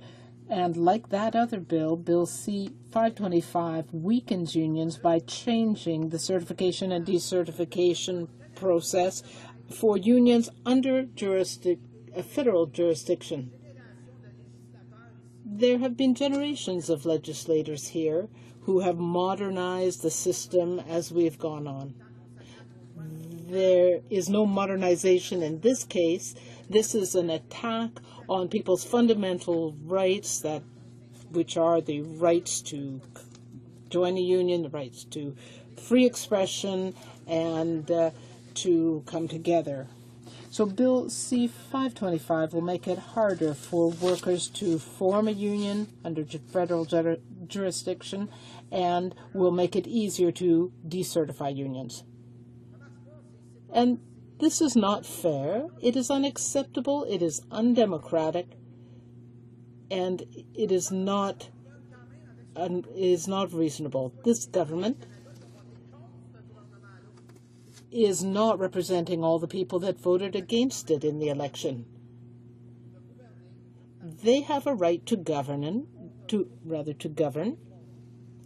but they are doing so in an unreasonable, arbitrary way. It is unusual to have labor legislation be amended by a private member's bill rather than a government bill. Could you please tell me, Mr. Speaker, when I just have 1 minute left? Thank you. Right now, when a group of employees decide that they would like to be represented by a union, whether they choose to create their own union or to join an existing union, the union has to apply to the Canadian Industrial Relations Board.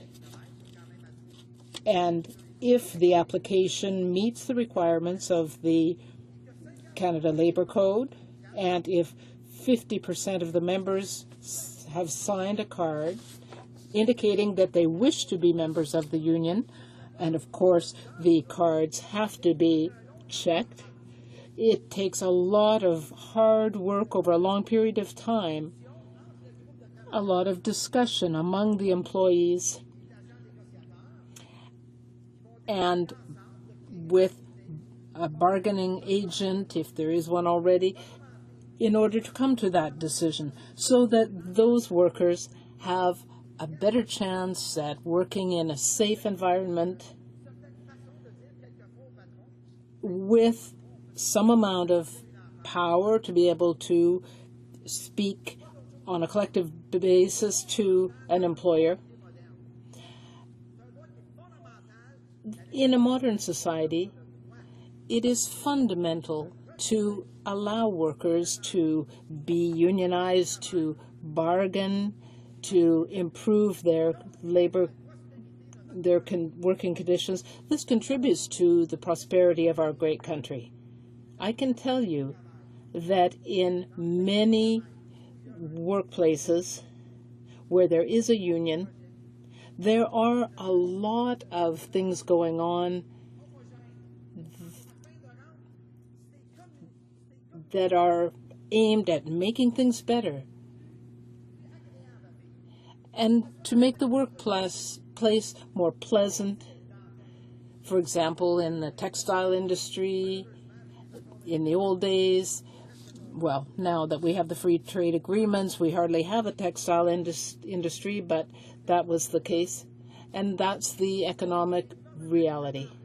The government brings in legislation and infrastructure that change things.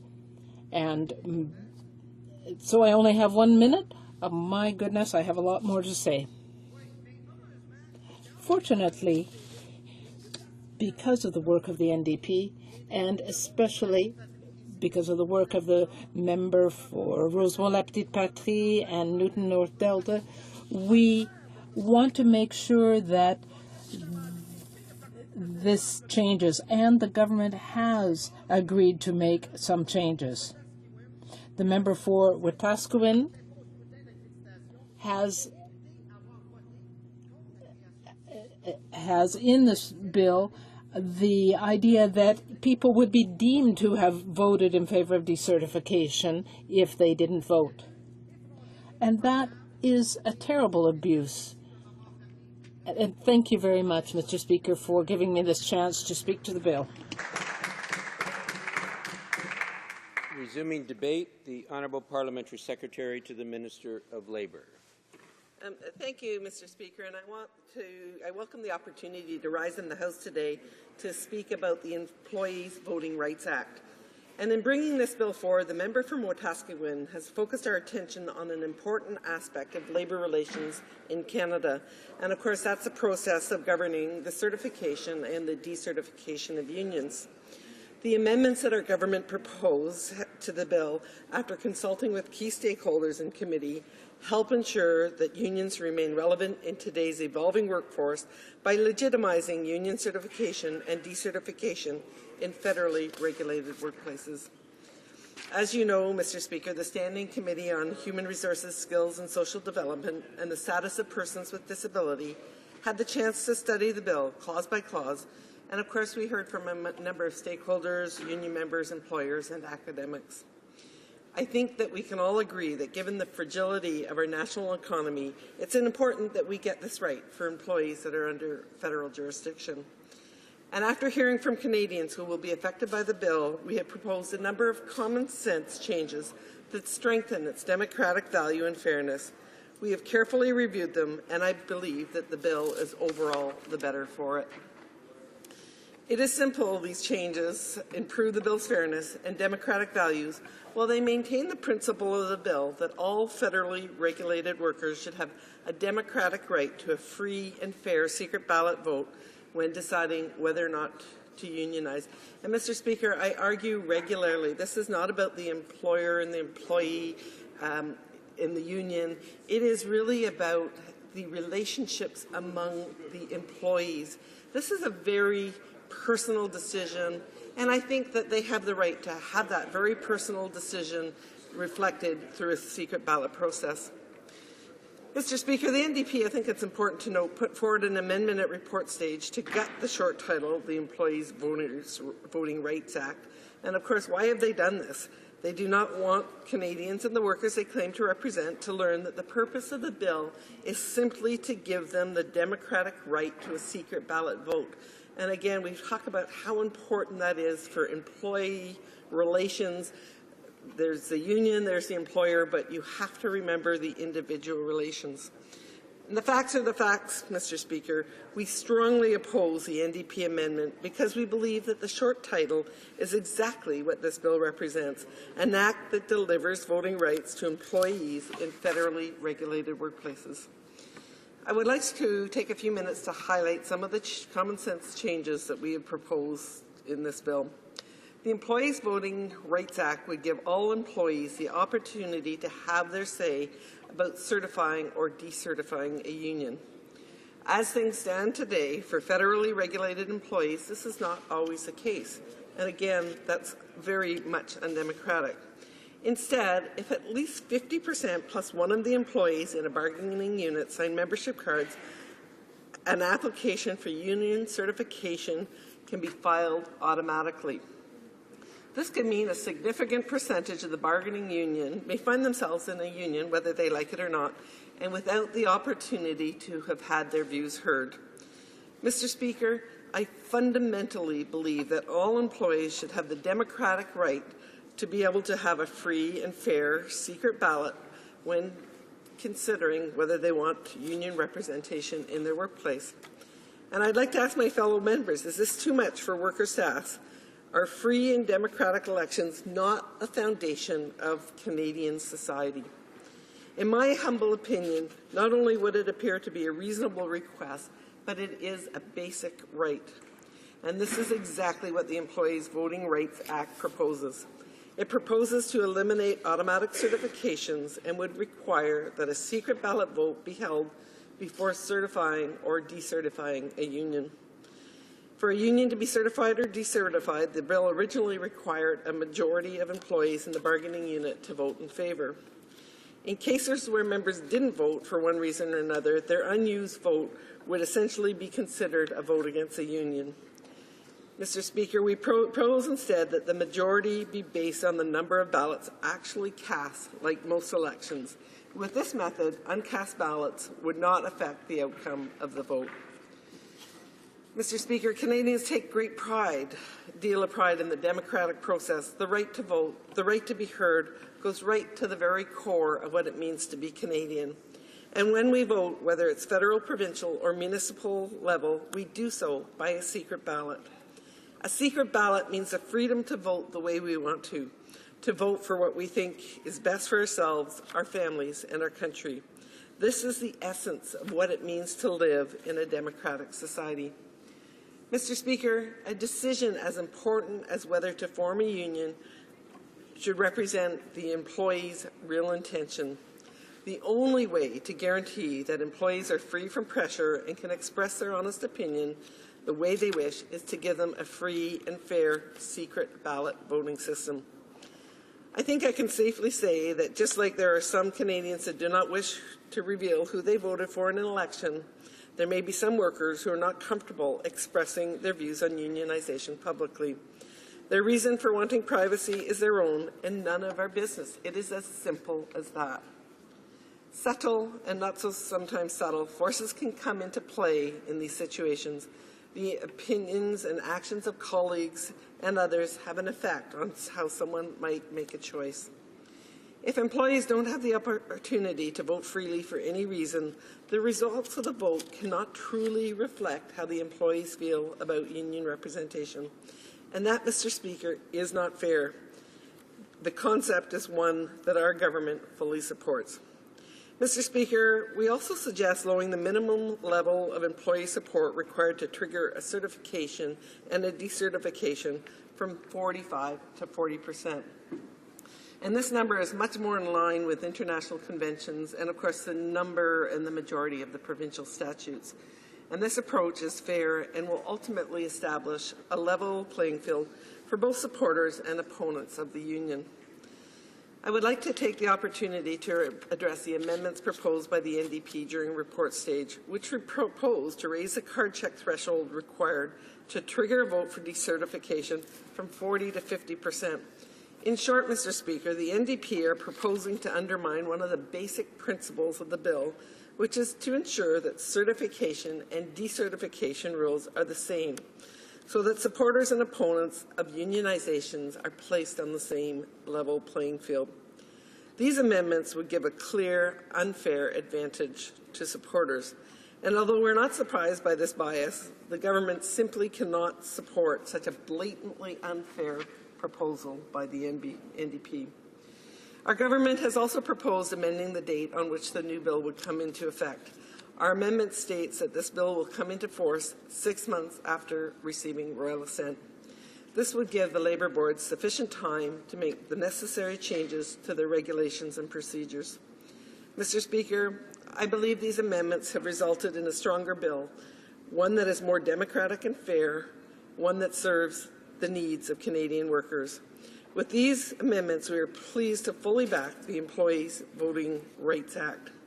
I would like to encourage all of my honourable colleagues to support the bill, and of course in doing so they would be showing respect for hardworking Canadians and the principle of democracy.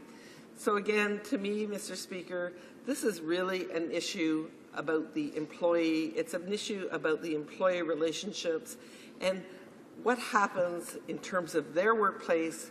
Having the ability to a secret ballot vote is absolutely fundamental. So I'd like to take this opportunity to thank the honourable member from Wetaskiwin for raising this issue and acting as a champion for raising the democratic rights of hardworking Canadians. Thank you, Mr. Speaker. Resuming debate, it'll please the débat, the honourable member for Nickel Belt. Thank you, Mr. Speaker. And I'd just like to comment on my colleague, what she said, that one of the things she said was that the government is going to support this bill, and that just goes to prove what my other colleagues have been saying about this bill. It's a private member's bill coming in through the back door. That's pretty obvious. And the sponsor of this bill, when he was giving us his speech, he mentioned Castro and Stalin. And what I thought of right away was our Prime Minister. Why did I think of him? Because of what he's trying to do with the Unfair Elections Act. He's trying to turn Canada into countries like Castro and what Stalin tried to do. So that's real shameful, Mr. President. Let me tell you a little bit about some of the reasons why I want to speak on this bill. I'm going to tell you a little bit about my own personal story. You see, Mr. Speaker, I started working at 18 years old in a mine called Fruit Mine, and it wasn't the place where I really wanted to work. I wanted to get closer to home. I wanted to go to Levack mine. And I started as an apprentice machinist at 18. And of course, because you start as an apprentice, it's not a very good paying job. It's as low as you can go. And back in 1968, that was pretty low. So thank God for the union leadership. The reason why I'm mentioning this is mentioned Levack is when I got to Frood Mine, I was there for about 2 years, and the mine was scheduled to close. So I said to the guys on the job I was working with there, my buddies, I want to go to, I think I'm going to try and go to Levack. Levack Mine was closer to my place. And the guy said, you don't want to go there. So I said, why? The supervisor there is the supervisor from hell. You're going to get fired. And I just couldn't believe it. So eventually, 6 months later, I ended up in Levack Mine. True enough, I ran into the supervisor from hell. And I say that because he treated people in a very special manner. See, back then, I was 20 years old back then. I had quite a bit more hair than I do now, but it wasn't very long. It was just a little bit long. Back in the 60s, your hair was a little bit long. It wasn't shoulder length. So as soon as I ran into this guy, the first minute I met him, he says, "Where have you been? Where have you been? I've been waiting for you all morning." And of course, I was in the first aid room getting my locker, and they were showing me around where I had to go, what I had to do. And so he says, "Where have you been? I've been waiting for you all morning." Kind of surprised me, but still, I know this is a supervisor from hell. So he says to me, "Your hair's pretty long, you know. You got to get a haircut if you want to work here." And I didn't think my hair was very long. So I says, "Okay." He says, "Tomorrow come back with a haircut." So back in those days, you could get fired on Friday and be working on Monday. It didn't really matter. So I said, okay, and went home. I finished my shift and come back the next day, and no, I didn't have a haircut. But I went home that night and I washed my hair and combed everything real nice, and I wanted to impress him.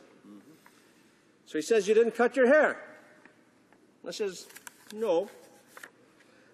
So he says, "Well, you're going to have to go see the superintendent." I says, "Fine." So I went to see the superintendent. I walk into his office and he says, "What do you want? What are you here for?" Well, he says, my supervisor sent me here because I didn't get a haircut and he thinks my hair's too long. He looks at me and says, "There's nothing wrong with your hair. Go back to work. Tell him to come and see me."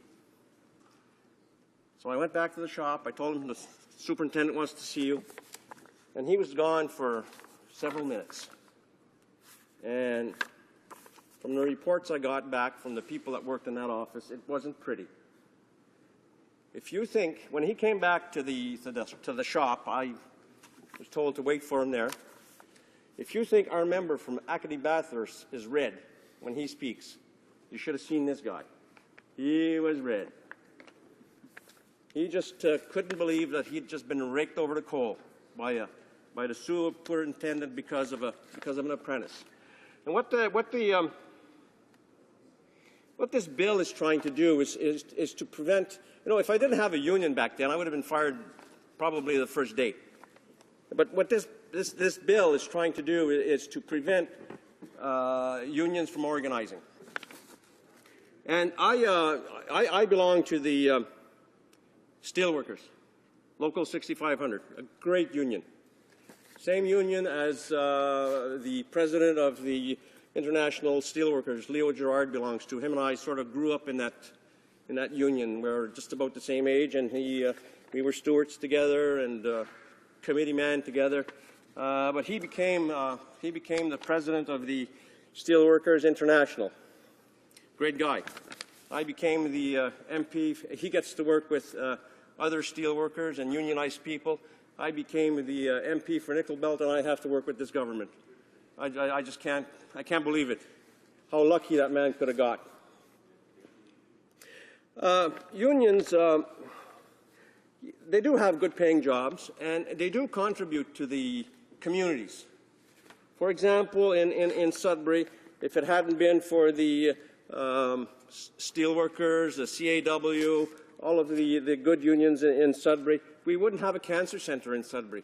It was because of the desire, because of the drive of the union movement that we have a cancer centre in Sudbury, and everybody can use that cancer centre. It's not just for union people, it's just that the union workers that help pay for it.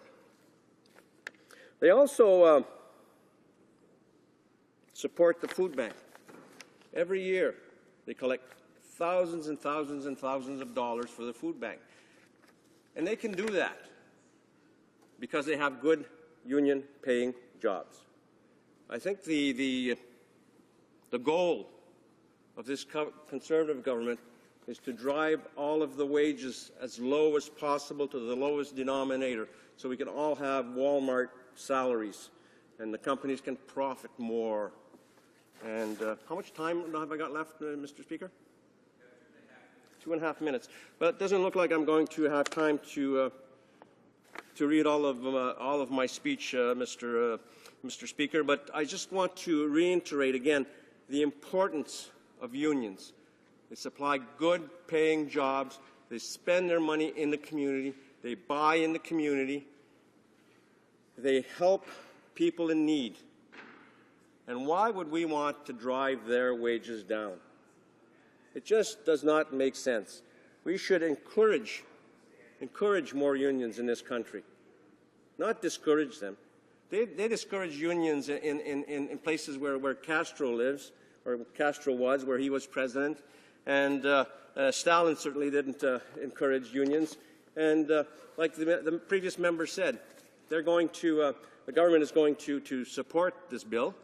Obviously, it's a private member's bill. They've already decided they're going to support it. So it's just a backdoor way of bringing this bill to the House of Commons. So I'm going to stop right there, Mr. Speaker, and I'm going to tell you that I'm not going to support this bill, obviously, and that I'm real proud to be a steelworker and a union member. Thank you very much.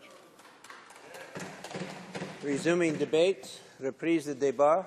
The honourable member for Mississauga South will have approximately 6 minutes. Thank you, Mr. Speaker. And today I stand to support my colleagues regarding our Conservative members' common sense amendments to the Employees Voting Rights Act. We believe that the Employees Voting Rights Act deals with important issues that need to be addressed. As mentioned in Budget 2014, our government's top priorities continue to be creating jobs and opportunities for all Canadians. We know the most important ways to foster a prosperous economy is through investment in Canadian businesses and Canadian workers. That means supporting businesses that have worldwide recognition, but also the smaller businesses that contribute more than 5 million Canadian jobs. The formula for success also includes helping Canadian workers to achieve their greatest potential in the labour market. We made it through the global recession, Mr. Speaker, and continue to lead the G7 in job creation and economic growth. And we're on the road to a balanced budget in 2015. The Canadian economy has more than recouped all the jobs lost during the last recession. Indeed, our government's policies have helped create 1 million new jobs in the private sector, jobs that are full-time and well-paying. I'm happy to say that we're on the right track and the future for Canadians looks good. For example, a study released a few months ago by the employment website monster.ca shows that Canadian workers are among the happiest in the world. And that's something that we can be proud of. Our government wants this trend to continue. And so this Employees Voting Rights Act is another step in the right direction. It ensures fair, honest, and democratic workplaces. Consider this, Mr. Speaker. An online study released a few years ago by Workopolis found that a positive work culture, office culture, was the most important aspect of a job for Canadians. A key element to creating a positive work environment and job satisfaction is adhering to the rights of workers that are currently in place in Canada. Freedom of association, which includes the right to form or not form a union, is a fundamental right guaranteed by federal, provincial, and territorial labour laws, as well as by the Canadian Charter of Rights and Freedoms. To help maintain high levels of job satisfaction among employees now and in the future, it is important that we all vote today to support the Employees Voting Rights Act and the proposed common sense conservative amendments.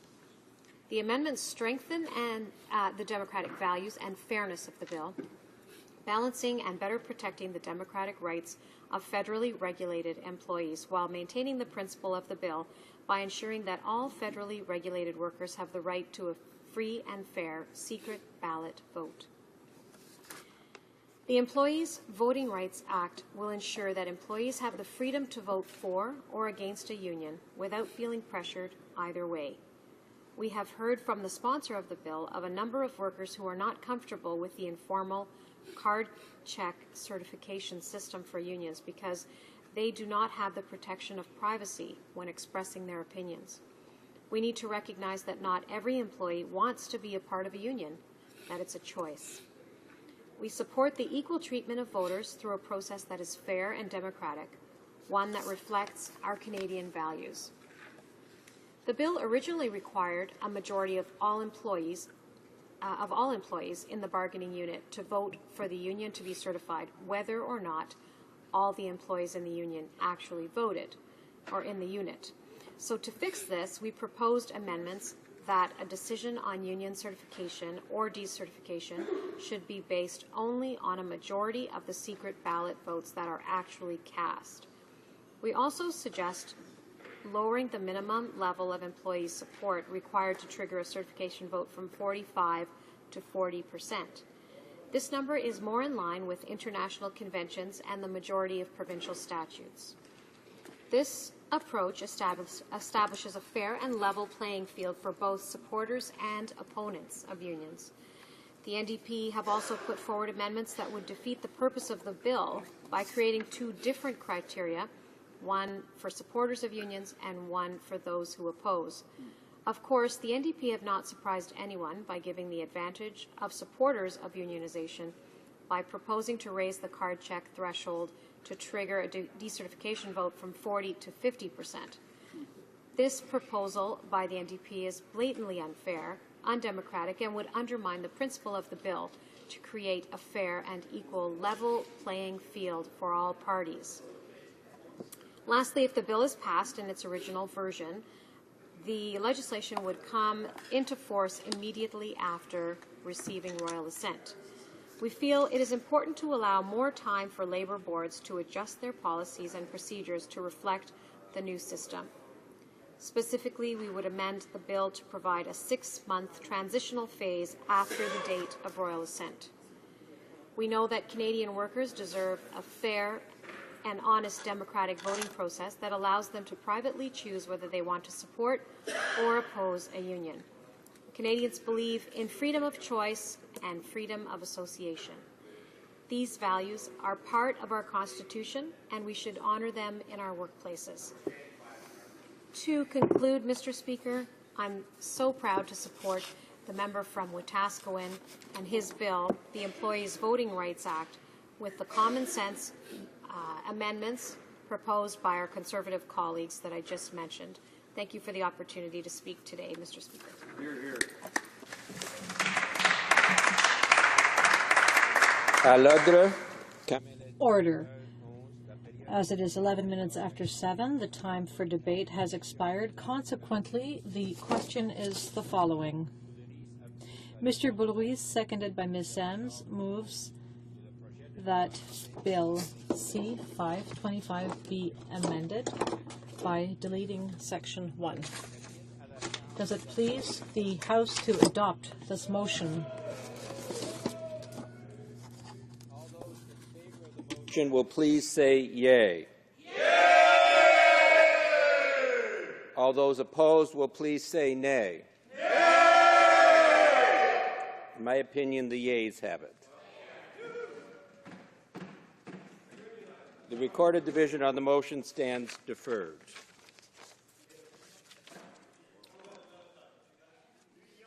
Motion number 2, Mr. Boulris, appuyé par Mr. Boulris, seconded by Ms. Sens, moves that Bill C-525 at Section 4 be amended by substitution to line 14, page 2 of what follows.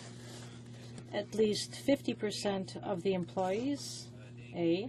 B, by replacing line 26 on page 2 with the following, 50% of the employees of the bargaining unit. Does it please the House to adopt this motion? All those in favor of the motion will please say yea. Yay! All those opposed will please say nay.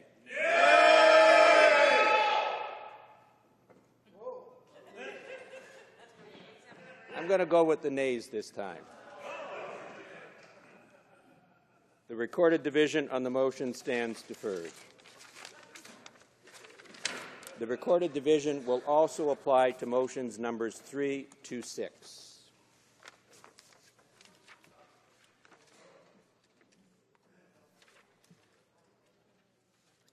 At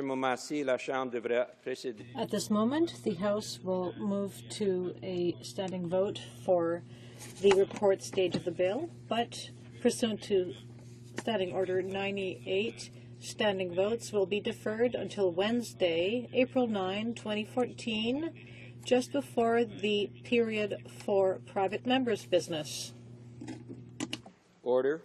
In accordance with Standing Order 38, a motion to adjourn the House is deemed to have been made and seconded at this time. Therefore, the question is that this House do now adjourn. The Honourable Member for Edmonton Strathcona. Thank you, Mr. Speaker. Mr. Speaker, on November 28, 2003, I raised a concern with the government that despite only 9% of Alberta children are Aboriginal, since 1999, Aboriginal children account for a staggering 75% of children dying in care in my province. Similarly, high rates are reported for maltreatment of Aboriginal children, including in welfare systems in Saskatchewan and Manitoba. Increasingly higher rates of child deaths are occurring in First Nation-run agencies. Among the reasons given for this rate is that these federally funded agencies receive substantially less money than provincial agencies and consequently struggle to deliver adequate child protection services. An Alberta judge has recommended that Alberta request the federal government to end this disparity. A complaint was filed with the Canadian Human Rights Tribunal on the issue of lack of comparable services provided for Aboriginal children. Sadly, the process of this complaint has been fraught with delays and obstructions. The federal government spent $3 million opposing a request to provide information to the Canadian Human Rights Tribunal to assist it in its examination of a complaint that Aboriginal families and children are being denied comparable family services. The courts eventually ordered release of the documents to the tribunal. The monies wasted, Mr. Speaker, in fighting this review alone could have supported a number of First Nation family service centres. On any given day, 30,000 Aboriginal children are placed in foster care. It has been pointed out that, sadly, more Aboriginal children are being removed from their families now than during the time of the residential schools. In 2008, the Federal Auditor General called upon the federal government to work with the provinces, territories, and First Nations to resolve these inequities to ensure the services essential to Aboriginal children are provided. The Conference Board of Canada this week called on the federal government to make addressing this inequity a priority and lead strategic action, saying the issue is not new and progress is slow. Mr. Speaker, for the sake of the children, will this government finally end its battle with the very individuals and organizations attempting to resolve this inequity, and will it finally grant the money needed to provide comparable care? The Honourable Parliamentary Secretary to the Minister of Aboriginal Affairs and Thank you, Mr. Speaker. I'm pleased to address the question from the Honourable Member for Edmonton Strathcona. The health, safety and well-being of all children, including First Nation children, is a priority for our government. The loss of a child is very tragic in any circumstances and is even more alarming when a child has died while in protective care. That is why we'll take the ongoing and coordinated efforts of governments at all levels, as well as First Nations governments, to make long-term progress. That's why since 2006, we've introduced a prevention-based approach to delivering child and family services on reserve. We've increased our investments through the Family Violence Prevention Program by 38%, and we have passed the Family Homes on Reserves and Matrimonial Interests or Rights Act. Mr. Speaker, child welfare is an area of provincial and territorial jurisdiction whereby the provinces and territories have legislative authority over all child welfare and protection activities. Over the past 20 years, provincial and territorial welfare authorities have delegated program delivery on reserve to a growing number of First Nation child and family services agencies. Currently, there are over 100 First Nations with this authority. Aboriginal Affairs in Northern Development Canada does not deliver child and family services. All children are protected by provincial or territorial child welfare legislation.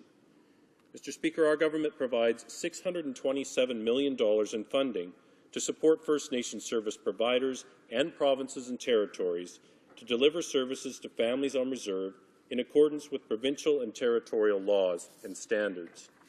We know the numbers of Aboriginal children in care across the country are very high. The latest figures are around 40,000. Over 9,000 of those children are First Nations living on reserve, with funding provided under the First Nations Child and Family Services Program. This means that over 30,000 children are receiving services directly from the provincial and territorial governments. Any and all solutions must be undertaken jointly with provincial and territorial governments, as well as First Nations. Mr. Speaker, our government began the reform to an enhanced prevention-focused approach for First Nation child and family services in Alberta in 2007. Our government announced an additional investment of $98.1 million over 5 years and ongoing for First Nation agencies in Alberta. Early indications from across the country show an increase in families accessing prevention-focused services, a rise in permanent placements of children, and an increase in the use of kinship care. Mr. Speaker, we will continue to work with willing partners to implement the enhanced prevention-focused approach to improve outcomes for First Nation children and their families. Thank you, Mr. Speaker.